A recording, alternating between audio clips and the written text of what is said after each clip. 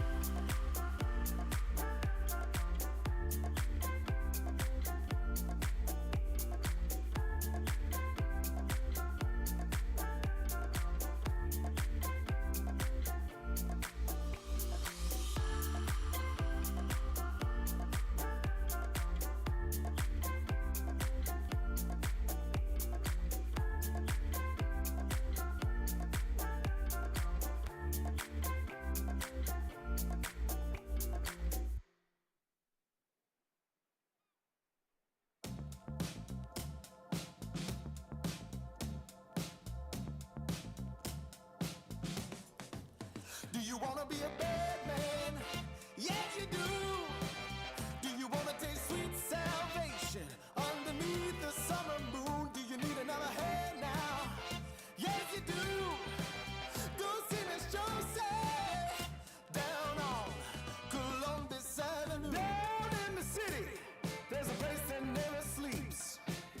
You can see it all up past 57th Street. Music is hot and the drinking there's free. It'll turn you upside down before you count to three. One, you're looking for a helping hand. Two, you need a friendly face. Three, feeling good you can barely stand. You're falling all over the place. One, you're looking for a helping hand. Two, you need a friendly face. Three, feeling good you can barely stand. You're falling all over the place. You own it, they got it, they flown it, you bought it. Ow! Do you wanna be a bad man? Yes, you do. Do you wanna taste sweet salvation underneath the summer moon? Do you need another hand now? Yes, you do. Go see Miss Josie down on Columbus Avenue. Columbus Avenue. Ha! Go see Miss Josie down on Columbus Avenue. Columbus Avenue. Ha! Go see Miss Josie down on Columbus Avenue. One, you're looking for a helping hand. Two, you need a friendly face. Three, feeling good you can barely stand. You're falling all over the place. One, you're looking for a helping hand. Two, you need a friendly face. Three, feeling good you can barely stand. You're falling all over the place. You own it, they got it, they flown it, you bought it. Ow! Go see Miss Josie down on Columbus Avenue. All right, Columbus Avenue.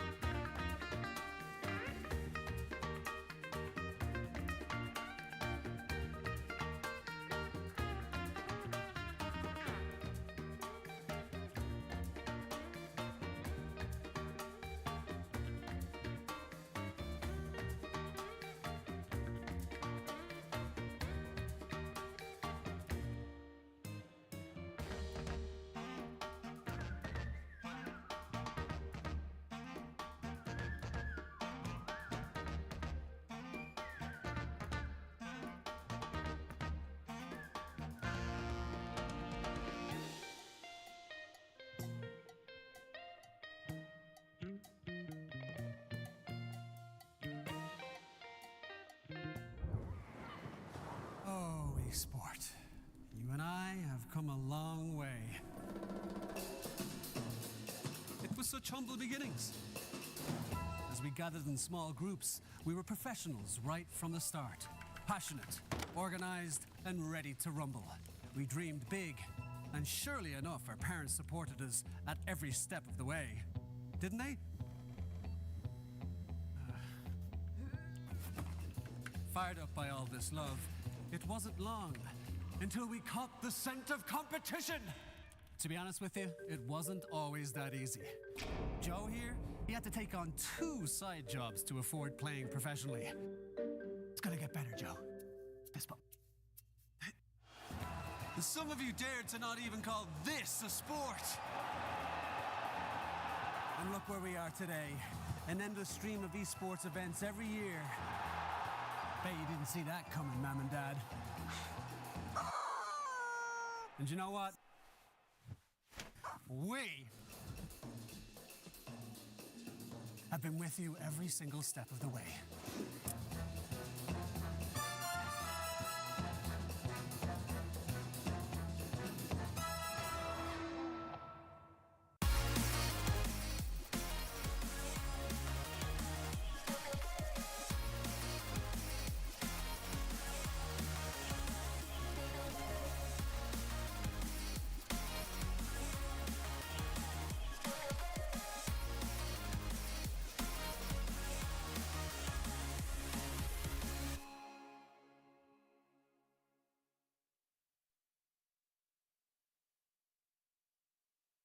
Dream of working with people you watch on screen.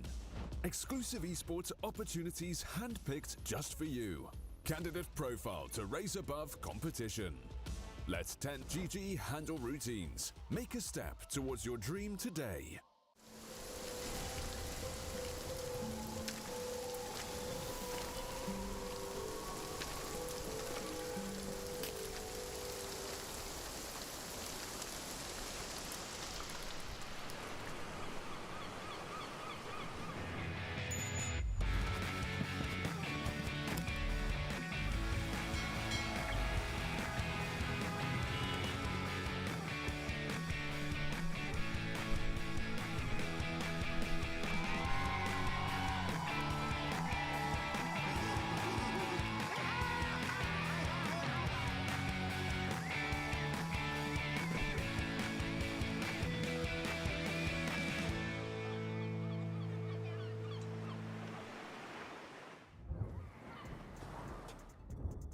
Slowly but surely, we're getting closer and closer to the end of the group stages here at the Pinnacle Cup Malta Vibes 3. I'm Harry Freak, and I'm gonna be bringing you the Dota action for the first 2 best of 3s of the day. But before we go into today's schedule, let's focus on the groups and the standings, because right now we have a rough idea of which teams are gonna be going through and which teams are going to be eliminated. Level Up, most likely they're through Storm, Marsbet, and MoneyMakers, and Navi Jr. All of these are very close to each other though. Marsbet, they did play 4 games, and everybody else apart from Level Up did play 3. So it might be a good thing for them to win their next series if they want to secure their spot in the deciders and potentially in the playoffs. But overall, the 2 things we are pretty sure about: Level Up are going through, and Ram squad, if they want to go through today, they must win with the 2-0. But let's move on to Group B and see how the standings are there. KZ team still at the top of the chart, 3-1, most likely going through. The rest of the pack, it can go either way. This is gonna be a tough one for sure for the teams. Team Orava being 1-3, having only 1 more series to play, they are facing elimination. But everybody else, they're still in the game. But let's focus on today's schedule, right? What do we have to watch today? Navi Jr. versus Storm, Ram Squad versus Moneymakers, One Move versus Infinity, and Sibe team versus 4 Zoomers. That's going to be the one with which we end the day. So what we do have on our hands is Navi Jr. versus Storm. That is the series that we're going to be looking at. And if I'm not mistaken, in the Eastern European DPC, when these 2 teams clashed, I think Navi Jr. lost them. I'm gonna be checking that one just to give you the right info. So let's see, Navi Jr. versus Storm. They won with the score of 2-0. And quite easily, but they lost in the tiebreakers. Yeah, that's where they got beaten. Meaning that these two teams very close to each other in strength. So the players that we're gonna be seeing on our screens right now, they are definitely very close in strength, Dota understanding, and we'll see who's gonna be the better team today, who understands 734 better between these two, and have the recent nerfs or buffs to any of the heroes will be something that does allow these teams to make a difference. Got the Juice, Toshi, PMA, Daze, and Ridis, and their opponents on the side of Storm. Let's look at these lovely lads: Mitro Fanushka, Nikki Cool, Dominic 1J, and Soneko. Mitro Fanushka joining the team after the youth had some issues with this PC. Then he tried to go into the PC game club, didn't manage to go there. Hopefully everybody is still on good terms, and maybe it's just the youth having technical issues that was a problem overall for the side of Storm. Everybody is in the lobby, like always. Players, no divas in the Dota community, right? Players are always on time, they're always in the lobby, their cameras are always turned on, and they have picked their sides and picks, and it is gonna be Navi Jr. with the first pick, and Storm being on the Radiant side. First pick being, I think, preferred 95% of the games here at the Pinnacle Cup Malta Vibes. We have seen maybe some teams want the Radiant side. A very low amount of teams have picked up the second pick, right? So nobody cares that much about the last pick. Not a lot of cheese heroes that you can pick. And I think as Dota evolves, and now with these changes to the draft, that cheesing somebody out and people not being prepared for any last pick, that we're gonna be seeing more and more of that. The reason for it is because even if you cheese somebody, with Dota being so complex nowadays, with so many items, talents, and whatnot, it really can't, you really can counter heroes with just items. You can counter them with some talent, some basic matchups that used to be, oh, this hero wins versus this hero. They don't work that way any longer, just because all of the options in which you can build your hero, itemize with the hero, and so on and so forth. So the last pick, not preferred, and I think it's there's a good reason for it. We'll see if there's gonna be any buffs there, but overall for me, the draft phase does look pretty equal, pretty good. The map is in a good spot. People are saying that this is because Ice Frog is back. Of course, all of that is just hearsay rumors and stuff like that. But either way, Dota is, like always, better than ever, evolving into something new each day, showing us even more fun and excitement, especially in tournaments like the Pinnacle Cup Malta Vibes, which is a $50,000 tournament. We have 2 groups, 4 teams from each group will be going into the decider phase, where we will be getting 4 teams out of both groups that will be fighting versus 4 directly invited teams, which are yet to be announced. So just keep on your hats, as we will be bringing in some giants of Dota to participate in the Pinnacle Cup Malta Vibes 3 playoffs. And also, the first spot, whoever wins it, they will win an exclusive 5-star hotel bootcamp. Where? Well, in Malta. This is the Malta Vibes, the 3rd tournament. We already had the victors of our 1st and the 2nd one. Now we are finding the 3rd team that will enjoy a pretty nice prize pool, and of course a trip to a very nice spot in the world to enjoy the beach and Dota. And I don't think there's anything better in the world than that. So if I could have like a beach house with a computer, I don't need anything else in it, right? Maybe some wife and kids, you know, but basically beach house, computer, that's it.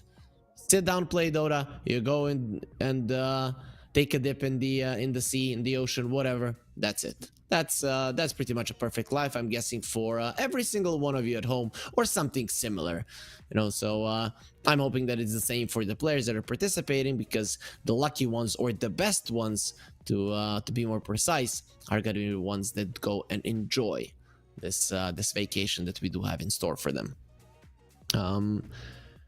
Navi Jr. and Storm, the players are ready. And guess what? The draft is ready as well. We just need to get into it, and there it is. The lobby started properly. I can see it here on my other screen, and of course now you can see it on your screens as well as we get ourselves into the draft of game number 1. So Storm versus Navi Jr. Let's see what they have in store for us. Today is the last day of the 4 best of 3s a day. So from tomorrow in the groups, we're gonna have 3 best of 3s a day. That is probably a bummer for you guys, but every tournament must come to an end, right? Yes, this is a long group stage, but then once the playoffs start, we kind of have just 4 days of Dota enjoyment. Of course, there in the playoffs, I'm gonna be joined by the ever lovely. I'm not gonna be finishing that one. We'll be keeping it a secret for now. But maybe if you have watched previous Pinnacle Cup tournaments, you know who my co-caster will be and how much fun we're actually going to be having transferring the Dota action to you guys. At Storm, they ban out the Brood again versus Navi Jr. Everybody bans this. And versus Storm, everybody bans the Chen. You let the Chen go through and you lose versus Storm. That's how it goes. This team doesn't lose with the Chen. It doesn't even come close to them losing with the Chen. Of course, if they would be facing some tier 1 teams, that would probably be a completely different story. But I would assume that even a good chunk of tier 1 teams wouldn't want to play versus the Soneko Chen. Yeah, Nature's Prophet. Okay, they're targeting the captain, the head of the ship. Will not be allowed to play his favorite heroes. He definitely does go for these two. The Gyro and the Invoker are going to get removed. This is leaving the Dawnbreaker in the pool. In Group A, we still haven't seen her, and we are not going to be seeing her from now either, as Navi Jr., they pick up a Warlock for themselves. Immediately, there will be a response with the Brewmaster. I think that's the right choice for sure, because with the Dispel of your Storm Panda, you can almost kill the Warlock Golem. You can Dispel the Fatal Bonds as well. It really does make the Warlock's life really hard. Basically, your only spell that is going to have any impact in the game is the Upheaval. Sure, the mini stun from the Golem is nice, but that is about it that you're going to be contributing to these fights. So already, first phase, I think Navi Jr. got played. They got played really hard. So let's see. They also, Navi Jr. wasted a lot of their reserve time. This ban now on the Faces Void, that one was fast, but it still isn't ideal when the enemies have all of their reserve time. On paper, they've gotten the better end of the first pick. Now you can cover for your Warlock with some bans, but I mean, your Warlock has already been dealt with by Storm, and they're not going to be thinking about it all that much. I still don't know why Warlock has a Golem rather than than the Warlock himself here. It seems like the demons have taken over. I mean, it makes sense when you play with demons. You usually end up being hurt. And Warlock, yeah, he's into witchcraft, summoning demons, the devil and stuff. Sven gets banned out, and there will be a Grimstroke coming out. Brewmaster Grimstroke, really strong lane. Could be a 5 Grimstroke as well, so Storm, they are keeping it somewhat flexible.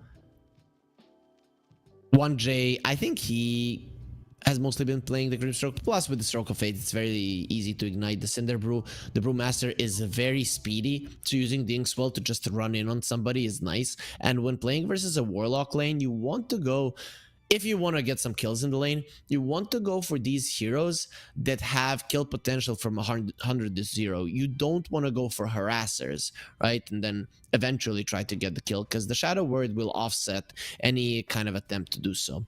Pango into Grimstroke, not gonna be easy to make it work, but we'll see if they can do it. Navi Jr., they weren't afraid of it at all. I guess they were afraid of giving Nikki Cool the Pango, but Storm, for me, I think they are doing a better job at drafting. There will be a Phoenix coming out and an Earthshaker. That's an Earthshaker mid for Nikki Cool. He has played it a couple of times in this tournament with a lot of success as well. I'm still not sure about the Phoenix. I've seen the hero do well, but with the map being so big, pushing a team into an area where you are going to be using a good egg not easy. Of course, the Phoenix, his buffs in 734 have allowed the hero to be a little bit stronger. But overall, I'm a big Phoenix fan. I think I have like 600 games with the hero.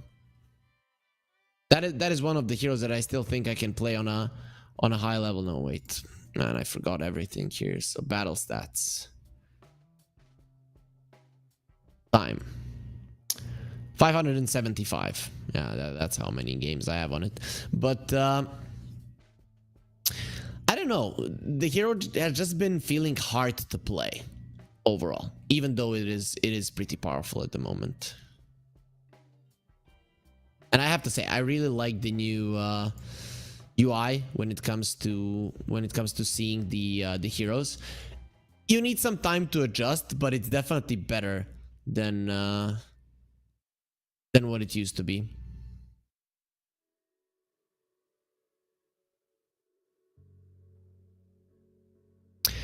The 2% miss chance of the sun rays is a cool addition. Line per second, then okay, so you can get 60% of 60% miss chance on a hero. The PA comes out.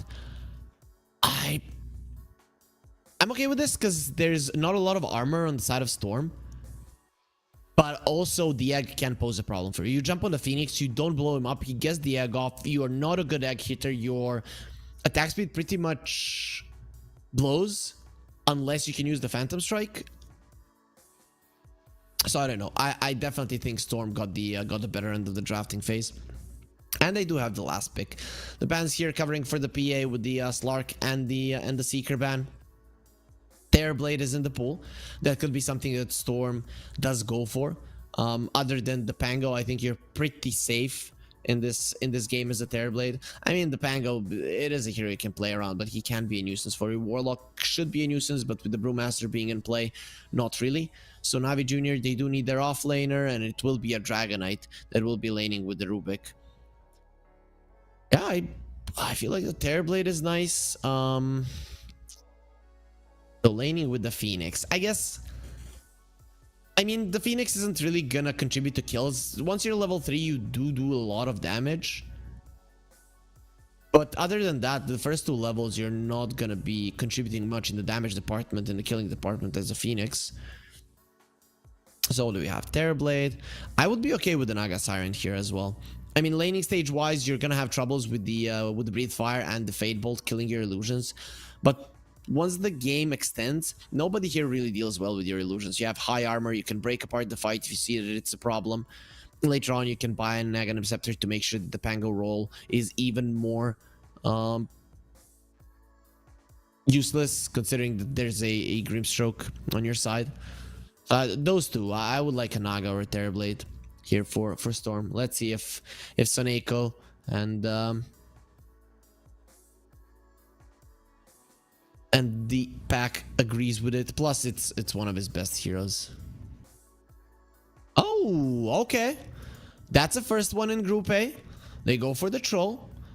I don't know what to expect here because I haven't seen Mitro Fanushka play the Troll. The only times that I was super happy with his performances have been on the Terrorblade.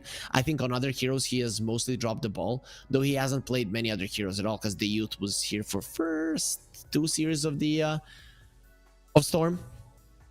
So I'm curious to see how this is gonna work. Now that safe lane is actually pretty strong for Storm, though versus the Dragonite, even with high attack speed, the Troll doesn't really do that much damage to him unless you get a Javelin or something along those lines. And I'm not sure if the Troll will be wanting to go for a Maelstrom, Diffusal, something along those lines, or rather go for a Battle Fury that is much more popular currently. Interesting approach. Troll is one of those heroes that really destroys the PA in the later portions of the game. If you have an MKB and if it's a fight between these two, the Troll will absolutely smash the PA. She will not move an inch and get out of the ensnare. Overall, though, I still like Storm's lineup better. I'm looking at Navi Jr. and thinking maybe their laning phase might go well, but Shaker is gonna win the mid lane. Your off lane. for Storm is looking pretty powerful as well. I don't think they can shut down the PA. It is a PA Warlock lane, so the PA will be able to farm, but you won't have any aggressive potential opening up Storm to decide however they want to play this lane. They want to play it passively and farm, they can. They want to go aggressively, they definitely can. And the other lane, you have a Troll, which is very hard to deal with in the laning phase. You very rarely lose the lane with the Troll. I feel like the Dragonite and the Rubik are a good matchup for Navi Jr. to allow them to at least do something in this lane. But Troll Warlord is never a easy guy to fight against when it comes to laning. So laning, I think Storm have a good shot. They have a way to counter the Warlock. So I'm gonna go for them, right? Navi Jr., I look at their draft and they really need to do everything right. We know that they can. They have proved it over and over again, but also there were some times when they dropped the ball. So, guys, game 1 is ready. Everybody inside of it, and we will go into it right now. There it is. We get ourselves in it as we go and see that everybody is smoked. So let's kind of tone it down a bit to see where they're gonna go.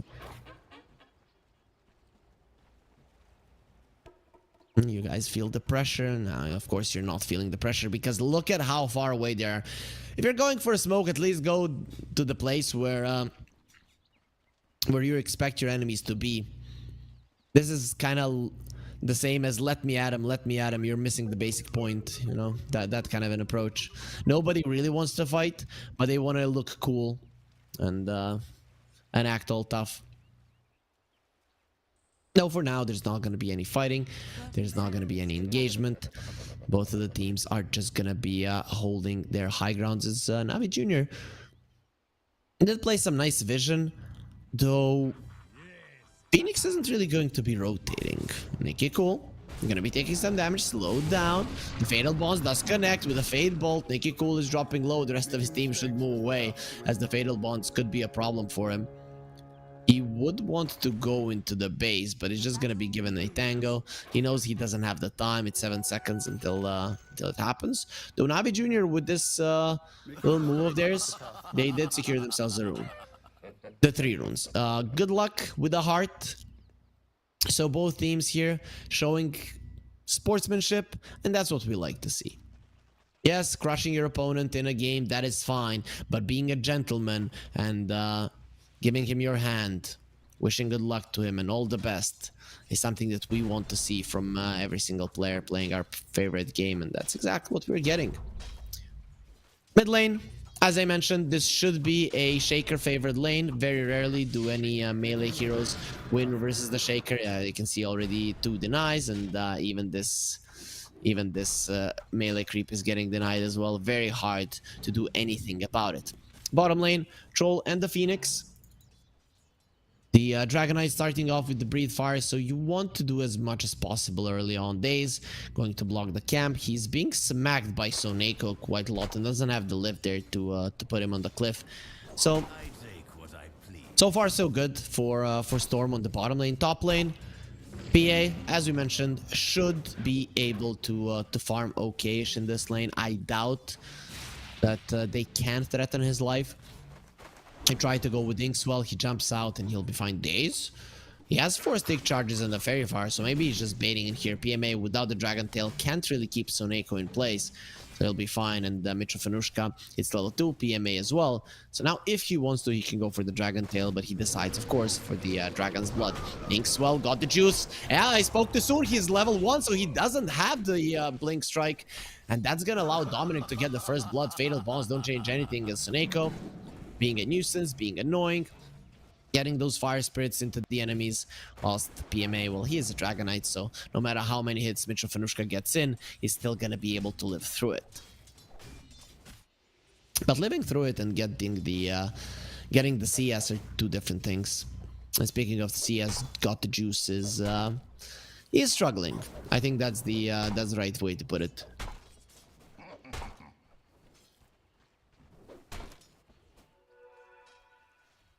Nikki Cool, crushing the mid lane as expected. Now we have just witnessed the first deny of Toshi. We cannot really blame him. This is a matchup that you do not win as a Pango. That's just how it is. Hi. Ah, man. He's doing his best to harass Nicky Cool. That is actually the best approach that you can have to this lane. Because with the Shaker, you can have two approaches. I'm gonna deny everything from you, or I'm going to fight you. In both situations, the Shaker wins. Oh, this thinks well. He's gonna be in trouble. He's trying to pick up the healing Lotus, and Dominic gets it after the stun does connect. They don't allow him to have it. The blood grenade slows him down even further. No fairy fires, no chance to live. And the stop lane, the stop kill lane for Storm, continuing to do super well. Stopping the PA from farming, getting 2 kills into their pockets, and Storm are already 1k gold ahead. We haven't talked much about the troll. I always like to got to choose that again. I always like to see a lot of lockdown with the troll in the team, because this hero does need a lot of stuns to allow him to get the damage in. And Storm, they do have it. Stun on the troll, preventing the kill on Daze. Mitrofanushka stands his ground, no issue. No points in Fervor. I expected a little bit, at least 1 point there to be able to apply a little bit more pressure, but he is going with the whirling axes max even on level 3. Coming back to the mid lane, the Pango actually coming back into the fray with the CS PMA. Takes the damage from Mitrofanushka, but this bottom lane is just gonna be a constant poke fest. Nothing too big should be happening there, but on the top lane it might. That's where we have already witnessed 3 kills, and we want to witness so much more, though. I don't really think that Navi Jr. are gonna be getting those kills, which is a bummer. We do want an equal game. Will we be getting an equal game? It's a different question. Mitrofanushka, he eats a dragon tail, but Daze, this has left him pretty vulnerable, and he will die. Mitrofanushka actually gets the kill with the range form whirling axes. That's gonna be another one. Good thing about the troll now, what they did put in is that you can use the whirling axes from any form, and then it just changes your form, right, from melee to ranged, or the other way around. Oh, they're going for PA again. We'll be able to jump out this time. The TP from Daze. He doesn't go to the bottom lane. That's gonna leave the Dragon Knight all alone. Dominic just goes forward. Let's go. 3 versus 2. We know who the victors will be. Let Storm stand their ground firmly, and Navi Jr. between their 3 heroes here, they don't really have much to do with it. It will leave PMA alone, which does allow Storm to punish him. Soneko is the one that gets the kill. Magical damage of the Phoenix a little too big for the Dragon Knight and mid lane. Nicky Cool just got the Echo Slam and immediately secures himself a kill. That means that he's probably going to be securing himself a power rune unless the support does rotate, and we can see that the Warlock is already going there. But the question is, will he be there in time, and can he escape 1J? Now, he did deny the shield rune, so nicely done by Ridis. That is a cute play. Doesn't change too much, but definitely does help the Pango in the long run. 6-0 start, and looking at Navi Jr., their ability to get kills, I think it kind of comes from Storm making mistakes. At least they can kill the couriers. Daze, you can't kill the big guys. That's when you pick on the smaller ones.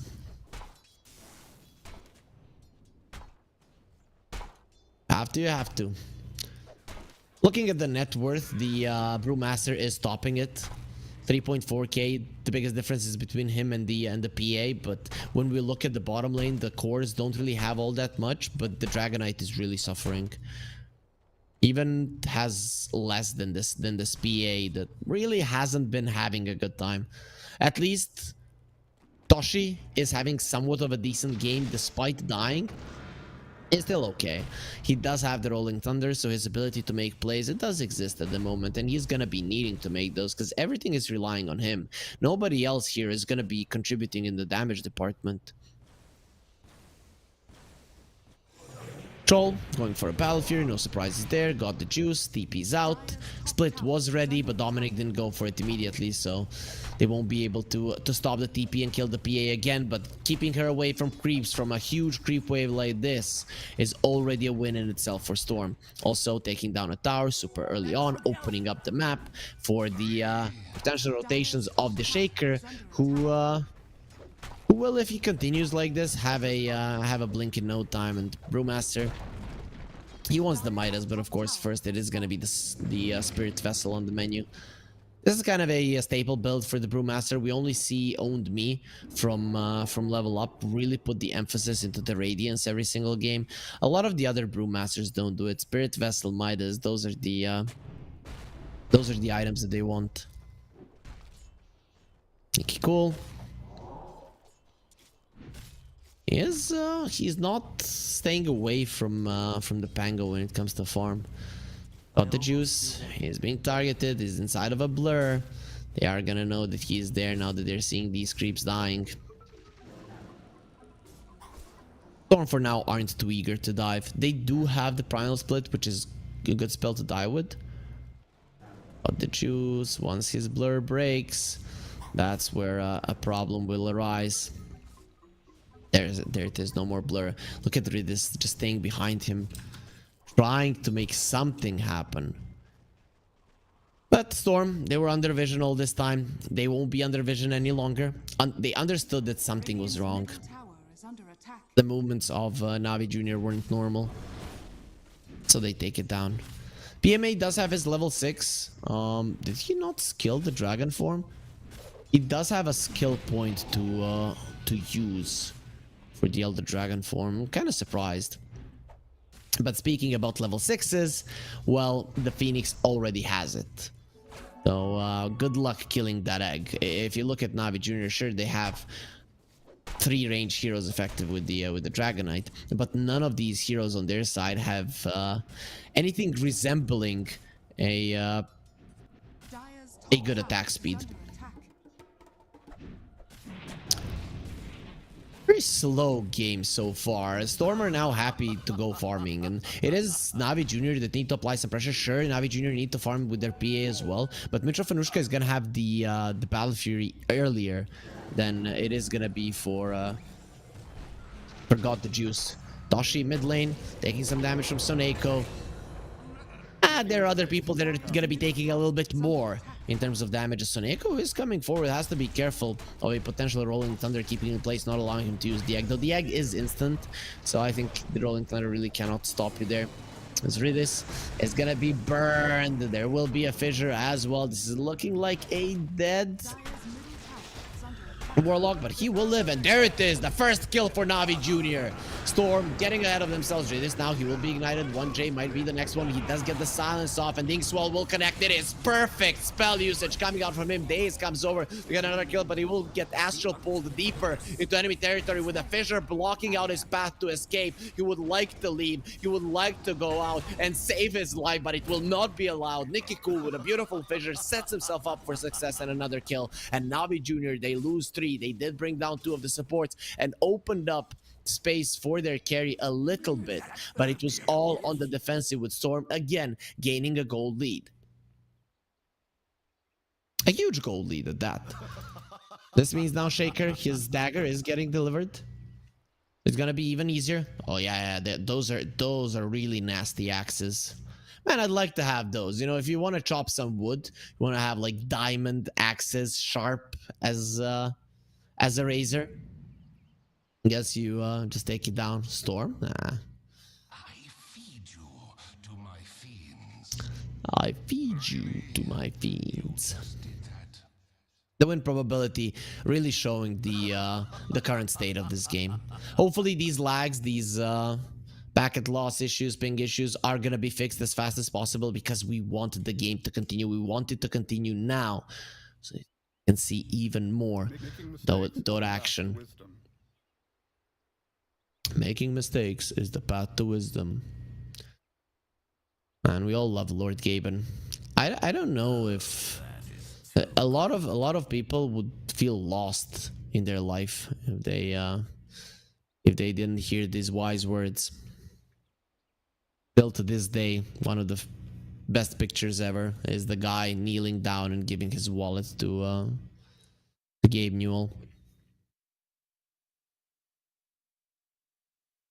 Nako, he was checking, 100% he was checking a message on the phone, and it was from some girl, and you could see how he smiled. See?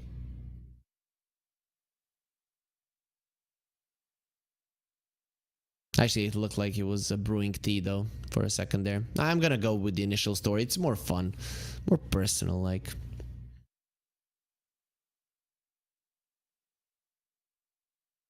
The camera angles for some players are amazing. I have to try that once for the show if the production will allow me. Okay, already I'm hearing that I will not be allowed to be as cool as Nikki. Unreal. I have to be all professional like here. That's what we are. We are professional here at the Pinnacle Cup Malta vibes. 1, 2, and 3. Every Pinnacle Cup has been an amazing experience casting it.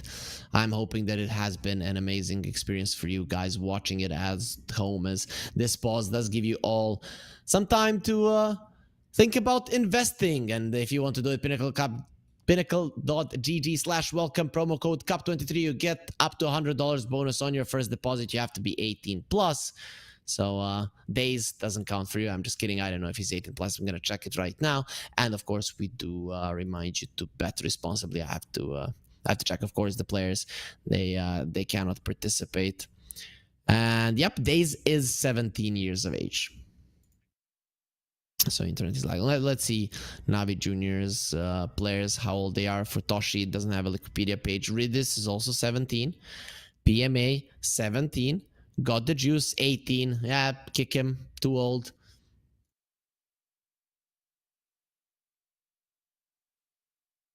Pretty cool that we have such young players. Yeah, we know Samael won the TI when he was 15.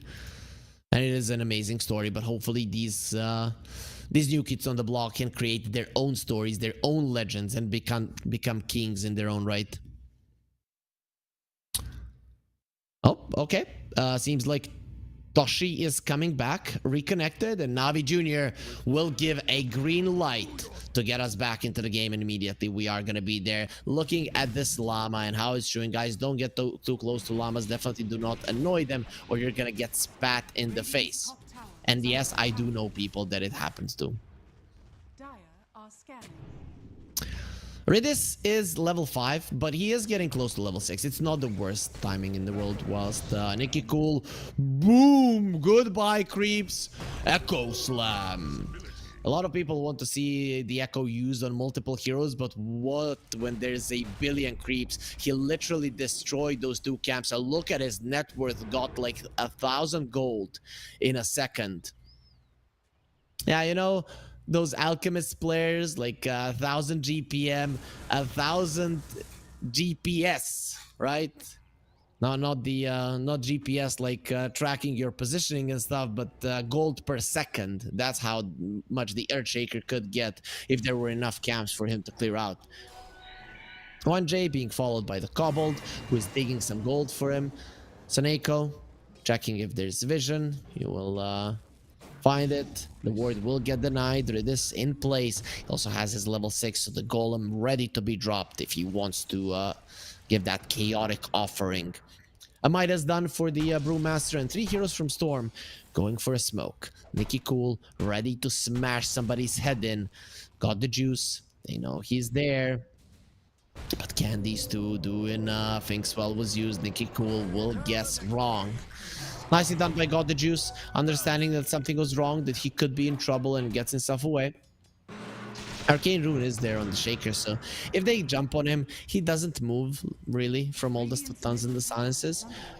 But unfortunately for Storm, got the Juice, he sniffed them out. Battle Fury for the Troll almost done. For the PA, well, needs a little bit more. Really has been struggling ever since the laning stage, and the map has been very closed out. You can see that he's always trying to dodge and survive. It's a 1J. And Nikki Cool. They want some blood. Dragon Knights would be nice. Because it does have healing properties. But currently, nothing is going to be going their way. Maybe this Dragon Knight does fall. Because they are going pretty aggressively. You know, PMA gets himself out. He'll be fine. Be fine though. Now going for the 14-minute Wisdom Rune. PMA, he's expecting this to happen. The silence a little bit too late. See, Fissure gonna be used quite nicely. They can steal the Fissure if they want to. Nikki Cool gets himself out. Golem dropped onto the three of them. The egg comes out immediately. They need to kill the egg, but can they do so versus so many stuns of the Shaker? He goes for the Echo. The egg does go down. He has lost his two supports, but the help is coming. Here comes the Brewmaster. Nikki Cool a little bit too strong and tanky. Now another stun comes through, and there's the split. So the cleanup can commence. Got the juice. He really needs to run at this moment. Does he have the blur? There it is. Oh no, it does get removed immediately with the spell, but the swashbuckle kills all the pandas. Dominic now needs to run away. Let's see, he's gonna be getting the stun off. He won't die in his ulti. While all this is happening, the troll is farming. The PA can't do anything like that. Piggy Pole allowing the Brewmaster to just run out. The movement speed of is insane. With 4 points in the Drunken Brawler, you go for the Storm Stance and use the Piggy Pole, you get out super fast. All of this went so well because PMA got the stun off. He knew that something was gonna go his way, and 1J was a little bit slow on the Phantom's Embrace. If he used it earlier there, it's a completely different story. They put so much into killing this egg. This egg pops, and you're in trouble. The Rubik and the Dragon Knight, they did so. Stolen Fissure from Days also made a difference, but he died in the fight. And that Arcane Rune from Nikki Cool almost cost God the Juice his life. Oh, I'm hearing an Inkswell and Rubik in some trouble. He will get smashed into the ground once again. So we are back into the real world where the Rolling Thunder is being used, and well, Soulbind won't allow Toshi to continue with his role. He goes for the Shield Crash, so will allow himself to survive a little bit longer. Toshi, look at how low he is. They don't know they have caught him. He has the Tumbler Story to get over the Fissure. That was so freaking close. Nikki Cool, if he only had one more level in the Fissure, that would have been it for the Pango. But he didn't. We're not gonna be going with what ifs and buts. Brewmaster now going for Radiance. With the game going so well, no reason for Storm to be conservative with the items. The PA Battle Fury still not done. 16 minutes in. That is a bad timing. He does have the power treads, but even so, it is catastrophic for God the Juice. As Mitra Fanushka, he is almost close to the BKB. 2.5k net worth ahead of the PA, and is just farming his farming a Storm. Ah, you get it? Farming up a Storm. They're playing for Storm. Dude, I cracked myself up. You know what's the most important thing in life, guys? To be funny to yourself. So there's a shard down on the Grimstroke, so you don't care about the stuns any longer. Immediately he purged the Dragon Tail off, didn't allow Nikki Cool to stay behind enemy lines for a longer period of time. 20% status resistance if you are in the void form.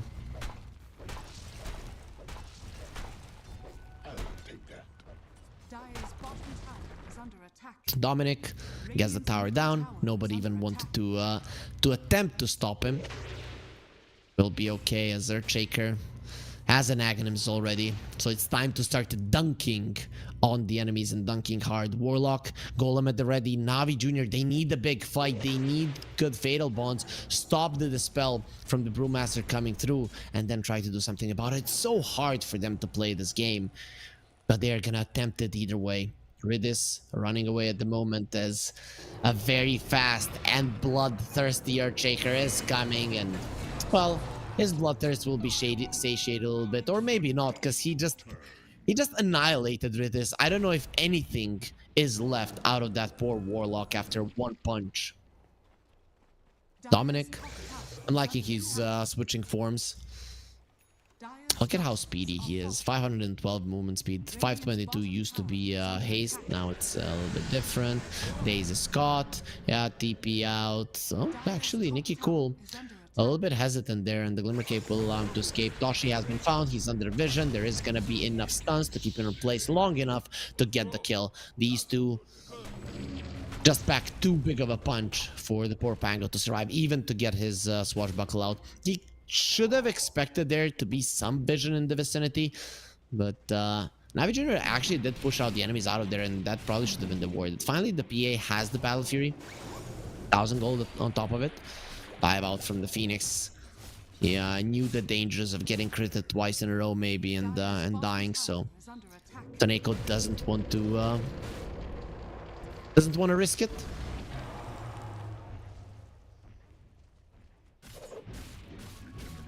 Shaker, when he uses the enchant totem, he has 800 damage.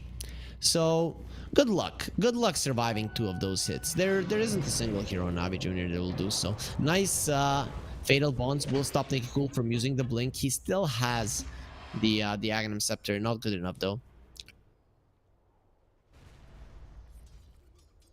Okay, that's a bad jump for sure. The imp is still chasing on him. It will finally self-destruct as we're approaching minute 20. So the Tormentors are now going to become active. We'll see if any of the teams do want to put their emphasis onto killing those. Radiance down on the Brewmaster and Light done on the Warlock. Toshi makes his presence known as well as Nikki Cool finds him with a dunk, but Toshi for now will stay safe.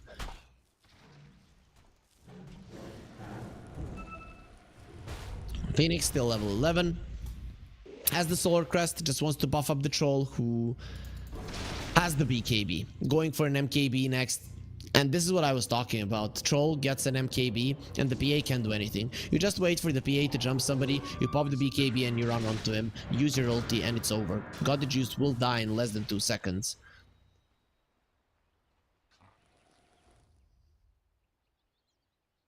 There will be a pause, another disconnect this time around. It's got the juice, so thank God it's not Toshi. If it was Toshi, we would expect that his internet is just not working well today.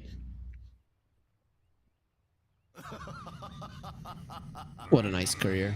This one is filming. Oh, a lot of filming ones. Though I don't know if Navi Jr. would want to have this one in their memories, as the game isn't going well, but maybe they make a big comeback and then they're always gonna know you can always come back. A seahorse. I don't understand the leaves though. Like, is it the seahorse tree? Is it the tree horse? Is it the sea tree? Who knows? Now the Wisdom Runes will be coming out, the third round of them. And it does look like Storm will be picking up both of them unless Navi Jr. can make some kind of a sneaky move on the top lane. Though it does look very hard to do so. The tier 2 dies. They will be claiming the Tormentor as well. And Nikki Cool gets given a shard. Phoenix shard is actually quite nice. So he would have wanted it. But Shaker having it is actually pretty solid for him. Especially he did go for the 50 aftershock damage, not the fissure range, which makes sense. So his aftershocks next to the fissure, they're really going to be doing a lot of damage, right? Because it calculates twice.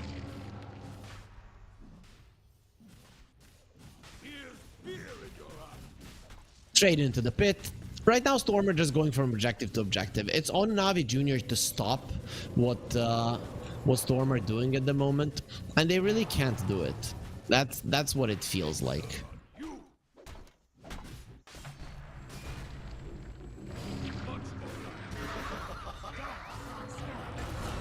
Oh, poor PMA taken down. You know, that is supposed to be your tanky hero. He didn't even go for the blink. He's just going Midas into BKB, and if you look at it, Soneko is ahead of him. Troll now will pop the ulti for this Tormentor, will take it down. He cannot heal on top of it, but he can bring it to its knees and secure a shard for his Brewmaster. So now the Brewmaster is split. Gonna be lasting longer, and of course he can end it on any panda that he wants to.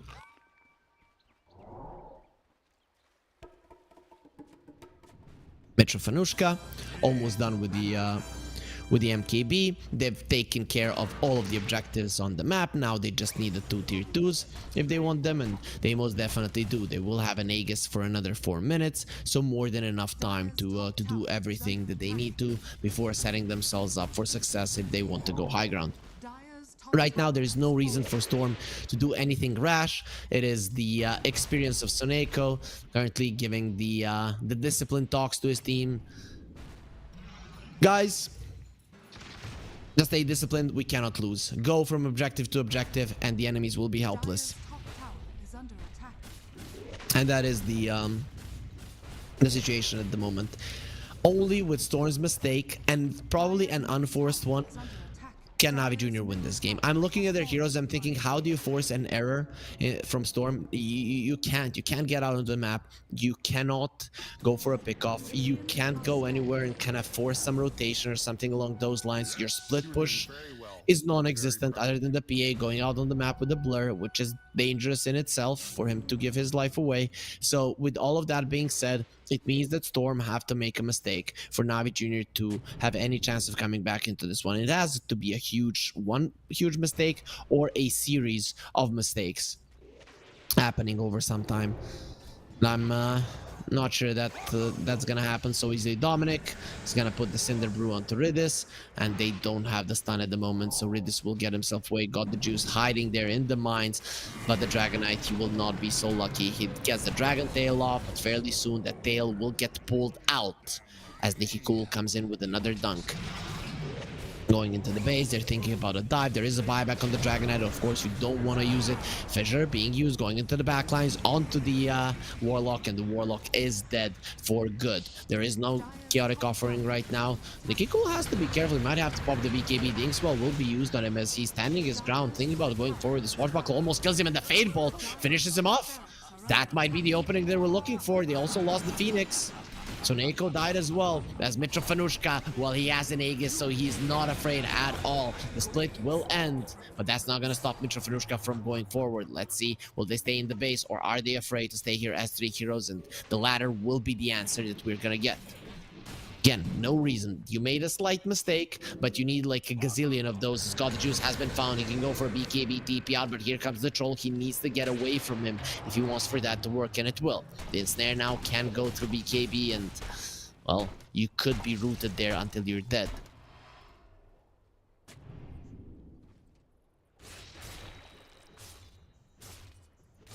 Got the Juice. He needs the Deso. He needs level 18.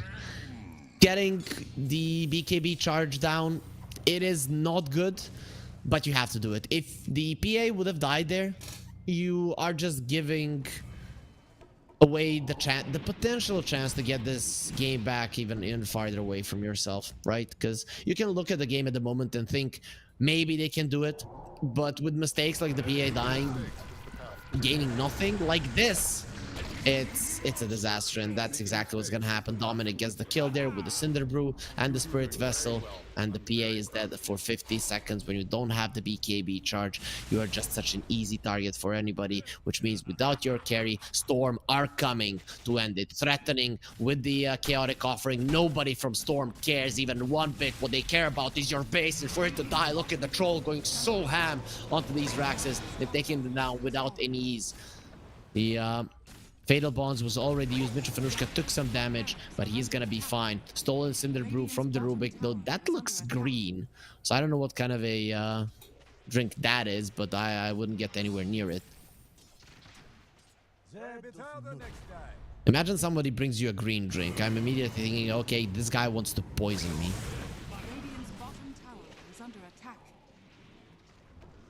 As Storm, 20k gold ahead. Really easy game for them. There wasn't... I don't think there was a second in this game where Storm felt uncomfortable, right? Ever since the laning stage started, that's it. Not even 3 minutes in the laning phase. No. First minute of the laning stage, they're winning every single lane. They know that they're going to win every single lane. Early mid-game, they're winning everything. And Navi Jr., they're going for a smoke right now. If they die, they will call GG. So that's why they're going for a pick off rather than for a team fight. If you go for a team fight right now, you're gonna lose it and you're gonna be forced into calling GG because you're gonna see that there's nothing you can do. Brewmaster, he would want to get the split off. Let's see Rolling Thunder. Can they stop it? The crit comes out just in time. And the Echo Slam. Nicky Cool. He wants some revenge for his fallen comrade. Kill my buddy, will you? And the Golem won't be dropping down at all. PMA has to pop the BKB to try to run away. He gets the stun onto the Shaker. With one hit, is it going to be enough? No, the Dragon Knight, his scales will be tough enough to survive the impact of Nicky Cool. But Earthshaker is going for God the Juice. He wants more blood. 1 for 1 is not going to cut it when you're this far ahead. The end though, Na'Vi, they make their great escape and get themselves into a safety of the base. Mitchell Fanushka, level 20. He just picked up the enemy's Wisdom Rune. I don't know, Na'Vi Jr., have they gotten a Wisdom Rune ever since minute 7? I know it's 14 minutes that there was a fight, but I don't remember if they got it. The 21 and 28 minute runes now, all of them going into the hands of Storm. And that means that this is not only a gold lead, the experience lead is insane. Around 11 levels of the difference between the two teams. The PA is still not level 18. You could see in that fight when they jumped the Brewmaster that you do need that level 3 coup de grace.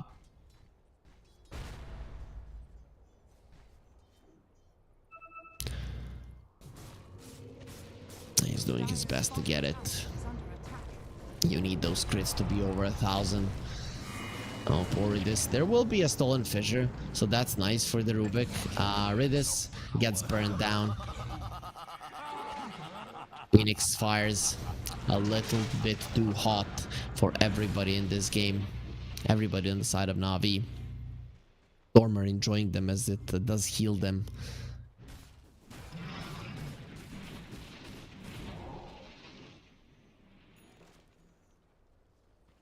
Storm tripling Na'Vi in kills, being 20k gold ahead. All 3 of their cores topping the net worth chart. The margin isn't even close. The Phoenix overtaking the Dragon Knight in net worth, and even the Grimstroke is somewhere in the vicinity. The only one that is... The only people that are kind of farmed are the supports of Na'Vi Jr. Their cores are just severely underfarmed. There's a Satanic now on the Troll, and you can see that Storm, they're waiting for Roche. They don't want to risk this game because it has already been won, and they will have luck with it as it will respawn in just 20 seconds. They're gonna have the most luck in the world as they are given a DD rune as well. They're on a silver platter. Luck favors the strong. That's gonna be the motto at which Dota operates in this game 1 of Storm versus Na'Vi Jr. It's the Troll. It would like a basher. The question is, does he ever end it? Okay, with this double damage, you want to end it. There's gonna be an echo immediately to counter it. They actually do save the Rubik for a second with the chaotic offering. And Rubik is still alive, but the Pango didn't lose his life. First, it's gonna be Ridis' Golem that drops, and then Ridis himself. Buyback from the Grimstroke, being super rich. Ridis now looking very much dead. Both him and Daze losing their life. And let's see if God the Juice can get himself away. Still level 17. The buyback from the Rubik. They want to save their PA, and the BKB of the Troll. It wasn't used, but he has the ulti and the double damage. They pull in the Dragon Knight. The Stolen Fissure still being a problem there. Daze gets it once again. Nicky Cool giving that one over to the enemy to make the playing field even if it's just a bit. Daze now gonna be ignited. He tries to run himself away, gonna have the fissure, but misses it onto Dominic. Connects it onto the Earthshaker though, and God the Juice gets the kill. Finally level 18. Double damage on the Troll going forward. He doesn't have his ulti, but does have the Satanic. Going in, Mitchell Fanushka wants to fight. Oh yes, PA, I did want to crush your head. Thank you for coming over. There will be a fissure. He needs a crit. He needs a crit now, and God the Juice runs away like a coward, but that cowardly move will gain them the kill on the Troll. Na'Vi Jr. outplays Storm, who don't get the Raxes right now. Son Eiko has the TP away. Na'Vi Jr., they shouldn't go for this chase. They need the Roach. They should get the Roach right now. Don't let 1J just keep you away from this. He will die though, and that is a dieback with the Ghost Scepter. He might survive a little bit longer, but the second it expires, it will be an easy kill. So Neko picking up flowers to put on the graves of his teammates that were just slaughtered by Na'Vi Jr., who are gonna make a beeline towards the Roach, and this Roach could be their way back into the game. Instantly, like that, back to double digits win probability, 15% at the moment. Na'Vi Jr. played that fight as good as it can be done. Storm getting baited into a chase, the Troll using his ulti, using the Satanic and not healing up one bit. Na'Vi Jr. Now they're going into the pit. Let's see, the Shaker will be alive. PA, BKB at the ready in 10 seconds. Here comes Nicky Cool. Fissure connects, and the Echo is gonna smash him down. He does finish off Toshi with the BKB, now going for God the Juice, who turns around into Snake with a stun. He doesn't get the egg off, didn't even have it. Being pushed back, Nicky Cool needs to get himself away. Nice lift from the Rubik. You're not running away anywhere, but here comes some help. The Brewmaster splitting. He has already lost his body. Navi Jr. continuing to get the kills, and they want more. The Troll, he can come over here, but it is gonna be a 5 versus 4 or 4 versus 2 scenario. But for now, they do have 4 pandas, so maybe that can change the outcome a little bit. So I'm running in. They cannot finish off the Roche though, Navi Jr., especially with the Troll coming over and the Grimstroke being alive fairly soon. Buyback on the Phoenix is available. He's gonna go for it. Egg already coming off cooldown. Nice fissure from the Rubik. Once again, the green fissure keeping the enemies away as they can't get on top of PMA, who will get lifted up into the air. Let's see if he can escape this one. Yes, he can. With Blink Dagger, the second he touches the ground, he is out, but the Roche will be open for Storm to claim. It is gonna be Aegis and the Cheese into the pockets of Storm. Aegis being picked up by Mitchell Finushka, and Dominic for now sporting the Cheese. He is level 20, went for the Brewling's health. So killing those Brewlings, it is gonna be much tougher for Navi Jr. or for God the Juice to be exact. Shard for the Warlock. Okay, so increases the power of all imps. And when you're using upheaval, every 2 seconds, an imp will spawn. So there's gonna be so many of those little things on the ground. The damage output of the Warlock increases quite a lot with the Shard now.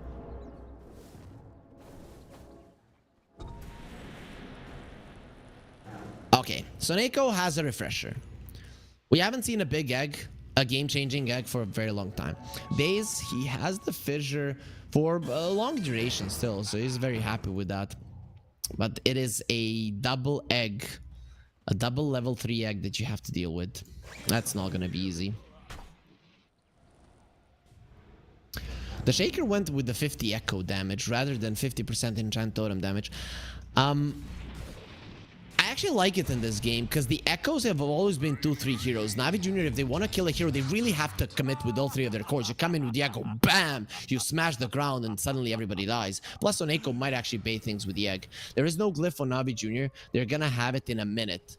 So Storm, it would probably be smart just to go for the Raxes. You can't do it. Fatal Bonds being used. Got the Juice trying to get it out. There's the Echo that we're talking about with the Fissure. Will stop it. He didn't want to BKB and the Golem onto all 5 of them. Finally, the egg does come out and you cannot fight inside of it. It seems like Storm are way too strong. Cheese is on the Brewmaster, but he can give it to Nicky Cool if they want to heal up their Shaker up to full. There's another Fissure from the Rubik. Look at how long that is. Showing off for sure. Or you want to go in again. Rubik ready with another fissure.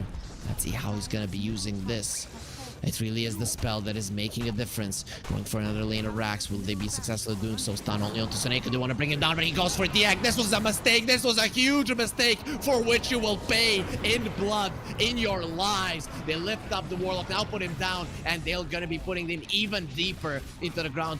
The buyback was used. Only 2 players are alive. The double offlane from Navi Jr. are the only guys fighting for their bases at the moment, as we're looking at Mitra Ferushka playing objective gaming as the rest of his team is chasing this Rubik. They want to kill him. They want to stop these fissures from coming through. Buyback from the Warlock without the Golem. How much can he actually do while the Troll is going ham on the last lane of Rax remaining? The glyph finally comes back for Navi Jr. It will buy them 7 seconds, but 7 seconds is not enough. You need 50 for the PA to make a reappearance, as he does not have the gold for the buyback. 1200 gold is what he's missing, so no amount of bounty rules or something is gonna help. Riddis, force stab just gets him deeper into enemy territory. Now rolling Thunder, Toshi coming over, soul bind on him. He's not connecting to anyone. Finally, he does hold hands with the Rubik. You have leashed me, release me, Rubik, so that I can escape. But first, the troll will smash your face in, and even all clumped up there and hiding in a fetal position, the Pango won't be able to survive versus the troll. The GG was called. The Storm are chasing down PMA. They want everybody tonight to pay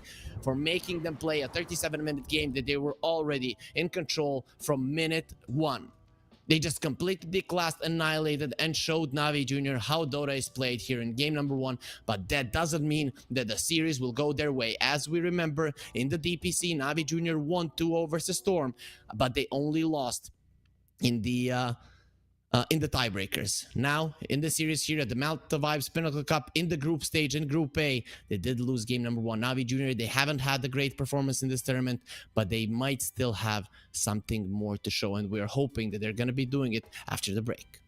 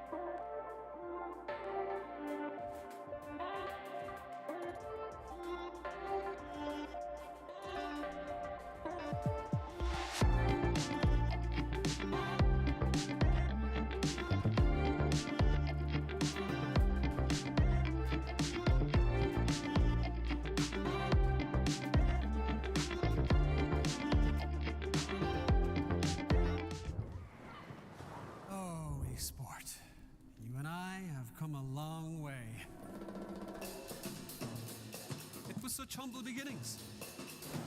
As we gathered in small groups, we were professionals right from the start. Passionate, organized, and ready to rumble. We dreamed big, and surely enough, our parents supported us at every step of the way. Didn't they? Fired up by all this love, it wasn't long until we caught the scent of competition. To be honest with you, it wasn't always that easy. Joe here, he had to take on 2 side jobs to afford playing professionally. It's gonna get better, Joe. Some of you dared to not even call this a sport. And look where we are today. An endless stream of esports events every year. Bet you didn't see that coming, Mom and Dad. And you know what? We have been with you every single step of the way.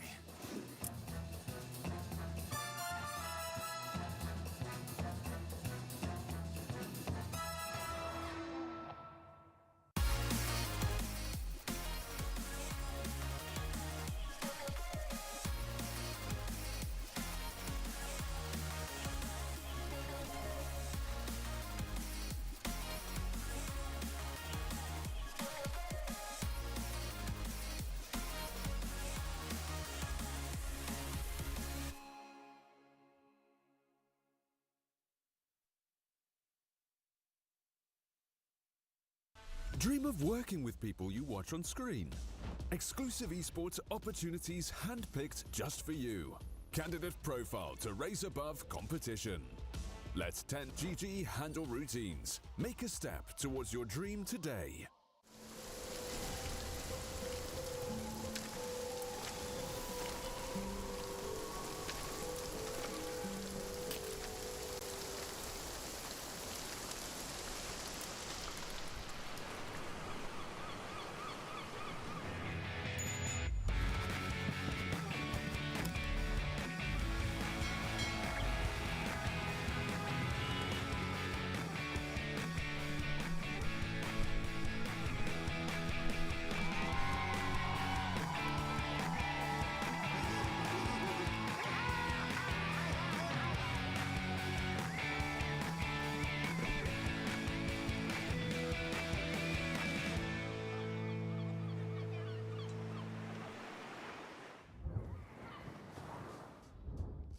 An easy game 1 for Storm to start off the day here at the Pinnacle Cup Malta Vibes. I'm Harry Freak and we're watching the series between Navi Jr. and Storm. It was a better draft, better execution, better laning stage, better early mid game, better fights. Everything was better for Storm. It took them 37 minutes to end the game, but they were in control for its entirety. Navi Jr. This is their it's not their last game. They're gonna have one more versus Marsbet tomorrow. But if they lose this one, they are most likely out. They're gonna be 1-3 and -2 points. So being in the top 4 is gonna become very, very tough for them. Of course, MoneyMakers could lose versus Ram Squad today, but that's very unlikely to happen given the results of the 2 teams at the moment. So Navi Jr., if you want anything to be in your hands at the moment, you need a win. You need to win at least one game to make sure that you go up to -2 points after this series and not up to -3, because that would be disastrous for the young squad. As we did see, they have 3 players that are 17 years of age, but they have Toshi, who is 18, so he's up there. Guys, this tournament is brought to you by Gaming Malta. It is a home of gaming excellence, and if you want to check them out, go to gamingmalta.org and see what they're all about. Everybody is in the lobby. Storm has chosen Radiant, and Navi Jr., look at this, they have chosen second pick. I don't know if it's a misclick or not. I'm thinking no, but But it is gonna be a tough one. I'm just hearing from all of the Dota experts that I have giving me all the info, because you know, guys, when I'm starting to give you ideas and the stats and all, that's because I have the Dota genius around them, and they have come to a conclusion that what Navi Junior have currently done, it is mind games, right? So let's see if those mind games are gonna work as we get ourselves into the draft. It is ready at the moment. And there we are in the draft. Storm versus Navi Jr. Who will come out ahead? We will find out in the next hour or so.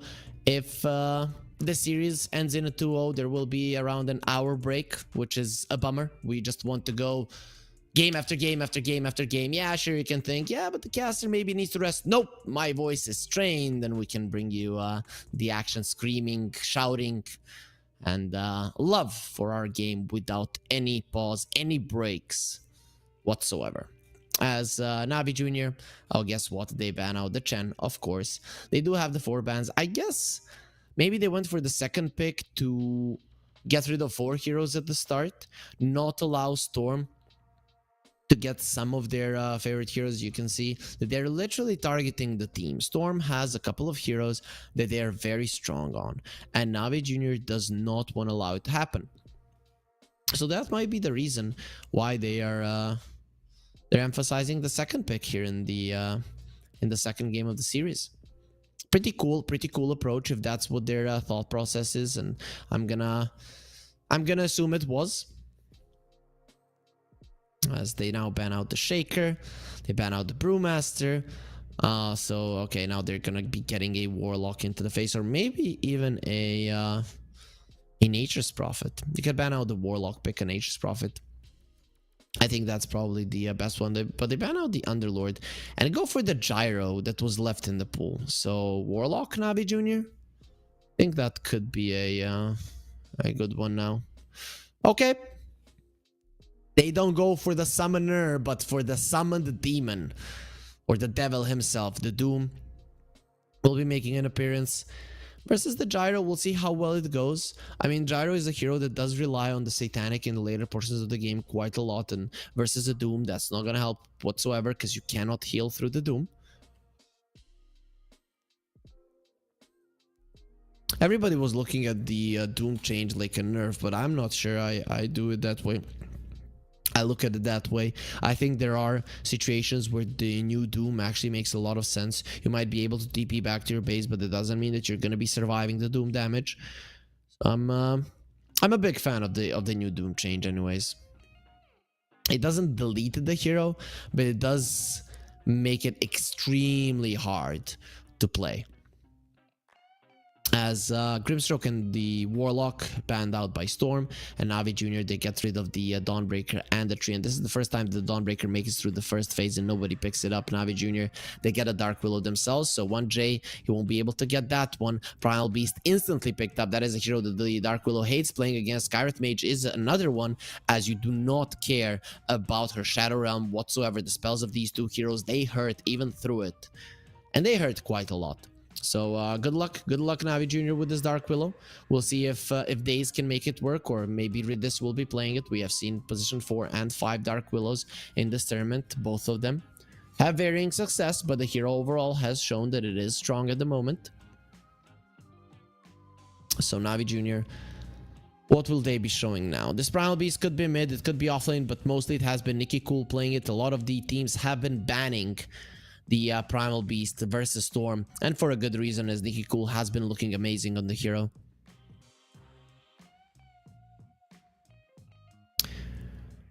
I think you could go Pango this time around by Navi Jr. It's a much better Pango game than it was in the previous one. Gyro hates when his mana gets depleted.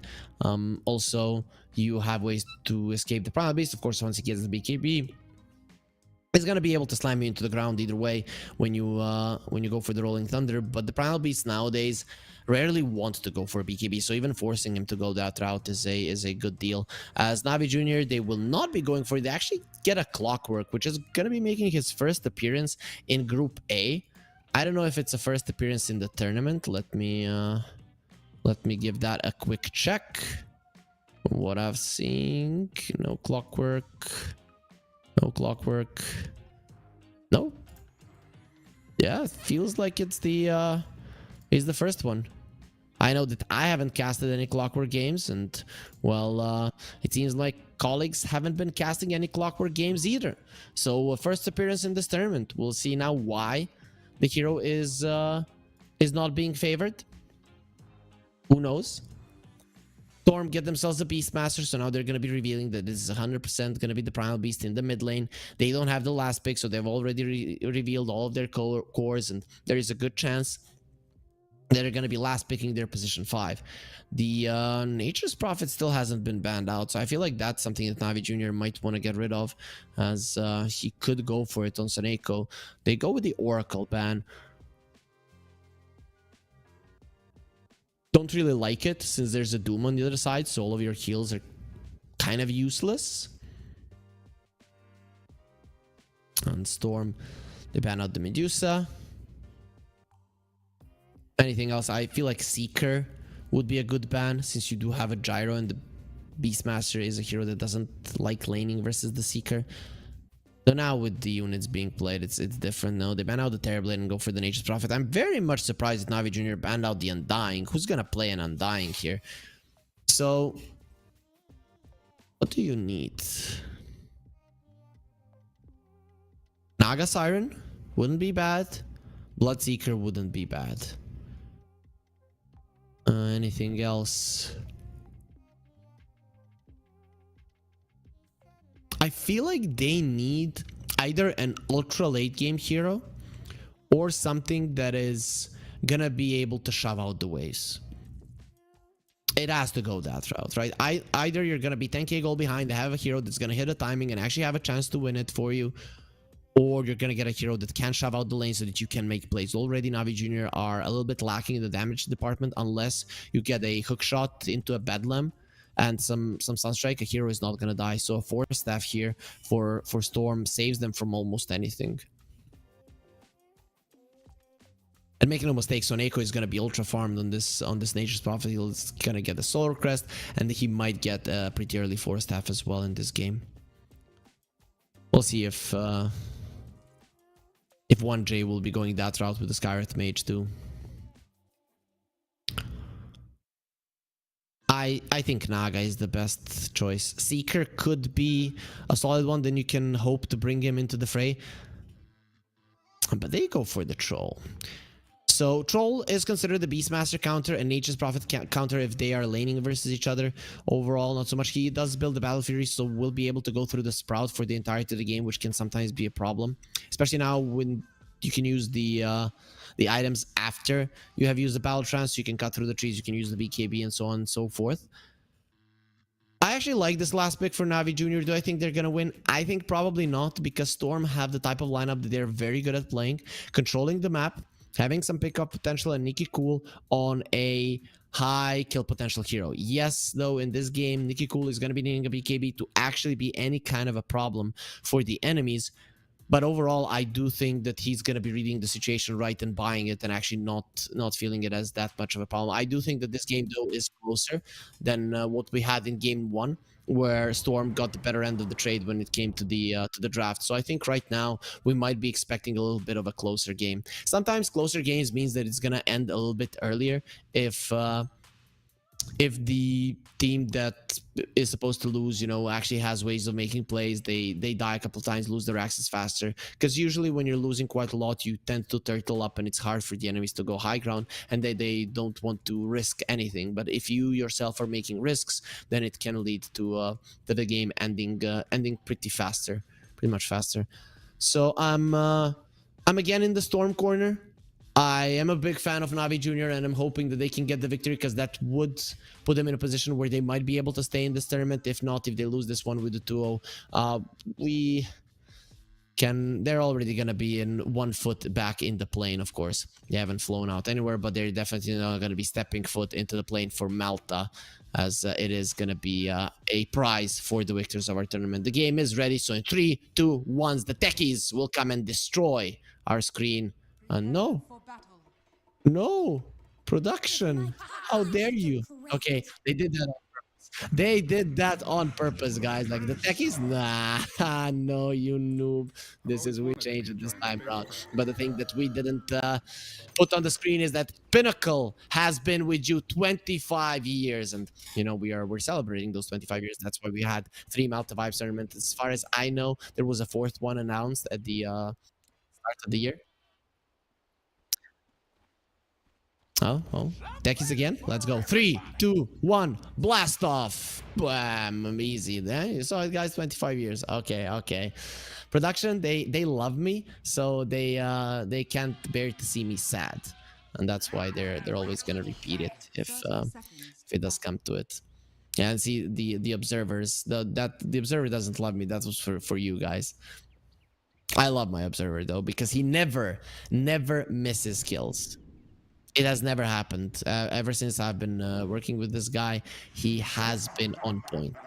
Those TI observers and stuff, they've got nothing on him.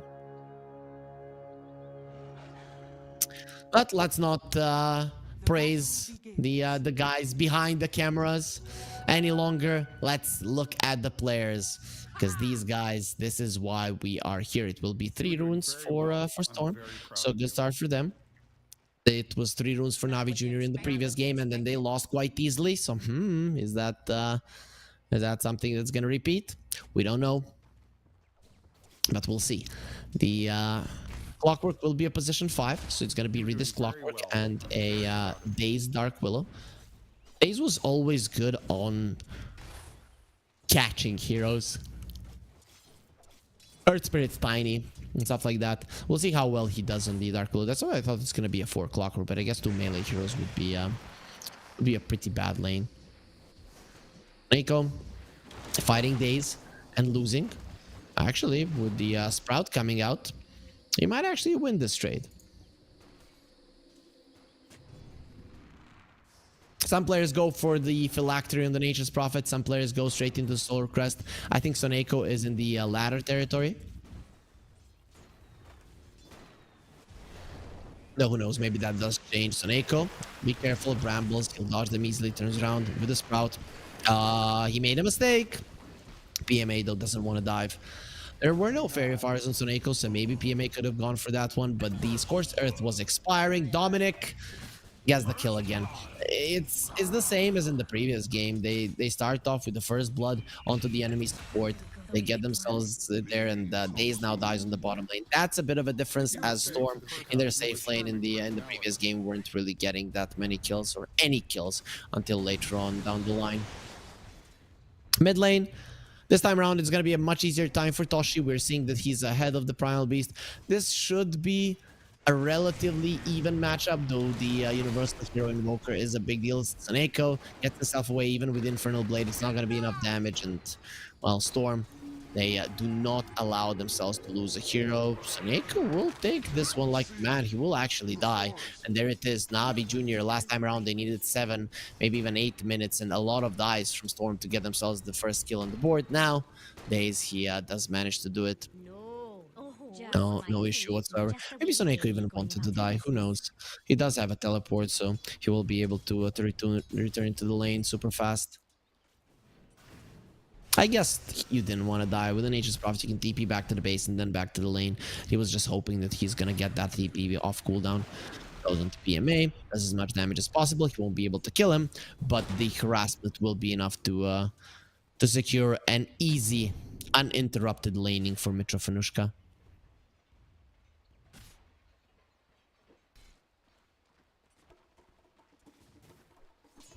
Storm. Their Primal Beast is taking some damage in the mid lane, but overall, laning stage this time around relatively equal.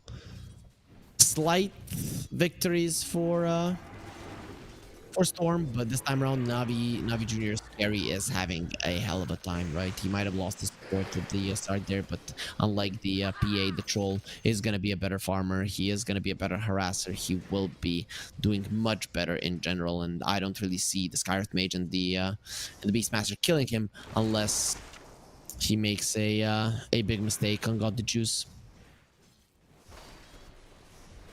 Daze Homing missile is coming for him. PMA is not going for the homing missile. It's gonna kill the Dark Willow. Mitchell Fenushka though might lose his life, but the healing Lotus will keep him alive. Here comes the creeps, and actually dies to the scorched earth. He thought it was gonna be the creeps in the jungle that finish him off, but he was so wrong. Nature's Prophet, Soneko thinking about going forward, and here 1J, he cannot go backwards. He cannot go through the cogs. He will actually find himself a space there to escape. A nice two-man concussive shot slows them down. Soneko is coming over to assist as well. Whirling axes or wild axes, not enough. God the Juice survives, gets the stuff away. It won't be enough damage. Now Reed is trapped in the cogs. One more hit and he will die. He'll most definitely die. It's gonna come at a cost of a Skywrath Mage, but God the Juice super low. He cannot farm, and this is all in all a victory for Storm. Where's God the Juice going? I guess he just wants some tangos, keep himself safe, thinking that maybe he was going to be finding a Nature's Prophet, and well, he was wrong. Nature's Prophet had to go back to the lane to assist the Gyro, who is having an okay time in terms of CS, but both Mithra Fanushka and PMA are just not farming as well as the other cores on the map. There was more fighting on the bottom lane, so not as much focus on the creeps. Actually, both of the guys on the top lane, the cores, they are sporting two one-hand axes, like Loki from with a charming personality. Floki, yeah, Floki from Vikings.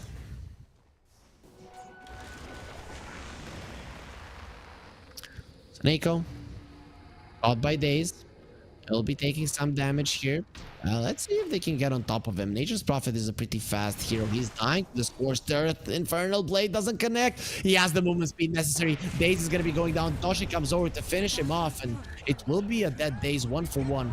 Not too bad by Soneko, pulling his enemies a super long way, and Mitchell Farushka comes over to get himself a kill.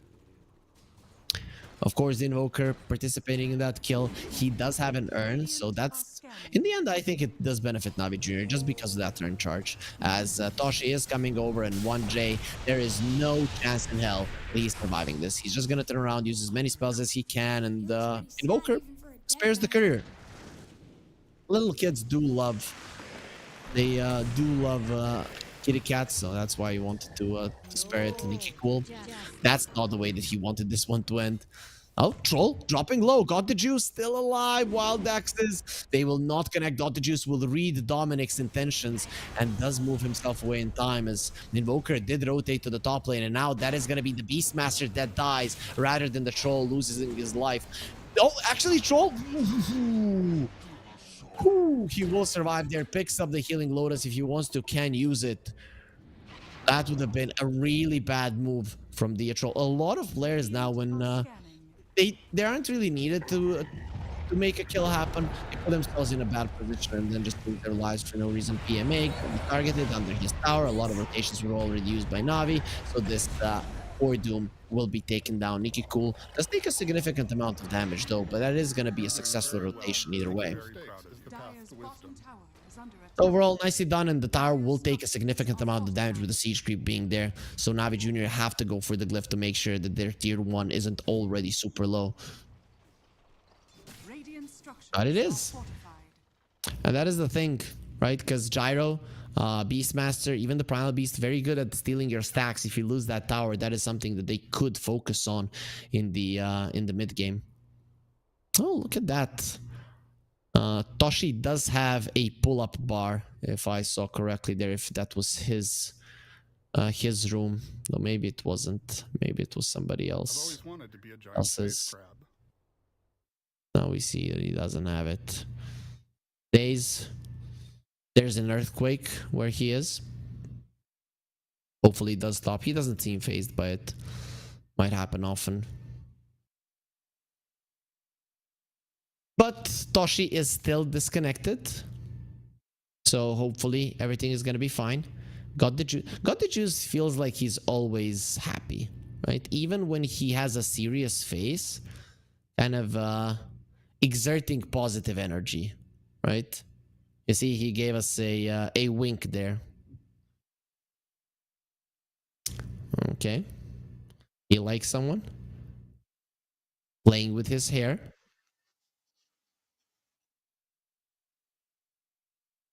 And Soneko always in the thinker position, right? This guy, his brain is working all the time. Thing with these Dota captains. And we're seeing a lot of these wife beater t-shirts on the players, showing off the muscles more and more. Oh, the production didn't show us the flex. He started to flex and they just moved it away. So we have somebody in the production side who has a small bicep and didn't wanna allow us to see what they got there. Oh, there he's back now, but he's done flexing. I mean, it makes sense, right? He probably wouldn't have fit into the camera anyways once he's done with that. A lot of Dota players now are going into fitness, understand that if you want to have a strong mind, you should work on your body as well. As you know, blood travels faster, better. You feel better about yourself. I remember when I played competitive Dota, and so some days we would have, yeah, there's a pull-up bar behind Toshi. He's wearing a hoodie to hide his power level. But if I would go outside early in the morning, train or go to the gym or whatever, and then came back, and even if I lost like 100 MMR that day, yeah, I know it's demoralizing. I would still feel okay, right? Because I did something that day. I went out of the house. I trained a little bit. But if you only play Dota and you are going to have bad days in terms of MMR, even let's say if your competitive career is going well, MMR is still something that that you want to increase. It is going to feel bad. So guys, move a little bit in the morning and then it will make you feel better when you're losing. People come here to the Dota stream to maybe find out how to win better, and I'm telling them how to live with their loss. Not ideal, but it is what it is, guys. As gold lead, pretty much non-existent, a little bit in favor of Storm. 3 of their cores doing well, but the 3 cores of Navi Jr. are not being shut down. It is not the same as the previous games. So Navi Jr., they will have a chance to play this game of Dota versus Storm. Will they win, though? That's a completely different question. But they're gonna have a better chance to do it. So Helm of the Dominator will be there for the Beastmaster fairly soon. Invoker going for a Spirit Vessel. We can expect a Midas after it, most likely. Troll silenced up. Are they going for the skill? They don't have Mystic. Sorry, they forced out the Invoker rotation, though. I don't know if they're gonna be going for this. 6-1 charges on Dominic. It is not an easy kill whatsoever, so they're gonna be pushed back there, especially by the concussive shot. Got the juice, has the battle trance, but it is always tough to use it as a troll as Soneko. Him and Daze have been having these epic battles over and over again, though. Soneko does look like he might be in trouble now that the curse round does connect. He's baiting for the Primal Beast to come over. Quelling Blade being used, and Nikki Cool should have no issue doing nowadays. Some trample damage, and he's gone. Cool might decide to go forward even more. PMA removes his mana a bit there with the mana burn from the Satyr. Not a Tormentor, it is a Mind Stealer. Everything. And Ridis gets caught, another support. This one will survive, but Toshi goes down. That is a huge deal. He was going for some movement behind the lines. They're trying to kill the Gyro, but it is going to be the other way around as the Skywrath Mage was in the vicinity to turn it around. And this is the first kill that our observer has missed for the entirety of the tournament. Does happen, but another action was happening. So we're not going to be taking it up against him. And this does put Storm in a position where all 3 of their cores are topping the network chart. And Gyro, he has gotten so much ahead after it went for the Crystallis into an Aghanim Scepter. This is my favorite build for the Gyro currently. So I have a lot of faith on Mitchell Frushka. Very nice usage of the courier there. Just puts it over the camp for division so that so he doesn't waste the flat cannons.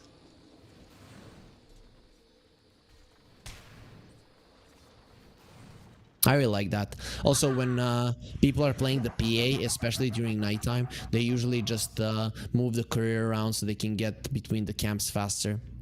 It is actually a really nice move. Unless you're bringing out some items, there's no reason not to use the courier for that. Increases your farming speed by insane amounts, especially now with the map being so vast. Last time I used it, it wasn't, or when I played PA, it wasn't 734, so it really does make a difference. Daze Hunting 1J. 1J, he's pretty good on the Dark Willow himself. They have the Blood Grenade. Bramble Maze? Daze doesn't use anything. He just went for the Cursed Crown, and 1J easily just moves himself away. Weird approach. Weird attempt. Unsuccessful, obviously. 1J pretty happy about it. He didn't really know what happened. The Wrath of Nature is ready for the Nature's Prophet, so if he wants to start pushing out the waves, he most definitely can. Dominic, he's being targeted and he knows about it. He's running away, but look at how slow he is without the boots, crawling towards his tower. But his tomato was protecting him, so he'll be fine. Hellbear Smasher, I know what it's called, guys. It is a tomato. It is a tomato, and obviously, and the other one is a potato because he's the color of a potato. And again, we come back to the fact you don't need to only train to be healthy, you need to eat healthy, and tomatoes and potatoes, well, those are kind of the some of the healthiest foods out there.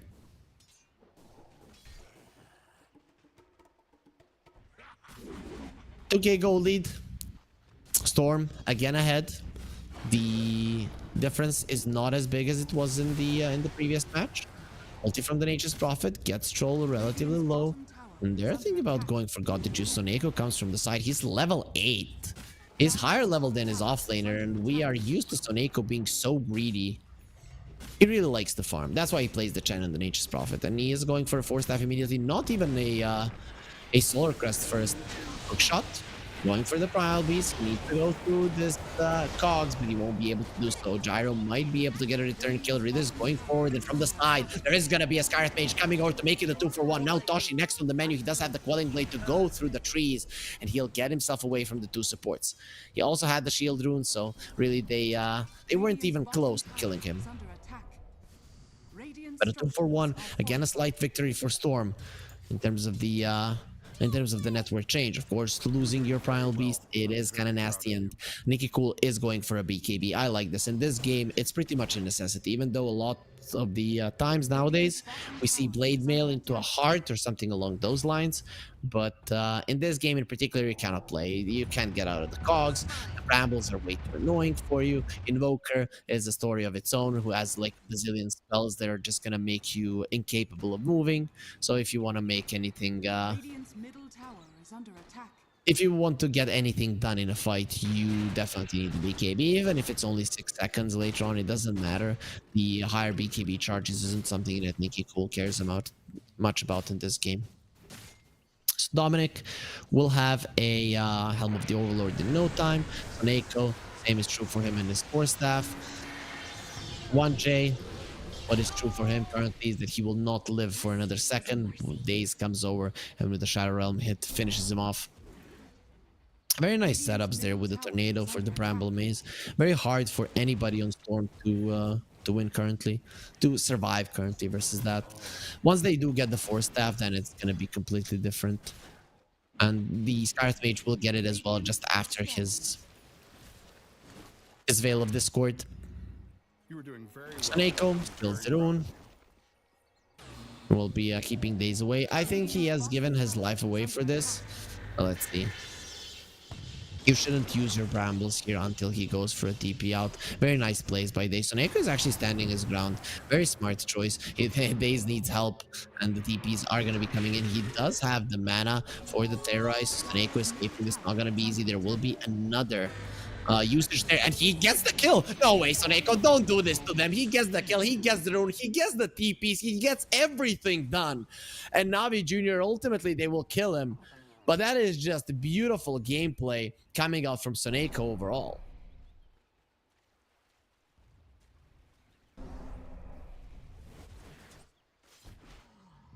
With that, the gold lead will be 3k. What does the Doom have? He has the Midas, he has the Vanguard going for a pipe. No surprises there. In terms of his build, the Helm of the Overlord. It is done for the Beastmaster if he wants it. Not buying the recipe just yet, but he does have the gold.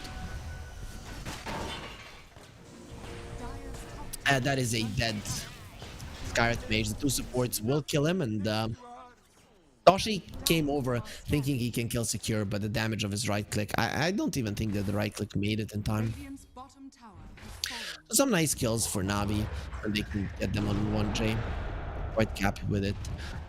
Nicky Cool, farming the jungle. He wants his BKB, cannot play without it. And this is gonna be the first tower of the series for Navi Jr. in game 1. They didn't manage to get a single one. Now they're gonna be able to do it in just 16 minutes of gameplay. The Storm are immediately trying to retaliate in the mid lane. There is the Helm of the Overlord, the Ancient Black Dragon making his appearance, setting fire the map. If Navi Jr. can do anything about it. The Troll has the Battle Fury, much better timing this time around. Got the juice. Nice Force Staff out. There it is, the Force Staff from Suneko making a difference. Roar onto the Invoker. Ridis, he is stuck. He wants to get away. Will take the ward down before he hook shots himself away. So Ridis does survive. The chase? Are they coming for him? The answer seems to be yes. Suneko coming from the other side. He tries to get himself out of the Sprout. Won't be able to do so. And Daze TP is in. Revealing his position right now would be a move that would cost him his life. Nature's Call. So the Treants will be making their appearance here to assist with the push, and the tier 2 will fall as well. Navi Jr., they use the glyph to defend their mid lane tower, opening up this push on top. And when you're versus the Nature's Prophet and the Beastmaster, the pushing power of these two is a little bit too high for anybody to really do anything about it. Though only 1 point in Inner Beast and 1 point in Nature's Call, but it is still more than enough. And the Gyro, well, he's pretty farmed, has the Crystalist, has the Aghanim Scepter. Everybody on Storm has the items that they need. This is the timing that they were looking for. Troll still farming, not being part of the fights. Got the juice, is 1-0-3, 150 CS at the moment, and he wants the BKB next. Once he gets the BKB, he can contribute quite a lot to the fights. But you're dealing with the Pulverize, with the Roar, a lot of things to go through this BKB. So we will see if he can actually make this work. Remember in the last game when I said the Troll needs a lot of stuns with him? In this game, the Troll doesn't have that many stuns with him. Nicky Cool pops the BKB, but he has already used all of his spells. So that's going to be a 9-second BKB charge down the drain along with his life. The TP is coming through by Storm, going through the Twin Gates, but they won't be there in time. So Neko, on the other hand, trying to catch them on the retreat, he will be guessing wrong. Navi Jr. escaping with murder. Storm, the only retaliation will be the bottom tier 1. And it's still nice opening up the map more. So Neko now, who's working towards the Solar Crest, will have it fairly soon. Is level 12. He's higher level than the Invoker. He's gonna have higher net worth than the Invoker as well. In a good position to break the smoke. You're going into a Gyro Aegis. He doesn't have a BKB, however, on the Gyro. He isn't even trying to buy it. He wants the Satanic. That's where the Doom will come in handy, though. That is a spell that we are yet to see being used in this game.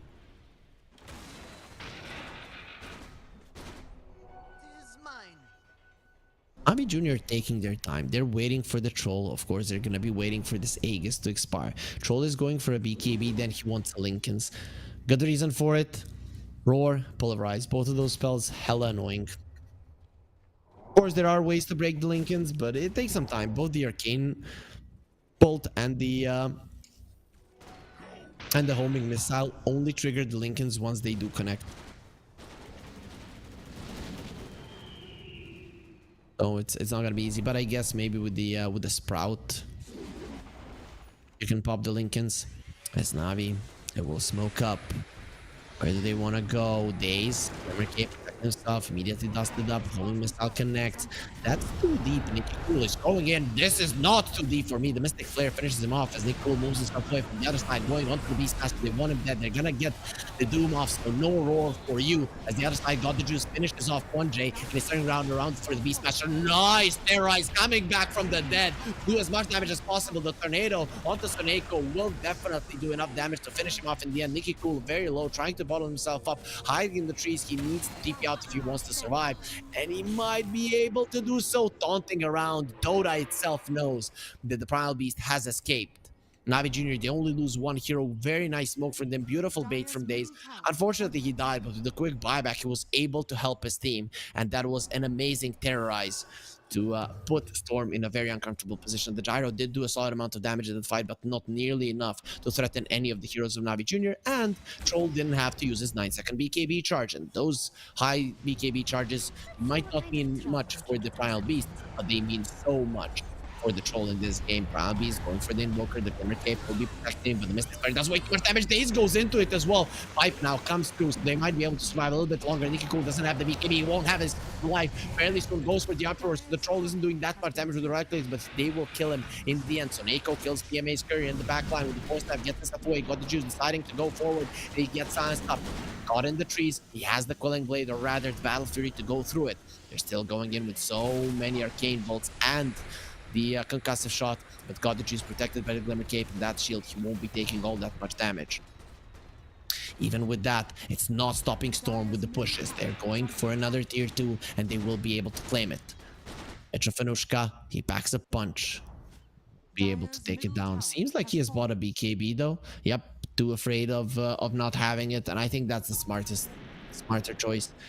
I would even argue that getting a Daedalus or a Silver Edge before the Satanic might be a better approach as well, though we will find out.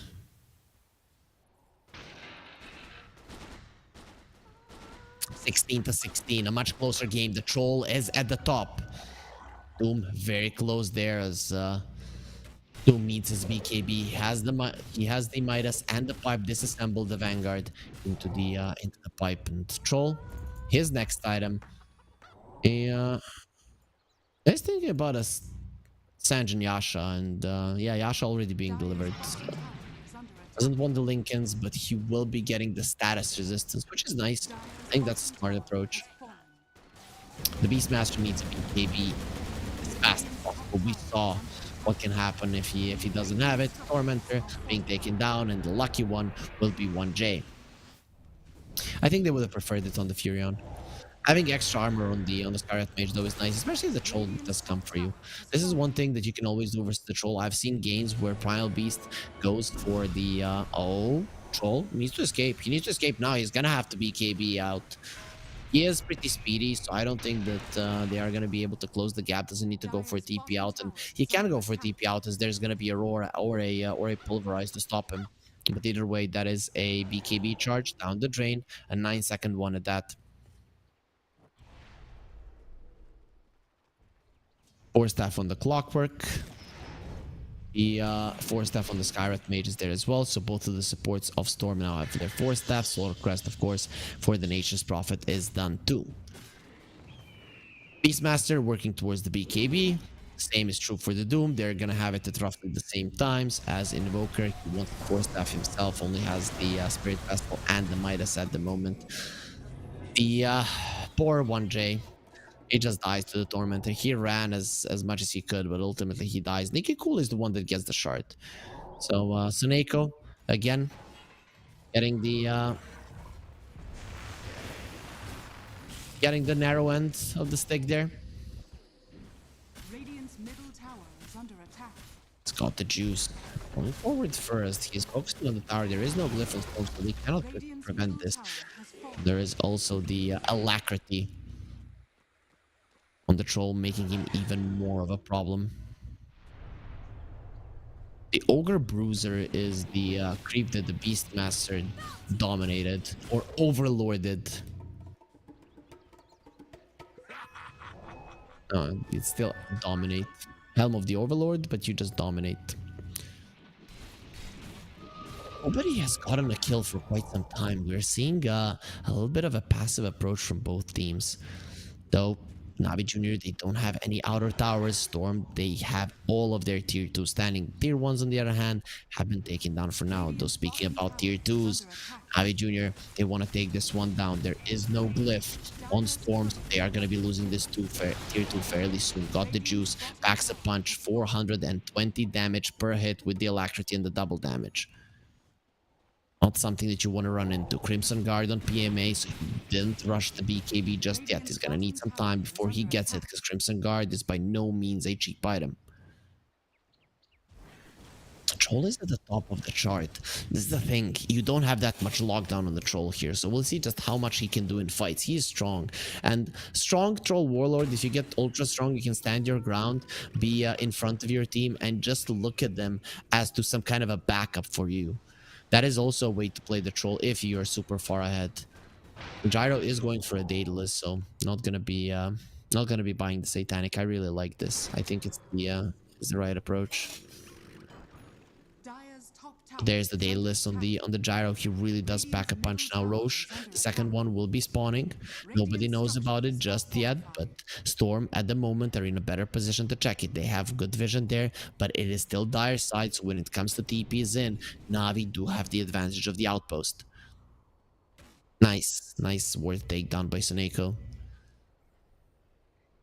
The Watcher is being controlled by Na'Vi Jr. there on top, so that is an interesting one that Storm didn't take it down. Maybe not. Maybe I'm wrong. The map is just showing it wrong because it was shining blue. Wait, let me see what it's like on my lit by whom? Seems to have been lit by Storm since it is shining blue. I was thinking it's gonna be red on the map rather than green on the map rather than red. Yeah, bugs do happen. This is what it is. Na'Vi Jr. in a smoke, and it will be a smoke from Storm. C4 man smoke on one side. The Invoker joins his team. Soneko in a good position to break it, but is he the best hero to do so though? All alone here with their enemies making a nice wrap round on the side. Soneko is baiting. Is this the bait that you wanted? They have the double force staff to get him into a safe position. Dominic will be using the roar just yet. That was the Crimson Guard used for forming the boost force for Na'Vi, using their force staff away for the Troll, gets himself out of the Mystic Flare. That is a spell that you now don't have as Storm. Are the buybacks looking? That's gonna be a big deal in this fight. Neko again in trouble, and the jump in from the Doom as well. Instantly rolled and silenced. That's what happens when you don't have a BKB, doesn't have a buyback, doesn't have the gold, and two heroes from Na'Vi Jr. dead just like that. Nicky Cool jump into the backlines and kept them away. Toshi gonna be dusted. He has a force staff himself to run out as Neko is still going for a chase. We know how fast this guy is. The Tuska shot will connect to Toshi. He has a Quelling Blade to get out of the trees, but he still won't be able to make it out as there's a rock throw. Keep in place buyback from the Clockwork. It is something that could have maybe helped the Invoker with the nicely placed cogs, but he didn't have anywhere to TP to help his buddy. Now this opens up the Roche for Storm. Na'Vi Jr., they haven't used the Doom, they haven't used the Battle Trance, Terrorize either. They will have the hook shot fairly soon, and it is a low cooldown spell. They really baited nicely there on Soneko. He's just doing so much, putting down the sprouts, the curse of the old growth. Just the vision of it is insane. He bought the shard himself, didn't wait for the tormentor to give him one.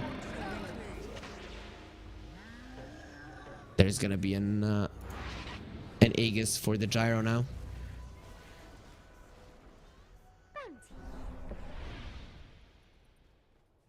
We saw that fight again. That's a really comfortable lead now for Storm. It was 16-16 for the longest period of time. Now it's gonna change. 3 nice kills for them. Primal Beast gets doomed. He has the cheese and the BKB, but of course cheese is useless. BKB won't be able to get it off as it just came off cooldown. A very nice kill by Na'Vi Jr. They might not have been able to fight the Roche, but they did find the Primal Beast. He went for a Lotus Orb. It is all about getting out of those roots. 60% win probability in favor of Storm, as we saw there. Na'Vi Jr. still not out of it. Their Troll is the main guy. This is a good opportunity to The one in the top, and I think God the Juice is playing a really good Troll game. He understands that he cannot commit, at least not for now.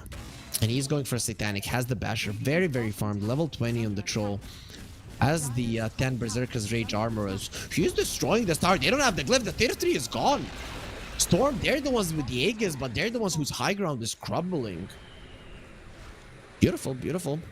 The homing missile, it is gonna punch the Troll. Nobody's actually killing it. They have the Glimmer Cape to protect him, but this follows you even through it. Of course, won't be doing any damage. It's gonna be hella annoying. The Storm are chasing. They were following the homing missile, knowing where the Troll is. 1J, he has found PMA. Does have the ulti there. Nice blink out just in time. He still had the pipe to play with, so even if he thought he couldn't blink out at the moment, he could have used the pipe and still been able to jump out, as he wouldn't have taken any damage.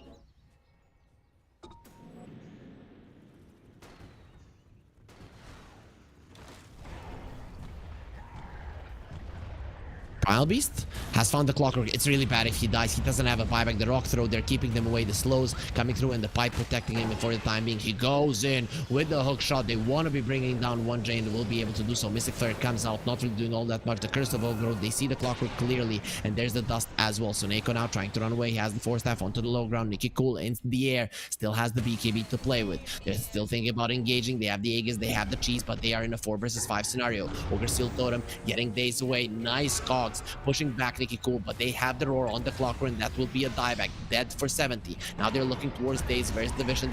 The dust comes through, and the damage will be more than sufficient to kill him in less than a second. Storm, they do get some revenge for their fallen guy. Now they pushed out the bottom lane with the Nature's Call, and they are pushing the mid lane as well, sending the Treants on the top lane. Saneko wants to cover everything here so that he doesn't allow Navi Jr. to go for any split push shenanigans. The only level 20 is on the troll at the moment, and as Mitrofanushka is trying to get his as well.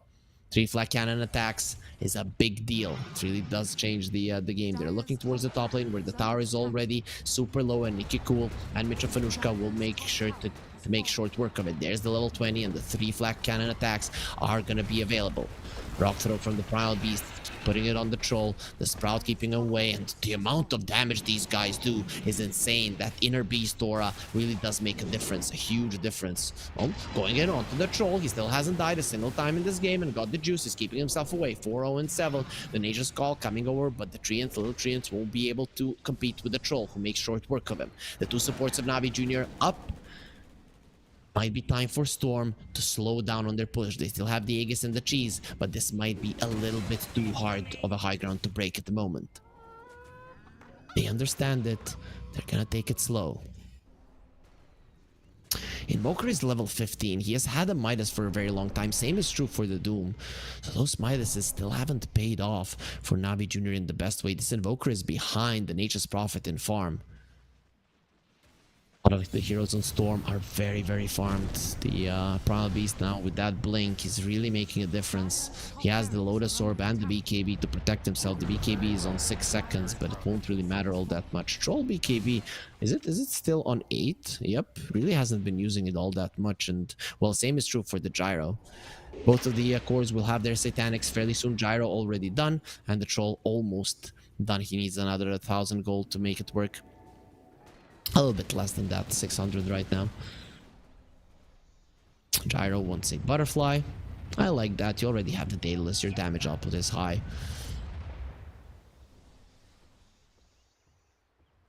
So we are seeing Storm controlling the triangle. You've taken the top Raxes, you control the triangle, you control all of the lanes. Of course, there is going to be some jungles that Navi Jr. can farm, and that's exactly what they're trying to do at the moment. The Aegis expired, but the cheese is still there, and Storm are going for a smoke. They might find the Clockwork, who doesn't have a buyback for 2 more minutes, but Ridis gets out just in time. Troll. Ooh, that was a nail biter for Navi Jr. fans. Saneko running away. He will get caught by the Clockwork, pushed back as well, has the Force Staff. Can he get himself out in time? Another push back from the Cogs, going to the other side, doesn't want to allow the Troll to get close. Nice usage of the Ghost Scepter there, but it won't save his life. No, that's a mistake! Actually, because he died in the homing missile, just turn around onto the Troll. Let's see if they can kill him. He goes for the Satanic, turns around with the ulti. The Troll wants to fight. He's not getting his ulti out, actually, and he's dead.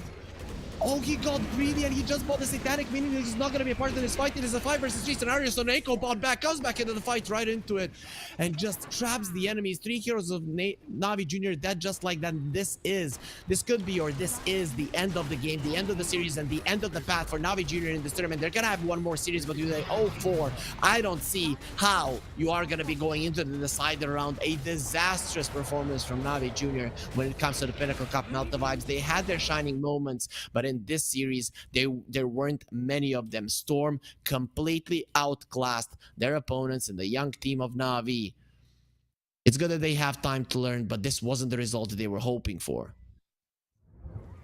we have seen some games being won by them. We have seen some decent performances, but today just wasn't one of them. Storm were the better team. They weren't challenged in any way, and Storm are now going to be 3-1. I think that should secure them a spot. Tomorrow they're going to have a fight versus Ram squad, but it's not something that can change the outcome, and they're probably going to win as well. So let's go into the standings of Group A to see how things are looking at the moment. Plus 3 points for Storm, level up with +6, have already secured going forward, and Navi Junior 1 and 3, -3 at the moment. Navi Junior and Ram squad very, very close to being eliminated from this tournament. Of course, MoneyMakers, they could drop the ball quite a lot, but that is very, very unlikely to happen. Nope.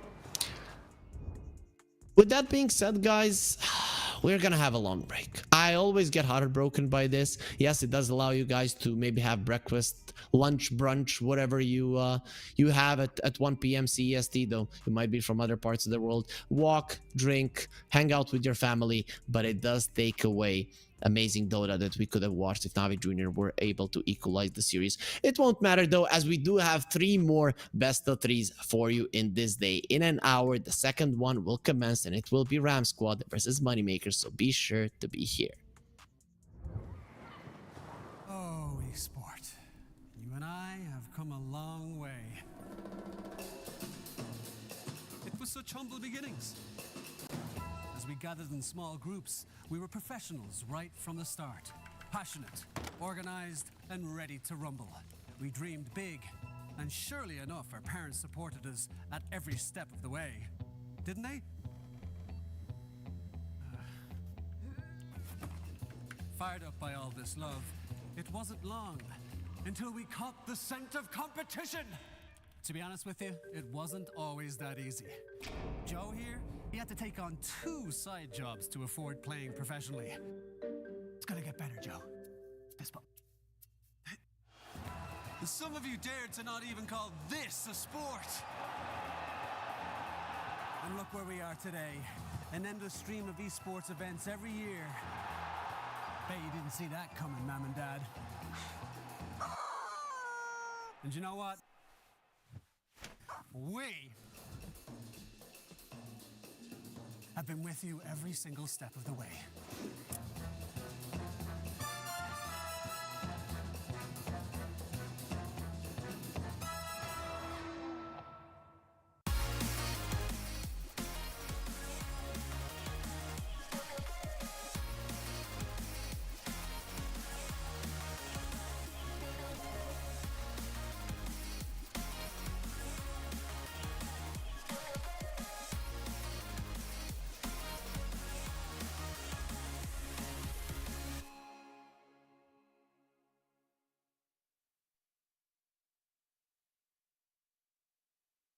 Dream of working with people you watch on screen. Exclusive esports opportunities handpicked just for you. Candidate profile to raise above competition. Let 10GG handle routines. Make a step towards your dream today.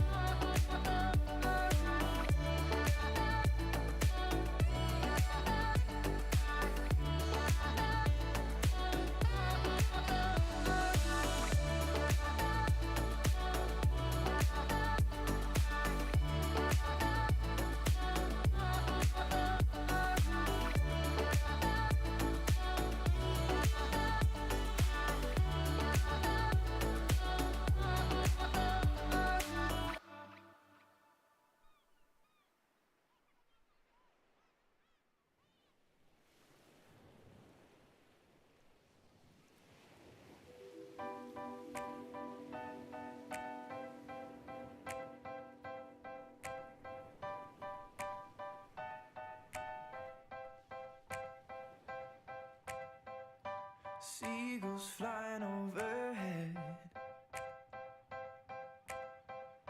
and owls down in the sand, little crabs walking over our legs, and we were together just like lovers should have been.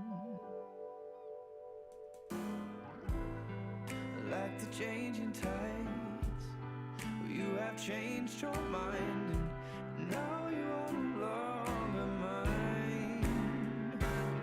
But last summer you were holding my hand. Last summer you were laying in my bed. Last summer we were more than just friends. But that was last summer. That was last summer. And I miss the salt in my hair, and I miss your emerald stare, and I wish you were still here in your red sundress, watching the sunset by the pier. In your red sundress, watching the sunset by the pier. Last summer you were holding my hand. Last summer you were laying in my bed. Last summer we were more than just friends. But that was last summer. That was last summer. That was last summer. That was last summer. Like the changing tides, you have changed your mind. Now you are no longer mine. With tears in my eyes, I recall the times when I had you by my side.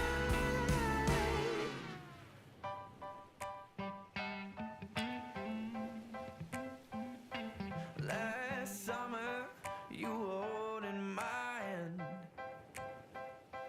Last summer you were laying in my bed. Last summer we were more than just friends. That was last summer. That was last summer when you were holding my hand. Last summer you were laying in my bed. Last summer we were more than just friends. But that was last summer. That was last summer. That was last summer. That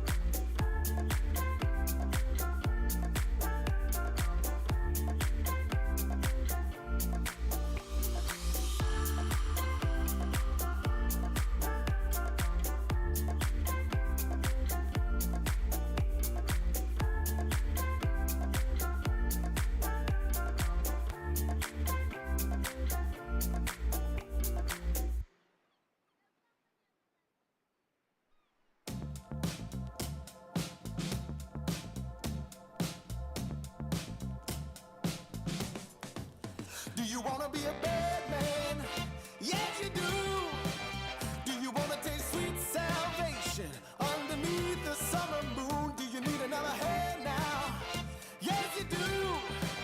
Go see Miss Josie down on Columbus Avenue. Down in the city, there's a place that never sleeps. You can see it all up past 57th Street. Music is hot and the drinking there's free. It'll turn you upside down before you count to three. One, you're looking for a helping hand. Two, you need a friendly face. Three, feeling good you can barely stand. You're falling all over the place. One, you're looking for a helping hand. Two, you need a friendly face. Three, feeling good you can barely stand. You're falling all over the place. You own it, they got it, they flown it, you bought it. Ow! Do you wanna be a bad man? Yes, you do.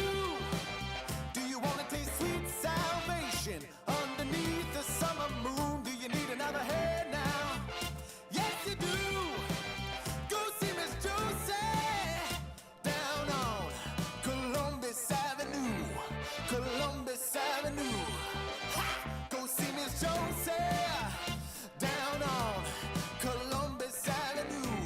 Columbus Avenue. Ha! Go see Miss Josie down on Columbus Avenue. One, you're looking for a helping hand. Two, you need a friendly face. Three, feeling good you can barely stand. You're falling all over the place. One, you're looking for a helping hand. Two, you need a friendly face. Three, feeling good you can barely stand. You're falling all over the place. You own it, they got it, they flown it, you bought it. Ow! Go see Miss Josie down on Columbus Avenue.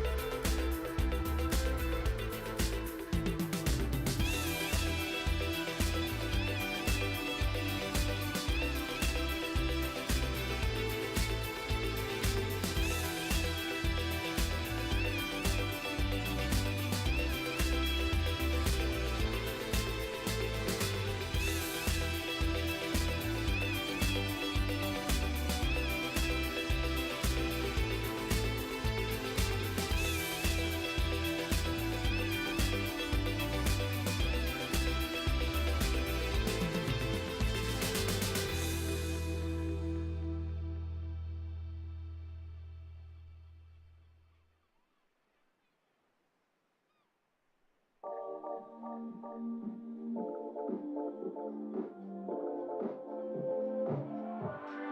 miss that sexy smile, looking forward to see you. I hope I will lose control. Love you every night, no checking the time, just us loving you all night long. I can let you go, baby, it's the right thing, I'm ready, you know. And we feel it. I really do, I said the truth, we can't go any road. Need you now. I'm your queen and you the king right now. It's a kingdom, let's play it how you like. How does it make you feel? Or you wanna change? I'll be whatever, watching my we can dance, you got to move tonight. Stars are watching us in the sky. I wanna last it forever. It's a sexy smile, looking forward to see you. I hope I won't lose control. Love you every night, no checking the time, just us loving you all night long. I can let you go, baby, it's the right way, I already know. And we feel it. I really do, I said the truth, we can't go any road. Need you now. Let's change the clothes, we have a drive. You know how you make me feel alive. Come close to me, I'm obsessed with your different kind of style. Don't you ever leave, step by my side. Hold my hand, 'cause I don't have much time. I wanna hug you forever.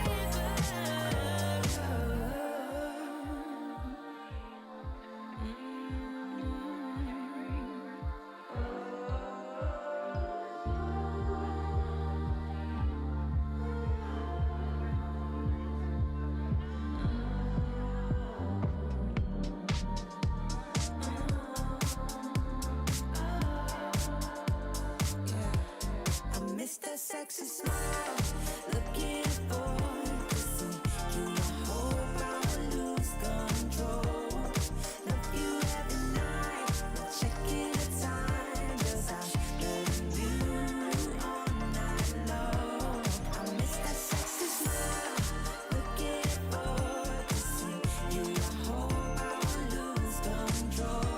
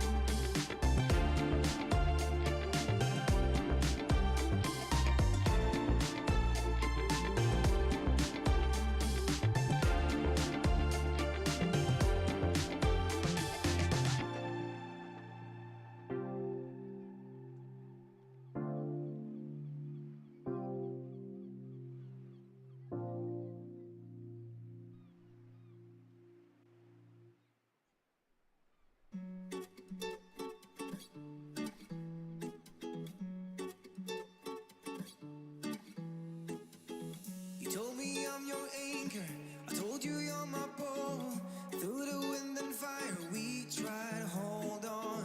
We build this ship together, searching for a home. Despite the storm that hit us, we are still on board.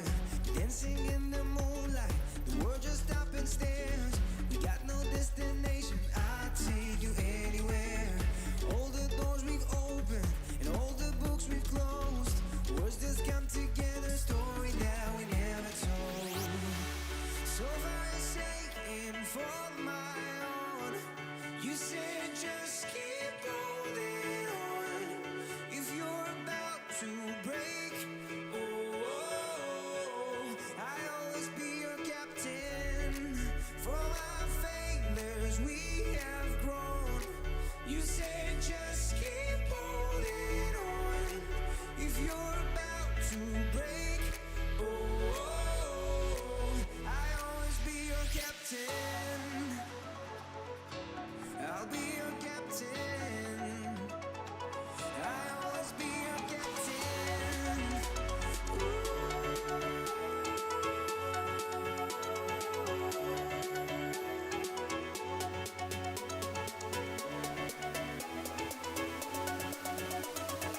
I'll always be your captain.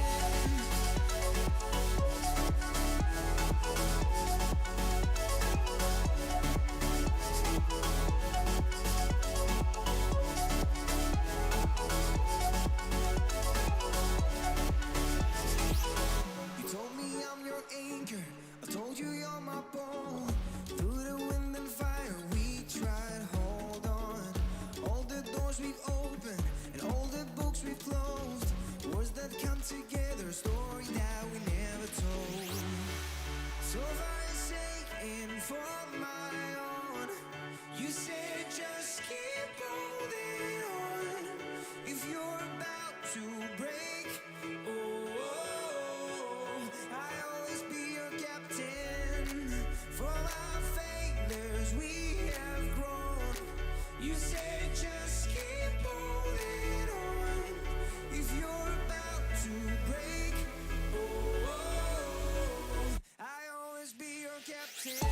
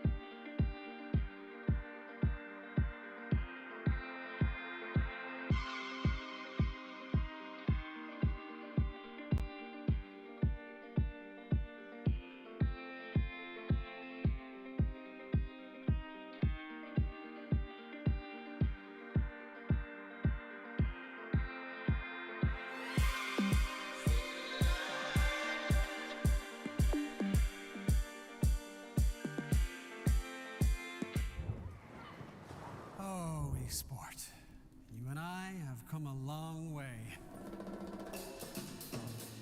It was such humble beginnings. As we gathered in small groups, we were professionals right from the start. Passionate, organized, and ready to rumble. We dreamed big, and surely enough, our parents supported us at every step of the way. Didn't they? Fired up by all this love, it wasn't long until we caught the scent of competition. To be honest with you, it wasn't always that easy. Joe here, he had to take on 2 side jobs to afford playing professionally. It's gonna get better, Joe. Fist bump. And some of you dared to not even call this a sport. And look where we are today. An endless stream of esports events every year. Bet you didn't see that coming, Mom and Dad. And you know what?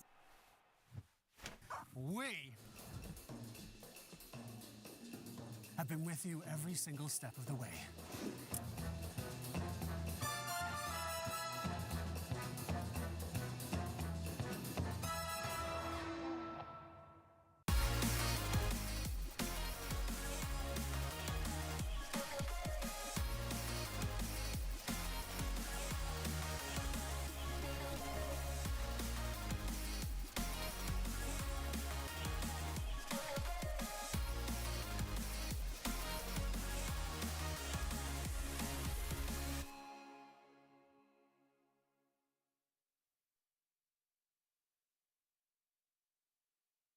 Dream of working with people you watch on screen. Exclusive esports opportunities handpicked just for you. Candidate profile to raise above competition. Let 10GG handle routines. Make a step towards your dream today.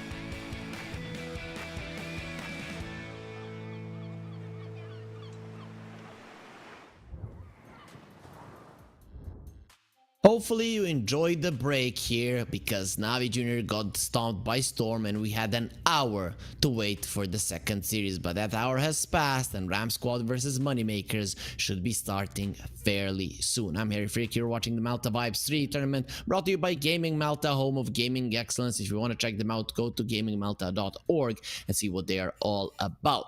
That being said, let's focus on Ram Squad versus Moneymakers, because that is the matchup that we are going to be looking now for the next 2-3 hours, depending how long the series lasts. Is it the 2-0? Is it 2-1?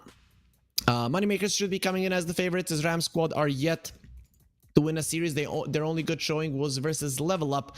Everything else was them just not looking that great. This is not their last series of the tournament. They're going to be playing one tomorrow as well, but if they lose this one, it is almost certain that they are out. Though actually they are -5, so it's not that great. Though let's go into the rosters of Ram Squad. Some really big names there: Khan, Weeha, BNC, Michael, and Flash. Weeha, TI runner-up. We can see he's wearing his Chaos Esports t-shirt, though that is not the team that has brought him to the TI finals. But let's move on to the other ones. Overall, the other team, Moneymakers, they've been looking, I don't know what to how to describe it, as they this team has had its ups and downs for sure. These are some big names of the Eastern European region, especially Bignum and Slayer, so Lucas, Yegor, and Vierk. These 5 players should have been able to even go into Division 1 and make some waves there as well, but in Eastern Europe, they have just not been looking as strong as you would have expected them to. So I'm hoping that they have a little bit more to show in the future in this tournament. Sure, that they're probably gonna be going into the deciders, though we do not know if they lose this series, which is highly unlikely. It might not happen. They're currently at -1 point in the group standing. So let's go on to Group A to see how it's looking there. Level Up, of course, at the top, and we're seeing Moneymakers at the score 1 and 2 with the -1 point, and Ram Squad 0 and 3 -5. They have won only one game. It was versus Level Up. They almost won that series with a 2-0, and imagine what kind of a difference it would have made for the confidence of this team and potential of this team to go into the playoffs. But let's just take a sneak peek at Group B, because that is gonna be the group that we are gonna be watching at the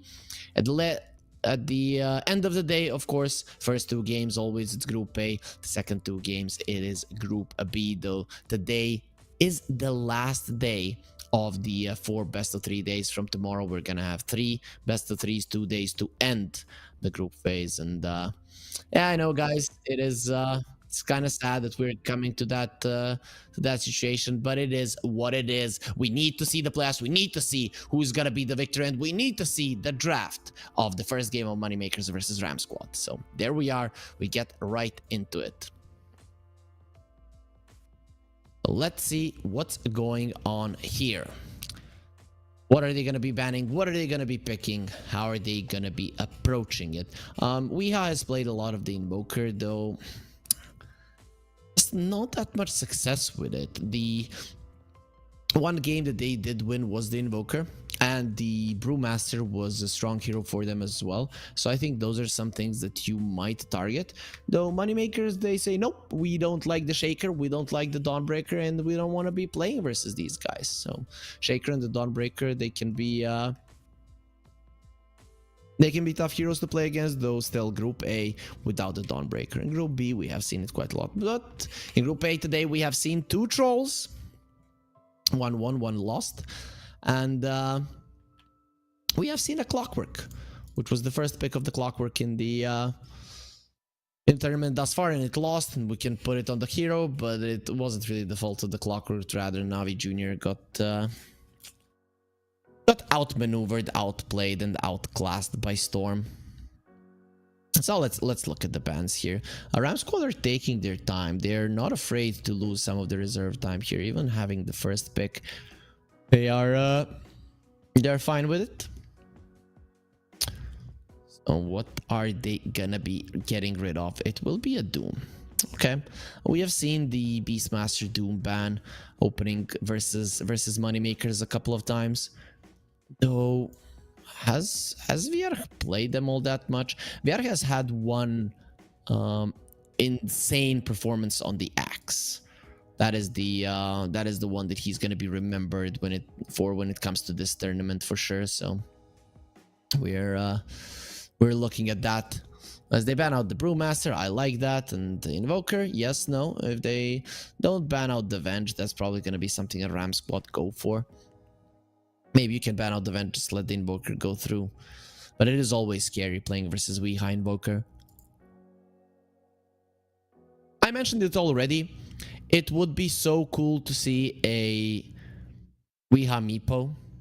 Even though Meepo isn't being played that much currently, I think there is some merit to the hero. He definitely can be an asset for some of the teams, though. Well, it's the last time that Weeha played a Meepo in a competitor game.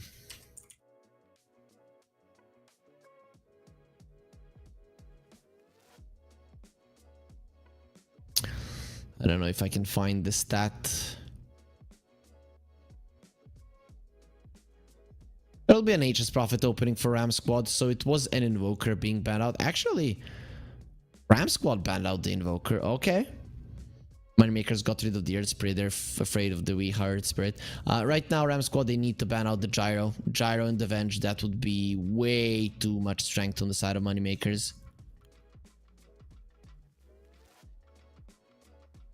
I'm pretty sure you don't want to play versus that.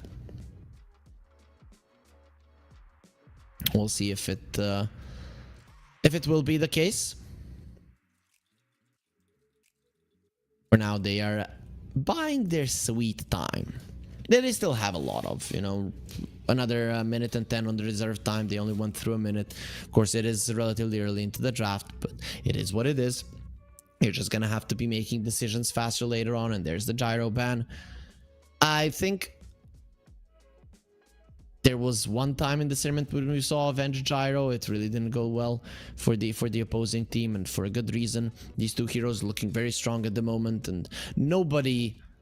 I mean, you can find ways to deal with it, but you are immediately playing at a disadvantage draft-wise and, of course, gameplay-wise. Because of it. And why would you put yourself in that kind of a position when you have so many bans to work with?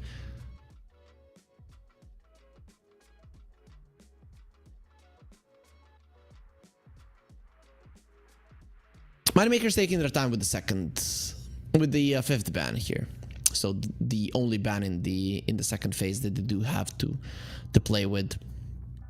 So what do they want to take away from Moneymakers? It is going to be the Shadow Demon that they're banning out. So they want to have the only saves on their side, going for the Dark Willow.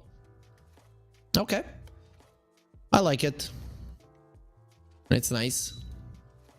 The hero is just in a good spot right now, considering that the Vengeful Spirit is somewhat of a flex. It's not like you've just shown 2 of your supports, and even if you have, there's not a lot of weaknesses that these 2 supports have, because you already have a BKB piercing disable, you have a save, you have a lot of magic damage as well. So I think it's a good opening for Moneymakers. Right now, Ram Squad, you would want something that's going to deal with them. If these are the 2 supports, they're relatively squishy, so you can punish that. Something that comes to mind is the Lion. If this was level up now, playing it with Sweden Strong there, I would assume that you would want to pick up a Lion, though here I'm not sure if that's going to be the case. The Treant Protector comes out from Ram Squad. So that's an interesting one. It's most likely going to be the 2 supports right now. I'm guessing Michael is going to be playing the Treant. Flash, to me, looks like a Nature's Prophet guy, but who knows? It might be a 4 Nature's Prophet with the Treant Protector being played as a 5 himself in the Darkseer. Okay, no. It is going to be a 4 Treant Protector. I think Ram Squad played this, or was it some other team that played this exact combo of Darkseer versus the Darkseer and the Treant as their double off lane, and it is no joke for sure. It wasn't them who played this. We didn't see too many Darkseers though in the tournament, but I do remember one of the teams running this combo. I can't seem to find it. Level Up played the Darkseer Earth Spirit versus them, but I have it in mind that there was a Darkseer and the Treant Protector lane, but still not sure who actually ran it between the teams here. Anyways, doesn't really matter. It is still a pretty strong lane. Treant Protector is a hero that you want to turn around on when he's punching you, because he doesn't have a lot of armor, but with the Iron Shell on him, the damage output, plus when you add in the Leech Seed, it's a little bit too much to turn around to. You just have to run, and then you take a lot of damage from this hero. I'm still hoping that we see a Juggernaut in this tournament, but Sven, kind of the same thing. Of course, different heroes, but old school carries. Well, let's put it that way.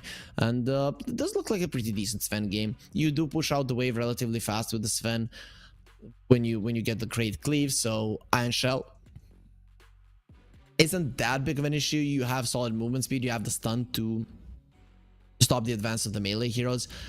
Your illusion isn't that powerful, given that you don't have a lot of base damage, so it's usually the bonus of the God Strength that really does make the hero pack a punch. So you're a pretty decent hero versus the Darkseer. Also, Sven likes playing with the Darkseer, but obviously this time around they will be on opposite sides. And that is the VR hacks. So Moneymakers will pick that one up. This is a Slark pick for Ram Squad. I see no reason not to pick a Slark. It just looks amazing. Lanes well versus the Axe. It is a counter to the Sven. It is a counter to the Dark Willow, Vengeful Spirit as well. Every single stun of these you can remove. Of course, the call from the Axe can be problematic for you, but that's the only thing that you have to keep away from. Plus, once the nighttime comes, you actually have the better vision to position yourself properly versus what the Axe will be doing, and you can save people when they get called with the with your shard, the Death Shroud. So I really would like to see a Slark here. Also, you do benefit from the Iron Shell quite a lot. Considering Ram Squad right now, they don't have any burst damage. Maybe they can deal with that with their mid laner. Play something like Queen of Pain. I don't know if Weeha would want to go that route. He could go for his Batrider, but it's going to be a Luna. Or Luna, as she would say. Interesting choice. Okay, I wasn't expecting that. This is the first Luna of Group A. I think it was played in Group B, so it's not the first Luna of the tournament here at the Pinnacle Cup Malta Vibes 3. Interesting choice from Ram Squad. There are saves to the Luna I don't know. I guess it is a hero that matches the farm of the Sven. You do a lot of damage early on if you do put a couple of more points into your Lucent Beam. But I don't know if she's gonna be going that route. I still haven't seen, you know, the new Luna shard and stuff like that. So I'm curious to see how much that is gonna contribute to the fights.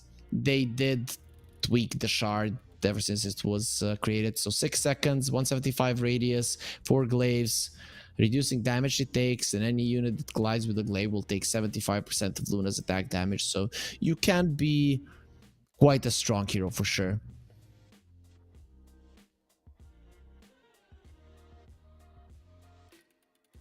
Quite a strong hero. We'll see. The Tusk mid for Weeha. That is great for the Axe Call saves. Though you could jump into a Bramble Maze if you're not careful, and instant Necro comes out. So that at least gonna make this Weeha's life in the mid lane really tough. Interesting pick from Ram squad. It is all over the place, but there is definitely some merit to it. It might be Michael that lanes with BNC despite being a Nature's Prophet. So I'm not sure what to think here. I think Ram squad do have a lineup that can work, but this lineup needs a lot of speed, a lot of coordination, a lot of movement around the map that needs to be crisp and clean. And Ram squad, I think when you look at the names of the players, they should have the capability to pull it off, but they just haven't been impressing me in this one. So just because this lineup isn't the easiest one to play, I'm gonna be going for Moneymakers, who are it's just, you know, Necro versus the Tusk mid. It's gonna be relatively easy for the Necro. You have the Sven who farms, you jump in, stun people, you kill people. That's about how it goes. So I'm inclined to believe that they're going to be winning this one. The only downside that I see is Ram squad have a lot of mobility around the map. They want to be maneuvering quite a lot, and you do not have the mobility to respond to it. So that is the downside of the Moneymakers lineup that Ram squad will need to exploit if they want to win this game. So I'm going for Moneymakers. I do like the Ram squad draft. I think that it can win, but they need to put their game faces on. They need to play Dota as well as they did versus Level Up if they want the victory versus Moneymakers in game 1 that is gonna start in 3, 2, 1. Blast off, and we get ourselves into it. Yeah, there's the perfection, the communication between the casters and the production, and there we are in the game here. I talked about the Slark and his night vision. There is not gonna be a Slark, but there is gonna be a night vision hero, as well as we know that Luna prefers the moonlight to the sunlight, of course, and that extra vision will most definitely come in handy. On the side of Moneymakers, they don't have anything similar. The only thing they do have is the Vengeful Spirit with the Wave of Terror. And well, I want to see the Venge set. Hello, observer.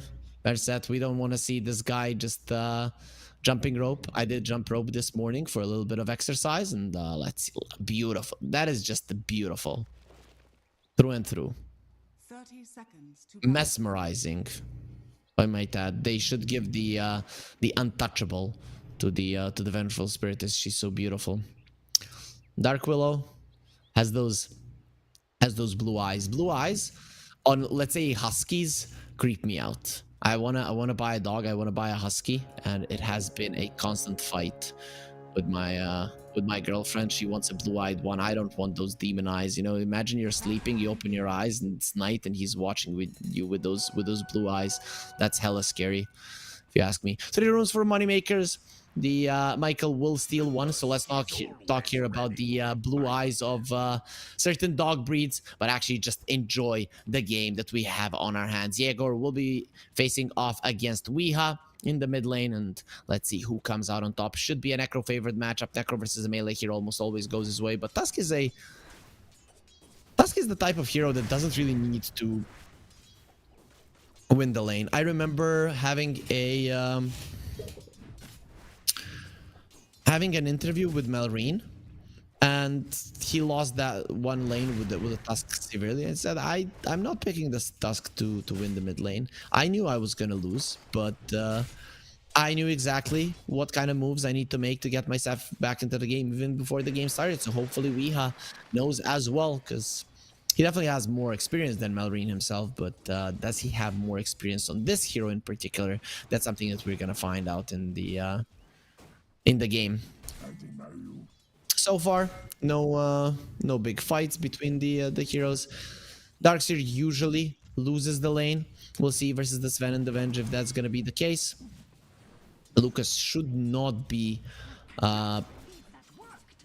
harassed out of this lane. He should be able to stay there and farm. But the question is how many stacks can the Venge actually make? Because stacks are pretty important for moneymakers here. You have an axe and you have a Sven, so you can take a lot of stacks. Even the Necro, not too bad at taking those. And top lane, definitely not going to be an easy one for the Luna. Luna is a strong laner, and with the Trent, pretty powerful as well. But Axe Dark Willow, it doesn't get harder than that, really. Very tough for you to play versus these two. Mid lane, yeah, we're already seeing the difference between these two heroes. Just so much pressure is being applied by Yegor, and I really like that Heartstopper aura animation from the Immortal. It really looks pretty cool. You always know which people are affected with it and which are not, because with the normal one, it's not always the case.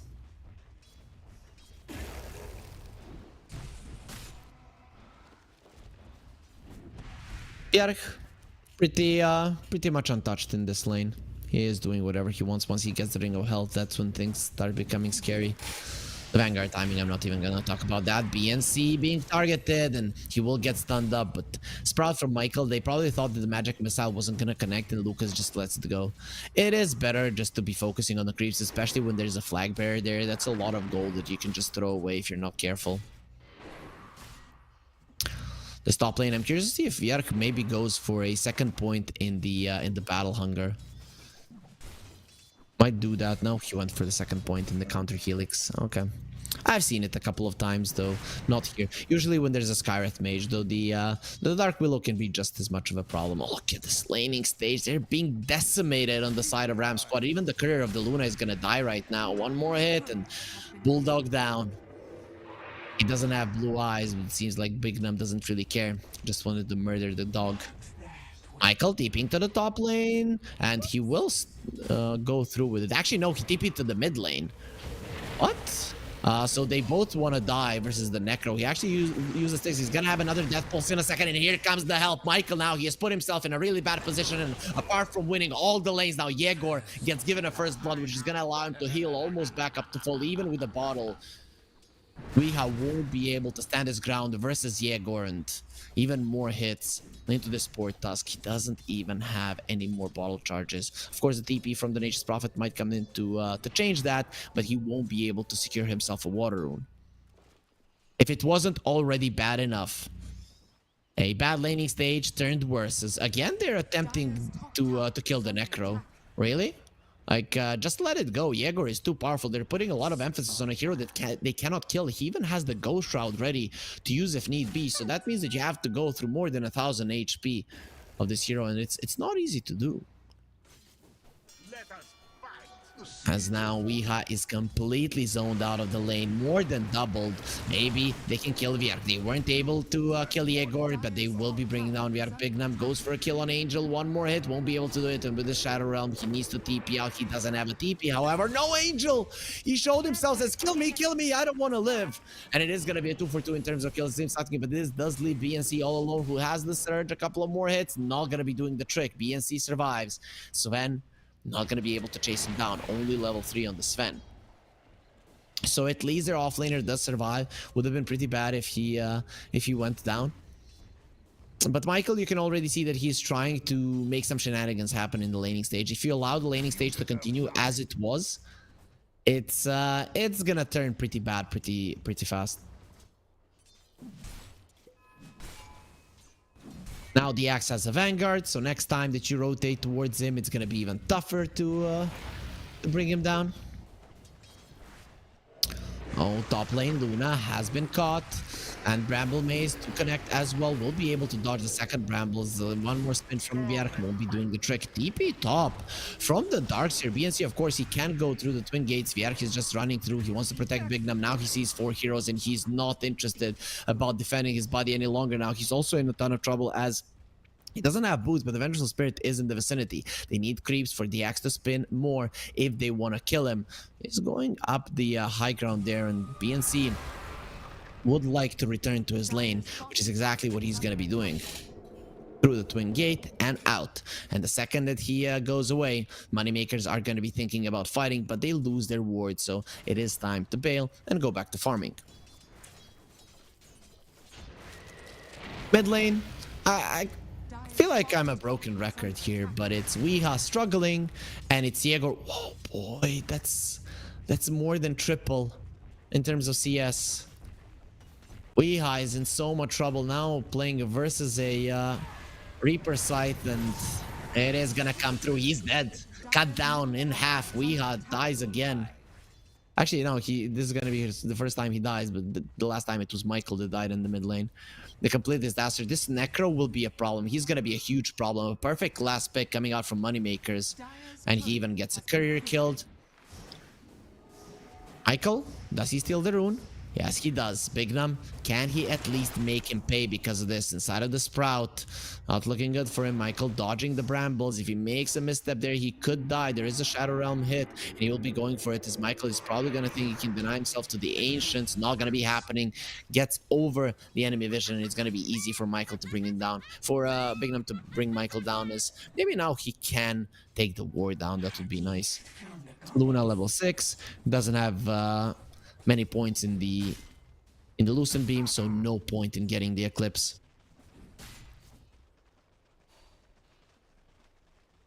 Luna is at least having a good lane. The other two cores, however, they're support territory. Both Weeha and BNC, they are not having games. Literally not having games. Nature's Prophet now going for a Spirit Vessel. I've seen different builds. 4 staffs, Solar Crest, Spirit Vessels, Phylacteries.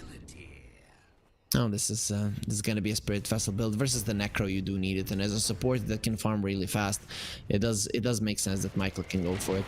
But these tier 1 towers for Ram Squad, they are going to be dying super fast. You can see that every single one of them is being pressured. Angel targeted by the axe. Vierk does have the Culling Blade. He would like to get the call onto the creeps and onto the Treant. Won't be able to do so at the moment. That will allow the Treant to live for a little bit longer, as Khan does finish off the Mask of Madness. So Luna continuing to have decent amounts of farm. Of course, the Sven farming slightly faster, but Luna one of the fastest farmers in the game as well. Going for Yegor. He goes for the snowball. Now the stun from Slayer does connect, and they have the Reaper Sight to cut him down. They don't get the kill with the Reaper Sight, so no extra region for the Necro, but it is a kill nonetheless. Slayer will be surviving through the earned damage. He will not be losing his life, and now again the tower will be targeted. You do have a Treant Protector on your side, so you want the towers to live for as long as possible for the kills to kick in. But currently, with the amount of pressure that Moneymakers are exerting around the map, it's going to be very tough to keep all of those towers healthy, to keep any of those towers alive. So let's see what they're going to put emphasis on. He's healing the mid lane tower, and the top lane tower now is going to be left unattended. Yegor, Boots of Travel's already done. He's going to be going for an Atos, wants to have some lockdown of his own. Oh, they're going for Yegor once again. Can they kill the Necro? Again, an attempt on his life. Tries to TP out. Not going to be happening. He's going towards his Dark Willow, who will help him with the Bramble Maze, connecting onto 2 heroes. And now the return kills might happen. Or actually, kills the other way around. But no, it's just going to be a save onto Yegor. It looked for a second like he was finally dead. Like Ram Squad are going to be happy with it. But Michael was a little bit too late with the TP. They needed his damage. Lucas, once the tower dead, he has the god strength and will be doing his best for this tower to fall. A couple of more hits between him and the Venge, and it is going to be the first tower of the game, the bottom tier 1. You are going to be making a lot of stacks for the Luna, meaning that the Sven can heal those going for a TP out. He'll get himself away.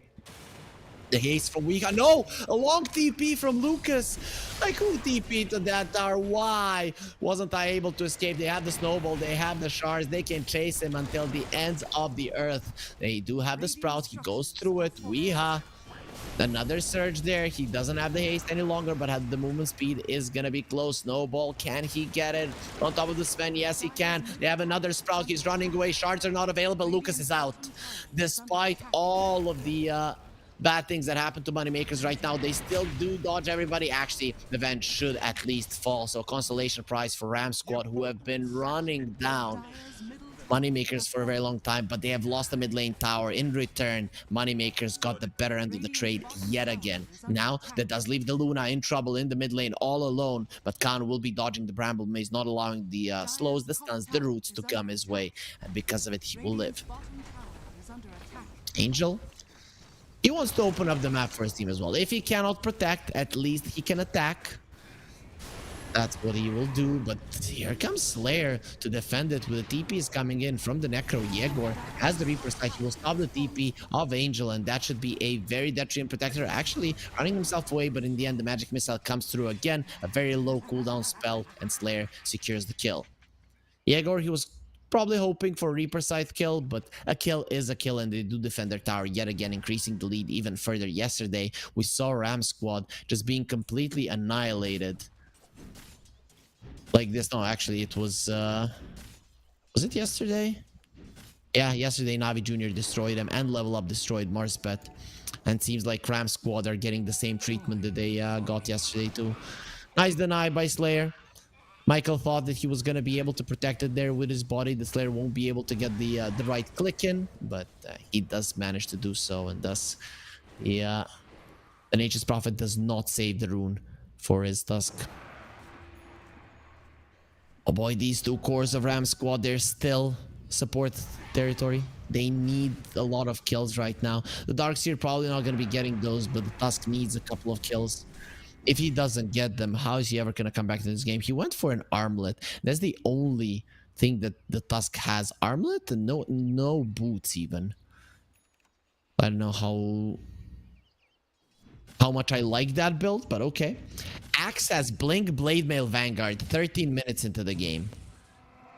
Oh boy. And he's gonna have a lot of farm after he farms these ancients, unless he leaves them for the Sven. And it seems like that's what he's gonna do, as he does have the Blink. Slayer died in the mid lane, and Weeha immediately turned around by Yegor, who's surrounded now by 4 heroes. Terrai's gotta be coming through. Yegor comes over with the call immediately after Angel. As the Overgrowth, they're going for the Necro. They won't be able to kill him. Now the Eclipse will get used. Khan, Curse Crown put on him. He's not gonna be able to do that much damage. It's stood up for a second. Michael has been caught. The ulti from the Necro will kill him. Vierch just goes for his ulti in the end, but we all know that the Reaper Sight is the thing that has priority over everything, and it always lands the kill. Vierch was just hoping for the extra movement speed. Does the Culling Blade give the movement speed? It does still. I thought because there were some changes to it, maybe they changed that. Yegor as the Spirit Vessel, they go over the call. They need a snowball save, and there it is. He almost caught both of them. If he did, this would be a dead Luna. It might be a dead Luna anyways. He cannot escape. There's a follow-up stun. Weeha is dying as well. Nowhere to go, nowhere to hide. The wall will be used, but the illusion from Vierch kills him. Actually, he hasn't beaten himself. Necro has the Ghost Shroud and the heals. He's going to be healing himself up. Not back up to full already, but after Michael dies, it's going to be so much regen and going into the piggy pole to chase for more, as BNC runs himself away, and Angel will be hiding in the trees. But that's another fight won for Moneymakers. They killed the Luna. Guess what? Lucas, all this time, was just smashing in the faces of the creeps, increasing his net worth even further, and nobody comes close. The Luna is 2,000 gold away from the from matching the farm of the Sven. Even they got lucky there. If the call would have connected instantly, that was Vierch wouldn't have died in this fight. So Ram Squad, them getting a kill on the Axe, it was it almost didn't happen as well. Michael just doing his best here to run away. Everybody has the Quelling Blade to deal with the Sprout. You just have to nowadays. Up. Bottom lane, Michael caught again, and Michael dead again. Big Num gets the kill with the Shadow Realm hit. Weeha goes for Big Num, thinks he can get the kill with the Terrorize. That's not going to be happening. They have the Curse Crown, and with the Reaper Side, he's dead. Weeha thought he had it, but he was so wrong. Yegor is wicked sick, and Moneymakers are owning, not even allowing any of his supports to die. Yegor, He's bringing pain to the enemies, but he's bringing health and medicine to his own teammates. 15-6. A 12k gold lead. Just every single engagement, every single skirmish is going the way of Moneymakers. And Ram Squad, they cannot go back to farming. You're not winning this game by farming. You're just going to allow the Sven to get out of control and win the game. Versus you have to continue going for these plays that are just going badly every single time. It's just not working out.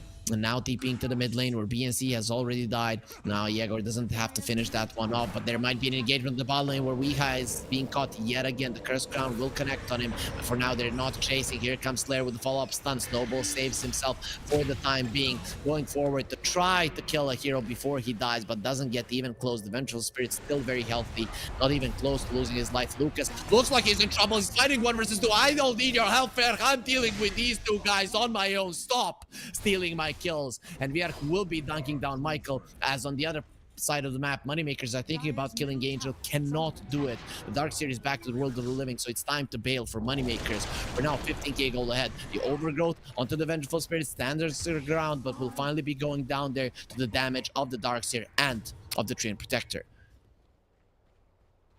Can't believe they tried to go for the Sven. He just turned around and completely decimated both of them.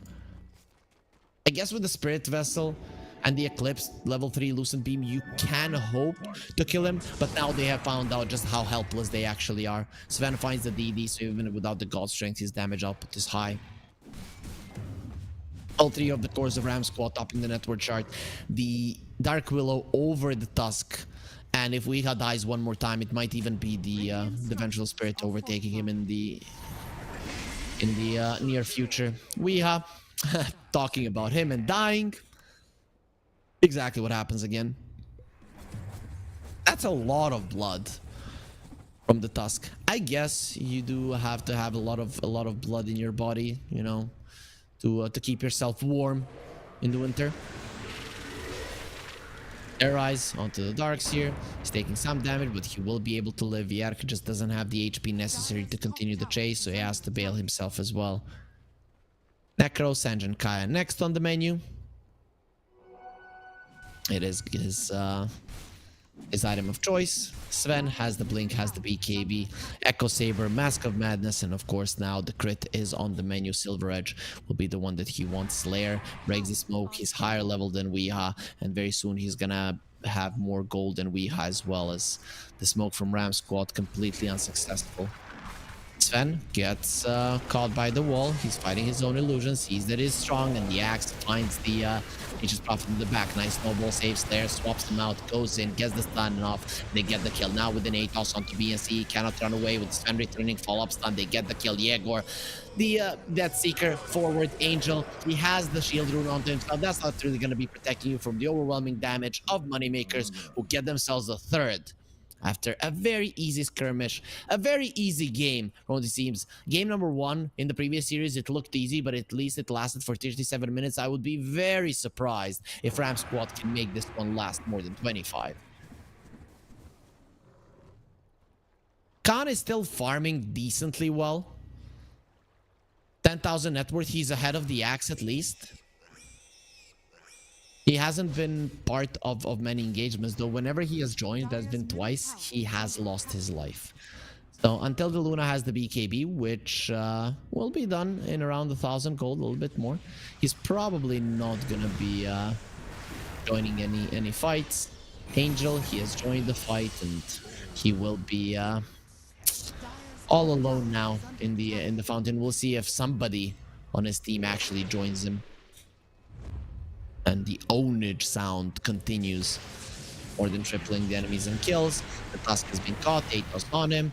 He can go for the snowball to buy 3 seconds, and after those 3 seconds expire, that's where Moneymakers run you down. They're just going around the map killing whoever they want. BNC now is going on to Bignum, which could end in his demise as well if he's not careful. Finds the Arcane Rune, and with the Surge he'll be able to run himself away. With the Arcane Rune, that Surge downtime is pretty much going to be non-existent.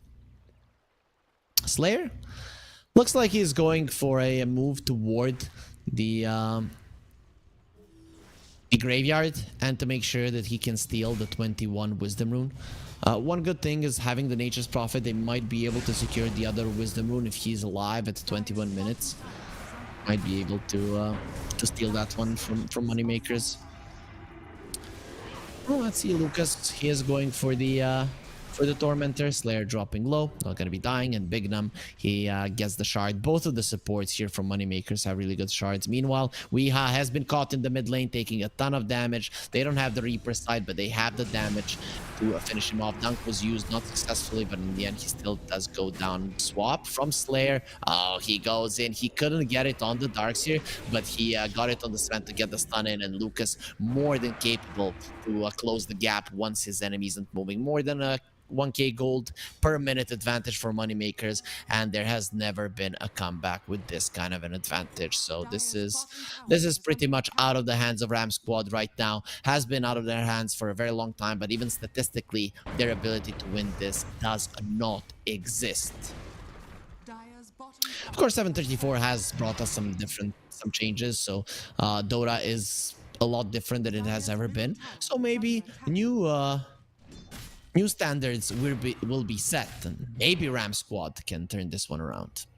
And now a lot of people that are watching this are thinking, what the hell is this caster thinking? But maybe some of you think you can use this one to bet on Ram Squad. If you want to do so, use the promo code CUP23 on pinnacle.gg/welcome. Get up to $100 bonus on your first deposit. You need to be 18 plus. And we do remind you to bet responsibly. Only put down as much as you are willing to spend, as Ram Squad are coming in a smoke, ready to battle, ready to fight. They're all smoked up. Vierk will break it from the side, and that is a disaster. Goes in with the call onto the Luna. Blade Mail has been used. Needs to get himself away from now. Terrorize the screen. Here comes the strength to smash everybody. He has been caught there with the overgold. BKB used a little bit earlier, but the Reaper side finishes off the Luna. That's your strongest hero, and everybody else from Ram Squad needs to run away. The question is, how far can they get away from this man? He doesn't have any more slots to put the Quelling Blade in, so he cannot eat through it. Oh, he wants the kill, but he has been caught by the stuns, and a couple of more hits are gonna seal the deal. It might be time to call it a game, because this game you're not coming back into it. It looked like a Hail Mary smoke from Ram Squad to show the BKB of the Luna, and nothing changed. They just got absolutely smashed by the side of Moneymakers, and they didn't do any significant damage to any hero. Axe got relatively low, but he's still going around the map using the remainder of his mana and the HP to land more kills. Michael is the next casualty of war. The Romanian team, in the early days of this tournament, they played much better, or maybe the other teams played much worse. Now, when they have hit their stride, Ram Squad really do not look like the team that can really fight them. ENC wants Slayer. He has been left all alone. Help is coming. Has the wand charges, so we might be able to survive a little bit longer. Actually, in the end, he's gonna be left alone by his team. Michael TPing out, and well, with the Atos, with the Stormhammer, they're gonna make sure that they get the kill. Going forward with the Death Seeker, Yegor is seeking death for his enemies. His poor vengeful spirit has died, and look at how many of those death pulses will be going into Weeha. Not enough to kill him, of course, but Angel, he is not going to be getting himself away. Doesn't get a chance to go through the defender's gate and get into a safe position to survive this constant onslaught coming out from Moneymakers. And we are coming in with the Boots of Travel out of the base. There will be a wall being placed, so the Axe Illusion, that's something that's going to be quite valuable. Protect this. Yegor turns around, goes to the Reaper side, just destroys Weehow, doesn't have the buyback. Here's the Eclipse. Lucas fighting that one. He's not the one with the Aegis, it's actually Yegor that does have one, and they have overextended. They want to kill Yegor twice. Can they do so? Goes for the Ghost Shroud. Nice shard, but still not blocking him in perfectly. He will lose his first life. Can they kill him again? Vierk ready to maybe turn this one around. They're threatening with the Terrorize, and Yegor will stand his ground. Actually, there without the Ghost Shroud, he cannot survive for that long. Goes for it right now. Death Seeker to the side and kills himself up quite a lot. Vierk has the BKB and the movement speed necessary to run himself out. They are trying to get themselves away, going for the snowball onto Yegor. He has his eyes on the prize, and that is the Necrophos that Weehow wants to kill. Won't be able to do it right now. Vierk gonna be gonna be blinking into the side there, and Viha, nice armlet toggles to keep himself alive. And oh, Slayer does get on top of him and finishes him off in the end. So now, can they kill Yegor? Has the Death Seeker, has the Ghost Shroud, protecting himself, keeps Khan away. The buyback from Michael, he wants to assist. They need the Spirit Vessel to kill him, but with the Death Seeker, he's escaping, and he has escaped. Now Michael, who had just bought back, might be in trouble as Axe goes onto the Luna. Where's the snowball? Says nowhere, because Weeha is dead. Oviark not doing that much damage. There will be a swap, keeping him alive. Yegor still going forward. He has the Ghost Shroud, trying to heal himself up as much as possible. Not gonna be able to do so. The Terrorize onto the Luna, meaning no damage whatsoever. Yegor can only be targeted by this Luna. And here comes Axe with the dunk. Vierk was waiting for his chance, and now it's cleanup time. Vierk so speedy. He is gonna be getting away from the Tree of Protection and the Sven back to the world of the living with such a long chase. It was just a matter of time before he comes back and seals the deal on that Ram Squad chase. They did so much in an attempt to kill the Necro, and in the end they weren't able to do so, but they have survived until the 26th minute of the game, which I thought was not gonna be happening. Lucas now, Mask of Madness, and the War Cry, and with all of the attack speed and the damage that they have, it is going to be a lane of rags that Ram Squad can do absolutely nothing about. God's Strength has been lost. Weeha in a pretty interesting position. Not sure what he's trying to do. Maybe catch them on the retreat, catch a stray hero that is left. Though he might just die himself. Weeha? If you don't have a blink, my friend, he might kill the Venge, and he did, but it's gonna come at a cost of not only his life, but BNC coming over as well. They have the Reaper sight, will be coming out right now. Vierk, thinking about a dunk once again, won't be changing anything. Khan comes over, he might get called if he's not careful, but Axe is being annoyed by the glaives bouncing around on him and not allowing him to blink. We'll have the Octarine Core fairly soon on Vierk, but what Moneymakers are currently concerned about, it is the Raxes. Look at Yegor. He is acting like this is his base, and it is my base. What are you thinking? Like, every part of this map is mine. Yegor, he hasn't died a single time in the game. 16-0-18. They did get close to bringing down this Necro a couple of times, but close just isn't gonna cut it. You need more. There is a sentry there scouting where Lucas is. They are not going to be caught by it. Now going for the Luna. Snowball save at the ready. Vierk has the BKB. They have the uppercut, keeping in place a little bit longer. Eclipse will get used. And here comes Lucas without the ulti. He's not doing all that much. Actually, he has his ulti back, and that's why he's doing so much damage. Look at him. He's flying through the air. He has become Superman even without the Aghanim Scepter. He's more than powerful enough to just destroy him. Look at that bug. What the hell is happening to him? It feels like a Darth Vader is strangling him with the Force. But anyways, Moneymakers, they get themselves an easy victory, a pre-30-minute GG. To be honest, though, I wouldn't be mad if Ram Squad just GG'd out 15 minutes in, because it was so freaking impossible to play this game after the detrimental laning stage that they had. Storm in game number 1 versus Navi Jr. destroyed all lanes, and Navi Jr. were helpless. The same thing happened here in game number 1. Hopefully this series is not gonna be this speedy, because we want to watch as much Dota as possible. But will we get to do so? We don't know. We find out after the break, so stay with us.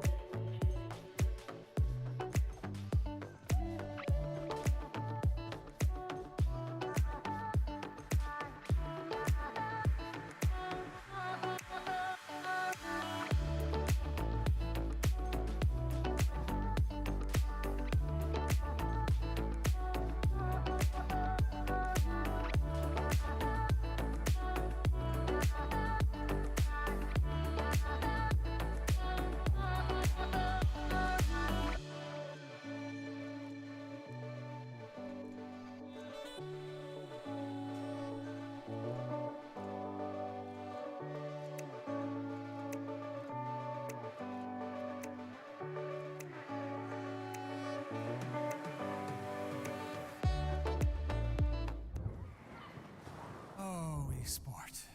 You and I have come a long way.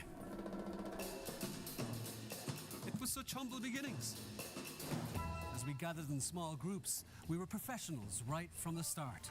Passionate, organized, and ready to rumble.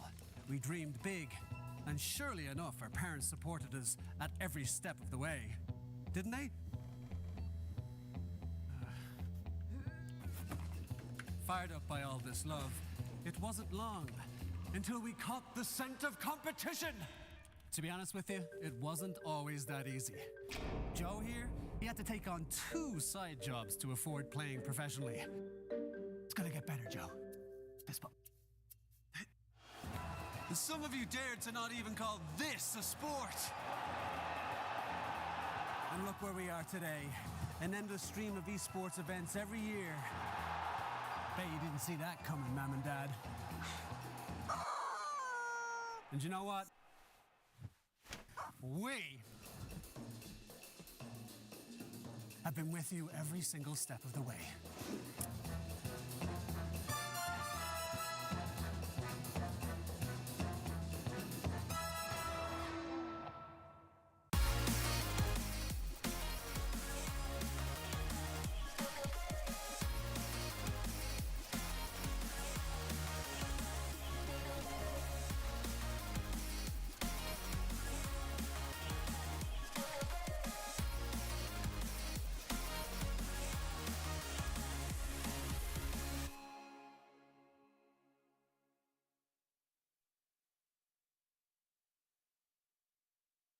Dream of working with people you watch on screen.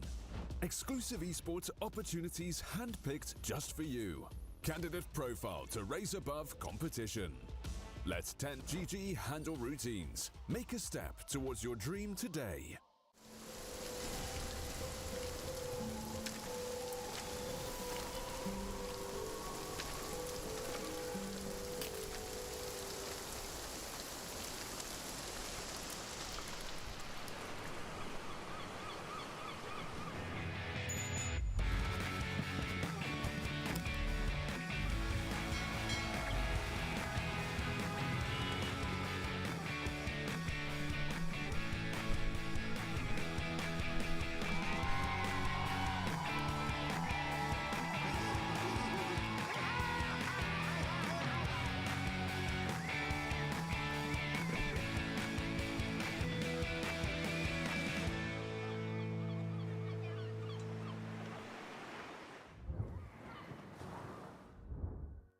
The Group A of Pinnacle Cup Malta Vibes 3 on this day might just be super short, considering Storm destroyed Navi Jr. and now in game number 1, MoneyMakers did the same or even worse to Ram Squad, who didn't even look like a challenge to MoneyMakers in that game number 1.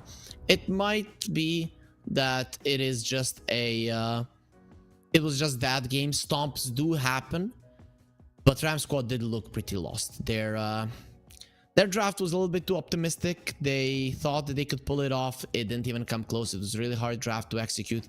And for those kind of drafts, you usually do need to be a team, right? Ram Squad feel more like a stack of Romanian players. Yo, Romanian bro, let's go and crush it. And then you all come together. And other than crushing it, you just selves. Though, as I mentioned, Game 1 doesn't have to reflect the rest of the series. We have seen some comebacks, we have seen some reverse sweeps, and we might see it right now. For the start, Ram Squad, they need a good draft, and lucky for us, it's ready, so let's get right into it. There it is. MoneyMakers, they ban out the Brewmaster. I think BNC on a brew and BNC on anything else, it's a night and day difference. The only reason why Ram Squad in those first 2 games in their series versus Level Up were able to give them a hard time in both of the games, even win one, was because BNC was playing the brew. Let's see if they were allowed to play the brew in any of the other games. No, first series they weren't. And yesterday, they were allowed to play a Brewmaster versus Navi Jr., and they lost in 28 minutes. So yesterday, Ram Squad had a series that was less than an hour long. MoneyMakers, this is a team that, well, they won versus the team that beat you in less than an hour. So we can expect that to happen again. Of course, we're all hoping that this is a full 3-game series, or at least Ram Squad gives somewhat of a fight to Moneymakers so that we can see a longer and more exciting game. But our wishes and the reality sometimes just don't go head to head with each other. But what we always can do is just enjoy the good Dota, right? Even if one team is getting destroyed, that doesn't mean that they're playing badly, guys. It means that the other team is playing better Dota at the moment, and we can enjoy just how well they're moving around the map. Moneymakers are going to be allowed to pick up their Doom. VR has gotten his favorite hero. To be honest, if I'm Ram Squad, I'll rather have him let him have the Doom than the Axe, on which he has been completely crushing it. Gyro is in the pool. The Ram Squad can get it. I know that Khan plays it. Let's see if they think it is a good opening for them. Anything else? I don't see many other first pick options. Nature's Prophet is out. The Venge is out. The Invoker is out for Ram Squad. Kind of the Gyro feels like the best one. I'm trying to think if they picked anything else as their first pick. They would go Brewmaster, they would go Warlock sometimes. Yeah, I guess with the but the heals don't really help versus the Doom, though the Golem does help. Doom comes out, you put the Golem out, and your guy can reset the fight. They will go for the Beastmaster, however. So fine, I have nothing against this hero. It really is super powerful. Doom is a hero that builds naturally into the BKB a little bit later down the line, but he does get it anyway, so the Roar is always a nice asset to have versus it. You are no longer a Vision hero as a Beastmaster, so that is a bummer versus the Doom. You like to see him before he sees you, because once he has seen you, you are already doomed. But fine, that is okay. The only problem is I haven't seen Khan and Michael win the laning stage in a sense that they are killing people, and for me, Beastmaster currently, he's a killer in lane. Having the Boar, having the Hawk, both of those are pretty tough to survive versus them. And if your two guys aren't at least pressuring the enemies out of a lot of CS so that they do not die to these to the Call of the Wild, then you're not really doing your job the best. So I'm hoping that Ram Squad can find it in their power to change something. Have they played this Beastmaster thus far? They haven't played it in the first series that they have played, not in the second, and in the third yesterday I don't remember the Beastmaster. So this is gonna be a debut for the hero. The bans for Moneymakers, Treant, and the Primal Beast, they are targeting Weeha a little bit more here, with the Shaker, Earth Spirit, and the Primal Beast being taken out. There is still a Batrider, a Tusk that we saw in the previous game that I don't think that we're going to be seeing again after that kind of a performance. You probably feel bad going for it again. Ram Squad ban out the Gyro themselves, and they do go for the Warlock right now. They didn't get in the first phase. They will get it now. Nothing to purge the spells from the Warlock on the side of Moneymakers. I guess the Doom can eat the Satyr, but we'll see if that's something that he's going to be able to find during the laning stage, at least to deal with the Fatal Bonds. Satyr Tormentor, Satyr Mind Stealer. I don't know what the last Satyr is called. There will be a Legion Commander being picked up here, so they will put the Doom on some other role. Guessing position 4, most likely. So Satyr Banisher. Yeah. Mind Stealer is the one with the mana burn, and the Banisher is the one with the purge. But now you don't have to be thinking about that, as you do have the LC. Of course, you do want some burst damage to go with the LC. What comes to mind is a Dark Willow or a Skywrath Mage. Those two are great. I feel like the Skywrath Mage might be a little bit better just because of the reaction with the Silence is good to prevent Beastmaster or the Warlock from getting their ultis off, which can be a big deal in fights. And also, you don't have that much catch for some spirit heroes, mobile heroes, pucks and such. So the Skywrath Mage, I think, kind of makes a little bit more sense here. They go for the Phoenix Moneymakers. I can assume that maybe they're trying things out now, considering that you do feel like you're a much better team. I think if you try to play around with Ram Squad, that they will beat you. They are definitely not a team to be taken lightly. These guys know how to play Dota. These are all decent Dota players, even though they might be outclassed slightly in this tournament. If you give them an inch, they will beat you. Make no mistake about it. So now you see the Phoenix. You have a Beastmaster already, so Inner Beast Aura is most definitely going to help when dealing with the egg. That's another reason why I'm not sure why Moneymakers did go this route. But okay. I guess you do want some more area control. If there is an upheaval, you want to have an egg, and then maybe you can actually stand your ground. In that one, the Shadow Demon comes through on the other side. Nice save for the duel. A little bit of damage lacking on the Ram Squad supports. Warlock can do a lot of damage, but it mostly comes from AoE in fights. You cannot constantly fight with Warlock and get some pickoffs, and that's something where Ram Squad are gonna have troubles with. Yeah, you have the roar, but what then? You roar somebody, and how do they actually die? Especially when there's a Legion Commander on the other side, you can just purge the roar away. So Ram Squad, I would like to see like a Monkey King right now. If you're going for a lineup like this, you really have to focus on winning the lanes. If you lose the lanes, it is going to be a problem. You have the last pick on Ram Squad, so right now I think picking up a carry is the best deal to make sure that you can deal with the Legion Commander in the lane. Other approach is to get something that can split push. They can outpush the side lanes. Naga Siren comes to mind, but laning versus the Legion Commander, that's where the problem rises. Though I have seen Nagas do okay versus the new Legion Commander where you cannot choose where your overwhelming gods goes, but it goes around you.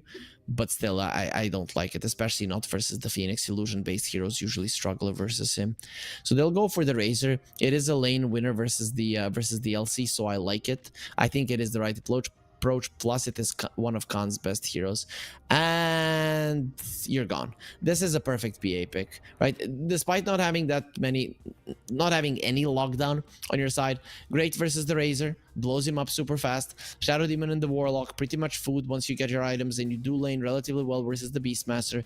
You do give a lot of sticks to the enemies, but when the enemies give a lot of sticks to you in the laning phase, you are happy to just stand there, spam the daggers, and get as much farm as possible. And having a lane versus the Beastmaster and the Shadow Demon, there's not more spam than those two in this world. So I'm loving the PA. What I do not like from Moneymakers is that they have nothing in terms of lockdown, right? So if Ram Squad goes for a puck or something along those lines, you are in trouble. There is a duel, but with the disruption save, a duel isn't that big of a deal at all.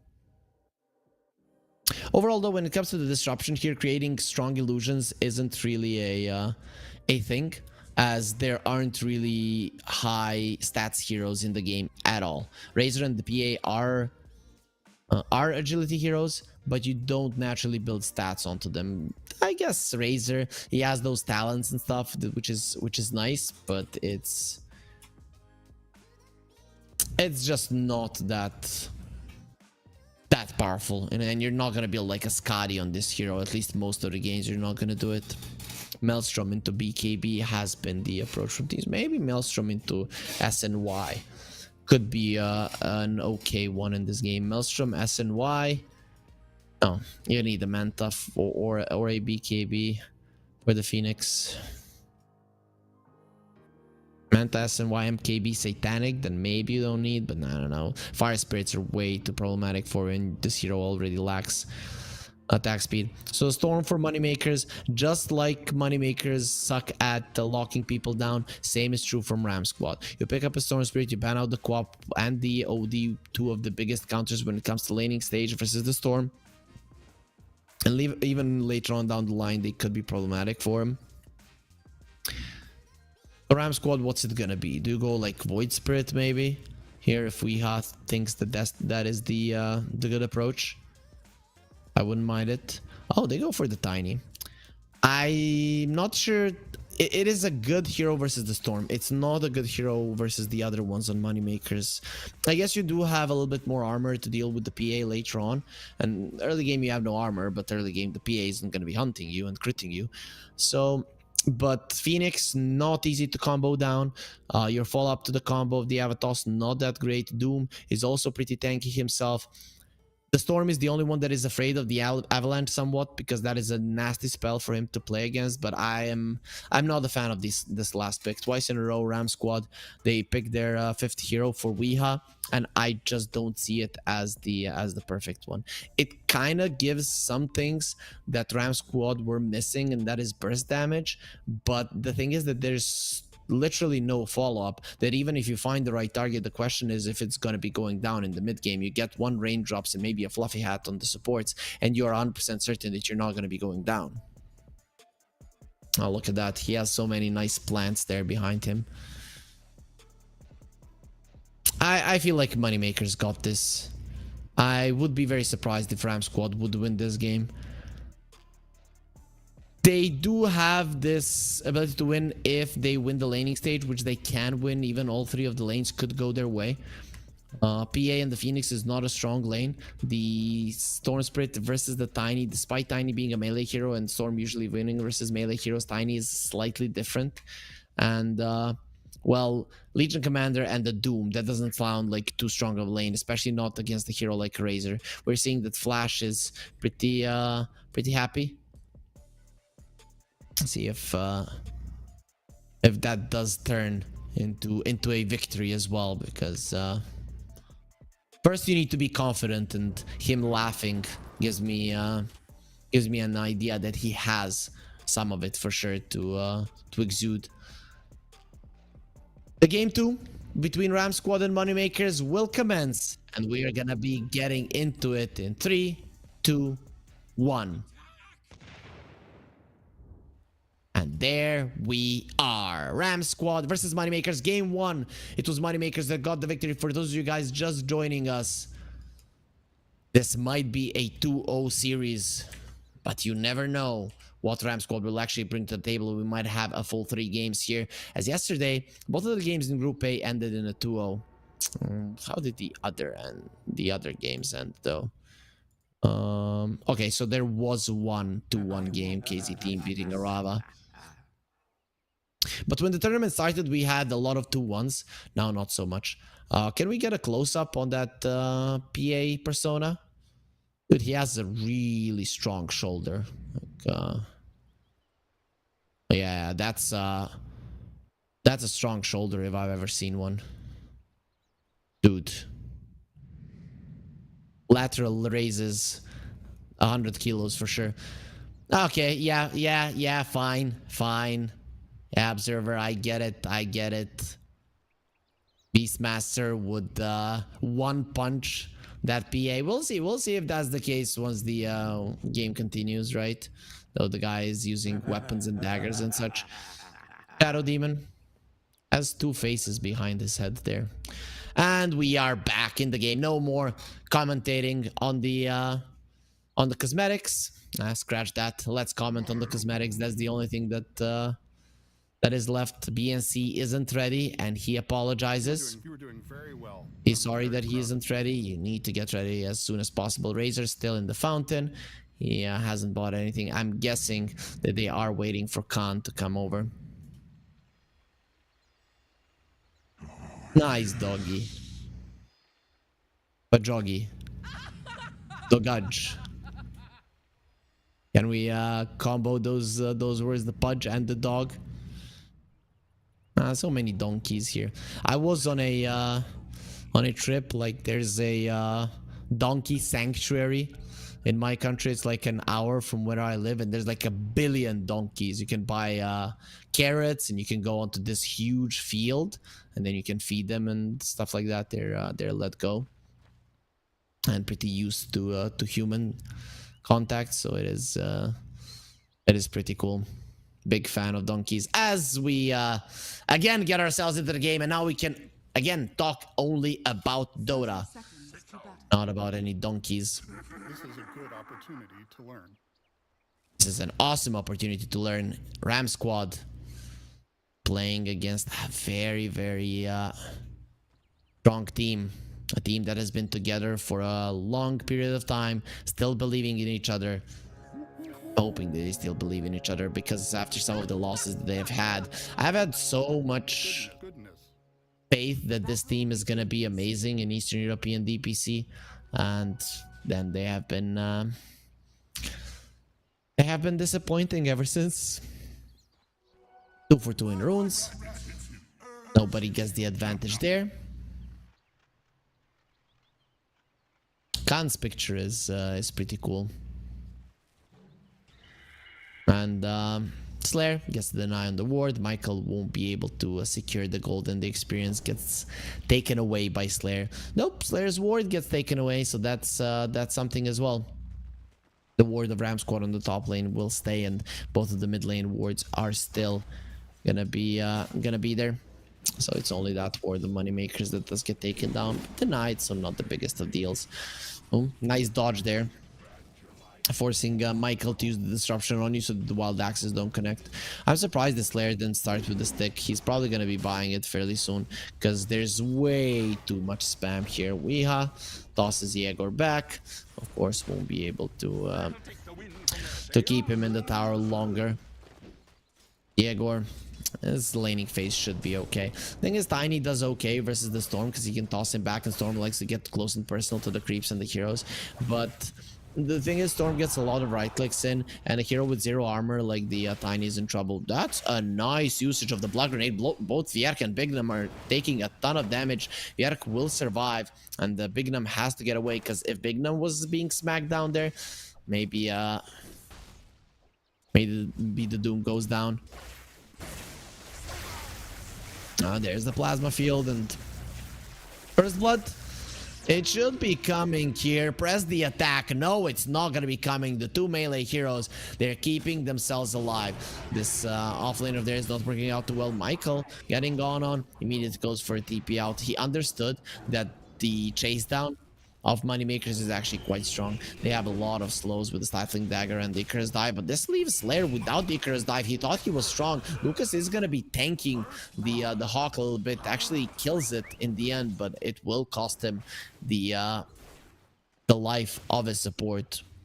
So Slayer loses his life. He thought he was safe, forgot about not having the Icarus Dive, and the Ram squad find themselves an opening. A much better start than in the previous game. They're still losing the off lane and their mid lane, but their safe lane is winning. And well, off lane, a little bit of a difference in CS, but they did get themselves the first blood. And it was BNC who got it, so this should allow this Beastmaster to get that Vanguard super fast. Yegor smacking Weeha. Oh, another Icarus die was used. Guess he wants to stack the small camp. We are going in on Khan. Just wants to do as much damage as possible, but he has lost 33 damage, and now Razor also gets the healing Lotus, as Vierk is the one that has to run away from the overwhelming damage of the Razor. Still only level 2. Right now, it's shenanigans time for Moneymakers in this lane. In a fair fight, you're not gonna be getting any significant amount of farm between these two heroes.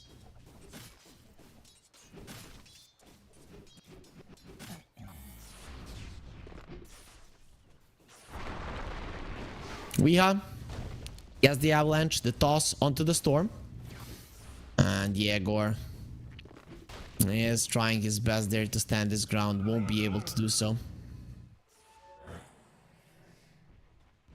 Meanwhile, top lane, Lucas and Slayer, they're farming, right? Lucas is getting his farm in. Beastmaster is very early able to stop the PA from getting kills, but as I mentioned, from getting creeps. But as I mentioned, it is pretty imperative for the Beastmaster to get some kills himself. Vierk being dove here. He only has 1 stick charge. I don't think he's getting out of this one alive. The plasma field will kill him. Warlock did die. Dire's structures Where did he die? It was just a fight between the two supports, it seems, and well, he has lost it. So Doom getting that kill is very weird, but I guess it does happen. Yegor. He is level 5. Approaching that level 6 rapidly. Same is true for the Tiny. The Storm has actually a lot more than the Tiny and Weeha. Just seems to not be as good as he used to be. Some people would use a different wording, but I'm not gonna do that. A lot of respect for this guy. He has brought so much to Dota. I still remember the days when he was rank 1. Him and Miracle fighting for that top position. Winning the majors with Secret. I remember that Weeha well, so was it Secret? I think it was Secret.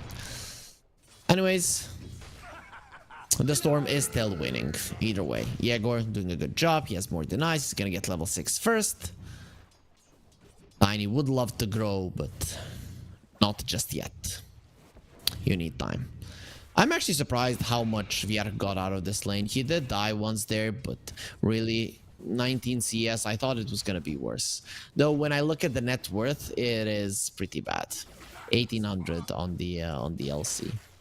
The Doom is getting a ton though, so even though he doesn't have that much. Meanwhile, mid lane, there is a fight happening where Weeha is taking some damage, but he has found the haze, so he will be fine. Though they're looking towards Michael. Yegor does have a solid amount of mana now. None of it left. Maybe they're going to be able to pull him in, and Michael loses life. Slayer gets the kill. Yegor would have wanted that one because it cost him the mana, cost him the first power rune. But it is going to be the Phoenix that lands himself a kill. A 2 for 2. A lot of a closer start than one we had in game 1, where it was 5-0, 2-3k gold lead, just complete annihilation of Ram squad.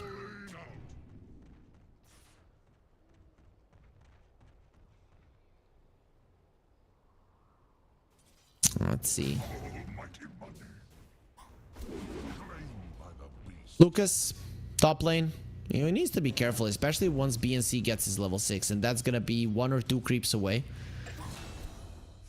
Doom loses his life. Weeha, first rotation successful. He didn't have a power rune, but he definitely had good idea of how he needs to move, and that's gonna get him closer and closer to the Storm. The difference between the two mid laners is just not that high. Slayer has to be careful. The roar from BNC would be problematic for him. PA is level 6 as well, but it's gonna be a long time before Lucas can actually go for BNC. Actually, with the Storm coming over, now he's gonna be rotating as well. Lucas doesn't want to come over, doesn't want to get roared. He's waiting for BNC to use it. The Sunray will finish him off. Actually, it will be Lucas. What did he finish him off with the Orb of Corrosion? Yeah, I didn't see a dagger flying through. So Orb of Corrosion damage actually kills BNC. You don't see that too often, but that is a big deal for a PA. You just want to get up to your battlefield as fast as possible, and now he's at the top of the network chart over Khan, who has been completely decimating the LC in the lane. Now they're even trying to pressure the tower, won't be able to do so just now as Vierk does pull the creeps back. Michael all this time has been stacking. You do have a Tiny and the Beastmaster, both of the heroes pretty decent at securing the creeps in the jungle and the stacks. Level 6 is going to be very important for the supports of Moneymakers. Does the Doom get a point in Devour? Yes, he does. I guess you do want to have a spell. He went for the mana burn. A very slow start. Only 6 kills so far, 9 minutes in. But not that many. The 3 to 3 kills of it. ENC Ram squad have a better win probability. I guess there is some merit to it. Their heroes are quite strong. I'm thinking the longer this goes, the more of a problem the PA will be. Vierk now has the duel. He would love to get it onto Khan, but him and Bignum are not going to be nearly enough to get the kill. If maybe the Storm was there, then it is a different story.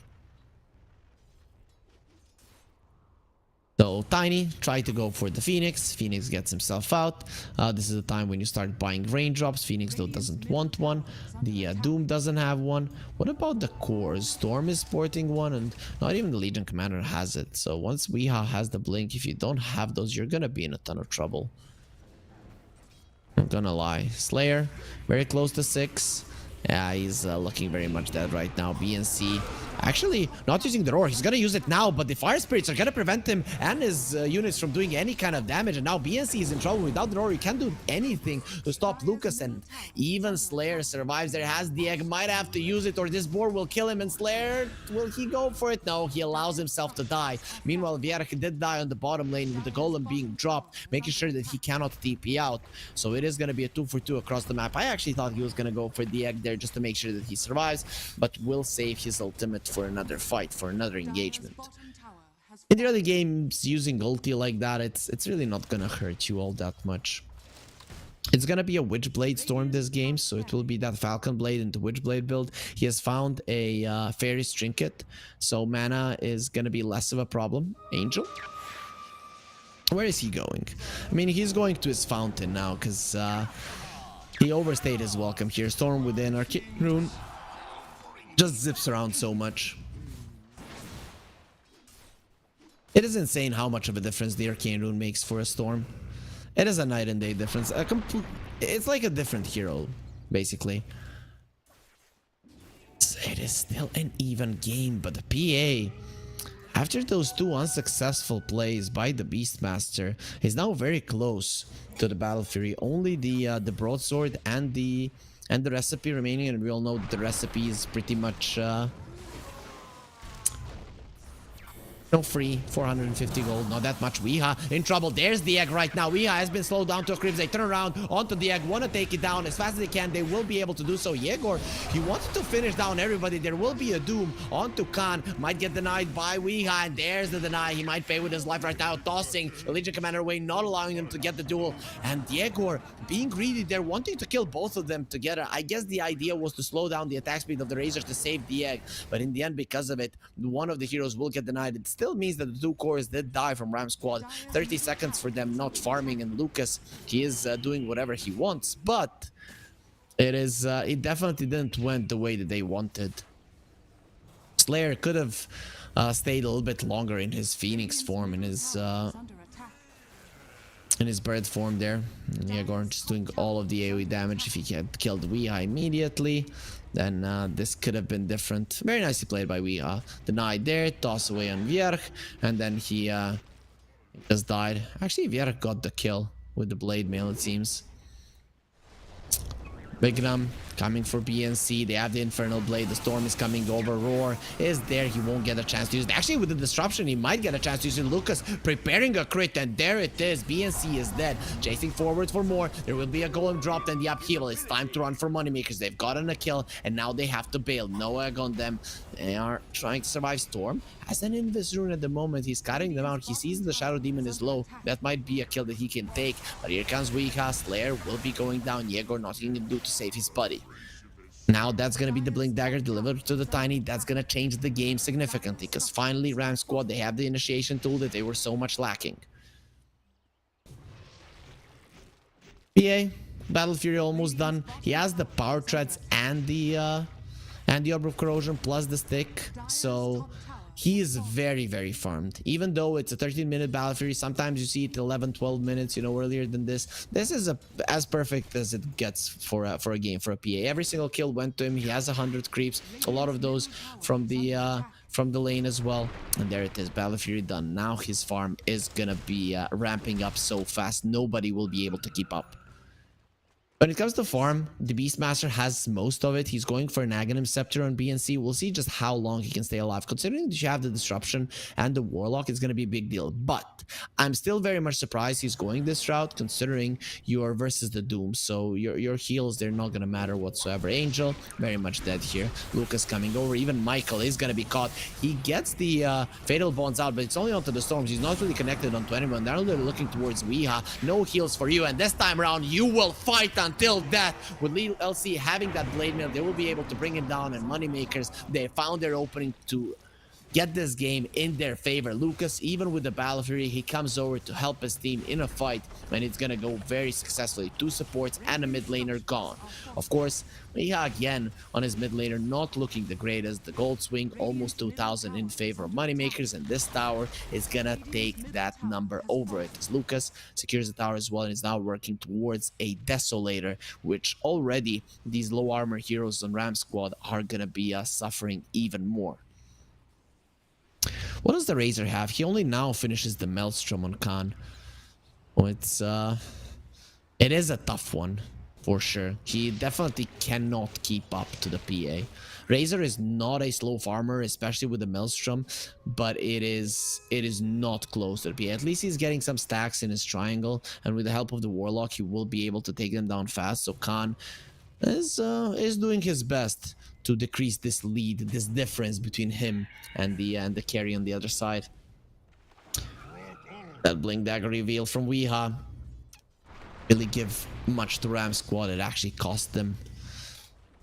They have the Roar, they have the Demonic Purge, they have the Chaotic Offering. So Ram squad are more than capable of fighting. Doom and the Egg are currently on cooldown, but are not going to be there for long. 30, 40 seconds, not too much. Lucas has been found, he needs help. Tries to go for the Blur, and there it is. Bignum is waiting for him. Nice disruption. There's nowhere to run, there's nowhere to hide, nowhere to jump to. He goes onto Michael, but very soon he gets taken down by Khan, and now Bignum, who has been trying his best just to save his carry, will go down as well. It wasn't Weeha that found the opening, but either way, it will be 2 heroes dead. Moneymakers taken down a Ram squad. I think this is the first time in this series that they have gotten something good.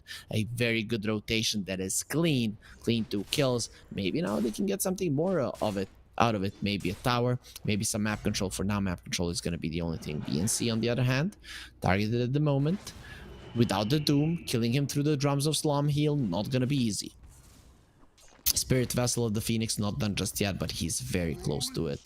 And Tiny wants the Echo Saber, so no surprises there. I'm guessing Khan wants a BKB. Yes, there's the duel. Onto the Beastmaster. Do you have enough to kill him before the duel ends? No, but he dies before getting anything off. Now Weeha TPing in. Egg is ready. Slayer, he needs to be careful not to get caught first. They are under their own vision, Moneymakers, so they're setting up this fight quite nicely. Though, can Ram squad change it? They brought all 4 of their heroes. If they try to escape, if they try to go back, could get destroyed by Moneymakers. They went for a smoke. 20 seconds until the Beastmaster is back. The PA is in the vicinity too. And there's the Doom onto the Tiny. Now turning around onto this Warlock. He will get the Chaotic Offering down. Angel though not gonna be surviving for too long. And the Egg has been used. Everybody's running away. They cannot run. Lucas is just slaughtering them. But Slayer getting the kills. It's a 5-man wipe. Beastmaster will be coming back to the world of the living, where he will find out he has absolutely no friends left in this world. Ram squad tried to force the fight, but Moneymakers set it up so beautifully. It was such an easy path to end it. Every single hero dropped, and now it's a 5k gold lead for Moneymakers. Just like that, they get a really nice, comfortable, solid lead to go their way. So Moneymakers, they will pause right now. They have had some issues with lag. No, actually, that was the previous series. It was Navi Jr. that had some issues with lags a couple of times. They needed a pause. But Moneymakers, they maybe just needed to scratch a little bit or fix a Discord issue. Whatever the case is, it has been fixed. So now they can continue to play. Weeha, just like in the previous game, he's just suffering. He is not looking like a core. He's not looking strong at all. And both of the supports of Moneymakers are very close to overtake him. One more fight like that, and both of the supports of Moneymakers are going to be ahead of this Weeha Tiny. I guess the Doom, you know, he has a built-in Midas with the Devour. But the Phoenix, well, he doesn't. 9 Spirit Vessel charges on the Phoenix. He has literally put the ashes of entire dynasties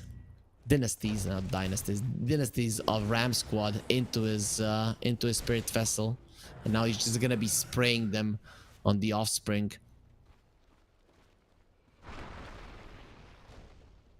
Beastmaster is going for a shard and Of course, a pipe.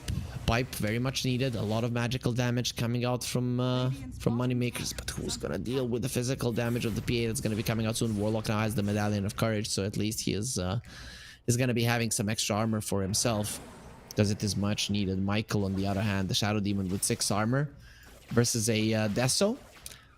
He will go into Midas with Deso and the Orb of Corrosion. So good luck versus that. Legion Commander going for a BKB. Bjerg is trying to farm as much as possible. We're seeing the win probability in favor of Moneymakers. For a good reason. They are ahead. They have proved to be a better team. Their draft can do a lot in the late game. Let's see. Ram squad though in a much better position than they were in the previous game, despite losing the previous fight. If they would think about it, guys, remember what was happening in the 19 minutes in the previous one? What? That's the biggest, the more. Look at his face. Look at Angel's face. Oh boy. Oh, that feels so bad. He wanted that kill and he just went through the portal. This is the thing, when you just do not have that many stuns and then you're hesitating for a second. We're looking at the Angel's face and he's just not feeling good about himself. Who would? You just dropped your ulti. It felt like a move in a pub when you're annoyed. Kind of reminded me of, I think it was Miracle juking with an SF, dodging a Warlock Golem and then getting relocated out by GH. I think they were even liquids back in those days. They weren't Nigma. That's what it reminded me of. There is a glyph on Moneymakers. They finished the Rosh and immediately the Storm is starting this fight. Has to be careful not to get roared and die. He just slows them down a little bit. And here comes the cavalry. The duel onto the Shadow Demon is looking very much dead. He'll be going down. Angel, nothing he can do about it. And BNC doomed and taken down. 3 heroes dead just like that. They only wanted to push. They wanted a trade for the Rosh. And they will only be giving extra kills to the enemies. Their ward also taken down. So very successful engagement for Moneymakers. They don't bring down the position 1 and 2s of Ram squad, so at least something positive for the Radiant side. But it wasn't the fight that we were looking for. Storm now has a Sanjin Kaya and the Witchblade, of course, on top of his Falcon Blade. The Storm in a very comfortable position. I'm loving how Vjark is finding the Shadow Demon. This is the hero that he wants to take down, that he wants to take out of the fight, unless he has already seen the disruption being used. Then it is fine for him to duel almost anybody. That was a really cool play from the Storm. I like how Yegor went for it. He knows that the only one that can keep him in place is the Beastmaster. He slows him down as much as possible, and the supports aren't just gonna leave him like that. And then Moneymakers come over with so many heroes duel onto the Tiny. The DD from Yegor has been used. That's another duel victory. Now Angel in so much trouble. He doesn't have his ulti. Diak has been used. Nobody's gonna be able to deal with it. The roar from BNCU just to give himself movement speed. Khan has the BKB, turns around onto the PA, starts draining the damage, but Lucas goes to the side and then goes in after he has broken the link. I'm not gonna be holding hands with you at all, as they will bring down 4 heroes. The poor Shadow Demon left all alone and Bignum runs him down. It took some time, but in the end he gets the 5th kill and Ram squad get wiped off the face of the earth. Let's see if this series is gonna be lasting for longer than an hour. Last game didn't last half an hour, and let's see if this one maybe will. The tier 2 tower in the mid lane has fallen and the push of Moneymakers will continue. Ram squad are going to be coming back pretty soon, and they do have a glyph, so I don't see the Raxus being dropped down just yet.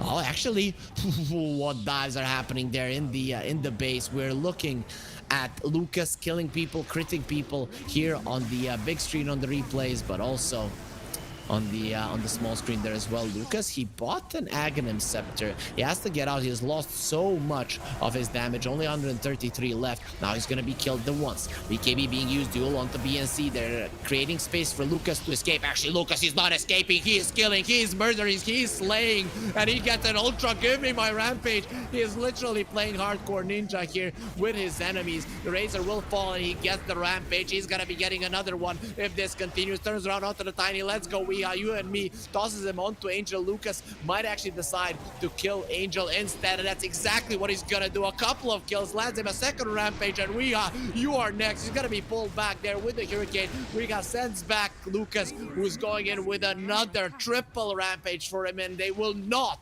last an hour, as Lucas is way too strong. Continues with the dives. They were able to kill him once, take away his Aegis, but with the second life, he just completely obliterated, annihilated, and destroyed Ram Squad.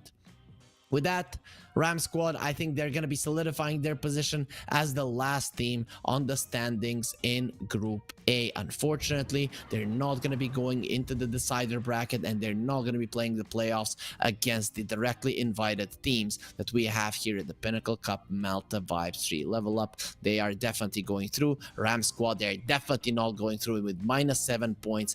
They are definitely the weakest team out of these 6. They did give us some good games, especially versus the top dogs, being the Level Up, showing that they have the skill necessary to play. But in the end, it wasn't good enough. Not even that series went their way. They only won 1 game, and that is their only victory thus far. They will have 1 more series, which they will play tomorrow. But overall, we know that it is going to be the last time that we see them in the Pinnacle Cup Malta Vibes 3. Let's go into the schedule to see which other games we do have here. Because bo3 is going to be taking over for 1Move versus Infinity, and Sibe team versus 4 Zoomers. As you can see on your screen, Navi Jr. lost to Storm, and Ram Squad lost to MoneyMakers. And again, Group A, both of these series are going to be ending with a 2-0 score, which is unfortunate for me, as I don't get to cast any more games, and unfortunate for you guys, as you will have to wait for 90 minutes until the next game does start. But it will start, it will come your way, it will be here. 1Move versus Infinity will start in an hour and a half, an hour and 25 minutes. Around that time, of course, you're going to be in the capable hands of my awesome colleagues and, of course, the production team behind us. Until then, enjoy yourselves, and see you in an hour and a half for more great Dota. Bye for now. Oh, esport. You and I have come a long way. It was such humble beginnings. As we gathered in small groups, we were professionals right from the start. Passionate, organized, and ready to rumble. We dreamed big, and surely enough, our parents supported us at every step of the way. Didn't they? Fired up by all this love, it wasn't long until we caught the scent of competition. To be honest with you, it wasn't always that easy. Joe here, he had to take on 2 side jobs to afford playing professionally. It's gonna get better, Joe. Fist bump. Some of you dared to not even call this a sport. And look where we are today. An endless stream of esports events every year. Bet you didn't see that coming, Mom and Dad. And you know what? We have been with you every single step of the way.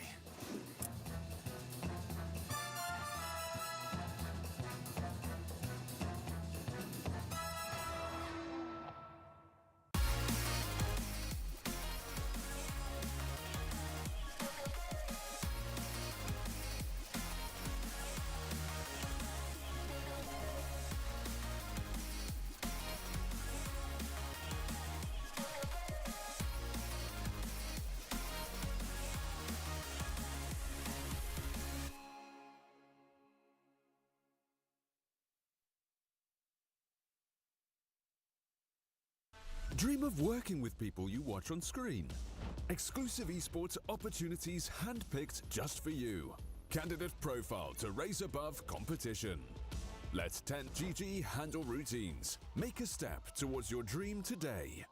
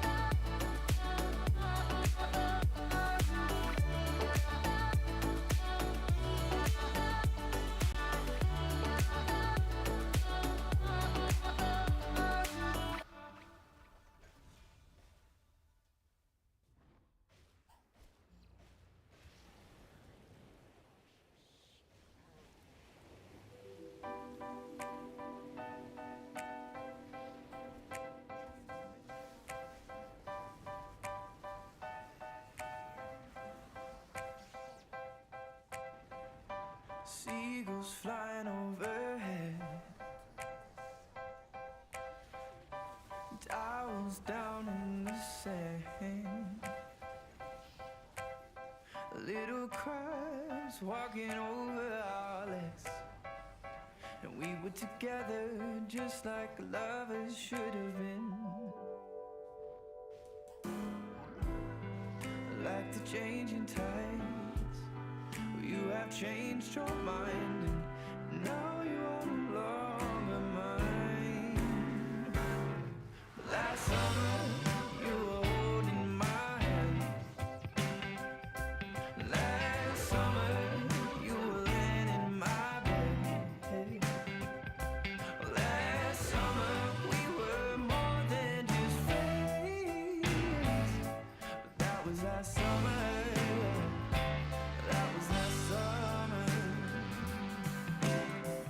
I miss the salt in my hair, and I miss your emerald stare, and I wish you were still here in your red sundress, watching the sunset by the pier. In your red sundress, watching the sunset by the pier. Last summer, you were holding my hand. Last summer, you were laying in my bed. Last summer, we were more than just friends. But that was last summer. That was last summer. That was last summer. That was last summer. Like the changing tides, you have changed your mind. Now you are no longer mine. With tears in my eyes, I recall the times when I had you by my side.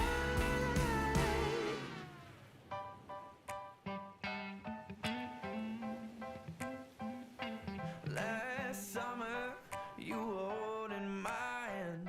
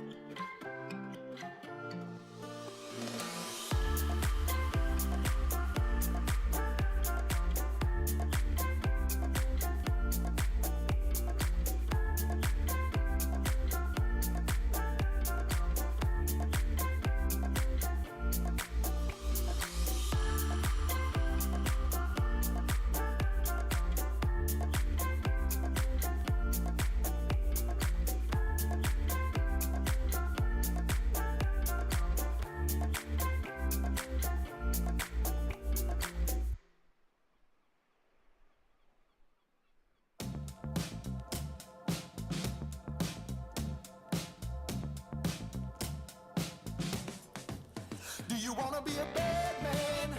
Yes, you do. Do you wanna taste sweet salvation underneath the summer moon? Do you need another hand now? Yes, you do. Go see Miss Josie down on Columbus Avenue. Down in the city, there's a place that never sleeps. You can see it all up past 57th Street. Music is hot and the drinking there's free. It'll turn you upside down before you count to three. One, you're looking for a helping hand. Two, you need a friendly face. Three, feeling good you can barely stand. You're falling all over the place. One, you're looking for a helping hand. Two, you need a friendly face. Three, feeling good you can barely stand. You're falling all over the place. You own it, they got it, they flown it, you bought it. Ow! Do you wanna be a bad man? Yes, you do. Do you wanna taste sweet salvation underneath the summer moon? Do you need another hand now? Yes, you do. Go see Miss Josie down on Columbus Avenue. Columbus Avenue. Ha! Go see Miss Josie down on Columbus Avenue. Columbus Avenue. Ha! Go see Miss Josie down on Columbus Avenue. One, you're looking for a helping hand. Two, you need a friendly face. Three, feeling good you can barely stand. You're falling all over the place. One, you're looking for a helping hand. Two, you need a friendly face. Three, feeling good you can barely stand. You're falling all over the place. You own it, they got it, they flown it, you bought it. Ow! Go see Miss Josie down on Columbus Avenue. All right, Columbus Avenue.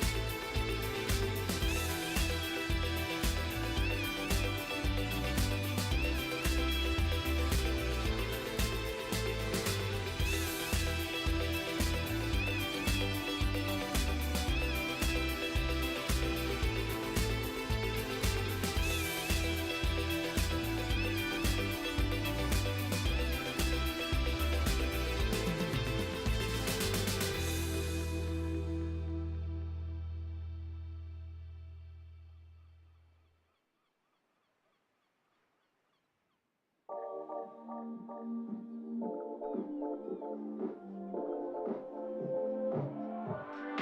miss that sexy smile, looking for to see you. I hope I will lose control.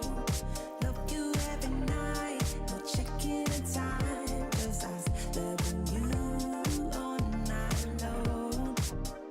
I can let you go, baby. It's the right we already know, and we feel it. I really do. I said the truth. We can't go any road. Need you now. I'm your queen and you the keeper now. It's a kingdom. Let's play it how you like. How does it make you feel? Or you wanna change? I'll be whatever. Watching like we can dance. You got to move tonight. Stars are watching us in the sky. I wanna last it forever. It's a sexy smile, looking forward to see you. I hope I won't lose control. Love you every night, no checking the time. Just us loving you all night long. I can let you go, baby. It's the right we already know, and we feel it. I really do. I said the truth. We can't go any road. Need you now. Let's change the clothes we have a drive. You know how you make me feel alive.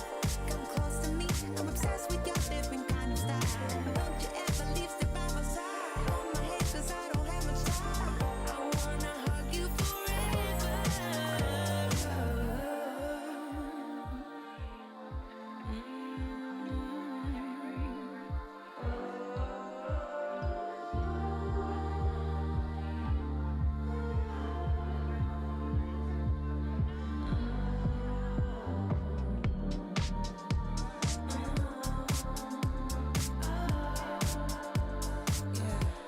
I miss that sexy smile, looking forward to see you. I hope I will lose control. Love you every night, no checking the time. Just us loving you all night long. I miss that sexy smile, looking forward to see you. I hope I will lose control.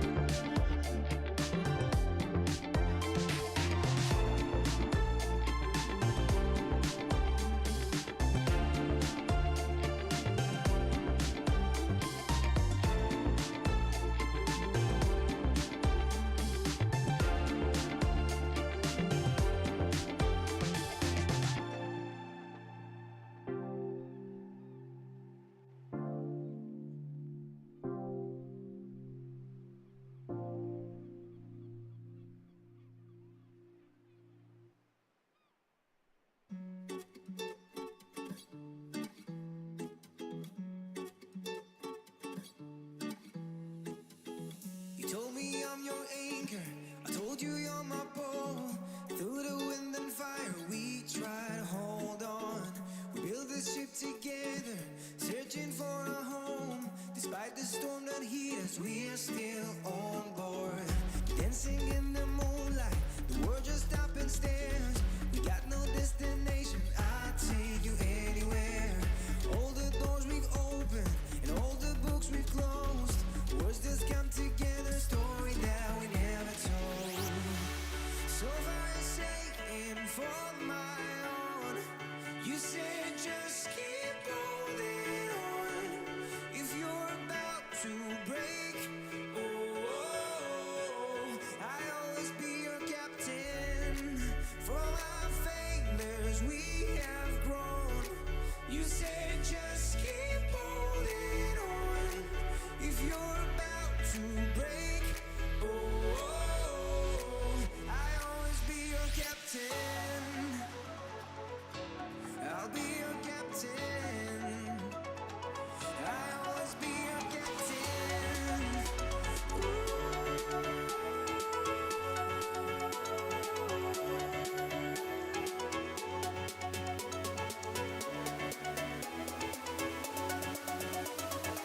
I'll always be your captain.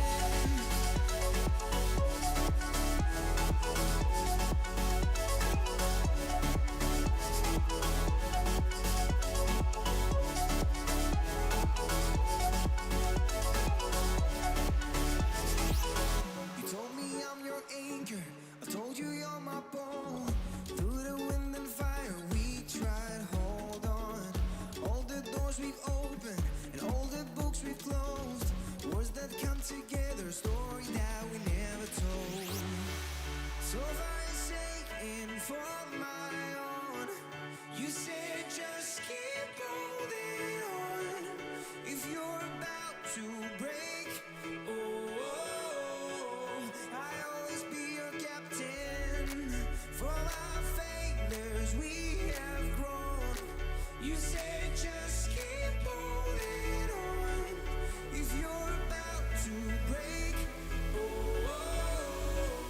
I'll always be your captain.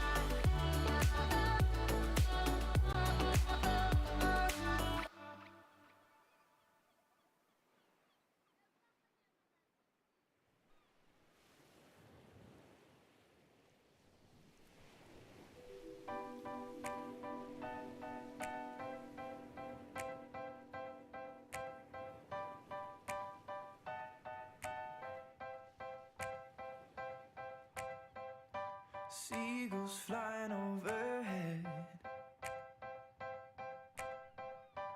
towels down in the sand, little crabs walking over our legs, and we were together just like lovers should have been. Like the changing tides, you have changed your mind, and now you are no longer mine. Last summer you were holding my hand. Last summer you were laying in my bed. Last summer we were more than just friends. But that was last summer. That was last summer. And I miss the salt in my hair, and I miss your emerald stare, and I wish you were still here in your red sundress, watching the sunset by the pier. In your red sundress, watching the sunset by the pier.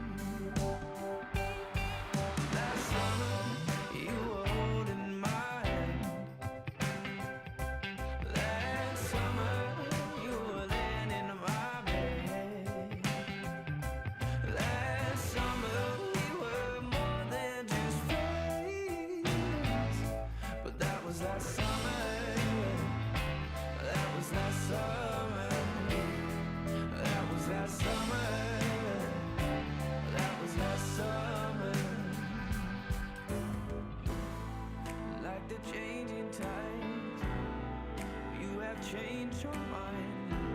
Now you are no longer mine. With tears in my eyes, I recall the times when I had you by my side.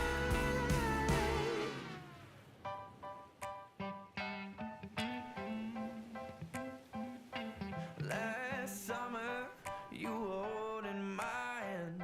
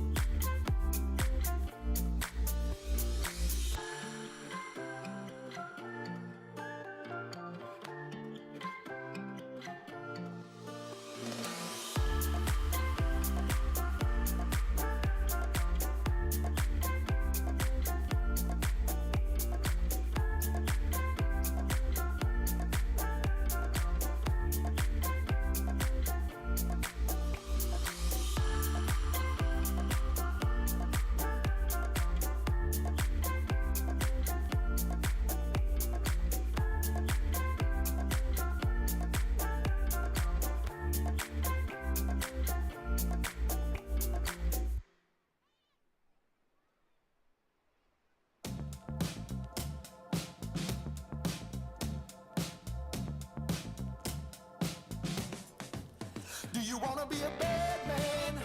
Yes, you do. Do you wanna taste sweet salvation underneath the summer moon? Do you need another hand now? Yes, you do. Go see Miss Josie down on Columbus Avenue. Down in the city, there's a place that never sleeps. You can see it all up past 57th Street. Music is hot and the drinking there's free. It'll turn you upside down before you count to three. One, you're looking for a helping hand. Two, you need a friendly face. Three, feeling good you can barely stand. You're falling all over the place. One, you're looking for a helping hand. Two, you need a friendly face. Three, feeling good you can barely stand. You're falling all over the place. You own it, they got it, they flown it, you bought it. Ow! Do you wanna be a bad man? Yes, you do. Do you wanna taste sweet salvation underneath the summer moon? Do you need another hand now? Yes, you do. Go see Miss Josie down on Columbus Avenue. Columbus Avenue. Ha! Go see Miss Josie down on Columbus Avenue. Columbus Avenue. Ha! Go see Miss Josie down on Columbus Avenue. One, you're looking for a helping hand. Two, you need a friendly face. Three, feeling good you can barely stand. You're falling all over the place. One, you're looking for a helping hand. Two, you need a friendly face. Three, feeling good you can barely stand. You're falling all over the place. You own it, they got it, they flown it, you bought it. Ow!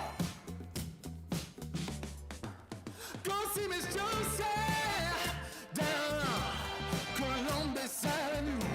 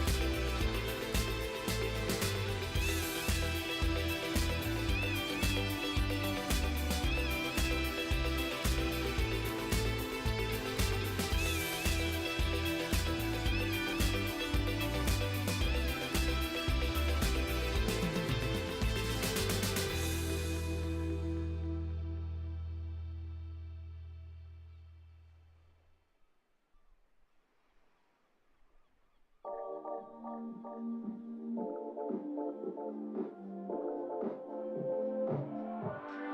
miss that sexy smile, looking forward to see you. I hope I will lose control. Love you every night, no checking the time, 'cause I was loving you all night long. I can let you go, baby, it's done right, we already know. And we feel it. I really do, I say the truth, we can't go any road. Need you now. I'm your queen and you the king right now. It's a kingdom, let's play it how you like. How does it make you feel? Are you gonna change? I'll be whatever, watching like we can dance. You got to move tonight. Stars are watching us in the sky. I wanna last it forever. It's a sexy smile, looking forward to see you. I hope I won't lose control. Love you every night, no checking the time, just us loving you all night long. I can let you go, baby, it's the right, we already know. And we feel it. I really do, I said the truth, we can't go any road. Need you now. Let's change the clothes we haven't tried. You know how you make me feel alive. Come close to me, I'm obsessed with your different kind of style.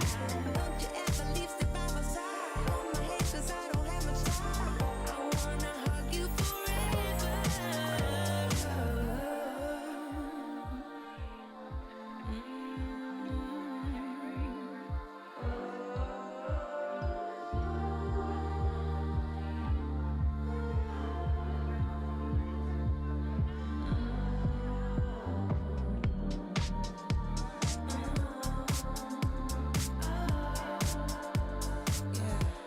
I miss that sexy smile, looking forward to see you. I hope I will lose control. Love you every night, no checking the time, 'cause I'm loving you all night long. I miss that sexy smile, looking forward to see you. I hope I will lose control.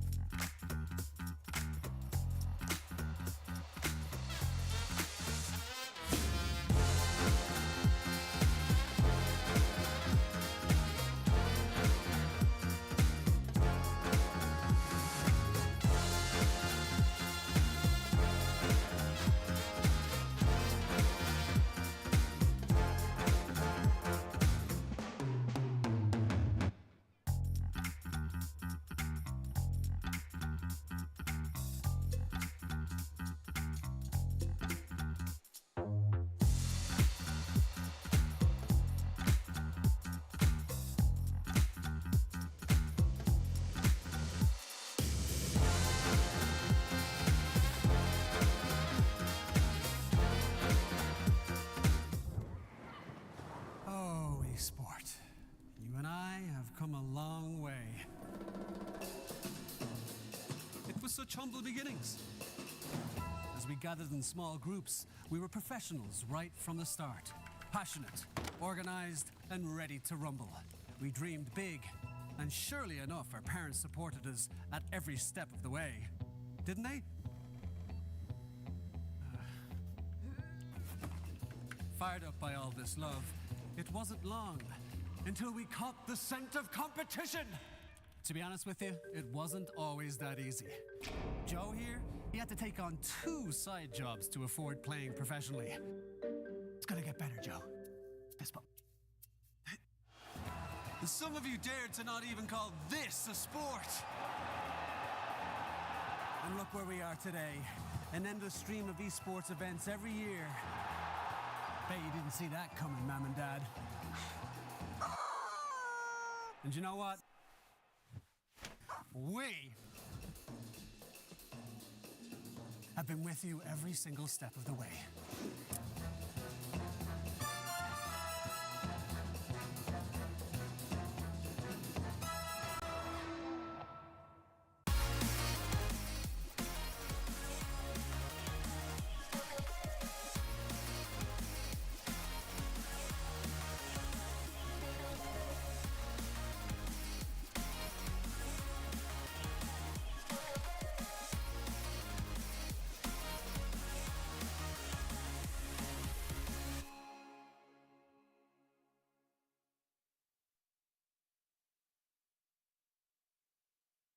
Dream of working with people you watch on screen. Exclusive esports opportunities handpicked just for you. Candidate profile to raise above competition. Let 10GG handle routines. Make a step towards your dream today.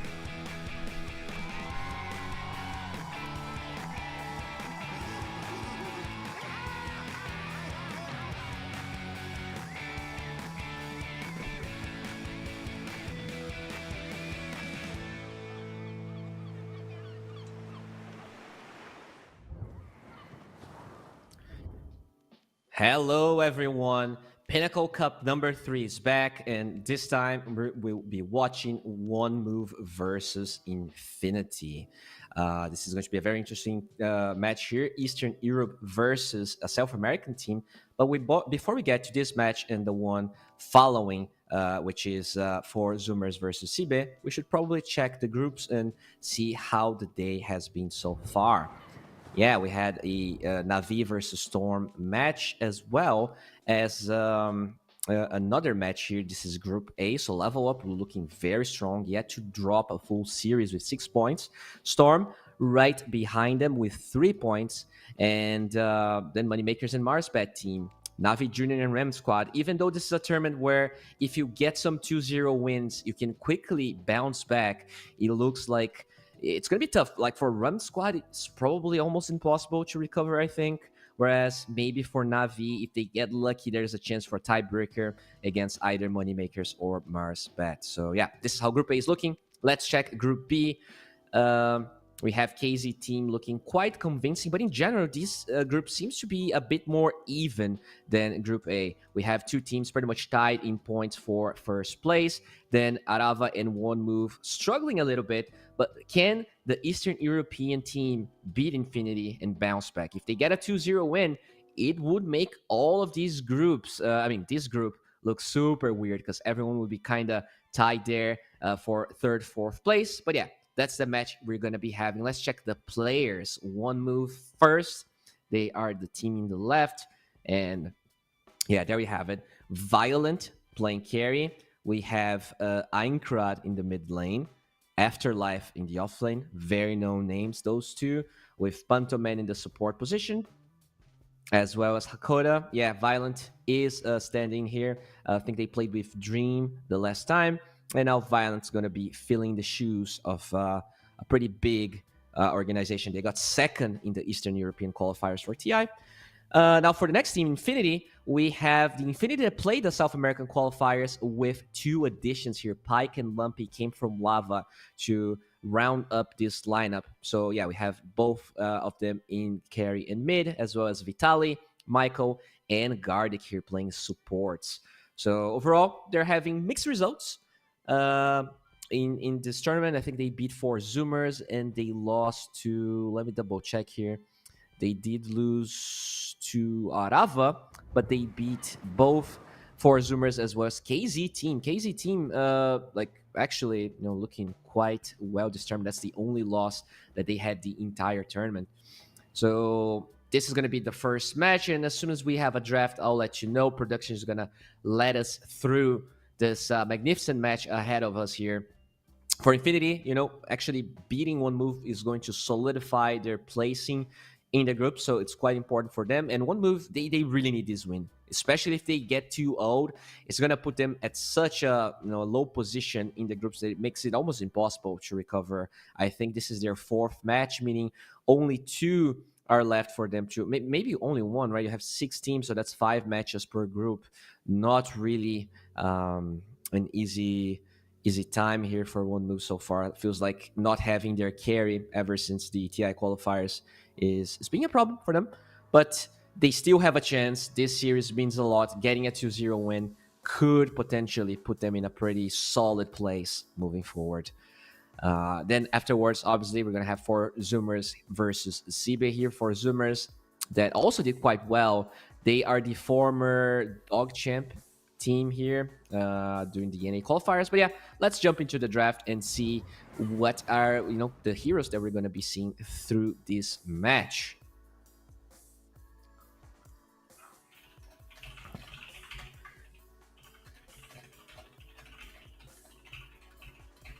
All right, so far, what do we have here? It is Primal Beast ban. Okay, we're seeing in this tournament a lot of Primal Beast bans. During the TI calls and even the Bet Boom Dacha that I'm casting, that was not really a ban that was quite common, but it is a powerful hero, and you have to be scared about it. Very flexible in the lanes and stuff like that.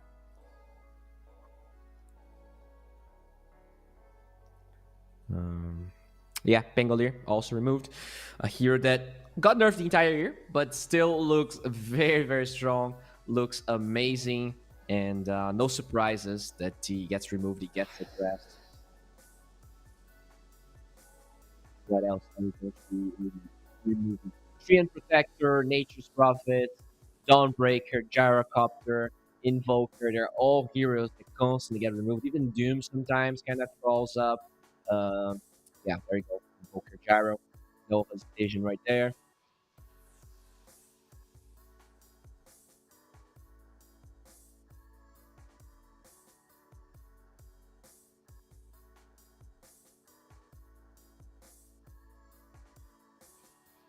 All right.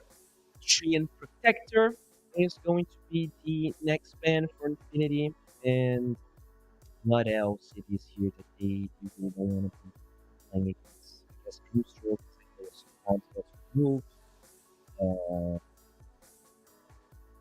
It really depends though. Like Grimstroke, sometimes it's totally ignored, sometimes gets picked up. There's a fair amount of combinations that Grimstroke is super strong with. I guess Primal is one of them. As they go through the features. Okay. What's left here for one move? I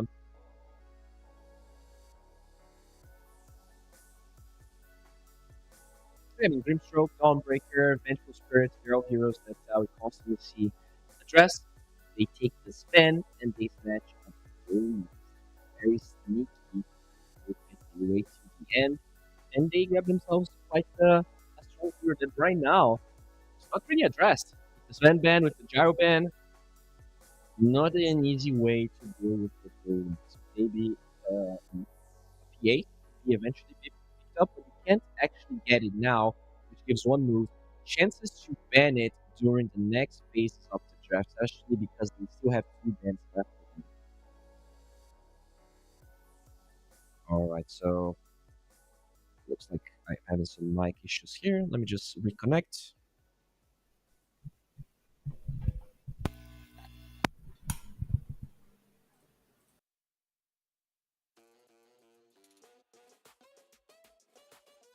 This should be good to go as they grab themselves an Undying. Not a hero we see very often. This Undying hero got a lot of nerfs. Still a strong lane dominating hero, and that's a possible way to address the brew, so that despite the fact that he's a strong strong offlaner that scales quite well, he might not get there just because the Undying is going to make his life hell.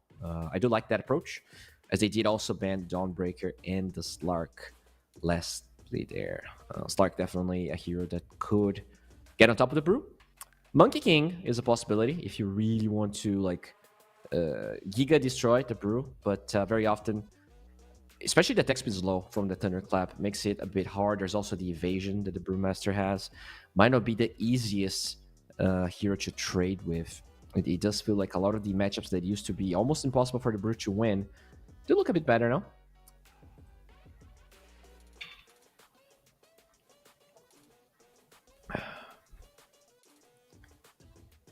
All right, so what is the last hero here that Infinity wants to remove? Maybe a Rubik for those Tombstone steals, maybe a Morphling. No, they just take an Earth Spirit.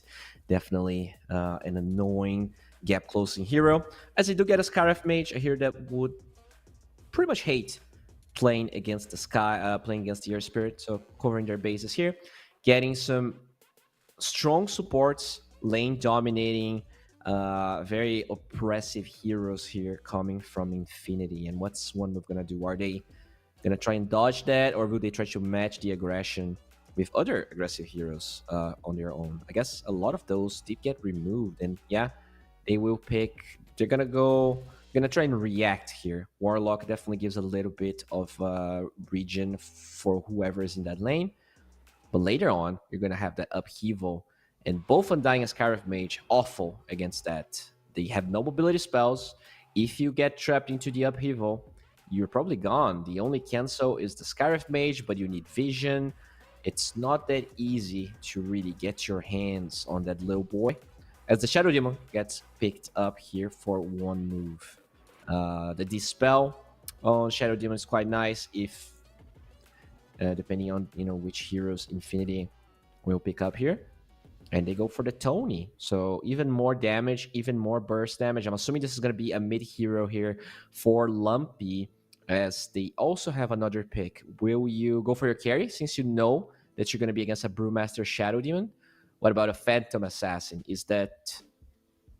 I think that's a good hero. You actually have Blink Strike against the Shadow Demon ulti. You have the Battle Fury for the Brewlings, and quickly Infinity grabs themselves a pretty good set of heroes. I think PA Undying is a very strong lane. You can get the Corrosion. I don't think Brewmaster is going to be having a happy time against those two, as now one move, they can probably pick their mid hero, since they know Tiny is going to be facing them in that mid lane. So what is left? Shaker still in the pool. If they want to go that route, you can get something like a Kunkka, possibly. These are probably the two big ones. Primal, Earth Spirit, Pango, and Invoker all taken down. So these are the meta options they can think of. Is there anything else they can pick? Yeah, I like those. I think you want something that's tanky, so the Shaker definitely fits the bill. Doesn't really die to the burst damage of the Tiny. Once you have Eggs, you can actually run away from PA, build Silver Edge against that Blur. Also, maybe you die to Tiny Sky, but then any hero will die to that combination. There's nothing that you can do against that, honestly.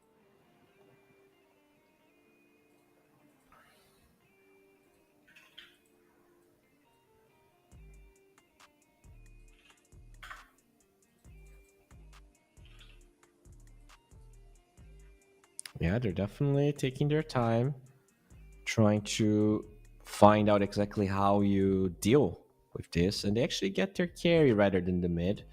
So they want to have this Chronosphere answer to the PA. Right now, though, not a lot of stuff to throw on top of it.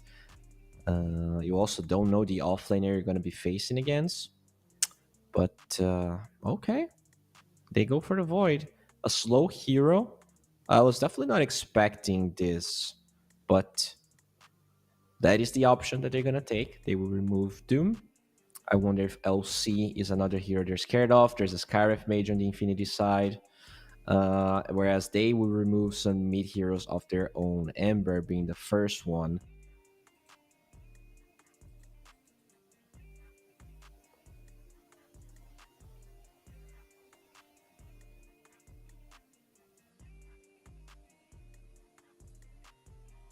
All right. Another ban here available for Infinity. I think I would remove the Shaker, honestly. It's a very strong laner. It definitely can get on top of those of the Scarif Mage specifically, but even the Undying, like you don't really have an answer for it. I think it's just an easy response for Infinity. Even though you have the evasion of the PA, you have the armor of the Tiny. Technically, the course should be doing well against it. It's just pretty easy hero to play, but no, they actually take the Quap. Quap kind of does well against Tiny in the lane, but later on, Tiny definitely has the upper hand in terms of burst damage, especially if you have a Scarif Mage where you go for the hunts. Yeah, the LC ban was quite obvious. So one move, you have to choose your mid laner, and it's going to be a Kunkka. Some damage mitigation, some stuff to throw on top of the Chrono, so I do like that. And I really feel like Kunkka stocks are going up. So overall, I do like the way that one move is able to round up their draft. You're going with some tanky cores, Faceless Void, agility hero, but you do have that time walk. You do have high armor. Should be able to withstand whatever it is Phantom Assassin wants to throw on top of you.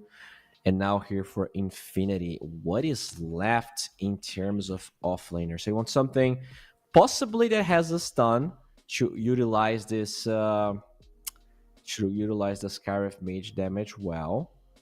But Dawn, Brew, Legion, Primal are all banned. So you can try to go Darks here, but I honestly don't like it. You can go Beastmaster, that does give you some lockdown, but instead it's going to be the Underlord. Some tankiness, some damage over time, which the Faceless Void definitely struggles in lane, but he's kind of a blob of a hero, right? You get axed, you don't really deal with the Warlock upheaval at all, no disables there. I wonder if this is going to be a problem or not for Infinity. I do prefer the draft of one move, but when we look at the results, not only Infinity is having a pretty decent run, they also won a series against the best team in the tournament, at least in points. So I do give them a slight edge, despite the draft from one move actually looking quite solid here. We'll see what's going to happen. We have some beautiful faces here. I've been very curious with the time zones. Yeah, we can see the South American players. The sunlight is there. It is very early here for us. But all of the players with the very dark rooms, they're probably the ones in Europe right now where I guess night, depending on where you are, is already hitting us. Yeah, look at those smiles. Infinity, they are feeling pretty confident here. And for a reason, right? PA is definitely one of the heroes of the patch that looks really good. There you have it, guys. Game one of a possible bo3 between these two powerhouses, South America versus Eastern Europe. You don't get to watch games like this very often, so hoping for a very, very good game. And we should jump right into the game because our production guys, they don't want to see you waiting. They're quick, they're swift, and so are the players. Both sides going for a smoke, and not the ones we usually see. This is just an in-game smoke, trying to find good vision, trying to get an advantage. Yeah, there we go. The Faceless Void, trying to stop any wards from being placed, and he was successful. Just standing there, drawing attention, as they were able to place a ward on the left side. So you can see that they did get a ward in the Dire, I guess, left big jungle. Yeah, just to the left side there. And we have one Radiant ward and one Dire ward, pretty much mirroring each other there. Do have a pause, but we should be getting back to a lovely match of Dota 2. Oh, that's the bald Kunkka. Yeah, there you have it. Let's take a look in that shiny bald head of his. Oh, that's the Brewmaster. Yeah, that looks pretty good. Have the faceless void of his hammer. But yeah, the horns are nice, but I want to see that bald head, man. Give me the Kanka. Yeah, this one's nice, sure. But he's not bald. Oh yeah. Oh yeah. Let's take a look. That's a very lovely, fine gentleman right there. As the goal gets called, he should be back to a match of the Dotes. Overall, I definitely like what one move has to offer here.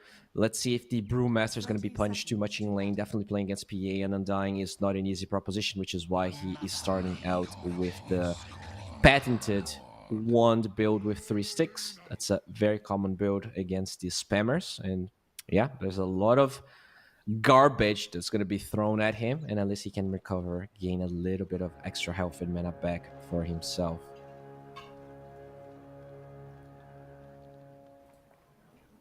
The battle begins. All right. Time for the runes here. We do see a 2, 4, 3, 4, 1, I believe. Yeah, there we have it. Afterlife going for some body blocks. And I mean, this lane is not easy. Pantoman, I even wonder what the build is going to be for him, because usually you want to be spamming your Shadow Poison, but there's so much gap close and damage coming from Infinity that maybe you need that Disruption save, either stopping the advances from this Undying or to buy time for your own allies, as we do see in the bottom side here.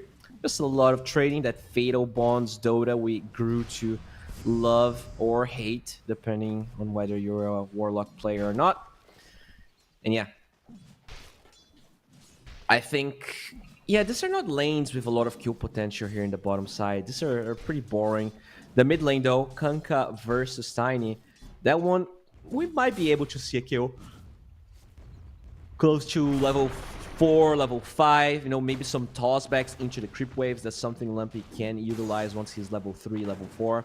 But also, you gotta be careful about that Tidebringer damage. At the end of the day, 0 armor on the Tiny makes it quite annoying for him to lane against those Kanka cleaves. Afterlife, no 3-0 overall. He's gonna struggle in this lane. Like it really, whether he's gonna recover or not is going to be the big thing, by getting a Midas or just some good rotations in the side lanes.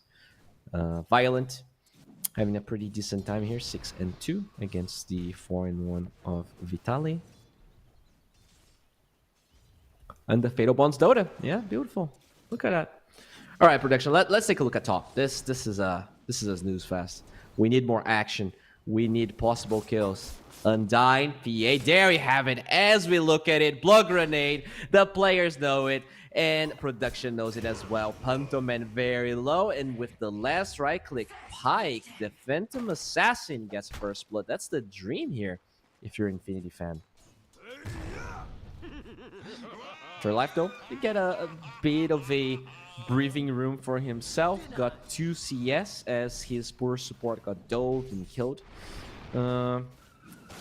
Yeah, not a lot of options for this Shadow Demon, unfortunately. This offlane is pretty much sacked. I don't think they really have any ways to do anything. Just Shadow Demon rotations could be one way out of it.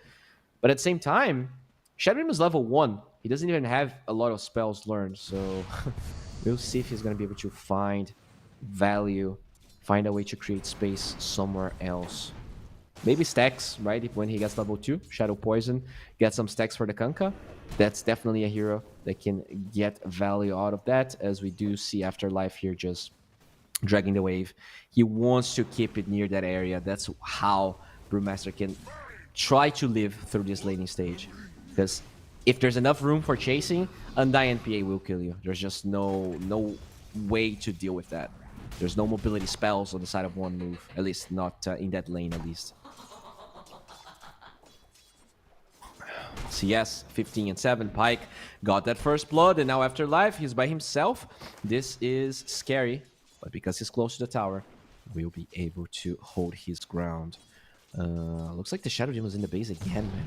This is just such a hard game for the poor Shadow Demon. He's gonna need those Wisdom Runes. One move, better try to steal the enemy one and also make sure they secure theirs, because this could be very scary for them. Violent here.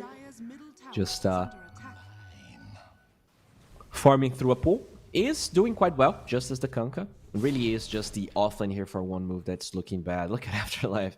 At least he got a fair amount of CS so far, but as the levels increase here for PA and the Undying, it's, especially now with the lane pushing towards the side of Infinity, good luck Afterlife squeezing anything out of here. They're going to go for a little pull, but Guardy quickly drawing the aggro away. And Lumpy with that Christmas tree cosmetic. I do love it. It's one of the best ones this game. Afterlife just using that evasion, just trying his best here to stand his ground.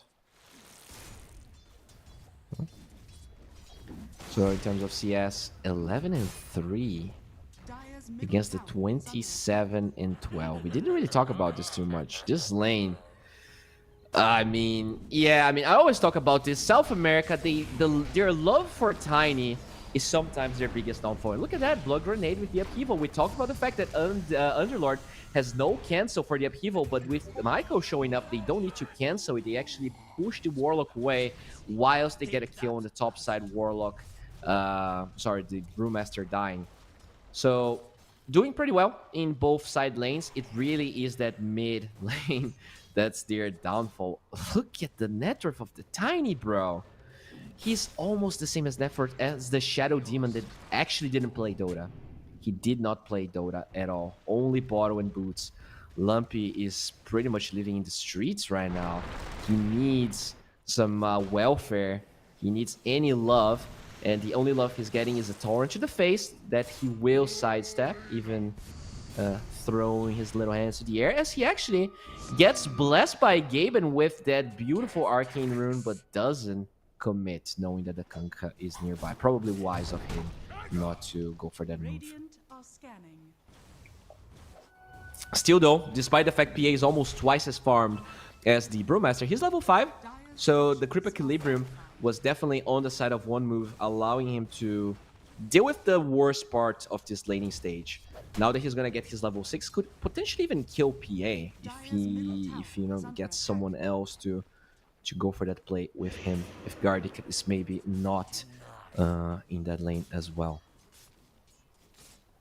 Yeah, sure, like just sapping as much experience as possible. He is just a cockroach there, trying to squeeze any foods, any scraps, any crumbs. But you know who wants crumbs? It's Lumpy. He will be taken down here. Good rotation. They use the boat. Chronosphere, not even needed. Well, not possessed, as well as we do see Pantoman getting the Wisdom Rune right here. Gardic was looking for it, but the supports from one move understand that's, you know, giving that away would be problematic, as Gardic actually just getting slapped by what Afterlife will be fine. Goodness.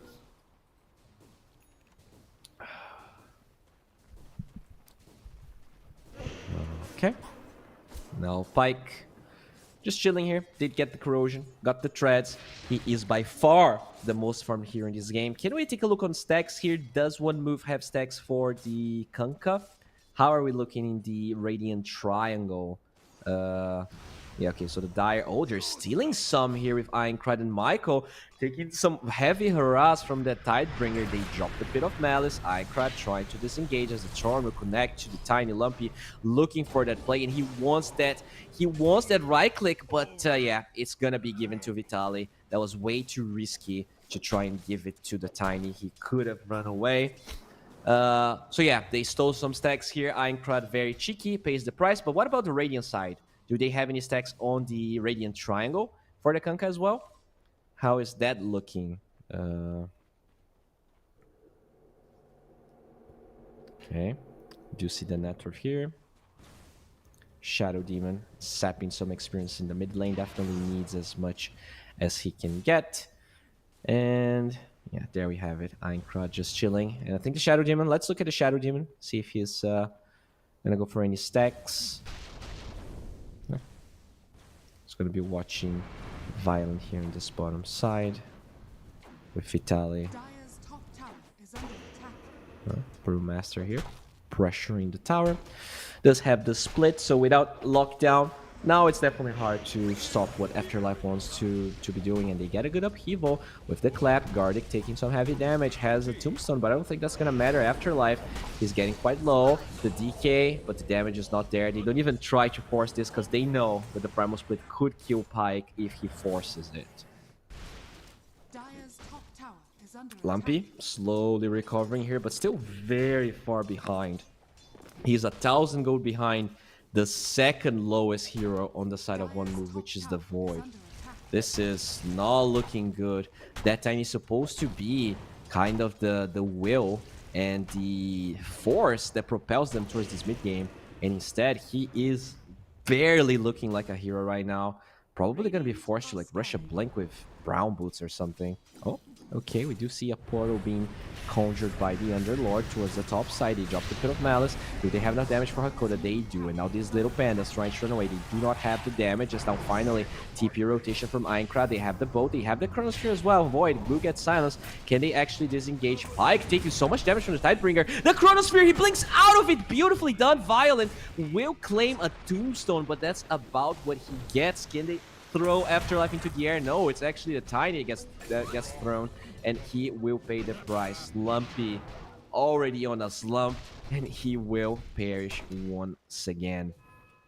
At least the PA had that beautiful play outside of the chrono, but still, it is one move with the advantage.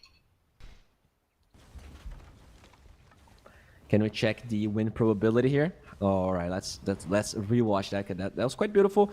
They use here the Underlord OT. They get Hakoda level 5, but the split definitely making this fight quite tough.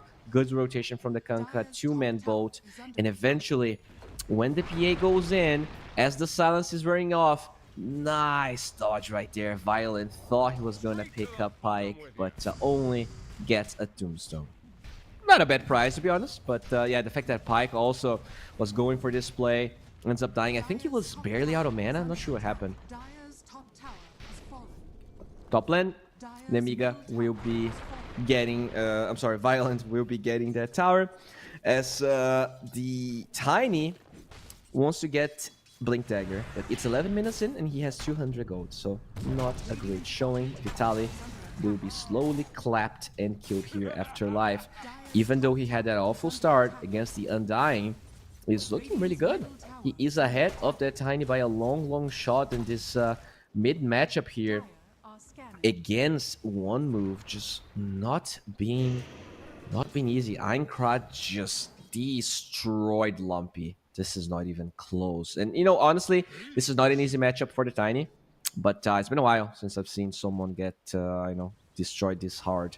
Violent does have a Midas. We're going for a second one on Brewmaster, and that is the scary part. One move is ahead, and they have Midases. They have 2 Midases, in fact.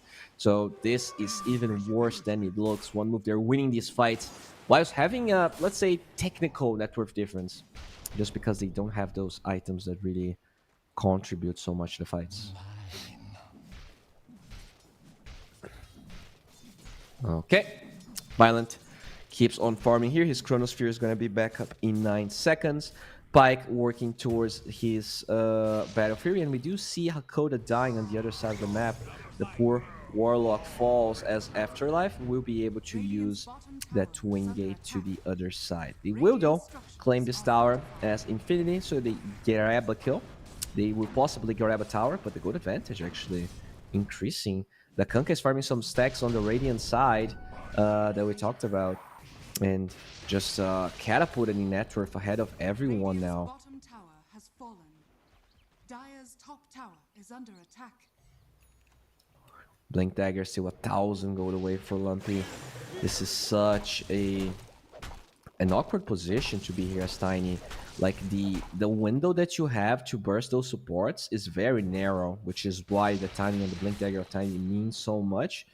If you get such a bad start, I wonder if you just don't want to get a Midas on the Tiny, just so that his mid and late game feels a bit more useful. I feel like getting a Blink Dagger now is not going to yield them any kills. It's just, he's way too far behind. I think he needs a way out of this, but yeah, we'll see. as one move.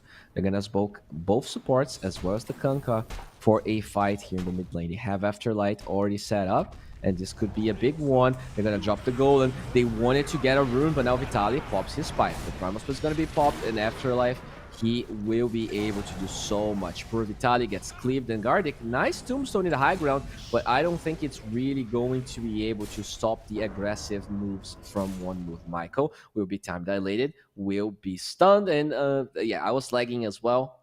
So okay, so they will quickly unpause. And I don't think this Scarif Mage is getting out alive. He will be stopped, Fatal Bonds, and killed. 3-0 is the score. And one move with that swift play just open up the map. Sure, the Tiny is farming, and he has the Midas queued up. I really feel like that's the play, but they're getting trampled right now. Can you even afford the Midas? Or is everyone else just gonna be in struggle town? PA about to finish Battle Fury, I believe, but is that gonna be enough?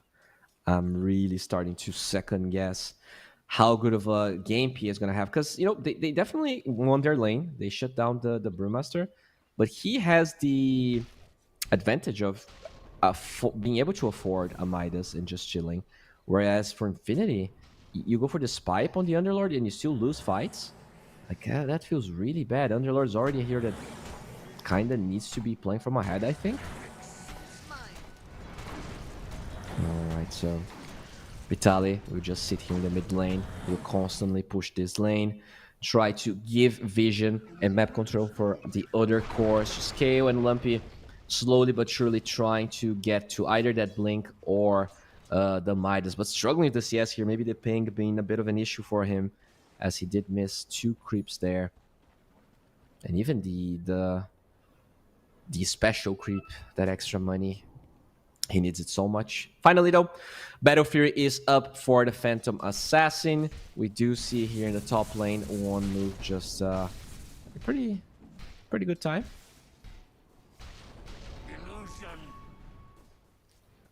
Michael did finish his Vessel, so this will amplify Tiny's damage if he gets that Blink.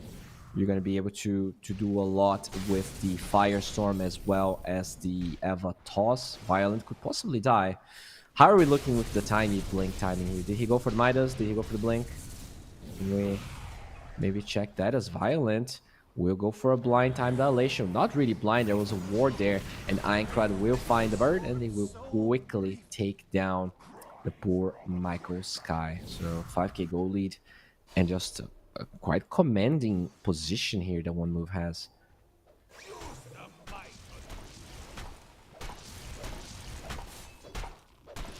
Dire's top tower is under attack.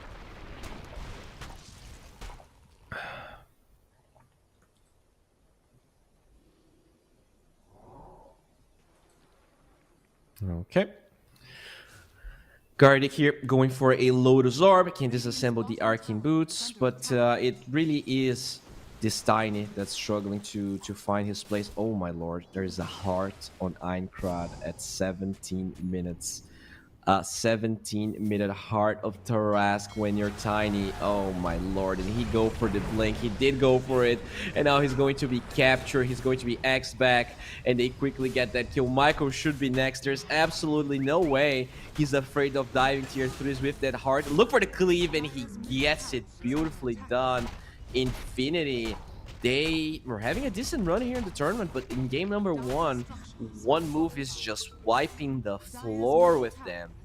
It's just the PA that barely resembles a hero. Everyone else struggling really hard, and the win probability, as we can see, at 74%. Okay, they even drop a Tombstone here, maybe looking for Hakoda. Do they have a way to cancel the TP? They don't need it, because they can cancel the TP with death. Pyke, definitely farmed, but already behind that Midas Faceless Void. And I mean, this is Pyke against the world. Oh, there's a double damage in the top side, but unfortunately out of vision. unless Lumpy scouts it, they have that Eva toss, they will use the disruption, and Pentiment will deny it. But after using that disruption, so there's a chance for the PA to get on top of them. Nice use of the slow. Pentiment will fall, but what about that Blade Mail Heart? Yeah, the PA cannot withstand that damage, and with Violence showing up, this should be an easy kill on Michael. Dominating streak for Aincrad as they lift poor Lumpy. He blinks out of that tornado, but with the Mjolnir and those pandas, they should be able to stay on top of him, or can they? Nice Eva, 6 seconds for the Blink Dagger. Violent, they get the Cinder Brew, they ignite that damage, and the X finally connects. So Lumpy, you will be lumped back with the corpses of Infinity, as the Eva is there, but the time dilation is ruthless. It will not stop. He loses a TP, he loses all hope. He is about to be behind the Shadow Demon, a Shadow Demon that was level 1 at 3 minutes. So yeah,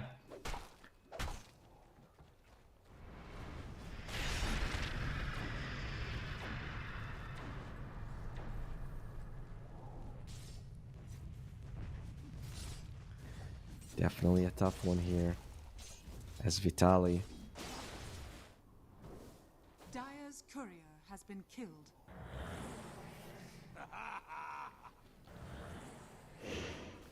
Alright, so they're gonna get some stacks going here for the PA, trying to give that BKB as good of a timing as they possibly can. But that Heart Blade Mail on the Kunkka, it's so insane. Like, how do you deal with that? Look at the build. 25 armor, you have Heart of Tarask on top of it. They even... What the hell? Did they just drop a golem for no reason? Interesting. Interesting move, as it looks like they're gonna try and use that golem to secure the first tier 2 tower in the map, and because of that golem they can finally get control of the triangle of Infinity. So that's not a bad play whatsoever, as Lumpy here just forced to eat the breadcrumbs that get left by one move. And there we have it. They're gonna go into the triangle. There are some stacks there as well. I think they will be able to munch them down and probably go to the Wisdom Room. But look at bottom. Infinity is sneaking in a Roshan. That is not a bad play. Pyke will be grateful with the Aegis that he's going to claim. So sure, they lose both the Tormentor and the Wisdom Rune and their tier 2 and the Outpost, but Aegis will be claimed, and that's probably the best they could have hoped for. Pyke does get a second life. I wonder if now he's gonna go for the Desolator instead of the BKB, just because that second life could be a good enough safety net moving forward.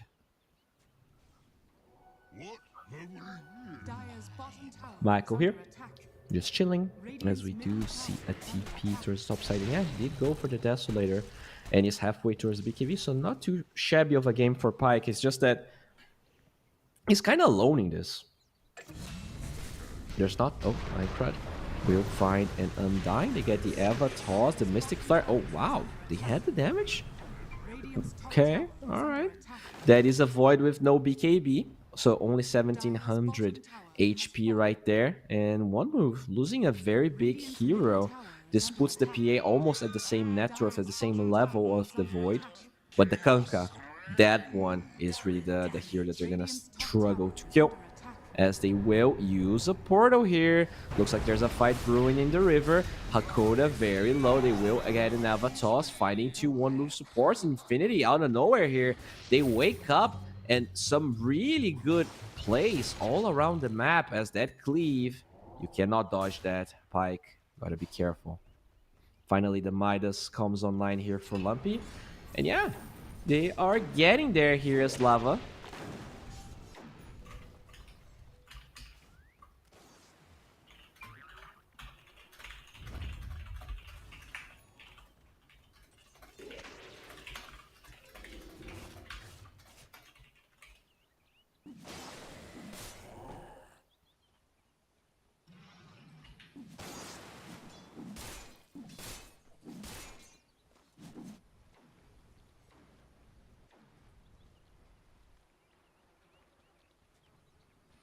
All right, so smoke time for Infinity. looking for an opening. They would love to use that Aegis and get some extra value out of the play they went for. Pike is almost level 18, but oh, the move gets scouted out. That Torn is so beautiful. Tombstone placed in the high ground, but Michael will be killed by Violent Asgardic with that Lotus Orb. Is trying to buy time. They're trying to take the Tombstone down, but this is only the 2 supports there, and so they will leave and take their losses, cut their losses. This is probably better than trying to force a fight. Despite the Aegis, Pike not really willing to fight as they drop the Vessel, drop the Clap, drop the Cinderbrew. Primal Split is available. Where's the Blink out? They will be able to, with Lumpy, disengage. Another Blink is what they need, and Pike will be able to get the Blur off as well as they disengage the Blink away. Also giving here some buffer for Infinity. So they get these 2 supports, and the Primal Split being used is pretty big. So far, it feels like Pike is not going to be scouted. Would love to Blink strike a couple of targets before joining the fight, though. He is quite low in HP, and yeah, there you go. Already at a much safer and better place. One move, even taking a tier 2 despite the Aegis on the side of Infinity, but this could be a problem, even though they have the Chrono. Bruce Split is on cooldown. Yeah, they're not really gonna take this fight. Infinity is still very scared, and the position there, the vision that one move has is way too powerful, way too ruthless, as finally level 18 is acquired by Pike and Vion. He is looking for vision, but look at that, the blur never, I mean, it did eventually wear off, but he was just perfectly positioned, and with that ward, he was able to navigate Violent's position. That was so close. But still, that small little engagement means that the Aegis is probably going to be over. They won't be able to really take any convincing fights. Avalanche connects onto Aincrad, and you can see 5 levels behind the Kanka. That's how oppressive Aincrad was able to be compared to Lumpy. He barely feels like a core yet, but has that Midas, so they should slowly be able to recuperate, to recover.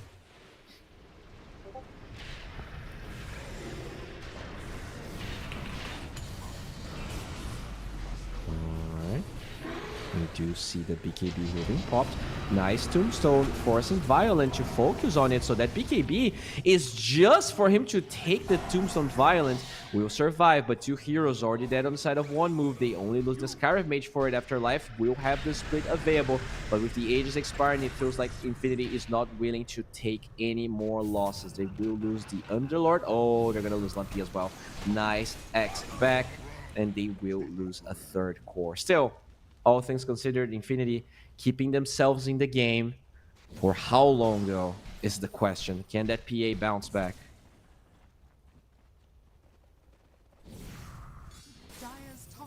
Let's check the replay here. So they do go up the high ground here, trying to engage on the Underlord. Quite tanky. They drop the Tombstone, and now Violent forced to use that BKB just for the Tombstone, but PA was never able to really abuse that too much. Lumpy a little bit late going into Violent, and yeah, just a little bit of miscommunication. The Aegis expiring just means that you cannot be here.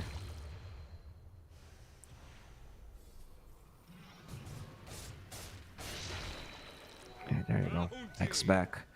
Poor Lumpy cannot catch a break.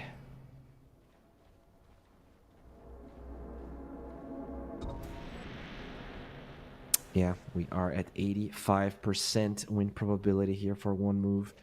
Definitely a tough spot to be in, but PA is a hero that is prone to miracles. If there's one hero that can come back from a game like this, it's definitely PA. You just need the right jump. You need possibly a rapier. But yeah, so far they don't have that. They barely got the BKB done for Pike, as we do see Void here also going for a Manta, so he needs the 2nd Dispel against the Silences, against the Pit of Malice from the Underlord. He doesn't want to be using BKB just to destroy a Tombstone, as yeah, Mr. Brewmaster with a Radiance. We see level 15 talent learn here for the Faceless Void, just getting some of those stats. cleave and the damage here for the Kanka. So he hits like a freaking truck. He's a bald man, but he is a very scary bald man. Alright, Lumpy does have that Echo Saber, slowly recovering. Still the bottom of the barrel, but definitely a bit closer to everyone else than he was at the beginning. And Spike will TP out, and Roshan, we will know the spawn timer in about 20 seconds. If Infinity can somehow sneak it again, that would be the ideal scenario. Unfortunately, it's probably going to be on the bottom side unless the spawn is quick. So let's keep an eye on that, because this is probably the biggest objective that will be... Oh, the 3-second spawn? Oh, no. Okay. Oh, that's even on the dire side. So Infinity, they should be able to deal with it. But right now, they're in no position. They would never expect the Roshan to be this quickly. They're already setting up bottom, expecting that to be the case. And one move... Okay, so both sides kind of outplaying themselves a little bit here. But Infinity, they definitely got here earlier, as the dire scan expected them to go through the triangle, and that's not the route they're taking at all. They go through the river, but with some heroes from Infinity already positioned, can they possibly take a good fight? They're using this lane vision quite well, but the patience here from one move, a second dire scan, trying to find exactly where they are, and they understand. They will all move towards this left ancient side of the map, and Infinity just being patient, just camping their ward. That's all that they can do. Pyke had a crit prepped up for a fight, but it's only 6 seconds, so it's not really easy to make sure you're gonna do a lot. Aincrad reveals himself as he takes the sentry, and they will get vision of Roshan. Unfortunately, Infinity, they all left that area, meaning it will be given away here for free for one move. A good advantage. Definitely on the lower side than I expected, considering how tough of a game they're having. But overall, still Aegis for the Faceless Void, as well as Cheese for the Brewmaster. Aincrad definitely doesn't need any of those. He is so tanky. He has a Shiva's Guard, 55 armor on that bald guy. That's not counting the damage reduction of his boat.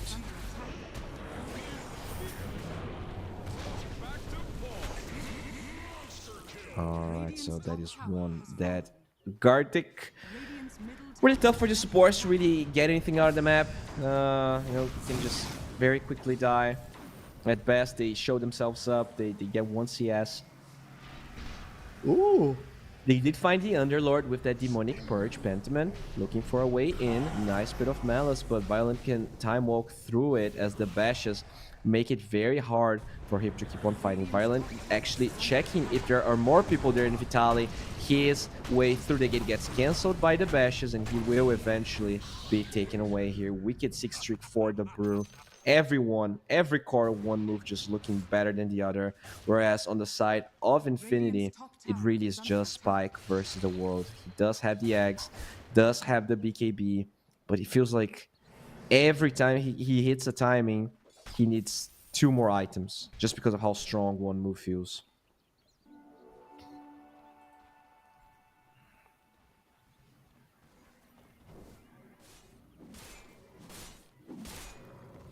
Okay. Aincrad just keeps on farming, gets the travels level 2, wants to be able to assist anyone that gets engaged upon. Not a bad item, especially considering how farmed and stacked he is. His inventory pretty much 6 slotted as yeah. Tough game here for Infinity. Not a good start. I think they actually had pretty decent lanes. The Tiny losing mid as hard as he did makes this game really tough, and they will go for that high ground. They have the AC. They have the right-click damage of both the Tiny, both the Kanka and the Void. Violent. Chilling here. Even has the Aegis, but he's more scared than Aincrad that doesn't. That's how confident the Kanka is here. They're gonna drop the Pit of Malice. Violent just waiting for some of that Firestorm damage to wear off. as he finally starts kicking in. They do have backdoor protection. It looks like the PA is cutting the wave in the mid lane. We can't really see it right now, but she did cut it. Tombstone save, preventing them from getting on top of Vitaly, and now he will be able to leave before something happens. And very elegant defense by Infinity, being able to cut that mid wave. So the aggression from one move and the timing of the Aegis being wasted. Super clever plays here, as we do get a pause.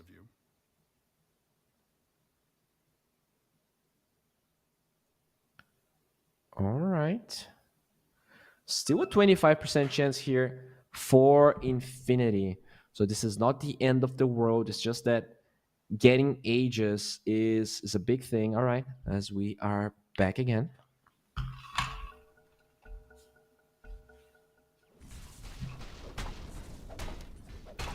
Radiant's top tower is under attack. How much can they actually get with these Aegis? The PA is in a position to cut the bottom side of the map. We can actually see Pyke bottom there, and he will start cutting the wave right now. So overall, he's been doing such a good job at reading the movements. They don't have, I guess they do have a glyph actually on the side of Infinity. They're holding on to it for now, but if they could clear those creeps, and they can, it's the Underlord that uses the spell. Spirit of Malice will hold those heroes in place. Still a minute for the Aegis, and they do drop the Crimson Guard, making this quite slow. Will they use the glyph on top of it? They don't. They're keeping on that second glyph available, as the waves were cut twice, so the creeps are so far away. And backdoor protection once again gets activated in one move. They're being toyed around. As much farm as they have, it's really Pyke, just the maestro of this game, controlling the waves and toying with whatever it is one move wants to be doing. The Aegis is going to be wearing out, and Infinity could be in a position to take a fight once that's over. The shard's still not acquired though for the PA. I think that's a big thing if you want to go through the Kanka. Having the Fan of Knights is so much damage that you're getting for free.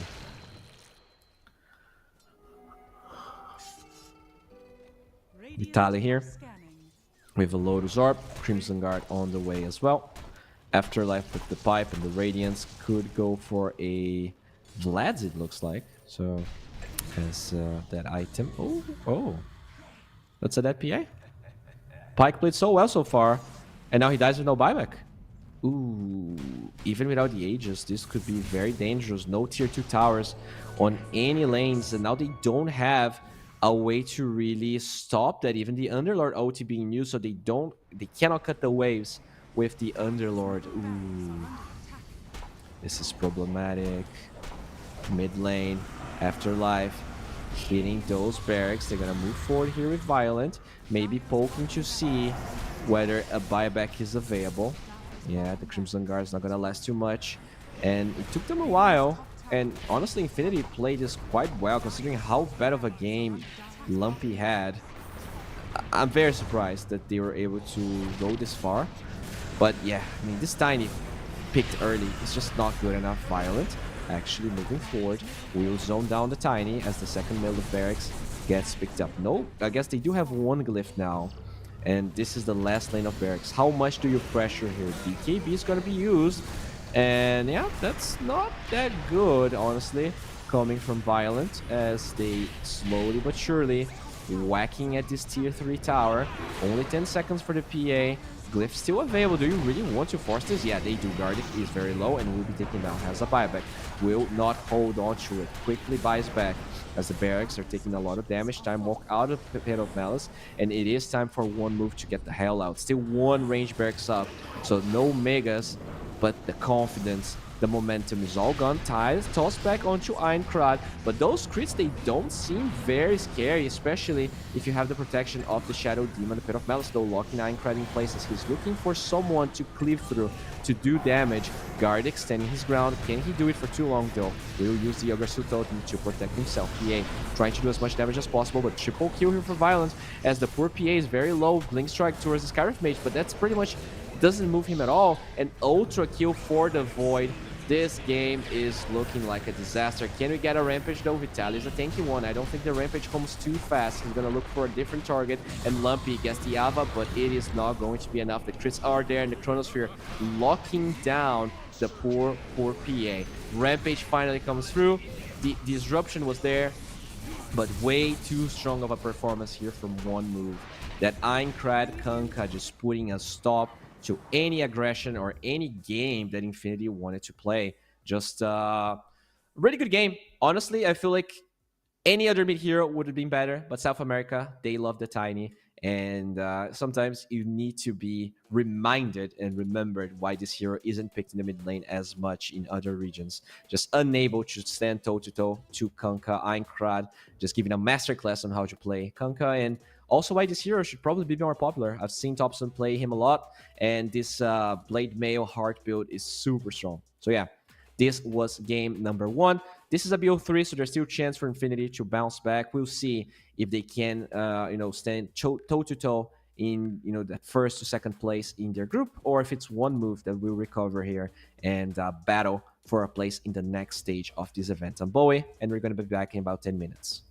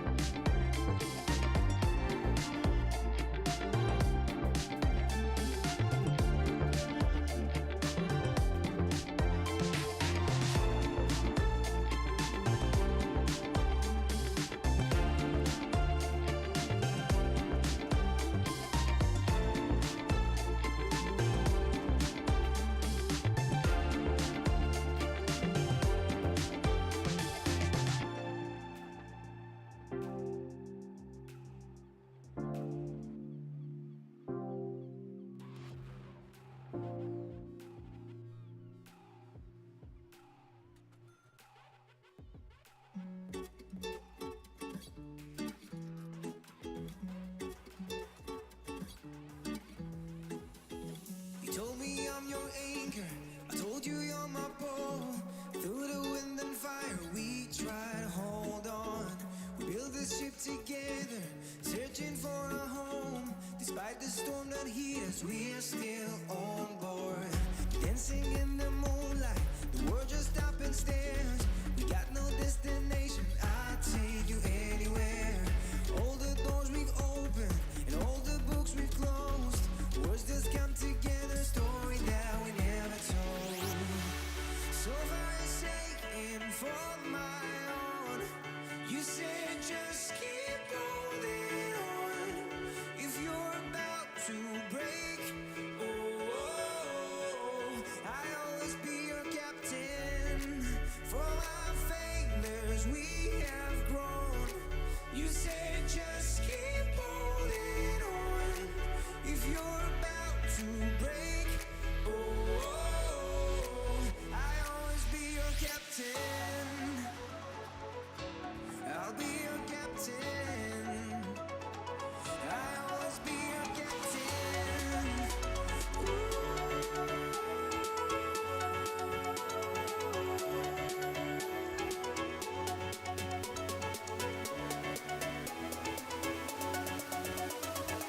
I'll always be your captain.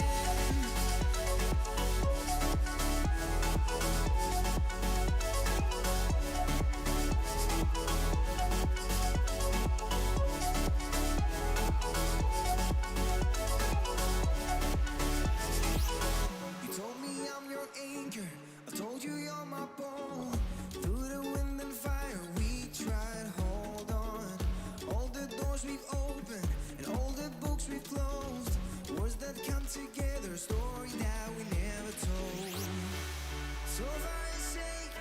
for my own.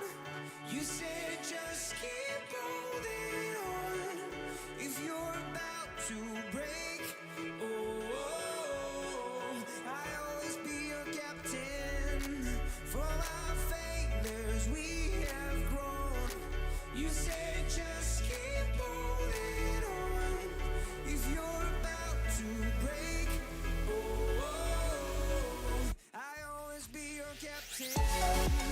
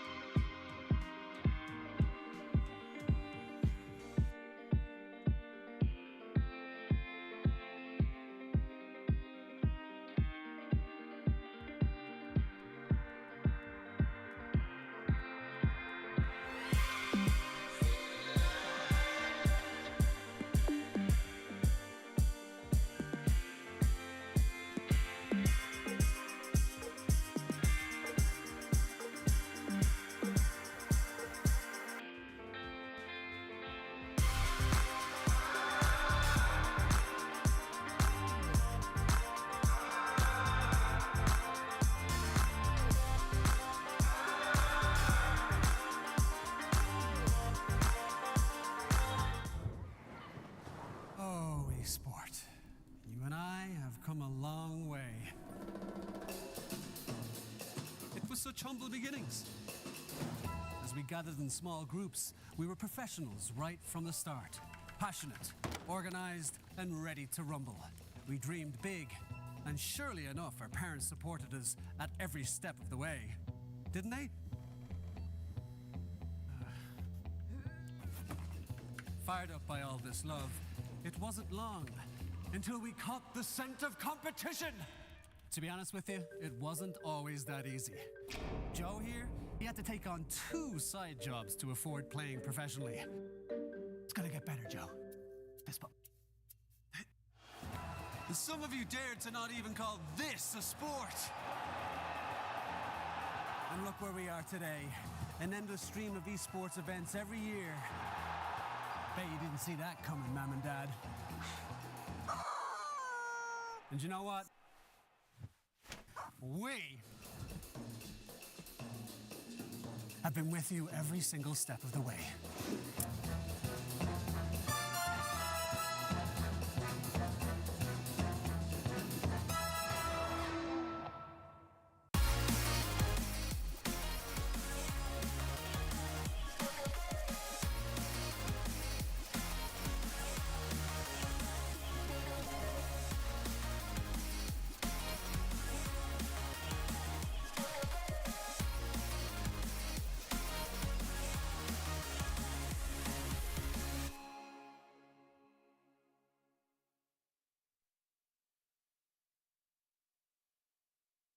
Dream of working with people you watch on screen. Exclusive esports opportunities handpicked just for you. Candidate profile to raise above competition. Let 10GG handle routines. Make a step towards your dream today.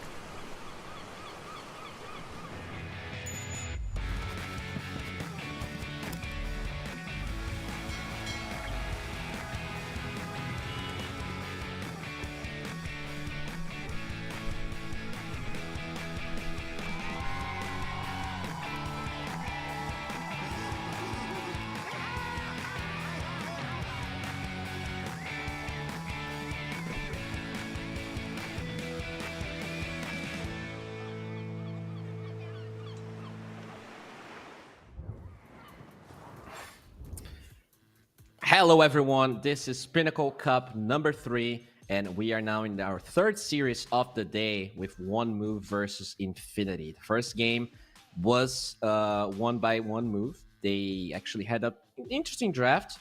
I really felt like, even though Infinity had some issues with that Tiny, I didn't really, trust it and believe too much.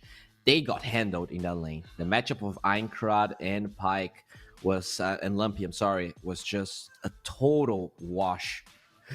And moving forward, I think they're gonna have to consider that you can't really pick that Tiny. There's way too many matchups where you can get abused, and you probably need to give Lumpy a more advantageous matchup, especially when you considered he's playing with higher ping. But you could see how good of a laner and player Einkrad is. You cannot give him such an advantageous matchup, or else he will be abused. And honestly, it felt like Lumpy was not even in that game. So yeah, once we have our draft going, production is gonna throw us there. But until that happens, this is pretty much where we at right now. Navi, they did lose 0-2 to Storm. Ram team also lost to Moneymakers 0-2. And this is big. Any 2-0 win you can get is worth more points. But for the team that loses, you also loses points. So this is, kind of like those tests that you have where your teacher doesn't want you cheating. So he doesn't want you guessing questions. You can only answer the ones that you truly know. This is how this tournament works. It really values and you benefit teams that are consistent. You cannot be giving away games away. And even if Infinity wins this series, it's not going to be as good as the other two where the team just got a 2-0. So yeah, just waiting here for the draft. Hopefully, Infinity can bounce back. They were looking really good. They took a series out of KZ, a team that actually trashed one move when they played against each other. So I did expect Infinity to look a bit better. And to be honest, Spike had an amazing game. It was really that mid matchup that changed things completely. We'll see how they're going to try and deal with that, deal with the ping, deal with the fact that Aincrad is a formidable mid player. Overall, though, this is where we at the moment. After this series is done, I'm also going to be casting with you Sibe versus Four Zoomers. Four Zoomers, formerly known, or at least this is pretty much the same players that were they Dog Chimp actually? Let me just double check. But yeah, before I double check, we should jump into the draft because it is ready and production. Yeah, there we go. Will bring us beautifully.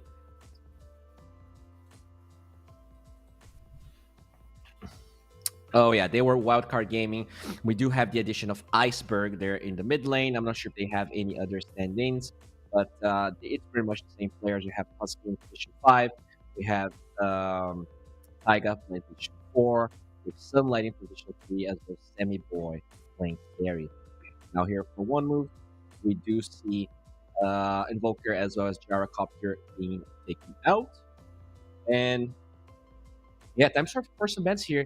That Primal Beast still a thorn in Infinity shoes. They are just unwilling to play or pick it. They're definitely not fond of the little Primal guy.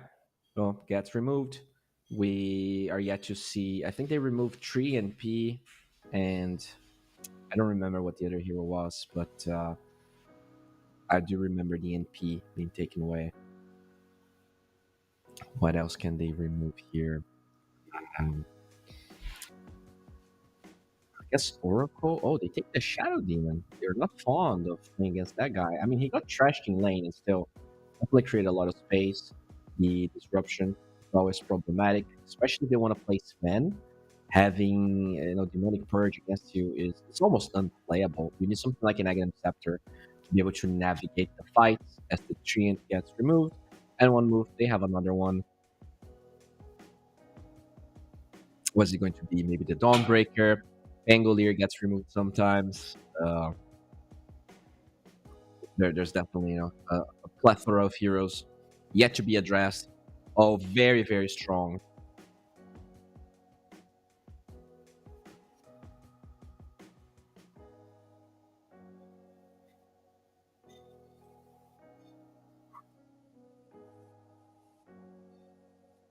Yeah, they are thinking about it here on the side of Infinity. That Treant Protector and Nature's Prophet both supports that you don't want to be facing against, especially when a first pick is available for the enemy team. And they take the Sven out despite the Shadow Demon. Interesting. I expected the Shadow Demon ban being a signal that they wanted the Sven, but maybe that was just a cover up for the brew pick and they snatch it themselves. So Vitali will be rocking a Brewmaster this game. And there's a reason this series is highly contested. It is very strong, super annoying. It probably already a win here comparatively to what Infinity had in game number 1. They went for that Underlord. That definitely felt a little bit underwhelming. You also had that Tiny. They gotta update their drafts a little bit here as Infinity, and I think this is already a really good spot to be in, as we do see one move. Just thinking about it, and it's gonna be the Fishman. First pick Slark is rare, very rare. All right, huh? Was not expecting this. It's a good matchup versus Infinity, but you rarely see Slark pick this early. What is going to be the only other band that one move has moving into the second phase?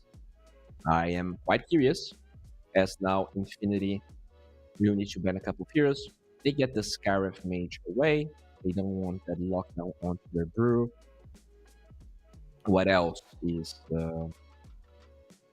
is worthy of being given here. Grimstroke is amazing versus Brew as well. The having the bug preventing your split, maybe a Rubik for the steal of the primal spirit is not bad. Although Rubik, ever since they nerfed his laning stage, already been picked too much. The heroes seem to be a little bit forgotten about, as we do see Warlock being the hero they take away. Okay.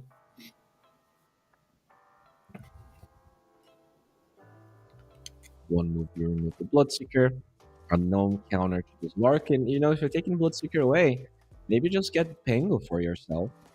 That's definitely a strong pick that doesn't care about the brew because of the Rolling Thunder. It's some lockdown, it's a solid laning stage.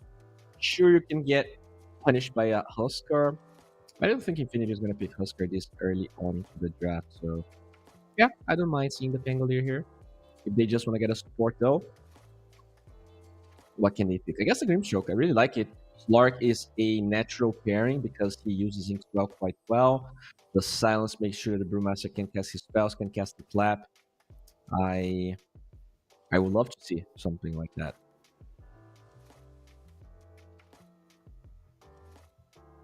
Go for the Doctor. Okay. I guess you can technically kill the Brewlings with your Death Ward. Although Brewmaster is very good at canceling that spell, so not really sure what I think about it. This hero got a lot of nerfs, but alright. We do go for the Witch Doctor instead. This hero's good against tanky heroes, but I'm not sure it enables this brew that well or that it gets like really good as the game develops. Disruptor is gonna be picked up here by Infinity. Very good versus Lork. You cannot dispel the Static Storm nor the Glimpse. Overall, really nice pickup here by Infinity.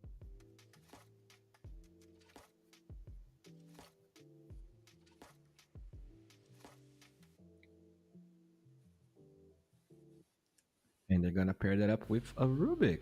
Okay, so you can steal the Death Ward for yourself.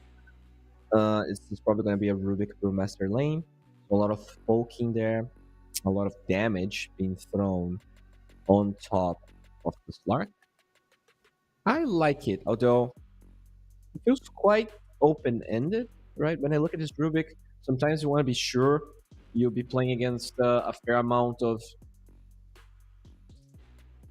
spells that you can steal at least. Right now, it does look underwhelming. Maybe they are expecting a pick that I'm just not totally reading. I guess the Dawnbreaker totally ignored this game as well. One move they could pick it for themselves, but not willing to do it so far. Not a bad spell to have, so that the hero that gets Static Storm gets saved, or you buy time for that hero, although you can glimpse back the Dawnbreaker, which is a big problem. So maybe this is why they're hesitating here. I'm assuming, though, that if you have the Starbreaker, you can go through Glimpse. It's just that you have to wait until the Static Storm is over, or else you're not going to be able to cast it, because you're going to be silenced. Yeah, instead, they're going to get themselves a Legion Commander. They have some melodic damage to go through the duel, but so far, not a lot of stuff to throw on top of the duel. So maybe that's what they need. They need a mid-hero here that will provide that damage, a Queen of Pain type hero, or even a Storm-like hero. But this is probably going to be a support pick because they already have both carry and the off lane picked up.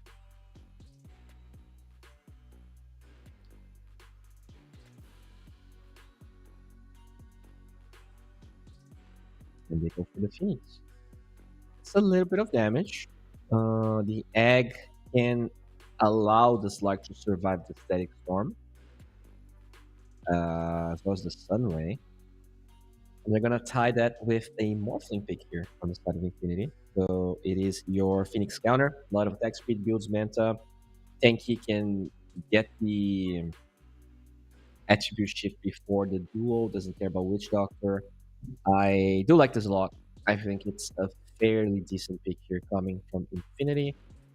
Not that great here in general, the Morphling, but I can understand why they think this is a good pick, as they will remove the Puck or the Silence. Really good against those supports, just jumping on top of them, killing the Brew as well. I wonder Storm is another hero that they would remove. Still a lot of good meta heroes available here. Shaker Tango, um, the Storm is available. No Coddle on either side, but yeah, we do see that Tango removed. And I wonder if Shaker is another one that they're afraid of. Cop's not bad either for Infinity. The damage, like a lot of Cop's damage goes through Slark during the Shadow Dance, and you gotta be very tanky to withstand all of that. But depending on what they want to run mid, it might not matter for one move. They definitely could pick something that just beats Cop in lane, and there's a fair amount of matchups that can do that. There's a reason Cop's not picked nearly as much as it used to be in the past.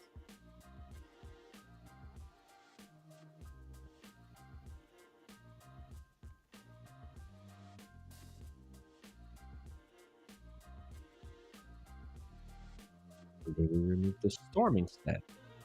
A little bit more of a meta hero. I do like that ban. Now, Infinity, what do you take away?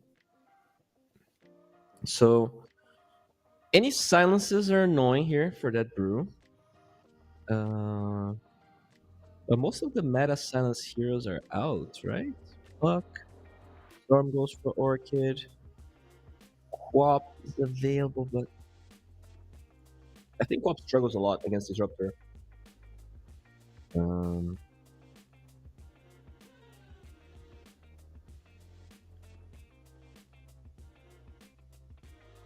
Even the Kunkka, though, might not be a bad hero for one move. We were talking about how strong it was in that game. You can also X whoever gets gets glimpsed by the Disruptor and save them. You don't necessarily have answers for the Morphling, but if you round their draft up, it could make them very tanky. And long fights definitely benefit the one move lineup. You have the Maledict, you have Slark just yoinking a lot of attributes, shift stacks. I wouldn't discard this Kunkka being removed, especially if they want to get a melee hero themselves. You know, that Tiny that we saw in game one. Oh, they eliminate the Husker as they pick an Ember. Dude, I think they're gonna Kunkka again. I see no problem with a Kunkka. They could go Cop, though. They could go Shaker, although you are against Rubik. So, stealing future is always a little scary.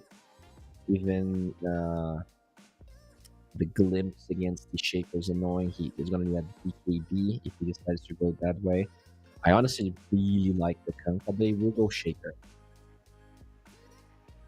It's a meta hero for a reason.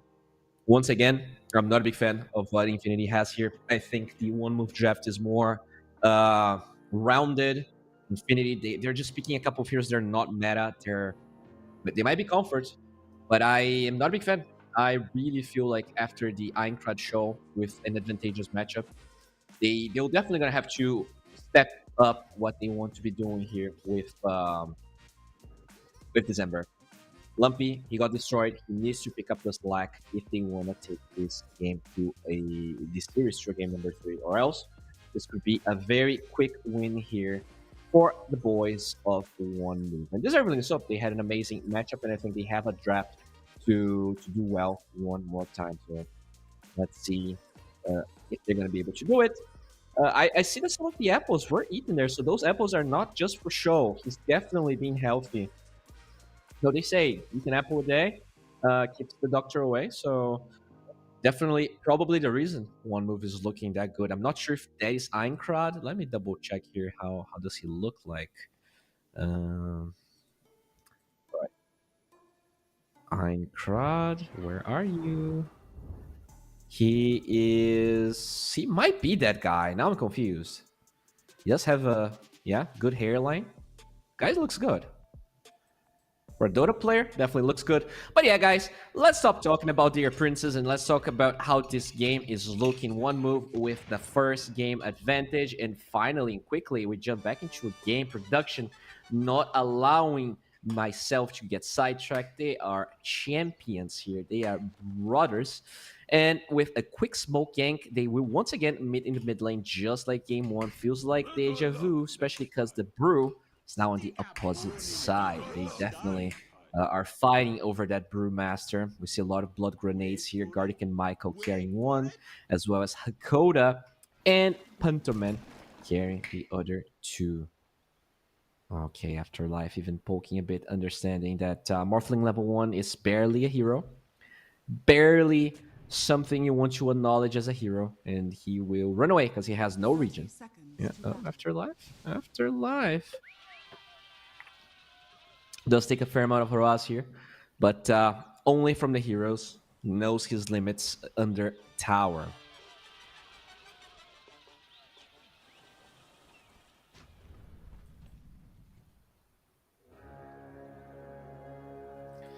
There we go. No action so far, but they are camping in this area. There is a Radiant Ward though, so one move, they will not go for this aggressive move. That ward allowing them to feel just fine, and there you have it. Actually 3 wards. 3 bounties going for one move. Only Michael picking up one with the Rubik. So once again, they do go for that 3-1 exchange, and we see Afterlife with his very greedy build just going straight up for the bracers. Very nicely done there, getting as much regen as possible. Lucy Gardic blocking the large camp, making sure that they're not going to be able to utilize that to mess with the equilibrium. And this level 1 here is so hard. Like, Morphling is barely a hero. Now he can't attack. Is he even a creep at this point? Like, he's a unit, you know, he exists, but that's about it. He doesn't really do much, if anything, there. As we do see Violet here in the bottom side, has a salve, has a tango, understands that the harass that comes from both the Brew and the Rubik is substantial. Oh, we do see a cask being thrown there in the bottom side, but I don't think, yeah, doesn't really do too much, as Violent did go for the Essence shift, but the blood grenade is not going to be enough for them to trade. Brew's a tanky boy, and that hat, you don't want to be fighting against that Santa Claus fake cosplay, as Pentaman here just trading with Gardic. Those fire spirits are annoying as all hell. Mid lane, 4-3 against the 7-4. I mean, I'll be blunt, man. Another time where Infinity just gives Lumpy kind of a shitty matchup with Pantoman getting first blood in the top side. So one move, once again, starting with a bang, 3 cores, all top of the CS. Whew, not ideal, as we will see the Witch Doctor falling. So finally, Infinity, they're gonna score a kill. And yeah, they will keep on farming here. Top lane though, Pyke just doing his thing. Will eventually, with level 3, be able to fight. I think level 3 is probably a good timing in this lane here. You get either Glimpse level 2 or the Thunderstrike. Probably Glimpse, since Legion Commander can dispel the Thunderstrike once level 3 is acquired. Whereas, yeah, one move. They also look very strong level 3. The Fire Spirits are insane, as this Morphling, you need to be very careful. You have to fight after it gets used. So right now, Pantoman did go for it. Ideally, your timing to strike is after that is done. And mid lane, 13-9. Eincrot just doing his thing. And yeah, good luck. Good luck playing Ember here. And sure, the mid matchup is not everything, but if you get trashed just as it did in game 1, this could definitely get a little bit out of hand. As we do see Pyke here trading with the Legion, but only 9 CS. Look at the cores on the side of Infinity. They're all struggling. Oh boy. There's a pull there coming from the Disruptor, so at least the creep equilibrium will be on their side. Well, kind of, since the lane is slightly pushing. This Morphling forced to go all the way back to region, as we do see Violent now at the level 3, trying to fight the Brewmaster, and I'm not even sure what Vitaly is doing, but he will disengage with that move speed from his form, as a Tango gets fed up to him. Overall, tough start. Every core on the side of Infinity behind the counterparts in CS. Just, I mean, it's expected. It's not like they're playing worse than they should be. Just hard matchups. Really hard matchups. That is a first pick Slark, by the way. Vitaly going for some claps and some fights. They do get the blow grenade. Violent doesn't have the dark pack just yet, but will survive nonetheless. Vitaly barely alive as Michael tries to go for TP. The last right click of the Witch Doctor is not gonna be enough. He will live, but Vitaly is now all on his own. Cannot really fight. And Lumpy already one level behind Aincrad here, as those hits, yep, they hurt. We do see Disruptor dying, so one move, they will score another kill, as Vitaly just been zoned out in that bottom side of the map.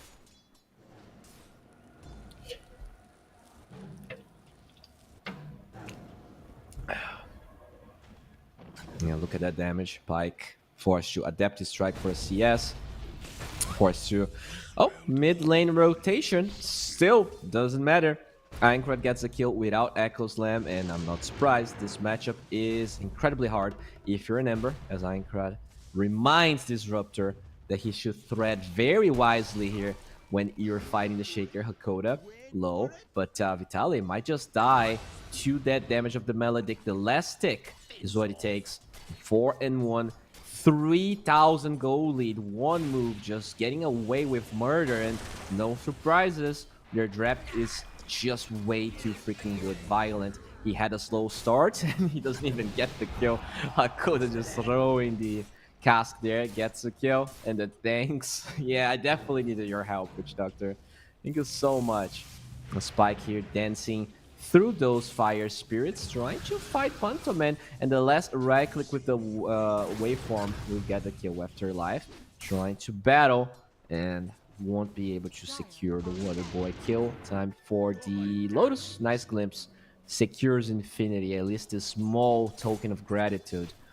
But, you know, the end result is these lanes are a disaster.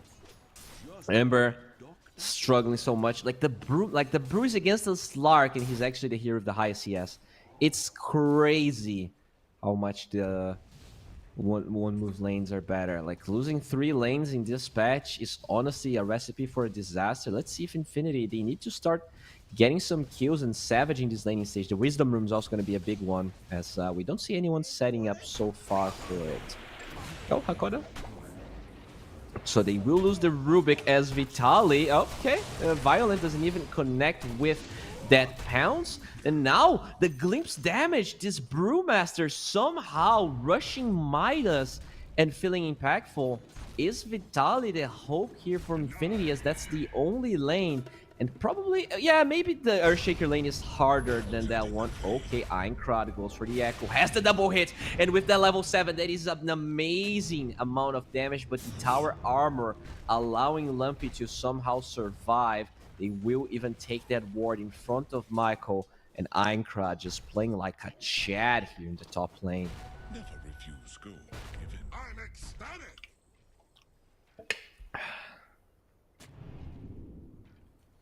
Yeah, Gardic is ecstatic, as Afterlife, highest CS here, tied with the Earthshaker.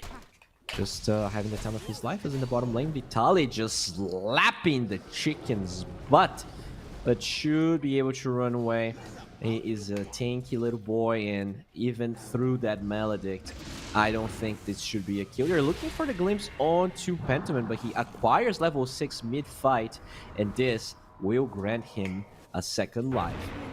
And he will shine, he will squawk, and he will survive here, as Pyke still trying to stay in that top lane. Now with the supports being out, he definitely feels a bit more comfortable fighting the Legion. It's really the Phoenix that made things so hard, and Rubik will fall. That's a rotation. I mean, not even a rotation, just Violent jumping on top of that poor Rubik. So both supports there on the side of Infinity just not having any luck as well. Look at that Ancient Tone with the Bracer.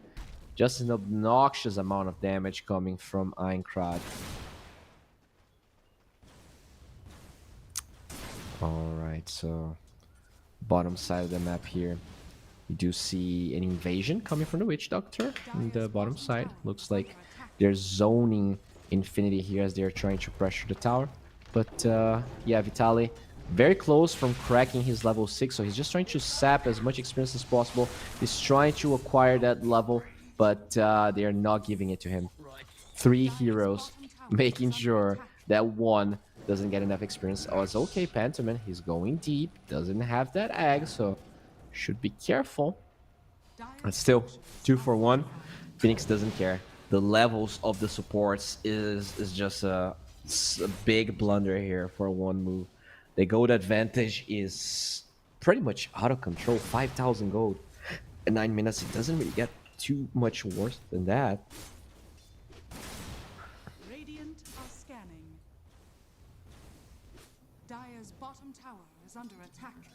Alright, so Ember does have his corrosion, having the boots fly out now, but 6,000 gold is just getting out of control completely here as they are looking for the runes, and it is a rune in the bottom side that Aincrad picks it up. Also had the shield rune as well, so he should be more than fine, more than safe playing in the mid lane here. Not afraid of the Ember Spirit whatsoever. Lumpy even going for 3 points of the Flame Guard to be able to survive any echo damage that comes his way. He's actually trying to force Aincrad here as Pantoman will rotate, will be able to cast the egg if possible, and Icarus dive slowing them down. They try to hit the egg, but they can't. Aincrad moving forward with the Invis. They have vision, and the glimpse will push him out. So Pantoman will use that egg. Does a lot of damage, but no kill gets acquired in Vitaly. He's just 100% zoned. Look at that. He's still level 5. Still trying to crack to level 5. The fact he went for this Midas is just destroying his game.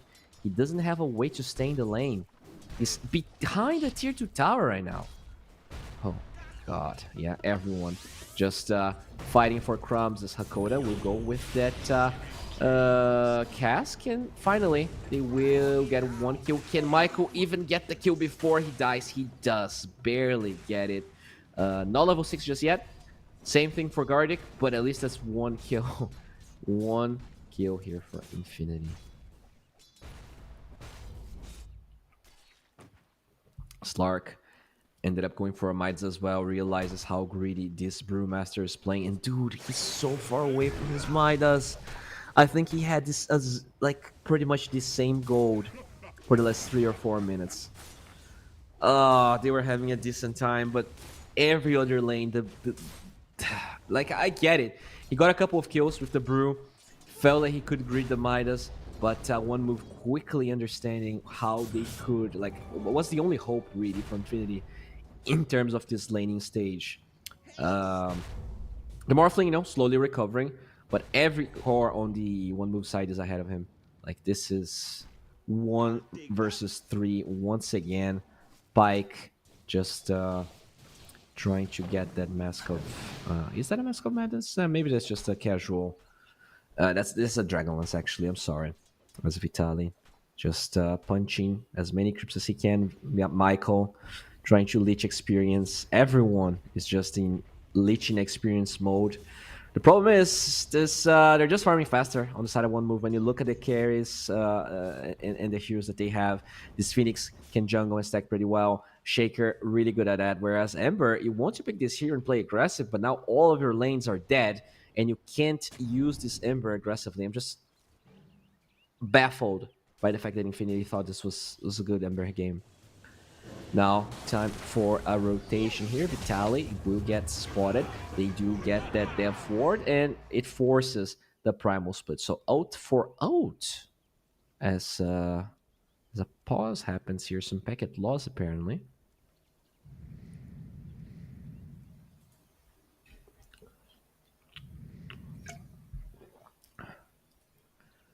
Oh, even disconnecting. unfortunately, here for one move. 82% chance for winning. Yeah, I mean, I kind of have to agree. You have a Brewmaster that rushed the Midas, can't really do anything. This Ember is a creep. I gotta say, just the mid choice of heroes for Infinity in this series has been awful. Just way too mediocre. That's the second time in a row. This time they actually had a last pick for Lumpy, and they get this Ember knowing that so many other good heroes were available. They banned, the Huskar, sure, but Earthshaker is still a very powerful enemy. You're playing with ping. Like, you could definitely get something better. And look at that. Afterlife just farming a Giga stack by himself, drinking some tea. They are all chilling here. Okay, let me double check if that is actually Afterlife. It would be quite fun if he was farming such a big stack and just drinking tea. And let me double check his. I think that's him, actually. I think I could be wrong. That was a very square face that he has. It did feel like that's the case as we're finally back into the game here. 7,000 gold lead here for one move. The primal split was used. Stolen. I wish the UI would show which spell was stolen. Finally, they will get the Witch Doctor and Vitali. Just looking for a play. There you go. The Echo gets used. No Static Storm available, as finally the Brewmaster gets taken down. Michael running away. Should be able to get out of the egg range, but can he get out of Violence Slark? I don't think that's the case. Finally, double kill here for the Slark. 8,000 gold lead. Even though the Q score doesn't say it, this game is looking totally out of control for them. Just, yeah, a lot of gold acquired here. This Ember, I guess he was farming a little bit as the fight developed. Aincrad with the Blink Dagger debut. Yeah, let's rewatch. Okay. The Brew goes in, trying to dive for Hakoda. But, yeah, doesn't have the vision. They even they use Static Storm for a single Witch Doctor. That is... Woo! That is a disaster. Really good Echo. Finds two. And even though this Brewmaster tried his best, gets picked off, and even Michael not able to survive. So very tough game here for Infinity. They had some very good series, but this one's just a wash. And one move, waking up quite a bit. They were definitely struggling, even against teams that KZ, like KZ for instance, where they lost. The one move did lose to KZ. Infinity won against them. But looks like the matchup here in between these two just not favorable, as we see the Midas on Violent, we see the Midas on the Brew. But, yeah. Look at that Morphling, trying his best to acquire some items. Like, he doesn't even have a Yasha.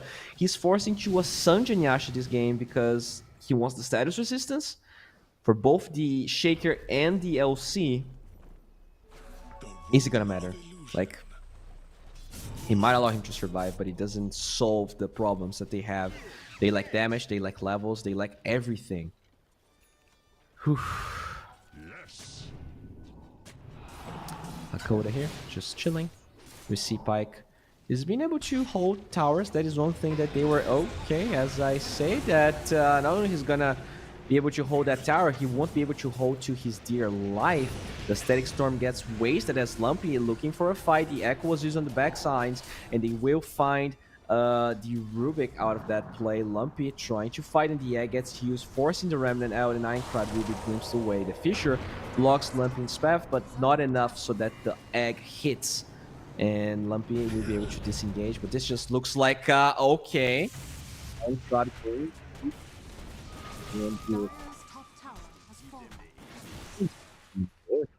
Because at least in that game, Pyke was really farmed and could cut the waves by himself, like he was a PA. Morphling is just not that strong of a hero. This is very problematic here if you're an Infinity fan. We'll see if they're going to be able to somehow come back, but one move you have to make is they're not alive. He is giga farmed as a Legion. The Death Ward doing some damage as the Remnant will allow Ember to disengage, but doesn't protect the tower. And slowly but surely, the truck, Is under the train of one move keeps on chugging along, just taking the lives out of Infinity fans and Infinity themselves.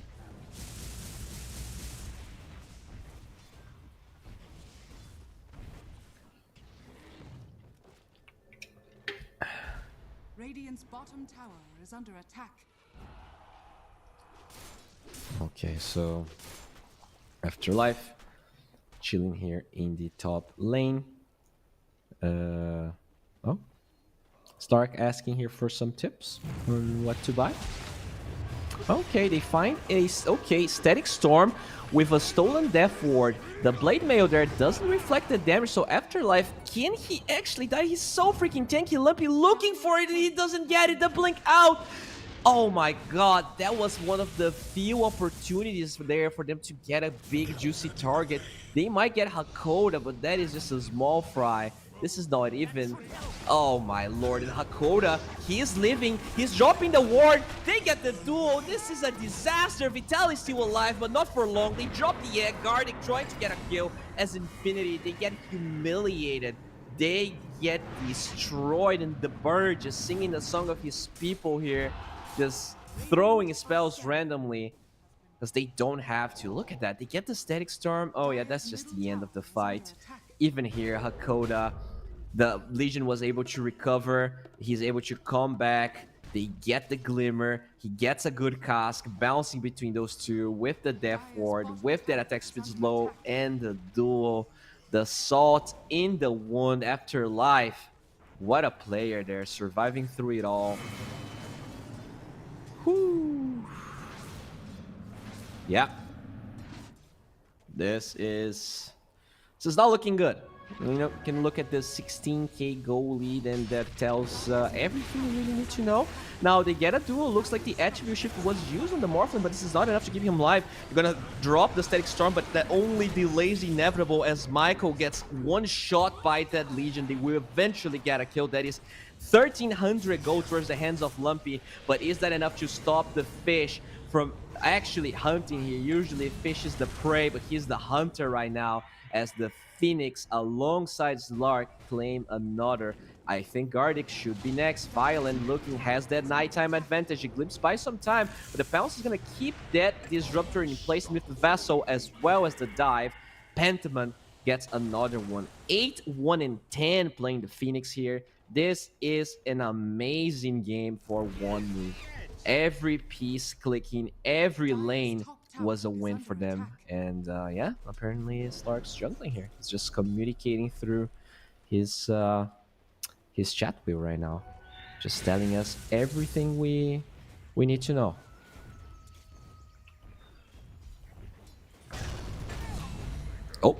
Oh, that was a Rubik right there. But yeah, the shaker got the kill. Nice. Now Violet looking for possibly, okay, doesn't really hit the bounce. And now Lumpy is trying to cut the wave, but because he forced that play so much, he's now pretty much dead. The Phoenix just gets that kill. Can they bait something out of this? They cannot. They're gonna lose the Brute. They don't throw the Static Storm. The Egg procs, the Death Ward looking for more. Can they dive? They are looking for it. The Vessel, okay. Yeah, we are at a 20k goal lead at 20 minutes. So definitely not looking good. A PC crash. Yeah, they're getting so many kills that the computer cannot process it properly. This is a big win for one move. And honestly, like, can we check the win probability here? Is this like a 99% chance? Because I'll be honest, this is 4%. 4%, maybe if the PC crashes, and Violent just walks towards the fountain, we could go up to 6%. Something like that. Okay. Gardic just a prey to his own base, hiding between tier 4s here. I mean, is Afterlife jumping for this? Does Afterlife have Blink Dagger available? He does. I think he's jumping for that duel, guys. I really think he is. Even if he gets the glimpse off, he might just do enough damage before the glimpse procs. All right, production. Let's go for a bet here. Is Legion getting this kill? Communicate with me. Use the chat. Yes or no? All right, production says yes. Okay. So yeah, we do have this crash, but Stark should be back here with us. And I mean, hopefully there's anything that Infinity can do here. Do they have buyback on the disruptor? They do. Maybe if the Legion dives, can get a buyback into a TP, into a static storm. There's a chance. Do they have TPs on that Morphling that is in the bottom side? Can the Morphling assist with that buyback? So he does have it. All right. Oh, those smiles. Yeah. They say everything that you need to know. Look at that. Yeah. They are all very happy. This was a hell of a series for them. Not hard whatsoever. I at least think a big part of that was the draft. Just a pretty weak draft coming from Infinity. Not at all like some of the other series that they were able to play. But yeah, one move finding themselves here. They're definitely struggling, considering the performance that they had during the qualifiers for TI. I was a bit disappointed, a bit sad because I wanted to see them thrive a bit more. But we are finally seeing, the potential that these players have.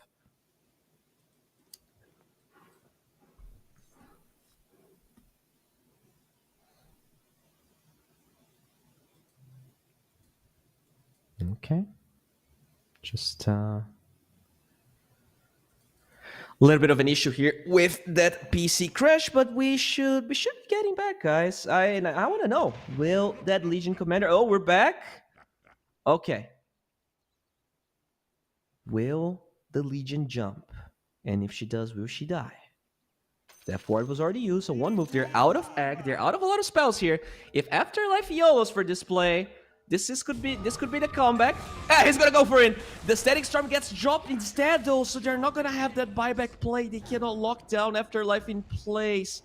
Quick Static Storm, but didn't silence the Legion commander in time.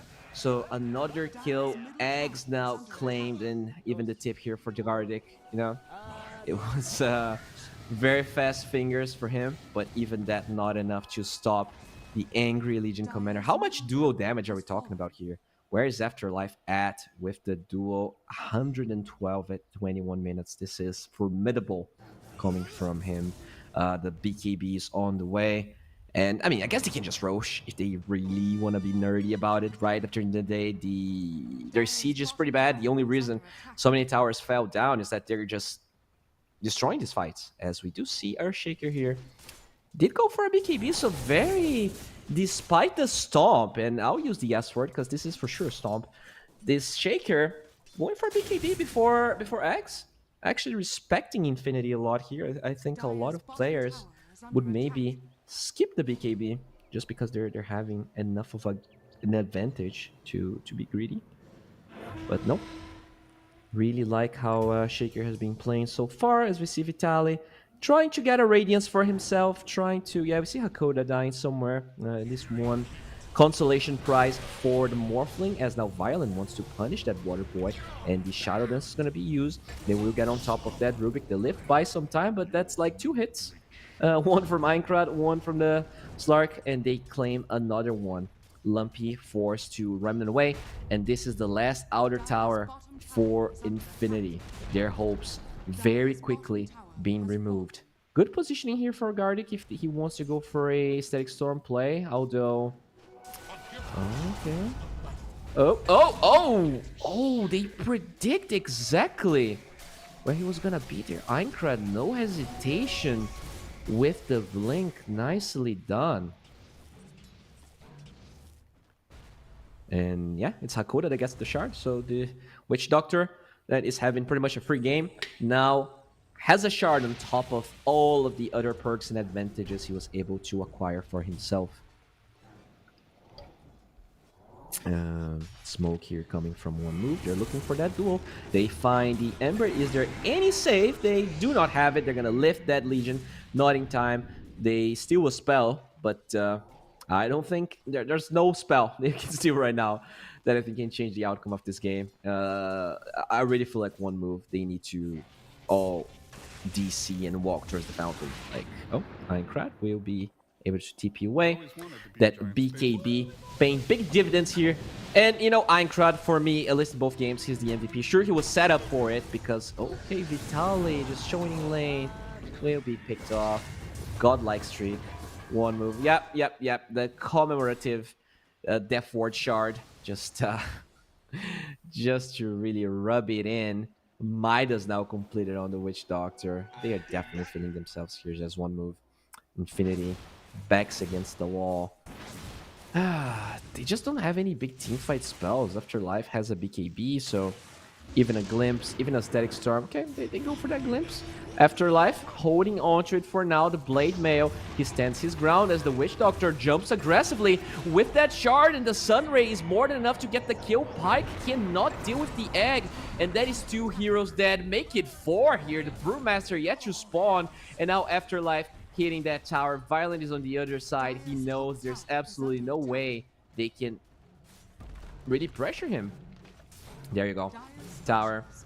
I was gonna say slowly falling, but the Legion Commander has a lot of freaking damage. Violent, forced to use his Shadow Dance, will stand his ground and now bounce towards his team, and they will get the first lane of Barracks. There's still a glyph, but I'm not even sure Infinity wants to use it. Like, what's the play? You're gonna smoke 2 heroes. Ideally, you get a good Static Storm.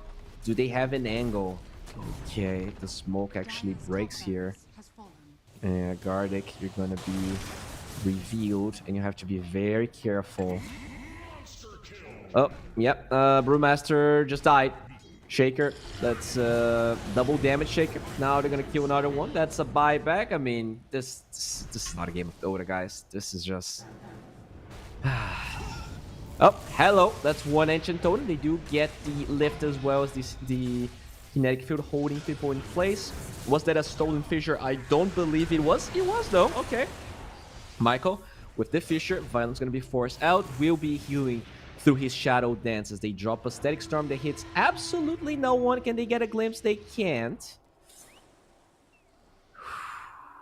Yeah, that is that's a lot of spells that didn't land from Infinity. You know, they're still fighting. You know, it's commendable that they are trying as hard as they are to keep themselves in this game. But at this stage, all right, are we at 1%? Like, where are we here, win probability wise? This has to be a 1% game, as Violent will be able to Dark Pack that Thunder Strike and goes back to the tower. Duo onto the Ember. Absolutely no response. Pyke with a Hurricane Pyke is going to be able to disengage from the Slark, but can you disengage your Barracks from Violent? No, you can't. Even the Phoenix hitting here the Barracks, they are not scared at all. It's the Phoenix hitting the Barracks. It's Aincrad as well, just Afterlife, waiting for a duel, waiting for anyone to even slightly move past that line.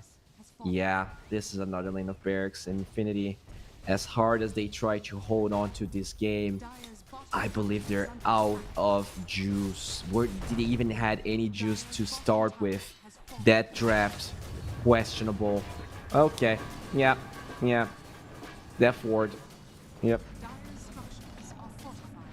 Gardic.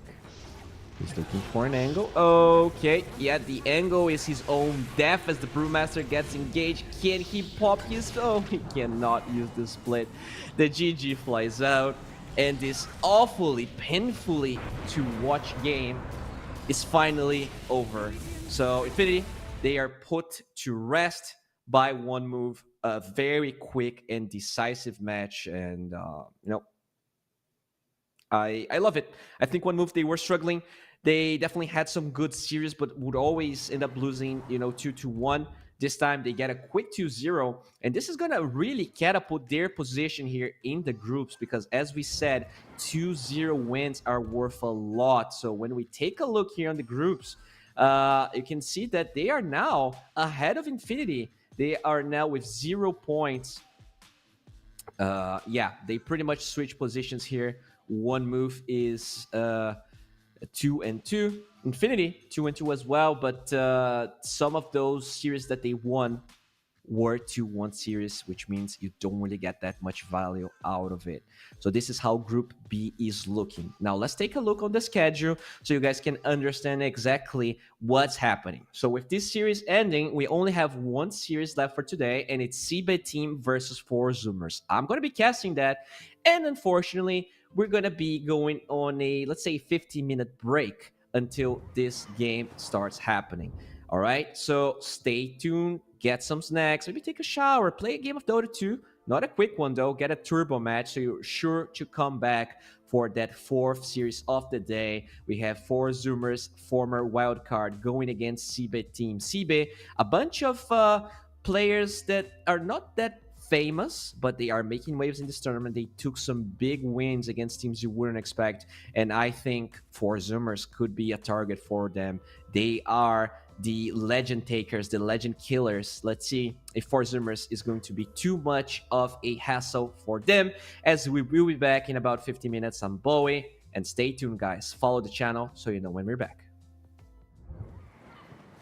Oh, esport.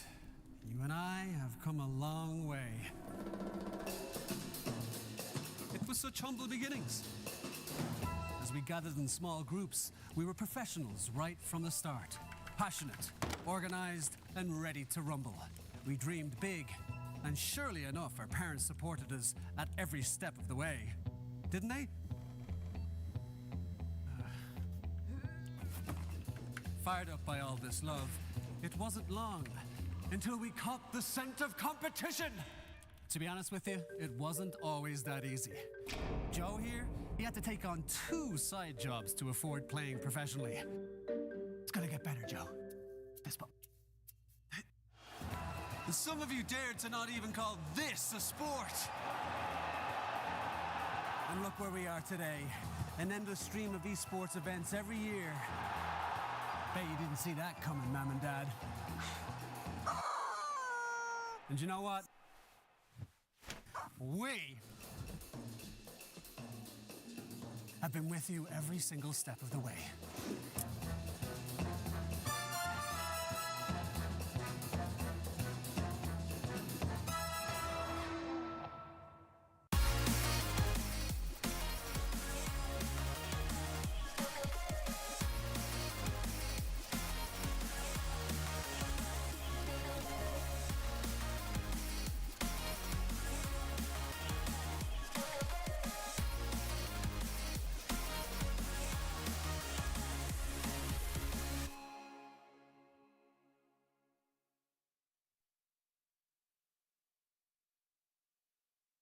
Dream of working with people you watch on screen. Exclusive esports opportunities handpicked just for you. Candidate profile to raise above competition. Let 10 GG handle routines. Make a step towards your dream today. I miss the salt in my head, and I miss your emerald stare, and I wish you were still here in your red sundress, watching the sunset by the beach.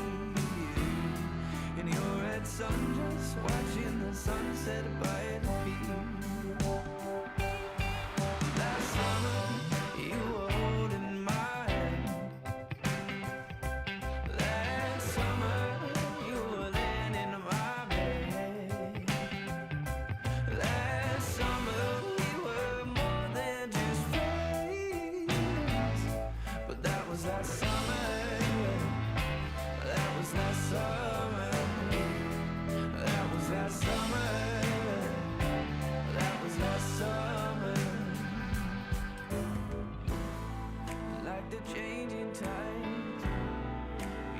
Change your mind. Now you are no longer mine. With tears in my eyes, I recall the times when I had you by my side.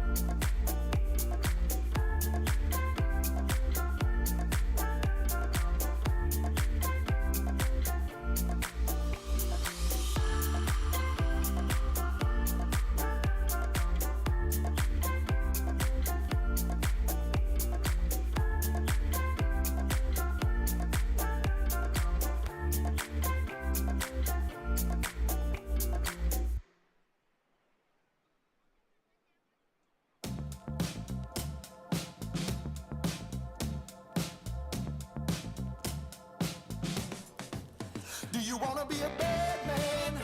Yes, you do. Do you wanna taste sweet salvation underneath the summer moon? Do you need another hand now? Yes, you do. Go see Miss Josie down on Columbus Avenue. Down in the city, there's a place that never sleeps. You can see it all up past 57th Street. Music is hot and the drinking there's free. It'll turn you upside down before you count to three.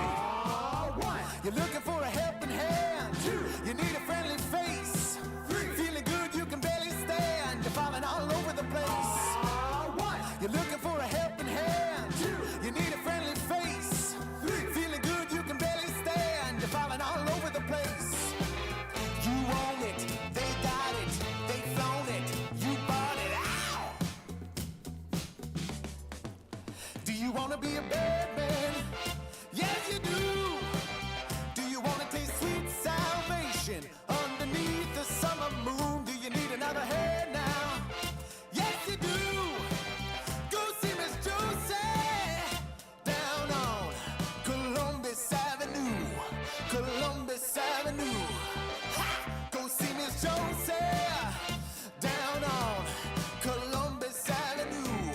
Columbus Avenue. Ha! Go see Miss Josie down on Columbus Avenue.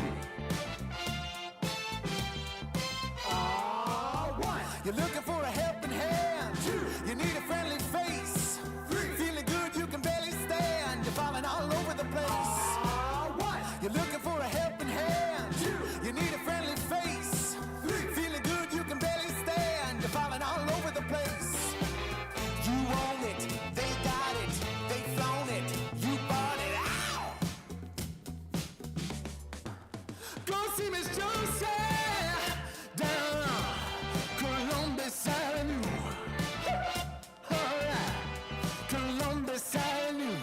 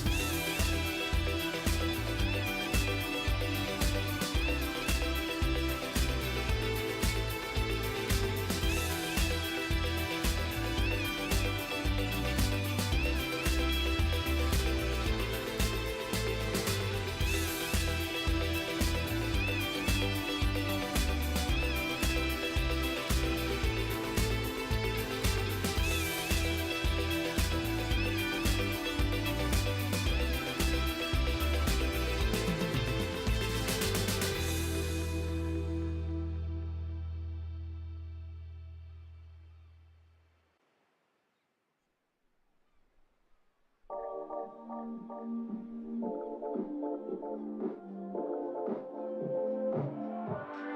miss that sexy smile, looking forward to see you. I hope I will lose control. Love you every night, no checking the time. Just us loving you all night long. I can let you go, baby. It's the right thing. I'm ready to know, and we feel it. I really do. I said the truth. We can't go any road. Need you now. I'm your queen and you the king right now. It's a kingdom. Let's play it how you like. How does it make you feel? Or you wanna change? I'll be whatever. Watching like we can dance. You got to move tonight. Stars are watching us in the sky. I wanna last it forever. It's a sexy smile, looking forward to see you. I hope I won't lose control. Love you every night, no checking the time. Just us loving you all night long. I can let you go, baby. It's the right way. I'm ready to know, and we feel it. I really do. I said the truth. We can't go any road. Need you now. Let's change the clothes. We have a drive. You know how you make me feel alive. Come close to me. I'm obsessed with your different kind of style. Don't you ever leave, step by my side. Hold my hand 'cause I don't have much time. I wanna hug you forever.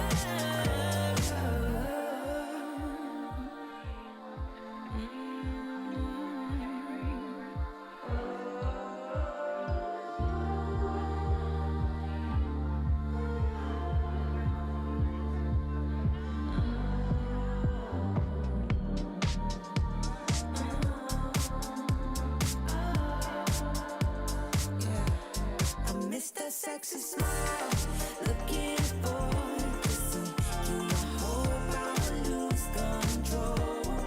Love you every night, no checking the time. Just us loving you all night long. I miss that sexy smile, looking forward to see you. I hope I will lose control.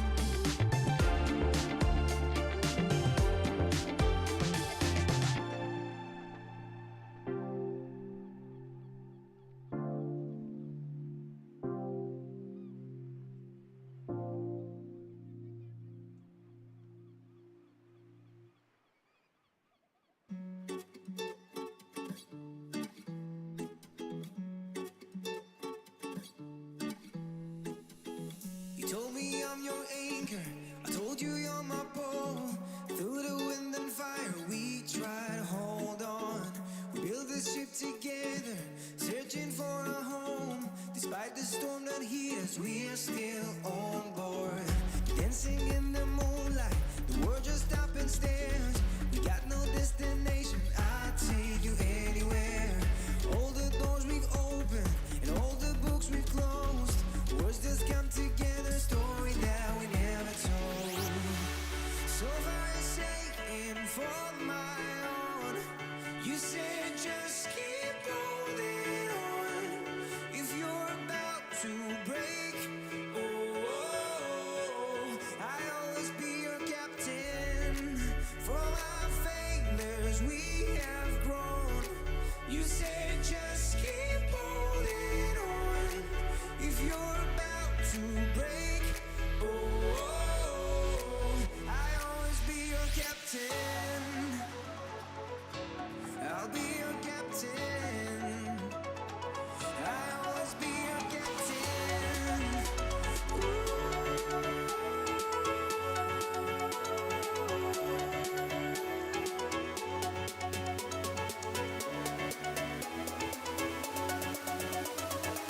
I'll always be your captain.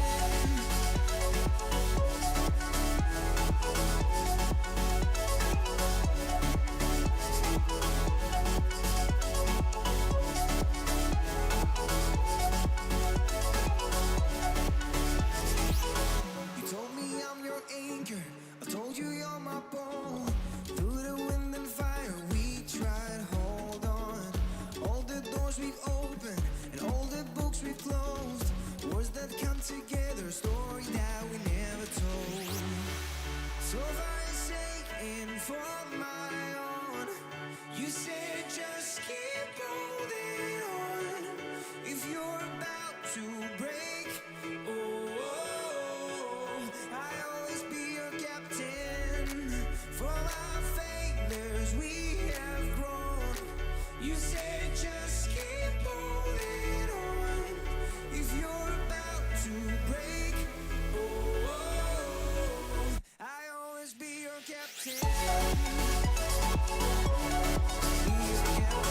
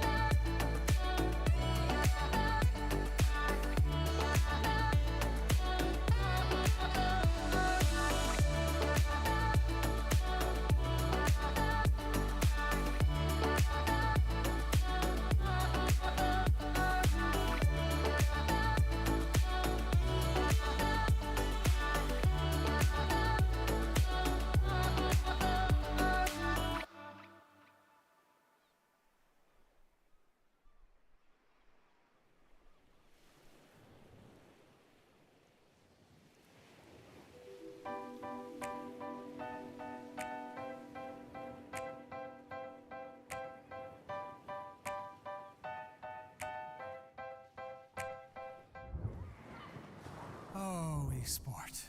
You and I have come a long way. It was such humble beginnings. As we gathered in small groups, we were professionals right from the start. Passionate, organized, and ready to rumble. We dreamed big, and surely enough, our parents supported us at every step of the way. Didn't they? Fired up by all this love, it wasn't long until we caught the scent of competition. To be honest with you, it wasn't always that easy. Joe here, he had to take on 2 side jobs to afford playing professionally. It's gonna get better, Joe. Fist bump. And some of you dared to not even call this a sport. And look where we are today. An endless stream of esports events every year. Bet you didn't see that coming, Mom and Dad. And you know what? We have been with you every single step of the way.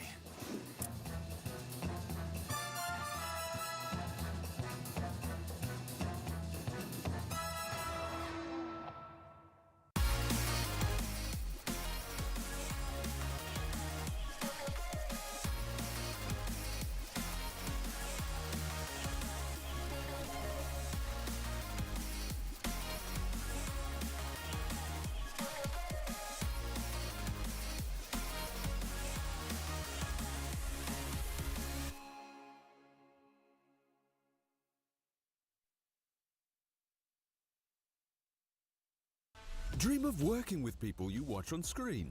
Exclusive esports opportunities handpicked just for you. Candidate profile to raise above competition. Let 10GG handle routines. Make a step towards your dream today.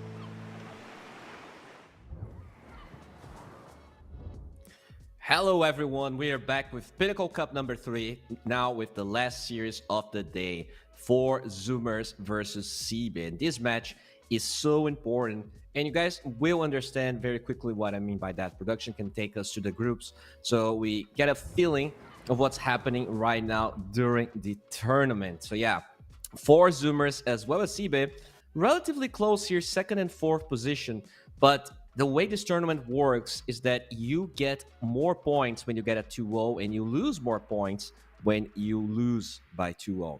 Whoever takes this win will either solidify their advantage, in this case CB, they could even surpass KZ here if they get a 2-0 victory, whereas 4 Zoomers winning could actually put them ahead of CB, tied with KZ if they do take that 2-0. With the games about to end, we are at a point where every win is going to matter, and in this tournament, consistency is key. Winning 2-0 means a lot. We'll see whether every one of these teams is going to be able to do that. For most of this tournament, I think a lot of 2-1s happened, but today is the time. We are approaching the end of the tournament, so we can check here CB versus 4 Zoomers, and we can take a look at those beautiful players, those faces that we all know and love. This is Infinity. I love those faces, but can probably check what CB is looking like, and there we have it. The Sphere, their carry, a great PA player overall. Quite impressed with his performance so far. We have Erase in the mid lane, great with the Pangolier. Class No Crudo, the offlane, Emptiness playing support, as well as Rain here as a position 5. Now, on the side of for Zoomers, former wildcard, we can take a look on how they're looking like. So they're not playing with Iceberg anymore. Sammy is their carry. RCY is the stand-in in the mid lane. Sunlight playing off lane. Taiga as a position 4, as well as Husky here playing position 5. And these are the two teams, the two powerhouses that we're going to be watching in just a couple of minutes. As I said, I do feel like this match is very important. We only have 2 days of group stages left, if I'm not mistaken, which means that whoever takes this will be, in a good place. Both teams are not close to being demoted or not really advancing towards the next stages, but the swings are so fast because of how losing points works in this tournament that you really want to make sure that you take those 2 O's. And if you're going to lose, at least you take 1 game out of the opponents. Just losing 2-0 can be ruthless here. And we're going to, in no time, have a draft in our hands and check out how both teams are looking like. But yeah, last series of the day has been a pretty quick day overall. Only 2 O's, which swings those groups quite a bit. Maybe this time we can get a more competitive one here. I do feel like, even when I was looking at the odds, I feel like we could get the 2-1. The odds are very even. But you do have to add in the standings, right? For Zoomers here with RCY, not a player that I'm familiar with. So I could even maybe double check here the leaderboards for Europe if I can find his name. And yeah, I can't find him. But yeah, let's drop into the draft and see what these players are cooking up for the last series of the day.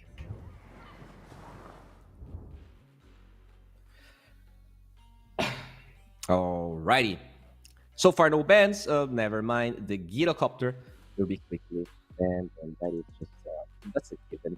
That's a hero you never really see going through.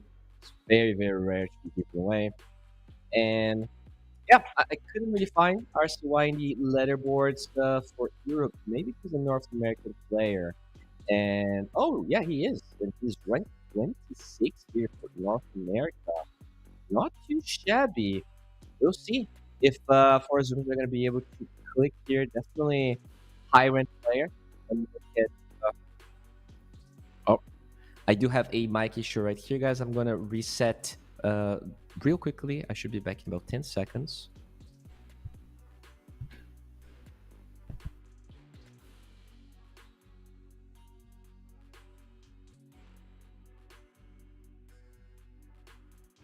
All right, hopefully we are looking and listening to me much better, as we do have Nature's Prophet, Chin Protector.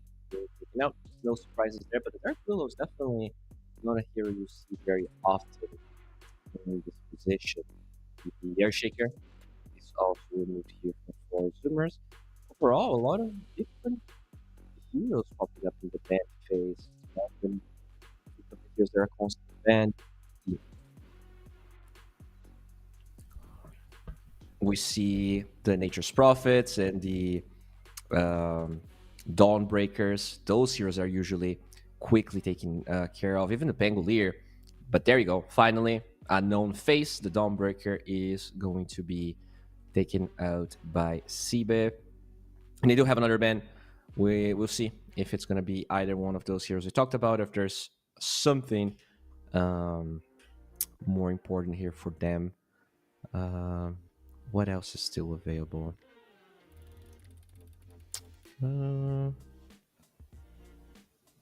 Yeah, I guess NP is probably one we very frequently see taken out, but they actually take the Venge, yeah? This is a very frequent one. Ooh, Io. Not a hero that we've seen a lot in this tournament. It does frequently get banned, but some teams just don't play hero. For Zoomers, though, they are one of those teams, as the Brewmaster is going to be the response here for Sibe. So they will snatch this super annoying hero. You can lift up that Io. You can do a lot. And Io, not known for his high damage output, means that the Brewmaster already feels a bit more comfortable in lane. And for those fights, knows that there's not a lot of damage and stun, at least so far, to prevent his primal split from being cast as the Pango gets removed.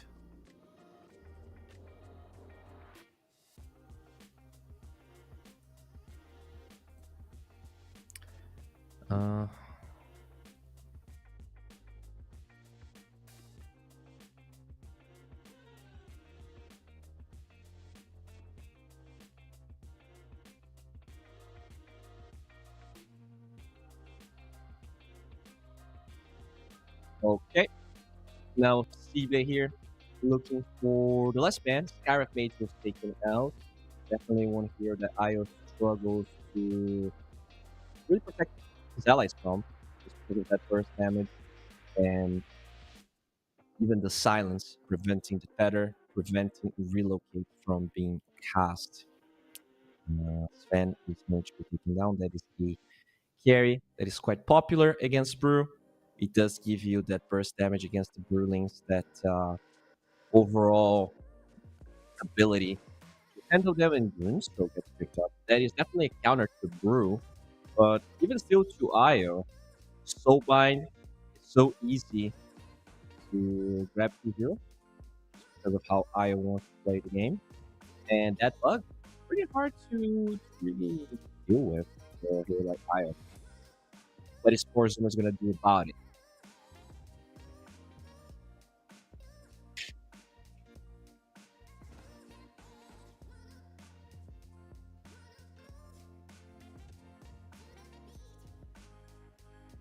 Well, you're taking your time. Looking at the heroes here, I wouldn't be surprised to see something that offers either a silence on the Grimstroke or just gap close in general. But the other option could be for Forcemers to just grab their IO pairing. You already see the Sven being taken out, so having a semblance of a good pairing would be nice. I've started seeing a lot of Luna. I think that hero can lane well versus Blue and handle the Blue Wings quite nicely. But there's other pairings for sure. You can see the Track, you can see here like Tiny, you can see even Terrorblade sometimes in up. Terrorblade definitely offers that physical damage against the Blue Wings. But making illusion heroes against Grim is always a bit scary. If he gets enough harm, that Aghanim Scepter is definitely a problem. The Dark Fortress is just super annoying thing to do. As we see Forzumer's grabbing a Troll, so they use a lot of their reserve time here. They thought about it thoroughly, and the Troll is going to be the choice as well as the Wyvern. So get some hard lockdown on the Brew with the Winter's Curse. The art, I guess the Code Embrace so far doesn't feel that impactful, but you do have the eye so that you can be amplified to different target.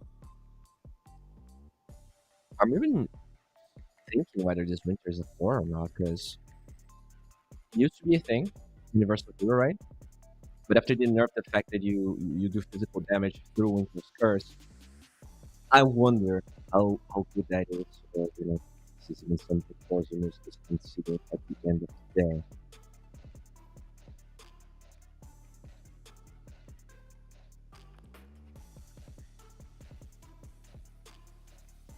Primal Beast gets picked up on the Seabase side. A hero that can definitely just get on top of the Troll, get on top of Io. Not a lot of control, really, for the Primal. The only slow they have is either the Arctic Burn or Lunar Blast, but usually Primal Beast can just get on top of the Wyvern. It might not even matter when those spells get cast. Even, I guess because they have the Brew, Primal needs to be mid, unless they want to play this as a position 4. I don't necessarily see a problem with that. I think it's a decent pickup.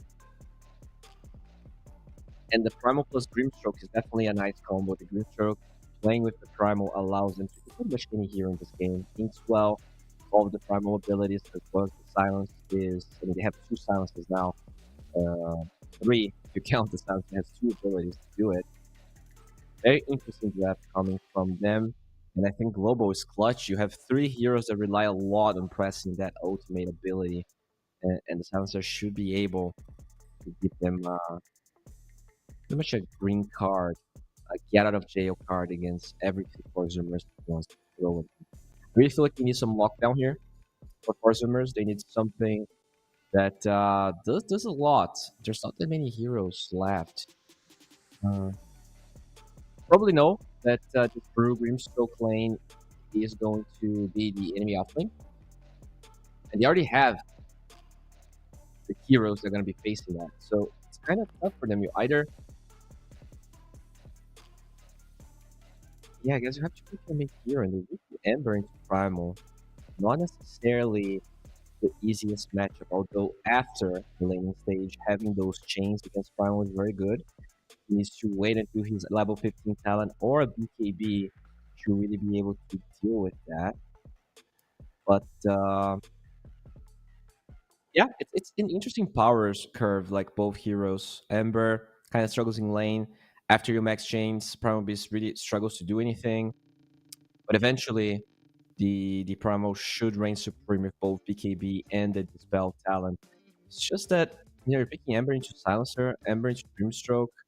You have Flame Guard Dispel coming from the Brewmaster. I've seen a lot of mid Embers feel so flat and just mediocre against this very, I guess, more common meta heroes, the Primals, the Tangos, the Earthshakers. I'm not that sold on the Ember, especially because it's not that type of hard lockdown for Zoomers just drafting a lot of interesting heroes here. Not a lot of meta stuff. Even the Troll is a little bit out of the box, to be honest, especially because they picked it this early. It's supposed to win against the Brew, but I can't help but feel like they have a lot of chips in unconventional heroes. As they will ban the PA here for four Zoomers.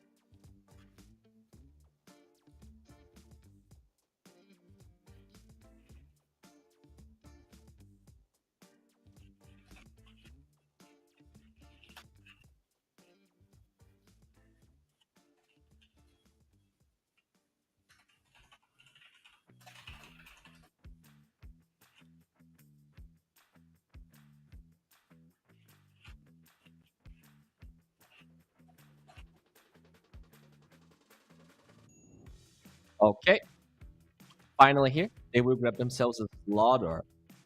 Um, I do like that. I think that's a little bit of the stun that they needed.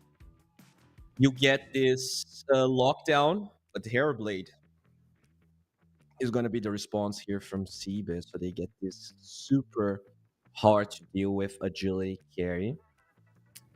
I mean, very interesting drafts. I do feel like Seabis is a bit more consistent. Um, you have, yeah, I mean, you just have very good heroes in general. Their lanes are strong. They have a fair amount of lockdown, fair amount of siege. Their objective taking is nice. Whereas, with Troll, Io, Wyvern, I see a lot of uncertainty. If I just had to guess, if I just had to bet, I would definitely go with the Speedbait lineup here. I think they're more stable. I think they're just better heroes. But for Zoomers, they had some decent performances here, and this could be their time to show us that it's not only about the meta, but it's about comfort, and it's about what you believe in. And you need to believe in these heroes to make it work. These beautiful faces of all the players involved. There's even someone in that bunker there just chilling with the with a flute on. So I'm hoping whoever's there is well dressed, so we don't know the unfortunately and mistakenly show someone it's not fully dressed. Or only their feet are shown. And there we have it, guys. Seabit versus 4 Zoomers. We are getting very ready, and as soon as the game is ready to go, we are going to be thrown to a game. And I think production just told me, there you go, Techies jumps in, and we have a match in our hands. The first game between 4 Zoomers and Seabay with very aggressive smoke rotation towards the mid lane.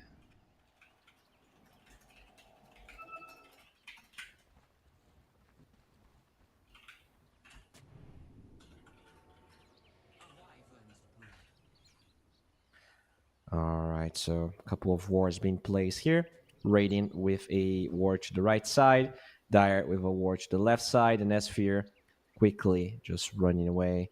Only 2 blood grenades, a lot of branches here, so overall, teams just maxing stats. You can see that we have barely any 30 uh, seconds to begin. tangos. We just see a lot of stats for the laning stage. This is going to be a heavily decided game through the laning stage. And let's see what's going to happen.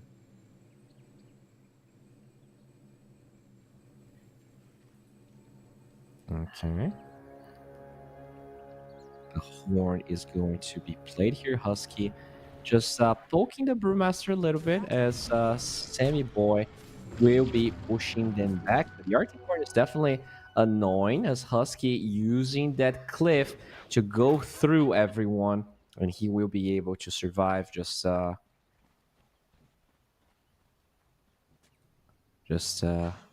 able to survive there. Taiga being a bit cheeky, just poking Nesphere under his own tower. I can't really do anything besides that. Okay. There we have it. Io's Larder lane. So it's a Taiga. A Taiga Io. I do like it. I think Terrorblade is probably the best hero they could have chosen to lane against this. But Sunlight should have a good time. What this hero usually struggles. Oh my god, Taiga's just so low. Underestimating the right clicks there from those glaives. That intelligence increasing as they will get the slow and the stun duration from the crush. And they will repel the aggression here from Sibe. Taiga needs to be careful. You don't want to be giving that intelligence away. As Sunlight just benefiting from the extra. Oh, what the hell? They just get a kill there. And the sustain from this lane, quite deceiving as Nesphere with a level 1 doesn't even need to use the Metamorphosis to get that kill. In the Troll falling in the top lane. Husky's gonna soon follow. And what seemed like an overall very even matchup starts with a 3-0 and a 1,000 gold lead advantage. And I'll be honest, this mid lane is not a lane where I expect much from RCY, as much as he's a very seasoned player and apparently highly ranked. This is an Ember versus Primal Beast. There's not that much you can do about it. The base damage difference is quite substantial. We'll see if RCY can be the hope that Forzumer's already seems to need with this shaky start.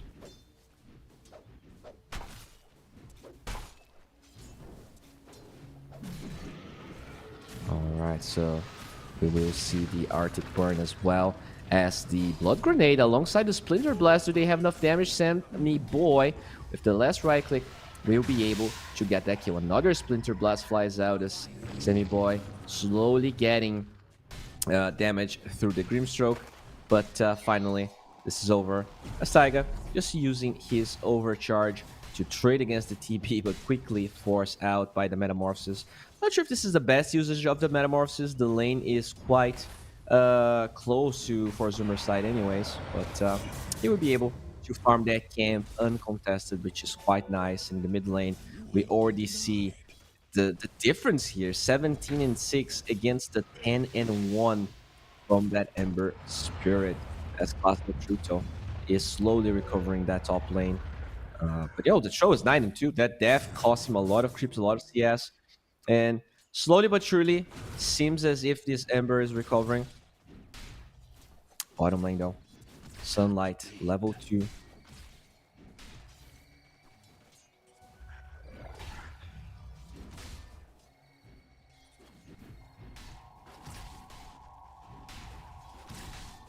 Alright. Sunlight here with Metamorphosis being on cooldown is a bit more confident, can't stand his ground, and he is getting back into this game as we do see Sudden Crush being used under tower, but just poking a little bit as the Arcane Curse gets used, but Slaughter should be able to survive. Overcharge, definitely a great way to keep that fish alive, as Sammy Boy is very low, but protected by Husky's Splinter Blast. He's out of mana though, so not a lot of other spells or stuff to throw at this angry CB player. Finally, well, with the oh my lord, the Cinder Brew just explodes the troll. He tried to go for the man up with the axes, but it doesn't matter. Speaking of manning up, the Terror Blade almost kills Taiga. The Arcane Curse is not going to secure the kill, and Sunlight stands his ground. He's a proud fish and will be able to repel CB here. It gets used, but unfortunately, it's not going to stop the denies there from Nesphere, as we do see Arrays still doing really well in the mid lane. Slowly but surely, RCY is recovering. He is 21 and 4 to the 29 and 6. This is overall decent, more than I would expect for this matchup. And we do see Taiga fall in Nesphere. Will get a kill rotation from Husky, though. They're trying to get the Slaughter. Terrorblade did die for this, but yeah, this is not a bad trade. You're taking a core for a support and allowing Sunlight to finally have a game. That start, I actually felt like they would be able to stand their ground as Slaughter and Io, but the harass from the Glaives, just quite annoying for the Io. Pure damage, not something the little ball of light is able to handle.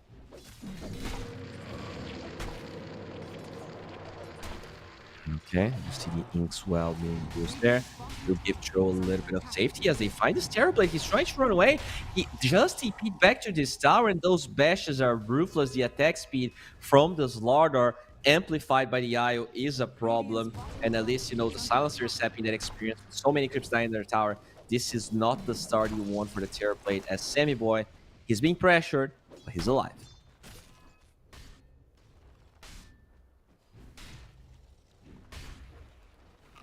Okay, the Slaughter here, getting closer to his treads. Has a lot of gold in the base in his carrier. So already has so much gold that he needs to wait for more gold.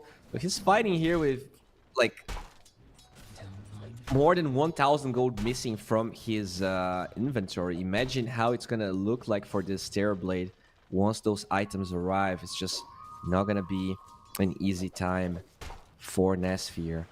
Yeah, we do take a look here on the items. The treads and Wraithband ready here for Terrorblade as they will engage with that blow grenade with the Splinter Blast. Is it enough to stop Klasno Kruto? It's not. The Inkswell damage goes through the roof, and this is why the Grimstroke is such a scary hero.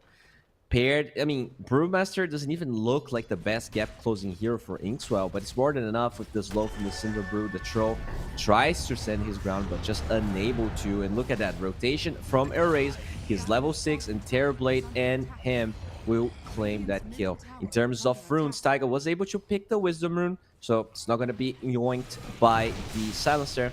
But on the opposite side, Grimstroke was looking for it, which gives Sammy Boy the chance to kill that brew. So he does recover here. Still, in terms of CS, 25 and 5 behind even the Brewmaster in his own lane. Not how you want the Troll to look like right now. Bottom lane, rotation here from this Ember. He's very low. We're gonna dodge that ink from the Grimstroke, and Io pretty much saves him. Nesphere, he's gonna get Bash. 2 points in Bash is enough to get that kill, as the Zithering Crush and the Sprint is a lot of damage. Do they have enough right clicks? They do. Io shows up protecting the Slaughter, but that damage from the Beast is way too big, and they will survive. Both supports so low, but will live here. Nicely done by Seabit. Both mid heroes being quite impactful, but the Primal just slightly more, and he goes back to his extra net worth. He is definitely a little bit more farmed, has a couple of extra levels, as Sammy Boy will be farming there. RCY did get a shield room, so at least he has that going for him. I'm surprised he didn't go for the Corrosion. It's an overall common item against the Beast, as the chains unfortunately will not hit Erase. It's gonna be just fine there.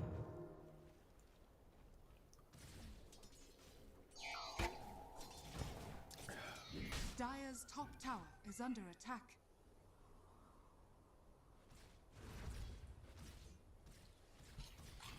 Okay. So can we take a look on net worth here? How are we looking for each hero? What's up? Sure, the CS looks overall pretty good for CB, but the usual distribution is fine. This is less than 1k gold as we will see here, Class Nocrudo yet to commit his primal split, just chilling and waiting for the completion of his vessel. Oh, we're gonna find the troll, and he won't be able to cast his ulti out of mana, and that Silencer last word is a thorn in his shoes. Nesphere getting a little bit ahead, which is expected. Terrorblade much better at farming at this stage of the game, whereas the Troll needs that Battle Fury to really ramp up the speed and feel as impactful as that TP. So the early kills from Sunlight, definitely good. Not enough to really stop what CB has going for them. Especially now that those TP rotations, the diving of the Slaughter just takes a little too much against a hero like Terrorblade. It is a lot of armor. And they will try and use this ward in the twin gates to locate the TP, but he's quite deep now in his jungle. Oh, Sunlight will just decide to stay in the lane. But yeah, we do see both supports playing around this ward as Roshan greets them and gets back to his second job in the Radiant side. But look at that, the TP. The wards from 4 Zoomers should be scouting this rotation despite the smoke. If they were paying attention, that little portal was going around and around, showcasing, okay, the smoke's gonna break. Plasma Crudo will be able to stop that smoke, and the Primal Beast just not in a position to go for it. As I say, that Erase doesn't care, goes in and explodes Taiga. Look at that damage from the trample. Tower very low, should fall, and Sibe, they claim another kill. Very nicely done.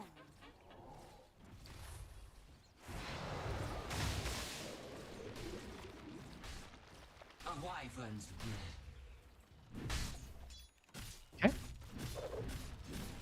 Semi-Boy working towards the Battle Fury here. Yet to really have any of the damage items, so his net worth is behind the Slaughter. Slaughter not known for his farming speed, or at least he has a couple of kills under his belt, whereas the Stroll has just been food throughout the entire game. Both top and bottom tower falling here for 4 Zoomers, just giving the map control. Really tough start. Sure, this Brewmaster is not having the greatest time, but overall, every core on the side of CB and even the sports are in a good spot. Nice view here, just greeting RCY as he is, trying to do some damage, but that is a 15 armor Terrorblade. Good luck chewing through all of those defensive capabilities. RCI, Y will just try to get a rune for himself here. Does he get lucky? He gets it. His rune is acquired. I don't even think the Brewmaster used OT his entire game. He's been chilling.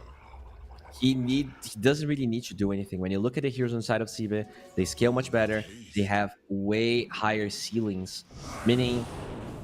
Oh, okay, I do hear a global in the bottom side of the map. Looks like a fight is brewing. We're watching a very slow TP from Wyvern as the Ember Spirit is trying to get on top of that Grimstroke. The Corrosive Haze should increase his damage, but they do get out. A Raze with a TP should be able to pulverize the Io. Quick use of the Tether as the Raze moves forward. Can they get the Winter's Curse? Well, they do. It's a little underwhelming. That Beast is quite tanky, and the Brew, unfortunately, doesn't do too much damage. The Blade Mail is going to be turned on, dissuading any extra engagements here. So big use of the Winter's Curse. They're yet to use the Primal Beast.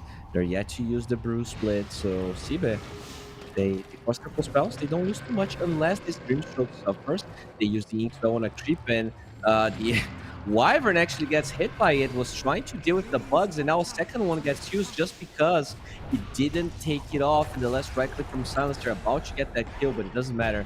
Both supports will fall, and the Raze finds an even juicier target. Gonna get the Slide of Fist into the Remnant away. RCY trying to live, and you can see how much of a struggle Amber really faces against heroes like the Primal. They're not really going to find him, but pressure in every lane is what CB is bringing to the table right now.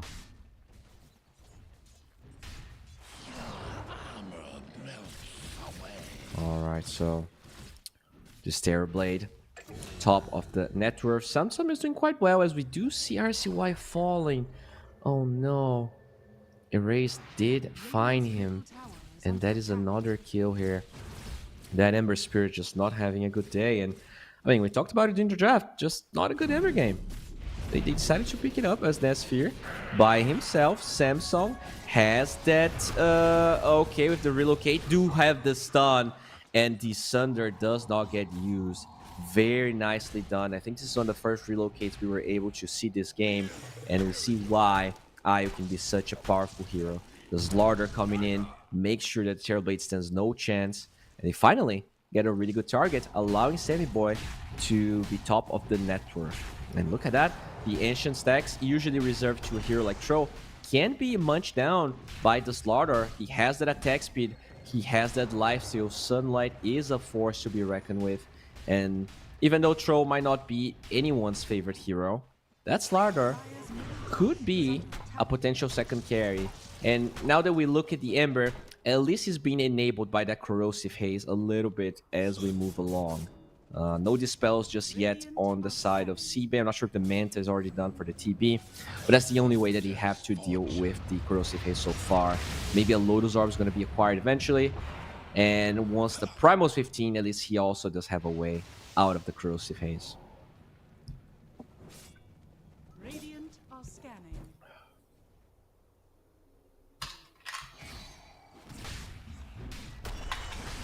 Okay. We see the Primal Beast nearby. Sunlight being chased down. There is a ward here, but you're gonna find this Slardar. The TP gets cancelled, and Taiga looking for a tether away. Not gonna happen. The Pulverize holds him in place, but Sunlight should be able to slither away. He is a very fast fish after all. And at least this is an opening for a rune taken for RCY. He will find an Arcane rune on the left side.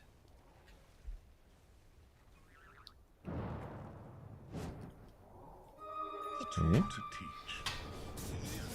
The top lane here, we do see the Silencer going for a Solar Crest so far.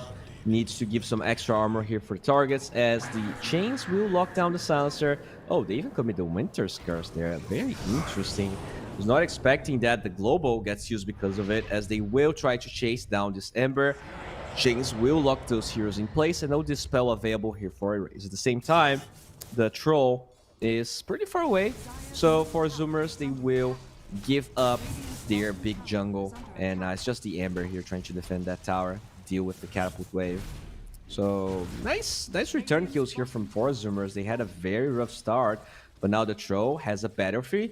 It's even going for an Axe. When you look at the heroes there, dispelling Inkswell, dispelling, I mean, there's a lot of stuff to dispel, as Husky will be dispelled of his life thanks to Erase. Okay. Silence will be used, but the Grimstroke just not enough to really fight here. So yeah, you can dispel the Refraction, the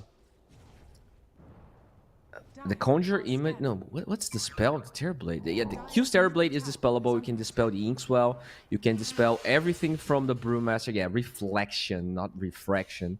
And the Arcane Curse. So there's a lot of value on the eggs of the Troll. That's quite nice. Yeah, we'll see how good that's going to be. Even, I guess, dispelling stuff like Glimmer Keeps, not too shabby.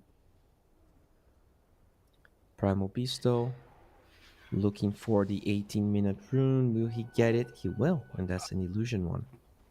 Pretty decent against the Corrosive Haze, against the slow from the Troll.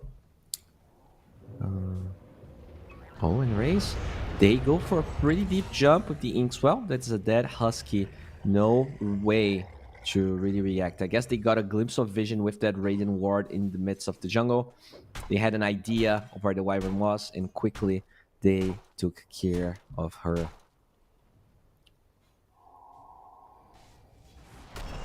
Sunlight. Double Bracer. Blink is online as well as the Madness. Probably gonna go for a BKB after this. So he is definitely scaling here. And this, I think, means that he can Rosh if they want to. Troll plus Slardar is an easy Rosh every single time. Maybe what they want is to wait for it to go to the Dire side. But Lost no Kruger here.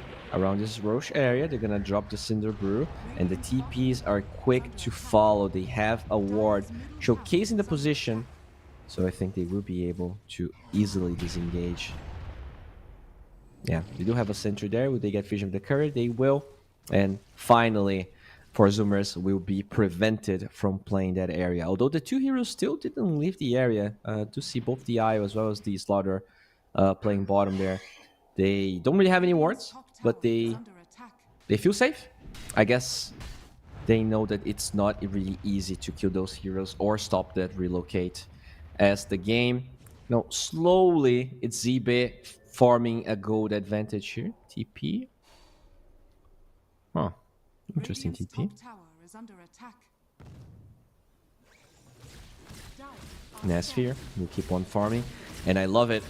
Straight up butterfly. Not the most common item for TB. A lot of the times you see stuff like the Scotty to kite a hero like the troll.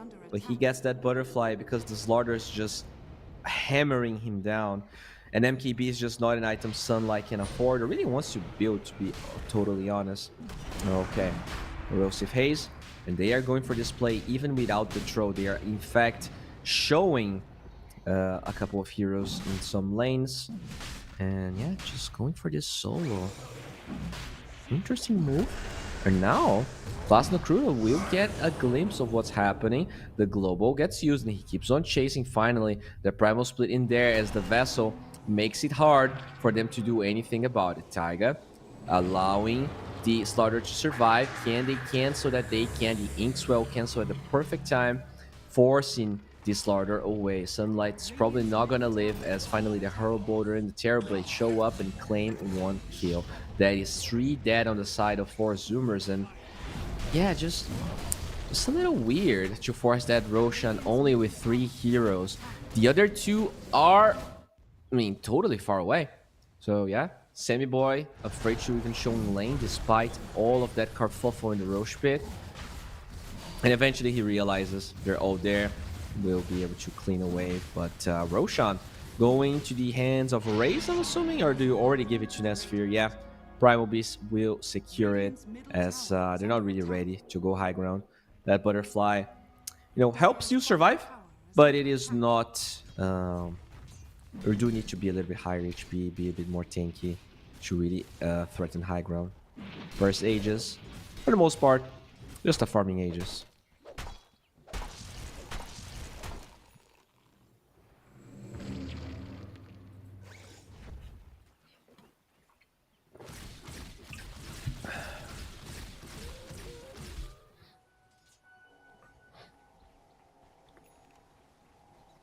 Now, finally, a smoke here coming from 4 Zoomers. They have the Ember out of the smoke and everyone else following suit. But that's a smoke into a team that has Aegis, into a team that doesn't have Primal and Global, but not for too long. Maybe we can check out those cooldowns there.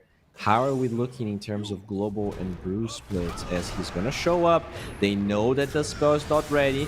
They have some damage. The bashes are starting to pile up, but they have the Soulbind. Finally, this Winter's Curse should buy time, and the IO will save one of the heroes. But what about the Ember? The silence duration is pretty big. Cold Embrace is going to be used. Will buy some time, but the Global Silence will make sure that the Ember falls. So very wishful thinking move. They knew that the cooldowns were not up, but ever so barely. And the damage of those 2 heroes just not enough. Quick rotation from the Grimstroke, pinning them in place, giving Sibe a pretty commanding lead now. 6,000 gold lead. Tower to fall, and overall just momentum totally halted here as a Raze will find the troll. He gets the axes off as the blade mail is not something you can really fight. He just goes ham, will try to get that kill, but is it enough? He can't cast any spells. That bug will finally be able to cast it, but dies. It raises on a monster streak. There's no way you're killing that Primal Beast. He is giga farmed and the troll, yeah, just not having the game that he wants. Even the Vessel there preventing the lifesteal. Brewmaster quick to show up, and that 60% lifesteal just not feeling as powerful as it maybe should.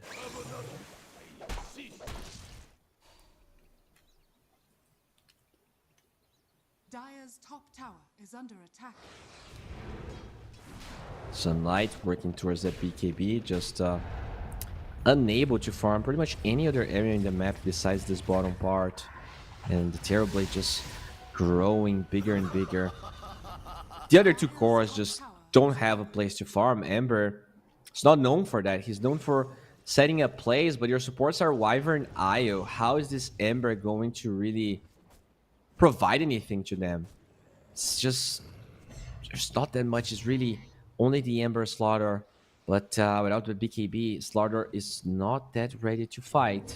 Regardless though, they will try and go in. Global still on cooldown as the Troll will get soul binded and silenced. Do they have any saves? It's the Io that shows up and he will pop that ulti, trying to get on top of the Primal Beast. The damage is there and they will get the first life onto the Primal.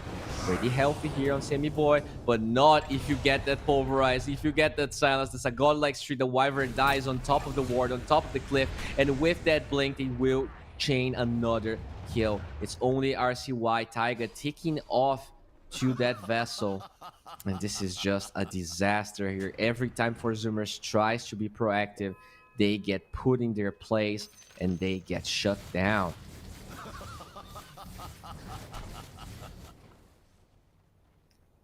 Now let's recheck that fight. So there was no global. Unfortunately, the jump here, Troll finds Brewmaster and Primal Beast. Those are two targets you just do not want to be fighting.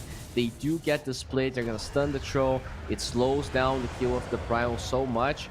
And after that, like, the Troll, like, a lot of the duration of his ulti gets wasted. You cannot really kill the Brewlings at this stage. You're too underfarmed. And the race just wipes the floor with every single one of these heroes. A wyvern's breath. Samson working towards Manta. Going to be able to deal with the bugs, deal with a lot of the trash that they have on the side of CB without necessarily having to use his BKB. Ember did go for Lincolns. So there's not that many single targeted spells, and all of them are very important. The Grimstroke's Bug, Sunder, as well as Pulverize, all are going to be countered by the Lincoln Sphere. So I really like RCY's item choice, but it does mean his DPS, his damage is hindered a lot. Just not an item that is cheap or that really brings too much to the table. It lets you live, potentially, but not necessarily. Especially when you're this far behind. Oh, smoke. Oh, that's an Invis rune, actually. Oh, sunlight. I guess they're just gonna find him. They're gonna use that pulverize. Okay, sunlight has a BKB and he's the only target being hit. Okay, finally, Io will show up and get some healing going as the Soulbind is wearing off. Sammy Boy gets a kill. This is the start of something pretty decent here. Can Sunlight survive? No. Those claps from the Brew are insane. Taiga gets a little bit of extra move speed with the Tether. They will use the Winter Curse to hold down that here in place, and the Terrorblade just mashes the Primal Beast. But Sibe, he is just locked down, doesn't have the damage. He's trying to life through off of the illusions, but the Butterfly doesn't allow him to hit his targets, and they will lose 2-4-2. It started well, but now with the Primal Split, Taiga losing so much damage. The chains are gonna lock down the Terrorblade. He does have Sunder, so you have to be careful, especially that Ember. Husky will be slowed down by Reflection. The Code Embrace buys some time, but it inks well as the Vessel should be enough to take the Husky down, and eventually they find, I mean, pretty much nothing. The Grimstroke's still alive, and the Ember cannot commit, so this is a 4-4-2, I want to say.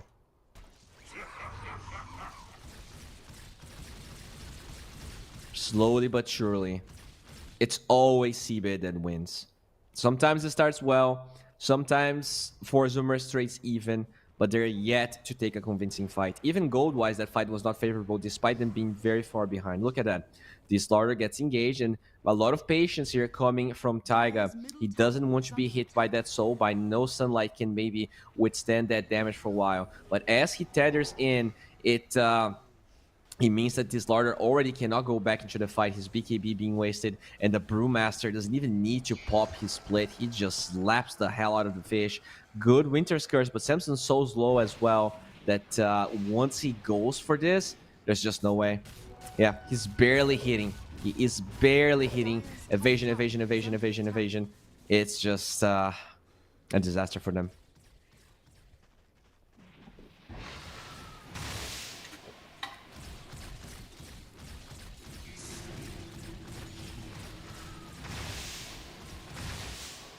Yeah, they even get more kills.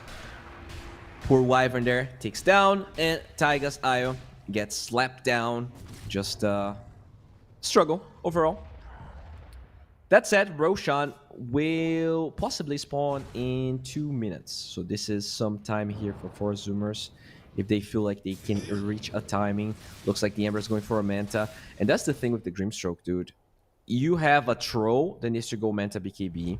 You have a mid-Ember that needs to go Manta. Like, this hero forces such awkward hero item builds that by itself there's already a lot of value there. Even the Lincolns that was purchased on the Ember, part of that comes from the fact that Grimstroke is here. It's such a good hero when you have those gap closing mid heroes, as they will keep on fighting. Taiga is just dead. Look at the damage coming from Erase. The Soulbind locking the heroes in place, and Troll barely got you ulti. The Winter's Curse is gonna lock them down, and the Ember will TP, but this is a disaster. Husky barely survives, and with those 2 heroes dead, this is the last outer tower here for... Oh man, for Zoomers. Dire's bottom tower has fallen. Dire's bottom tower is under attack. Yeah, we can really watch this fight. The Slaughter had to run away. Poor Tro just gets silenced and taken down. Never got to press his OT, and because of it, the tower is falling. No buybacks. So much damage. Nesfear the Butterfly. Usually, you don't really get away with such a greedy build, but against all of those right-click damage dealers and supports that barely have any burst, he's able to get away with murders. The Global is going to be used just for the disengage. They will get 1 lane of barracks. They will get the range 1. They could potentially even go for more, but they're going to respect the cooldown. Oh, are they really? Is the split just taking this with the illusions? Oh my god, this is a disaster. That split really does a lot once you get more levels. Feels like they will find the brew here. Nice Inkswell dispelling that corrosive haze as Sammy Boy trying to get on top. The Ogre Suit Totem will buy time, and the Slaughter just looking for an opening as the Primal Beast will hold down the Troll. He has that ulti. He's broken though, waiting as he finally drops his ulti. He's barely life-stealing though. Eventually with that IO will live for a while, but doesn't find a target. His OT is over. No casualties on the side of Seabit, but Sammy Boy, he doesn't want to stop. They lose the Slaughter, they get nothing, and now Sammy Boy is going to be chased down. The Lotus Orb is there. They cannot use the Pulverize, but they will pulverize him nonetheless with their fists, with their damage, and this is 2 heroes dead. Both cores. This should be a GG. Oh, look at Husky. He is getting smashed down, just like the barracks in this tier 3 tower. Seabay with a convincing game here. Their draft just much superior. That Ember Spirit did better than I anticipated in the mid lane, but just unable to play with the supports. Much easier when you have something like a Global Silence. That Grimstroke needs to be addressed if you're going to give away something like the Primal Beast. The GG eventually flies out, and this is the first game going the way of Seabay here. The Terrorblade, the Brewmaster, they get a lot of value out of their picks, a lot of value out of their lanes, and there was no chance for 4 Zoomers. There were a couple of glimpses, just a little bit of hope here and there. The Slaughter kinda almost looked good, but overall, they just struggle too much in the lanes.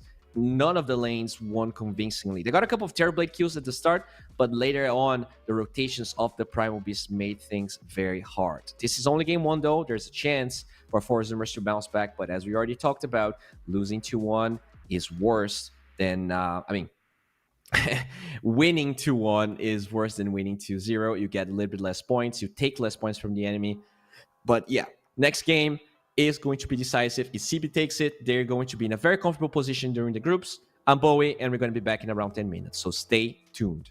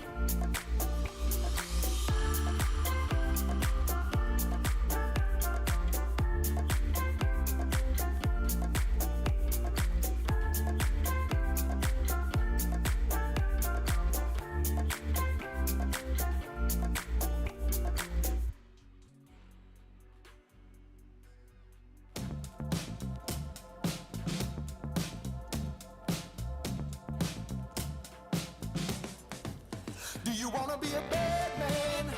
Yes, you do. Do you wanna taste sweet salvation underneath the summer moon? Do you need another hand now?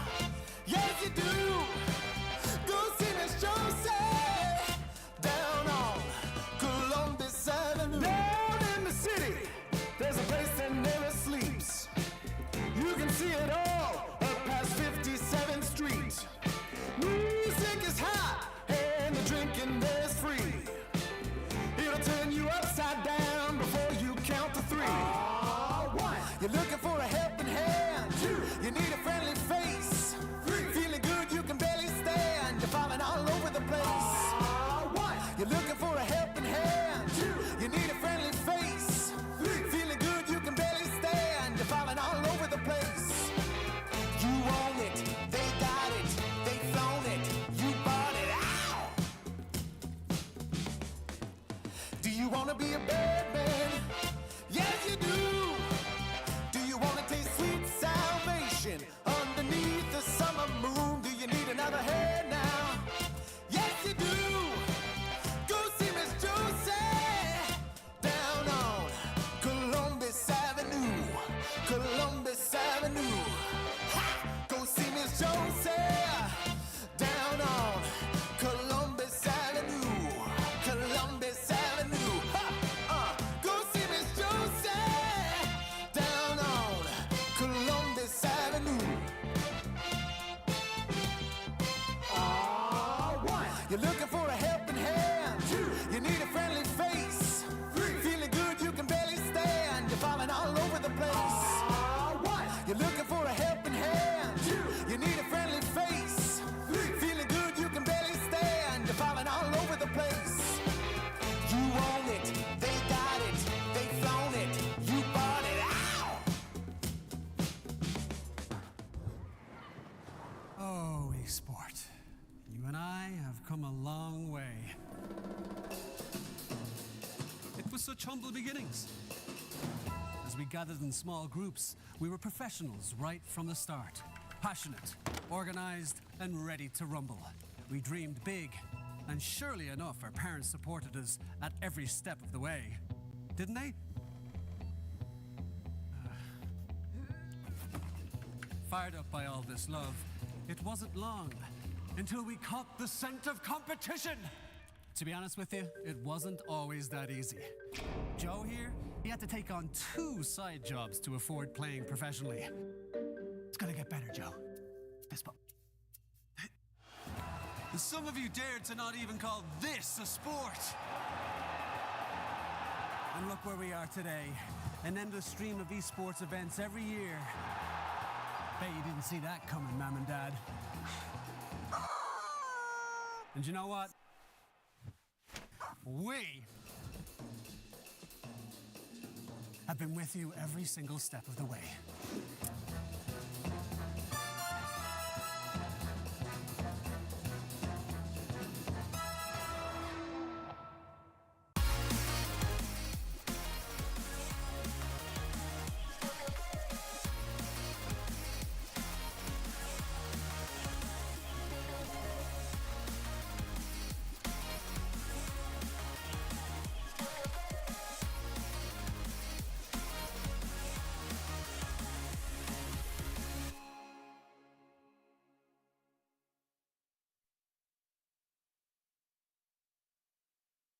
Dream of working with people you watch on screen. Exclusive esports opportunities handpicked just for you. Candidate profile to raise above competition. Let 10GG handle routines. Make a step towards your dream today.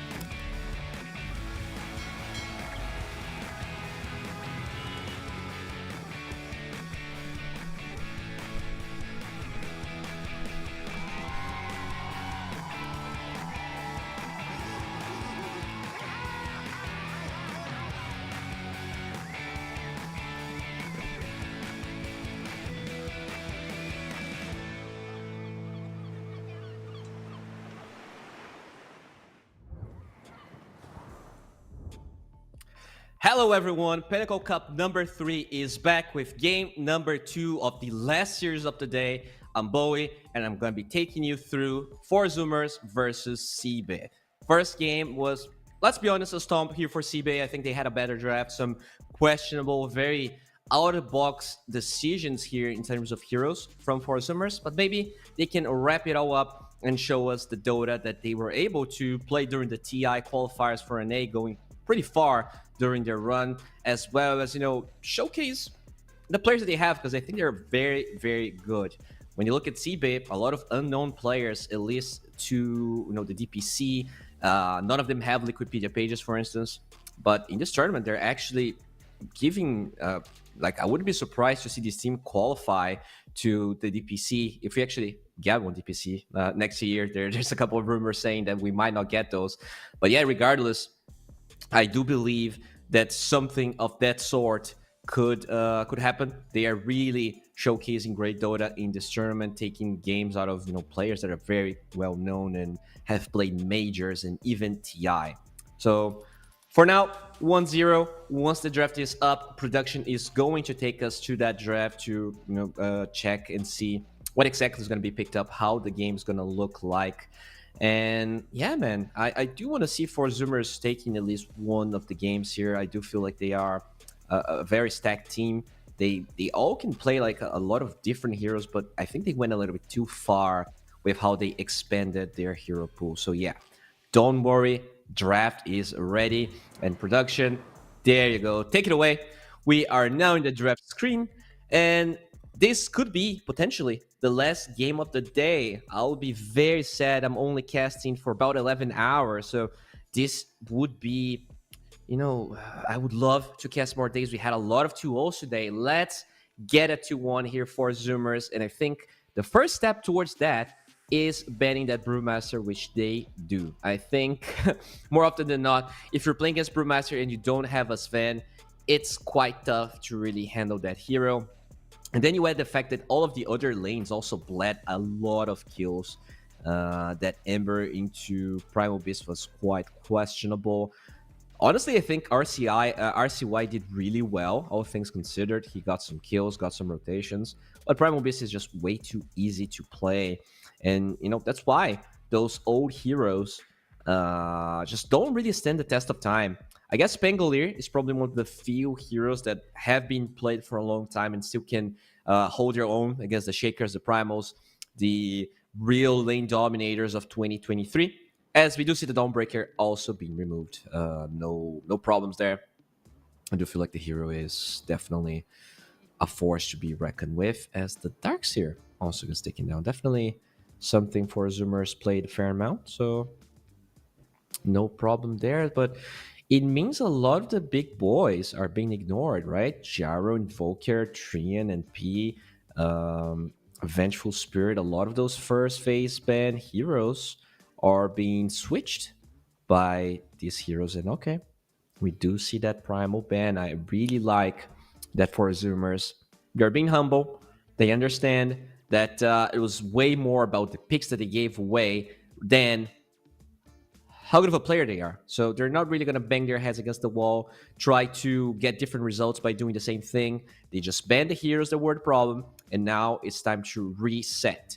So, maybe the heroes that they picked up could have been good enough to win that match if those insanely strong meta heroes were out of the picture, which is exactly what they did here. They also take away the Pangolier. Are they just going to force that Ember regardless? A lot of emphasis here in removing those two mid lane heroes. We'll see what CB's strategy is going to be, but IO is available. A lot of the meta heroes are available, boys. Every single one that I talked about is here. Treant, MP, Gyro, and Invoker. They're all there. So would you be willing to swap Invoker for Gyro? Would you be willing to swap Treant for Gyro? It's going to be very nice. A lot of heroes that I don't usually watch will go through at least this first phase. And there we have it. They're going to take away the TA and CB. They acquire, they guarantee this new Invoker hero. They could just Ember if they really want to play that, if they feel like Invoker is less of a problem than Primal Beast. I would beg to differ. I think Invoker is just as good, if not worse. But yeah, I don't know. Just, I still prefer this draft, at least so far. But I'm honestly surprised that you took away Tango instead of Invoker. I'm not gonna lie, they need to have a clear idea, a plan. Yeah, let's pick Ember. Well, I'll be honest, it is RCY. They want to enable this guy. He's a stand-in and he wants to play Ember regardless. So if you're gonna do that, might as well pick his hero first and make sure that everyone else can get a better hero in the game. I I'm not gonna go against this one. I think that Ember was picked very late into the Primal Beast, whereas this one is quite early. This is honestly better. Sure, you're against Invoker, arguably a worse in the sense of a more strong meta hero on the side of Sibe. But at least it's quite early on. You do get value, even if it's a worse matchup. At least everyone else will be able to adapt their heroes to get more value out of it. Especially down there by Prosumers, as we see a Caudal ban. All right, we really don't want to see that Ember being enabled too much, if we really are interested in forcing that. So you ban Marana here if you really that's scared of that worried about what RCY Ember Spirit can do.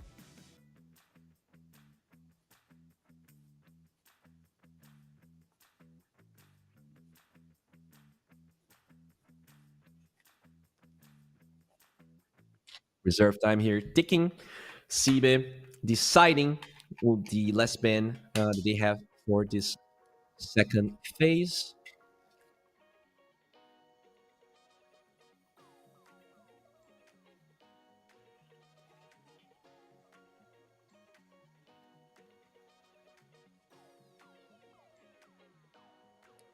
And it's a Razor. Okay. Interesting man here. Probably indicating they want a hero that is melee and that is non-mobile. When I think of a hero like that, Sven comes to mind. I remember Ios from the pool and Prosumers, they do seem very keen, very very likely to pick it up as they do can. Ooh, Marcy. All right.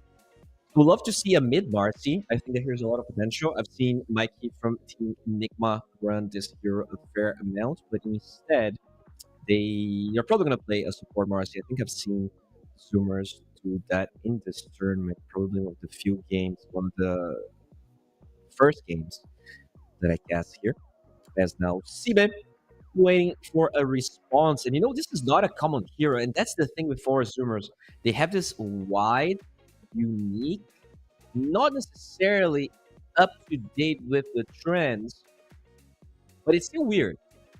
So for Sibe, oh man, I was gonna say maybe it's hard for them to draft, but they just get two super high value heroes. Like when you think about NP and Tree and everything that's left, and Mars being picked up, it does feel weird. If they won game one, I would be like, yeah, I'm so proud of them, and they're going against the grain and getting all of these heroes.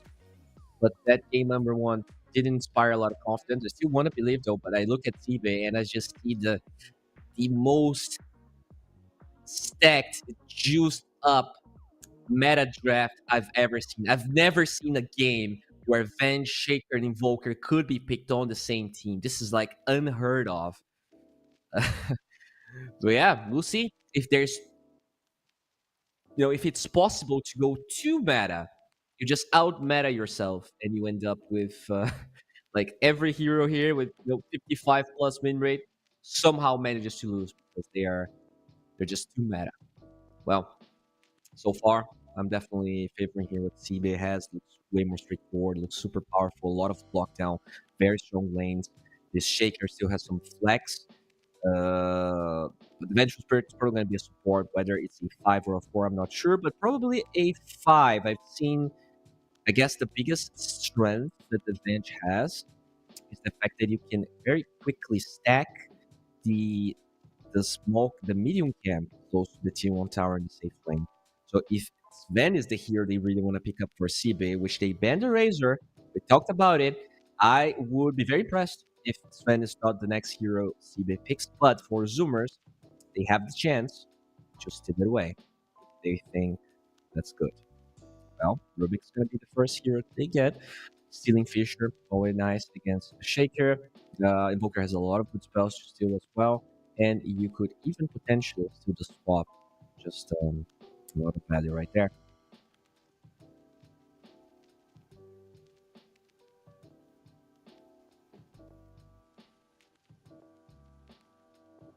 Ooh, so they go for the Muerta here on the side of four Zoomers.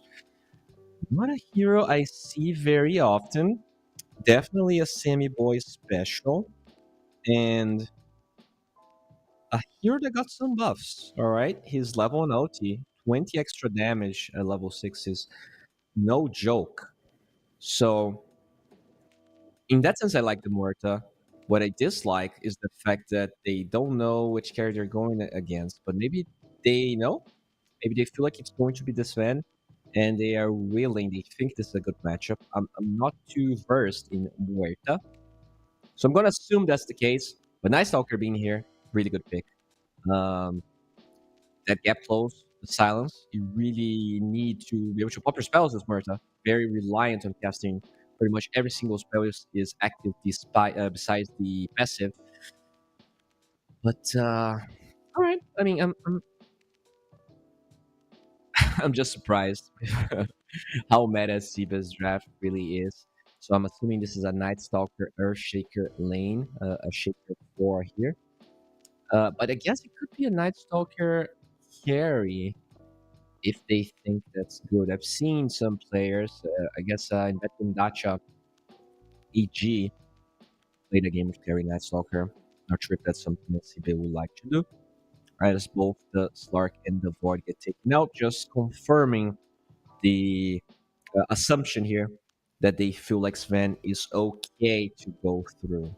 You also have the Marcy giving away some damage and a lifesteal to that Muerta. That is another aspect of this draft that we should not forget about. So the Muerta is going to have a lot of sustain, could possibly stand her ground, but you're still against swap, right? That swap is such a problem. As a Muerta, you don't really want to go early BKB, but you might just be forced to do so because you won't be able to stand your ground into swap Fisher, swap Night Stalker Silence. Overall, time for the last ban here. They did remove both the OC as well as Tidehunter. Curious to see, and there you go. They go for that Sven. It was quite telegraphed, and I commend for Zoomer's attitude here. They would rather give away the Sven. They are willing to give away a lot of the meta heroes to counter them in the way that they know, just picking heroes despite their meta-ness. It's very commendable. Whether it's going to work out or not, I am not sure, but it's refreshing to see. Hopefully, we can make it to a game number 3 so that Zoomers can teach us even more about how versatile they are.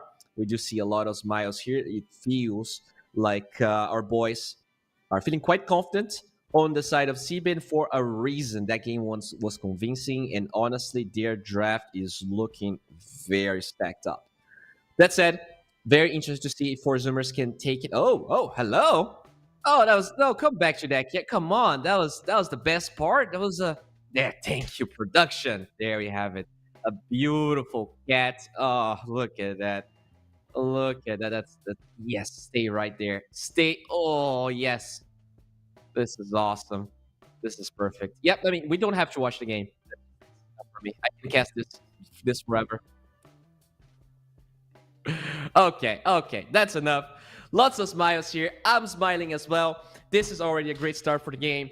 It has been an honor casting this tournament. A lot of great games, and hopefully this one is going to be no different. We are back in. Oh yeah, I thought we were going straight to the game, but yeah, Sibe versus 4 Zoomers, 1-0 here for Pinnacle Cup number 3, Malta vibes, and Yeah, I mean, Muerta. I was very curious about the change. Yeah, let's go into the game as I will babble about Muerta. Because when I saw the changes, it definitely felt substantial. One of the biggest buffs for sure in the patch. If that's enough to really push that hero towards being good or not, is the question that I have. And they knew Sven was coming up, so they think it's a good matchup. Let's see for Zoomers. Please illuminate me, Sammy boy. I'm ready to be taught the ways of the Muerta, and they are ready to fight as this is a 4-4-2. Okay, Muerta. Yeah, that's underwhelming. Taiga not really wanting to learn telekinesis, not a spell that's cool to learn. And that's the thing. They were so excited. They're all running towards Ibe, but their catch is actually 0. They have absolutely no catch. You don't want to learn Pit of Malice level 1. Getting first blood but learning Pit of Malice is throwing the game. Same for telekinesis. So, yeah. I was maybe a bit more hyped than I should have been there. But still, they did get some vision. They scouted that Watcher. They dropped the ward quite deep there. But I think the Dire ward did spot. Wait, what? Are they getting Q anyways? Huh. They actually had a ward right there. But yep, Sibe, they do slip up, and that is first blood for 4 Zoomers. Quite the refreshing start, as they're gonna drop Muerta's thingies here. Let me double check the name of that spell, as this hero has been out of the meta for a while. Yeah, the name of that spell is, thank you, it's called the Calling. Yeah, that spell level 1. Not that great, to be honest, because you can use you can definitely use the Q to get some CS in lane.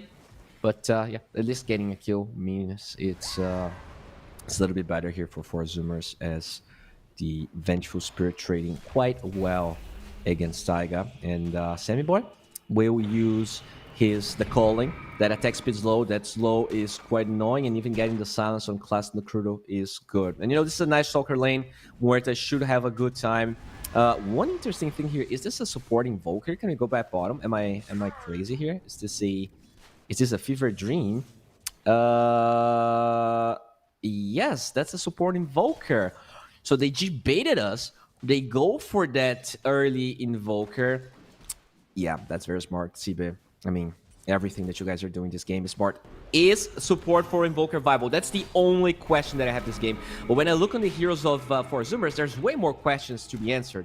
No, that's the only questionable thing they're doing. And even then, you're exchanging the Invoker lane against Ember to a very, very stable Shaker versus Ember. So we saw Array's own with Primal. I don't think it's going to be any different here. This Shaker should really take it to RCY. Let's see if the newcomer, the new kid in the block, can deliver. Rank 26, straight from North America. He is, yeah, definitely struggling a little bit, but it's expected. This is the type of matchup where Ember is really going to shine after the laning stage. Right now, you just take what you can get, and you hope you don't die to that physical damage of the Earth Shaker. Side lanes here are looking pretty even. It's really the Muerta that's struggling with the CS. Did she get first blood? Can we double check that? Oh, that's the Rubik here. Will be stunned. They have the blow grenade. Nice stick, buying some time. The slow from the blow grenade is strong, but not strong enough to kill Taiga's Nesphere. Will be zoned and forced out. And yeah, there we have it here. Sammy Boy against the Night Stalker. D9, there we go.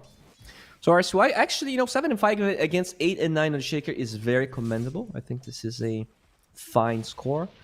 As we do see Taiga, he's gonna get stunned. Do they have a second one? Magic Missile connects with the Mind's Armor. Nice lift, buying time, and Taiga will lift that stick, barely keeping him alive, as the right clicks won't really hit Nesphere. He has that extra move speed of the Warcry. But this is, all of these attempts are definitely hindering the Sven's farm. Not only he's low in HP, but now he's missing a lot of CS, as the Vengeful Spirit will trade his life, or her life, for the Rubik, but the Lotus will be Sunlights. Overall, another 4 Zoomers victory. Nice high-octane game so far, as the dead shot is used to bully out the Invoker here. Really like the sound animation of Muerta's right clicks. It feels so nice. There's a lot of really tight attack animations here as they will get the calling, but the EMP Tornado buying some time. Husky, that's a good combo. I didn't really thought about it, but using the Dispose back into the calling, Invoker will dodge the damage because of the Invis is rigidding a little bit. Husky is trying to get out. They have no detection, and Sammy Boy will right-click the Night Stalker, repelling them away as Invoker is just chilling. Absolutely no way to find him. 14 HP region. Yeah, that's not too shabby as RCY. What's happening here? There's like 7 creeps in the middle of the river. They all brought like a party to the runes. And yeah, I guess RCY will eventually drag them towards that cliff as Taiga. Once again, I've seen that story so many times. Taiga tanking, 75 right clicks as, oh, look at that. That's a beautiful juicy stack that Sunlight will be able to farm alongside all of those creeps in the lane. Venge will steal a couple, but it doesn't matter at the end of the day. It's the Underlord actually, 27 and 8. Out of every hero in this game, I would not expect him to be top of the CS. Probably the Shaker. But another problem is, Night Stalker, it's a melee hero. I expected this Muerta plus Marcy lane to really own the Night Stalker. In fact, it's the total opposite. They get 2 kills. They kill the Muerta. They kill the Marcy. Whew, not the start you want. Usually, it's the Night Stalker dying pre-nighttime, and you start getting worried about it after nighttime comes in. But this is really not what's happening. So, I mean, even if Muerta is a good matchup versus Sven, will it matter if you're this far behind? Sammy Boy. Not that this Sven is farming too much, but that hero can recover very quickly in the jungle, which is not true for the Muerta. Not to the same degree, at least, as we will see the lane push over here. Mid lane, RCY, very close, at least in terms of CS here. Definitely more denies for Raze as they're going to lift him up. No echo just yet, with the Sleight of Fist, TP from Venge will dissuade for Zoomers, and will also make fighting for that room a little bit harder. We're 10 seconds away. And that's definitely where the action is going to be at. All right. Is it bottom? Is it top? Oh, yeah. Some pizza action in the top lane. But it's really here. The tri-lane in the mid lane. It's going to spawn bottom. And it's the Ember Spirit that picks it up. It's a double damage. Will Taiga pay a hefty price for it? They don't have Fisher. So they're going to be lifted up. Erase still looking for the Ancient Totem. And he will get an Echo for that. So greedy with the place. And now RCY, he's going to get a counter kill. Big one. Not at all like game 1. So, very impressed by RCY here. I was scared first because of the Invoker, but then the Shaker should even be a bigger problem. But RCY delivering here. Getting that kill ahead of the Shaker in CS. Nicely done here for Zoomers. A glimmer of hope, at least so far. Muerta will be silenced. The lift is buying some time, and they do have 3 heroes here.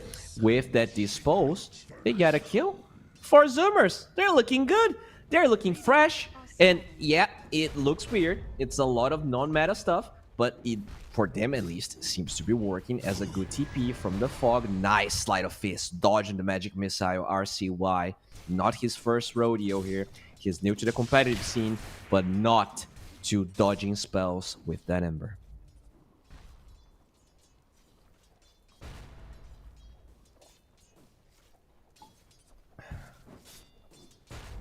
All right.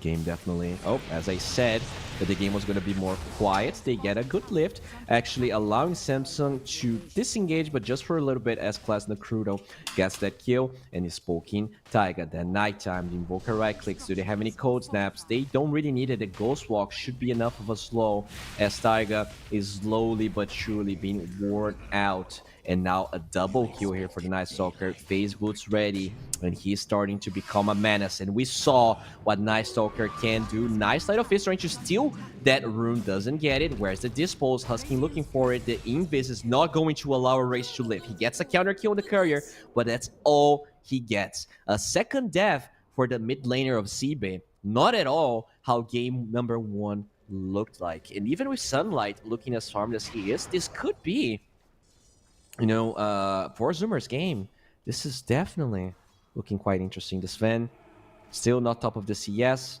Maybe we can check the net worth and see if, even though he's not that high in CS, if he's looking really good in terms of gold. As they're gonna TP Erase here. They're actually looking for another kill. They have a ward very deep, the Sleight of Fist, slowing the race down with the Corrosion. It's actually just the Blightstone and 2 heroes. They know there's no vision. They should be able to get this. There's an Echo. Can he get a triple Echo? He doesn't get it. Only 2 heroes are hit. Husky Ancient Totem is there, but he's level 6. His tank, he will survive. The TP comes too late. Class the Crudo looking for a kill. Do they have chains? The silence is going to prevent that, as a race doesn't have a feature to follow that up, and the TP is going to be wasted. Dire are scanning.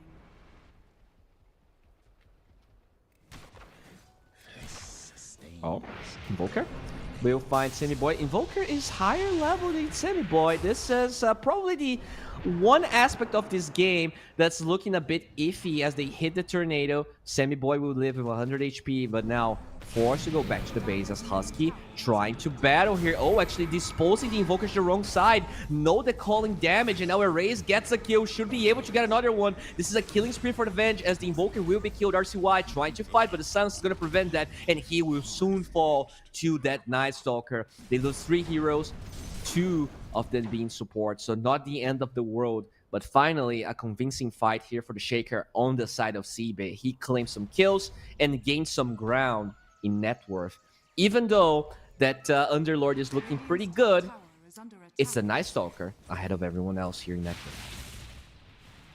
Yeah, look at that, like level 6 Invoker, support Invoker, mind you, against a level 5 Muerta. This is really, really bad.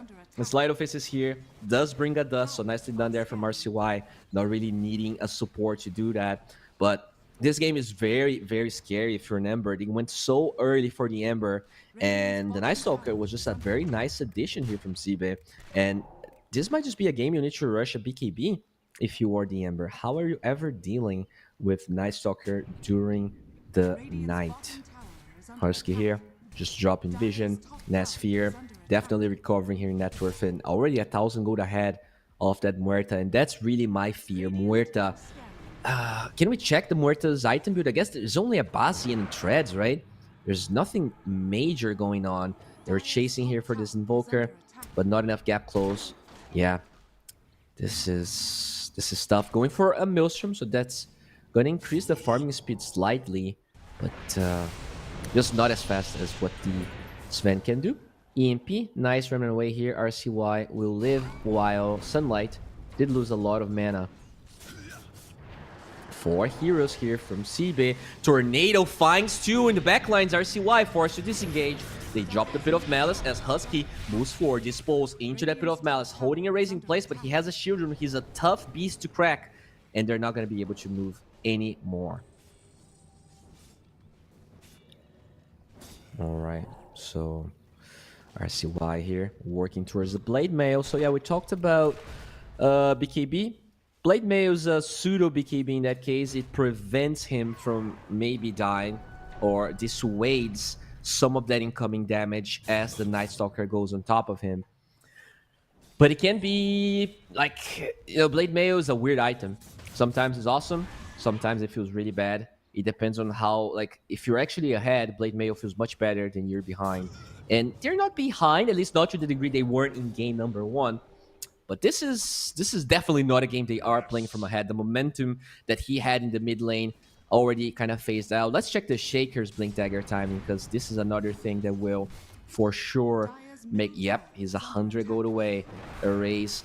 Even going for a rotation before that, the Fissure is available, and Sunlight could be in trouble. That's by far the hero of the highest net worth here on the side of 4 Zoomers. They get the Tornado, the EMP, Pit of Malice, hold Nasfear in place, but not for long. The Fissure block, Sunlight will be able to actually go through. It's not a perfect block, but the damage is there, and slowly but surely they will wear down that tanky big boy. No rotations coming from 4 Zoomers, so not really willing to do anything about it. And finally, because they didn't use the Echo for that play, it means that now Erase has Blink Dagger for the next move. Taiga will TP to the top lane. trying to stop Nesphere. Stolen Tornado, though, doesn't connect, but the real one, the actual Magician, finds Taiga. They drain the mana. They get the kill. Nesphere is not going to go for the kill, just gets the tower instead, as Erase doesn't have the Blink Dagger just yet. It's on the Courier. Will use the Fissure, but already forcing this Underlord TP is pretty big. Can the Invoker get out? Oh, that is an awkward use of Mars' abilities, but with the Stolen Stormhammer, it looks like they will end up killing the Invoker. No, that's just a support Invoker, though. Don't get your hopes up. Oh, time for the Wisdom Room. Do not let it deny, and they get it. So it is Husky that picks it up, but Venge also on the enemy side was able to secure it. So 1-for-1 here in the 14-minute runes, as we see RCY with, I'm assuming his Blade Mail completed, whereas the Night Stalker is going for a Blink Dagger. Oh, he doesn't even have it. Oh my god. Yeah, that's problematic. You know, the fact that this Underlord is really farmed is probably bad. Like, when your most farmed hero is a hero that can only respond, things get really awkward. Like, you would like to be able to play aggressive here. So out of all the heroes on the side of 4 Zoomers, I'm not sure that's the one you really want to be as farmed. And okay, the Blink Dagger on the race gets revealed. Oh, the Tornado kind of preventing that damage to come through, but the swap will make sure that they find RCY, and poor Taiga, he will be left for dead. They get that dead shot, but it's not enough to stop the aggression here from Seabay. Not only that, Nesphere by himself hitting this tower, and slowly but surely, it feels like Seabay, they are grasping this game by the balls. There's nothing that for Zoomer has been able to redo in the last couple of minutes. There's a smoke going on. They at least have that extra damage from the Marcy towards the Muerta, but this is nighttime, man. Not a lot of vision here on the Radiant side, and they're going for the smoke. They know that Echo was used, so that's, you know, at least something. Okay, they're going for a Sven that is ulted here. Bold move as they get the dispose back into the calling, reducing the attack speed slow. Oh, wow, that is very bold from 4 Zoomers, and even more impressive, it works as they get 2 kills. Tornado EMP on 3 heroes, though, 4. A lot of mana drain, but no follow-up here. Seabay will just disengage, but look at that. There's a little Batman scouting the area. Will be able to... Oh, he's actually under vision, thanks to that ward. Does know about everything, though. Has that nighttime vision, that pretty much map hack ability. So, no way they're going to be able to... Oh, that's Light of Fist. If he actually hits a raise as the first target, he might not be able to blink there. But unfortunate for RCY. Muerta, though, still lowest net worth core. Okay, EMP. Do we have a dodge? No, we don't, because the silence is there. Pit of Malice will hold down the Night Stalker in place. RCY gets the chains. Can they get the kill? He's too fast. Dire's middle tower is under attack. Okay. Nesphere keeps on scaling. Now, almost 3,000 gold ahead of Muerta. This is slowly but surely slipping away here from 4 Zoomers as their cores seem to scale a bit more, but the gold advantage, you know, the number at least is not that big, as they're gonna find that Sven has no BKB. They're gonna toss him back into the Pit of Malice, and they do have a lot of displacement abilities. There you have it. They will be able to lock down this Sven despite the fact Husky dies. Good Echo finds 1, finds 2. It's a raise with a double kill. I mean, they get the juicy target. And I guess this is one aspect that I really like about 4 Zoomers. They have both the dispose of Marcy and telekinesis to throw people back into the Pit of Malice and the calling. That's quite annoying until BKBs are up. So, you know, Night Stalker is still going for a blink. 4,000 go towards the BKB. I guess same thing here with the Shaker. I'm assuming he might go BKB instead of the rush on the Ags. If they can constantly pull those fights off where the telekinesis back with the dispose, it's going to be hard for Zibet to really do a lot. There's obviously the swap, but that's only on 1 target. We'll see if you know, this is going to work out for them. Some interesting ideas that they have going, but right now we're yet to really see that win them a convincing fight. They got some good engagements, but always a nice response, a quick response from Sibe as they see this Night Stalker here. Muerto's gonna show as if nothing is happening. They're trying to connect from the right side, and the smoke's gonna break the chains, locking down the Night Stalker. The Sun's gonna prevent some spells from being cast, and the dead shot pushing him away. Nice use of the EMP, locking them down, but now with this TP from Sunlight, they get the Pit of Malice, and they will be able to find Class Nocrudo there. So very good rotation. Still, a lot of numbers, a lot of heroes. They're not farming as they go for these plays. But some hope. Some hope at least.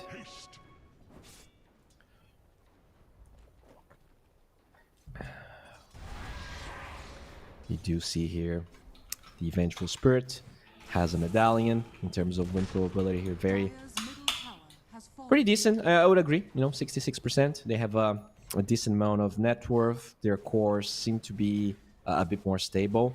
And the scaling here on this Sport Invoker, it's always going to go through the roof. Going late doesn't really seem to be a problem. Imagine that alacrity on a very farming Invoker later down the line. Venge did finish the Solar Crest. We do see another rotation here from 4 Zoomers. They're going to leave RCY away from the smoke as he will. I'm not sure if he scouted Class Nocrudo there. The vision advantage definitely better here. Is he gonna go for a play? They're definitely baiting this. But the smoke breaks in Class Nocrudo. He will scout that out because it's nighttime. If it was not a Night Stalker, any other hero wouldn't be able to see that the smoke ended or that it broke. But not the case here, as they will drop that Pit of Malice. A lot of heroes are behind the Night Stalker. You have to be careful. He has the BKB, is going forward, trying to look for Husky. Taiga, very low, uses the Ghost Scepter to survive, but he will be able to find that with a raise. And now Nesphere actually going after them. No, gives up. They find 2 supports, and yeah, that's a couple of spells being used. RCY, he gets echoed, he gets found, he gets silenced. The Blade Mail is not going to do anything, and this poor Sunlight Pit of Malice is not enough to stop the aggression. They actually want more. Can they dive such a big, beefy target? They want to. They get the swap. 1 buyback is Taiga. He's looking for a way to save Sunlight, but the Sunstrike, the damage from that span is way too big. Samson finally pops his ulti, but that Stolen Stormhammer doesn't matter because of the BKB. The Tornado is holding them back, and Samson, his ult is about to wear off. The Magic Missile gets a kill, and slowly but surely 4 Zoomers, they are melting, they are crumbling. Another Ghost Scepter, but Taiga, you're back to the grave, you're back to the dumpster. There is absolutely no way that you're going to be able to stand your ground against Sibe here when they have that nighttime, when they have those blinks. Night Stalker giving up on the blink for the BKB was great. He baited that fight so beautifully. I'm even surprised 4 Zoomers attempted the play knowing that BKB was there, but yeah, just a little bit of a blunder here as we do have a couple of spikes.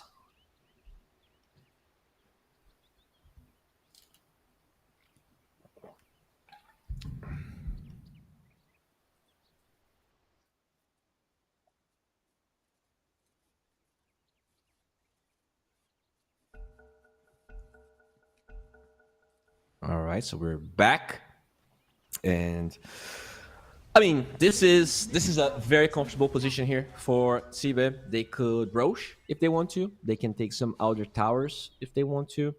Honestly, the world is their oyster right now. Sven going for a Shadow Blade, so there's going to be some sneaky initiation into that Muerta.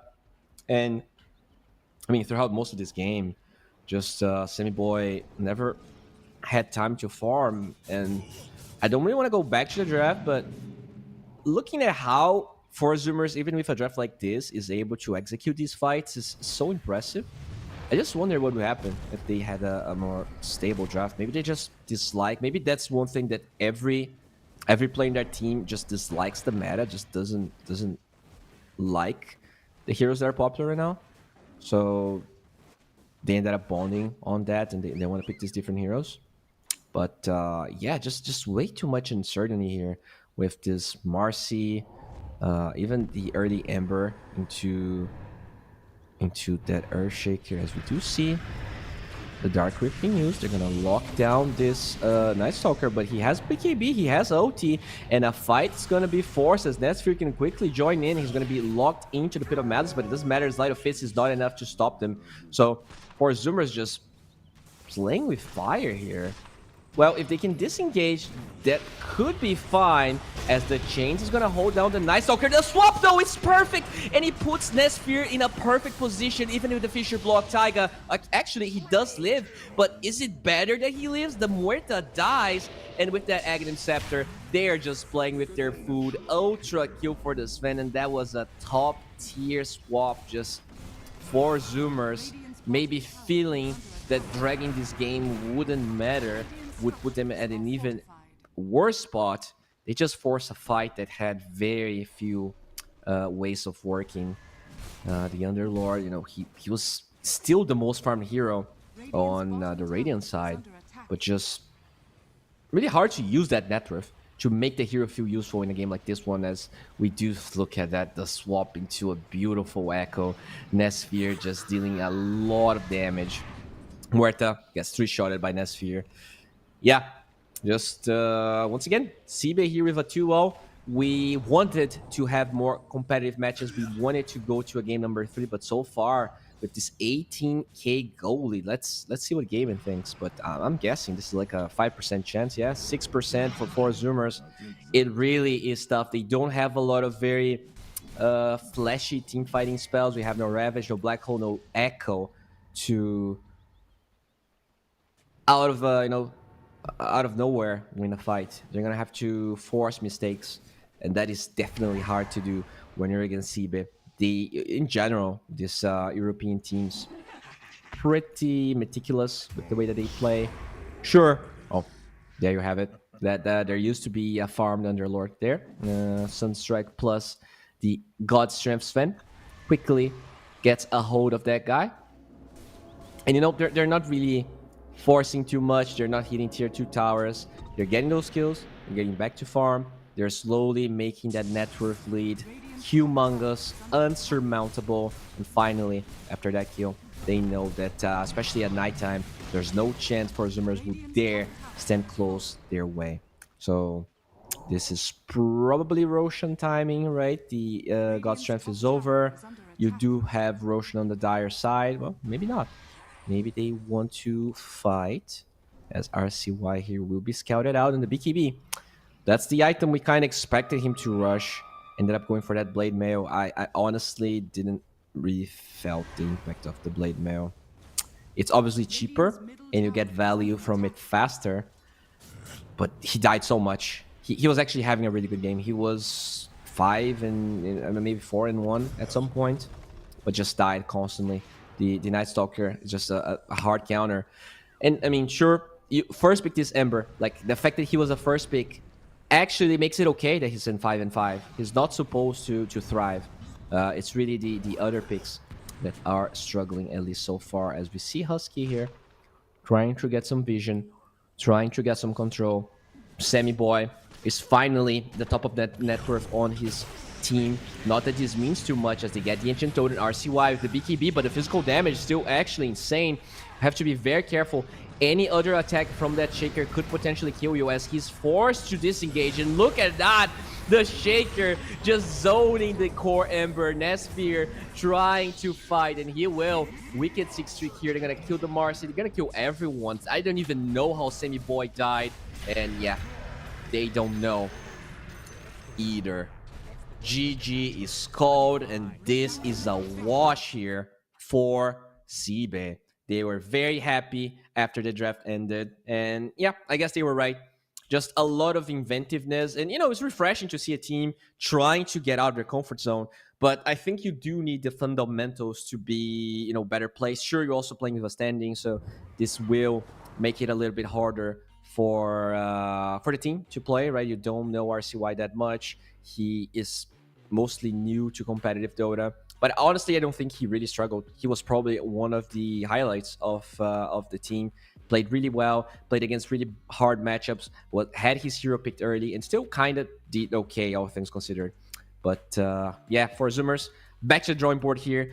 Only 2 O's, very symmetrical here. Right side with the first series of the day winning, and then the left side for the last ones, 1 move taking it to 0, and now CB. So you can take a look in the groups and maybe see how it is shaping up and looking like after this big day of Dota 2. There we have it, CB. They actually surpassed KZ Team. KZ Team beat CB just earlier, and yeah, now they are second place. We do have 1 move and Infinity, 3rd and 4th, with Arava and 4 Zoomers now.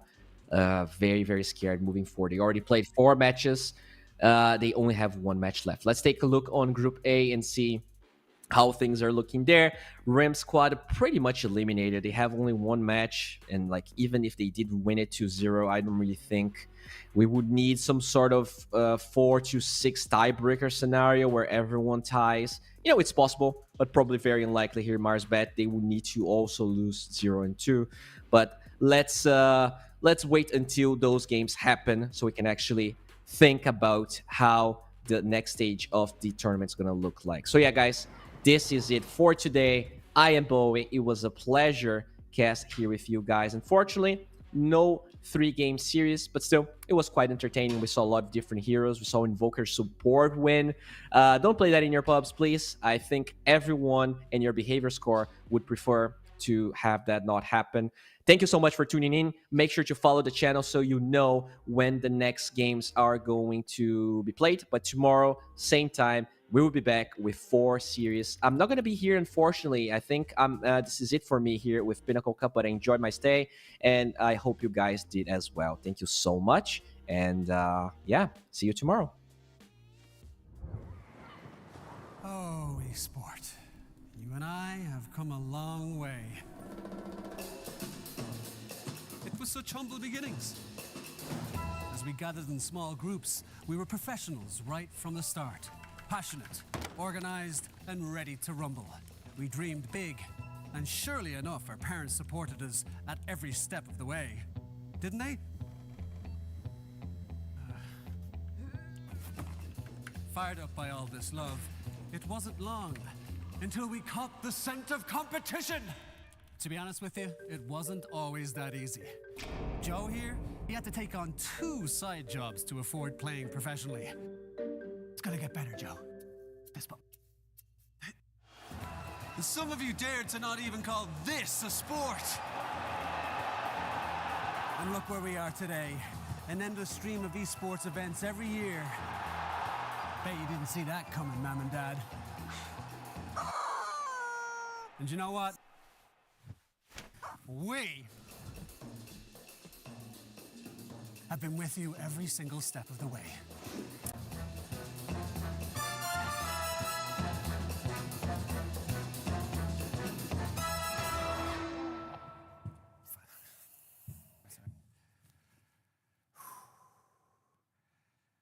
Go on, go back. That's it. That's better. Keep going. Let's bring that down here. No. Keep going. Go. Roll. And cut. Cut the thing. I'm going. Where are you going? Where are you going? Hey, come back. Guys, ladies. I don't know if that's correct. No.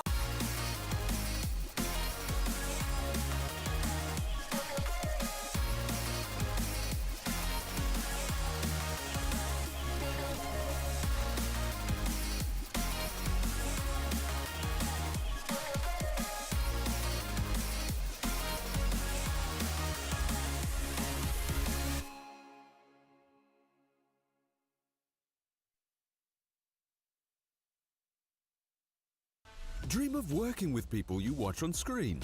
Exclusive esports opportunities handpicked just for you. Candidate profile to raise above competition.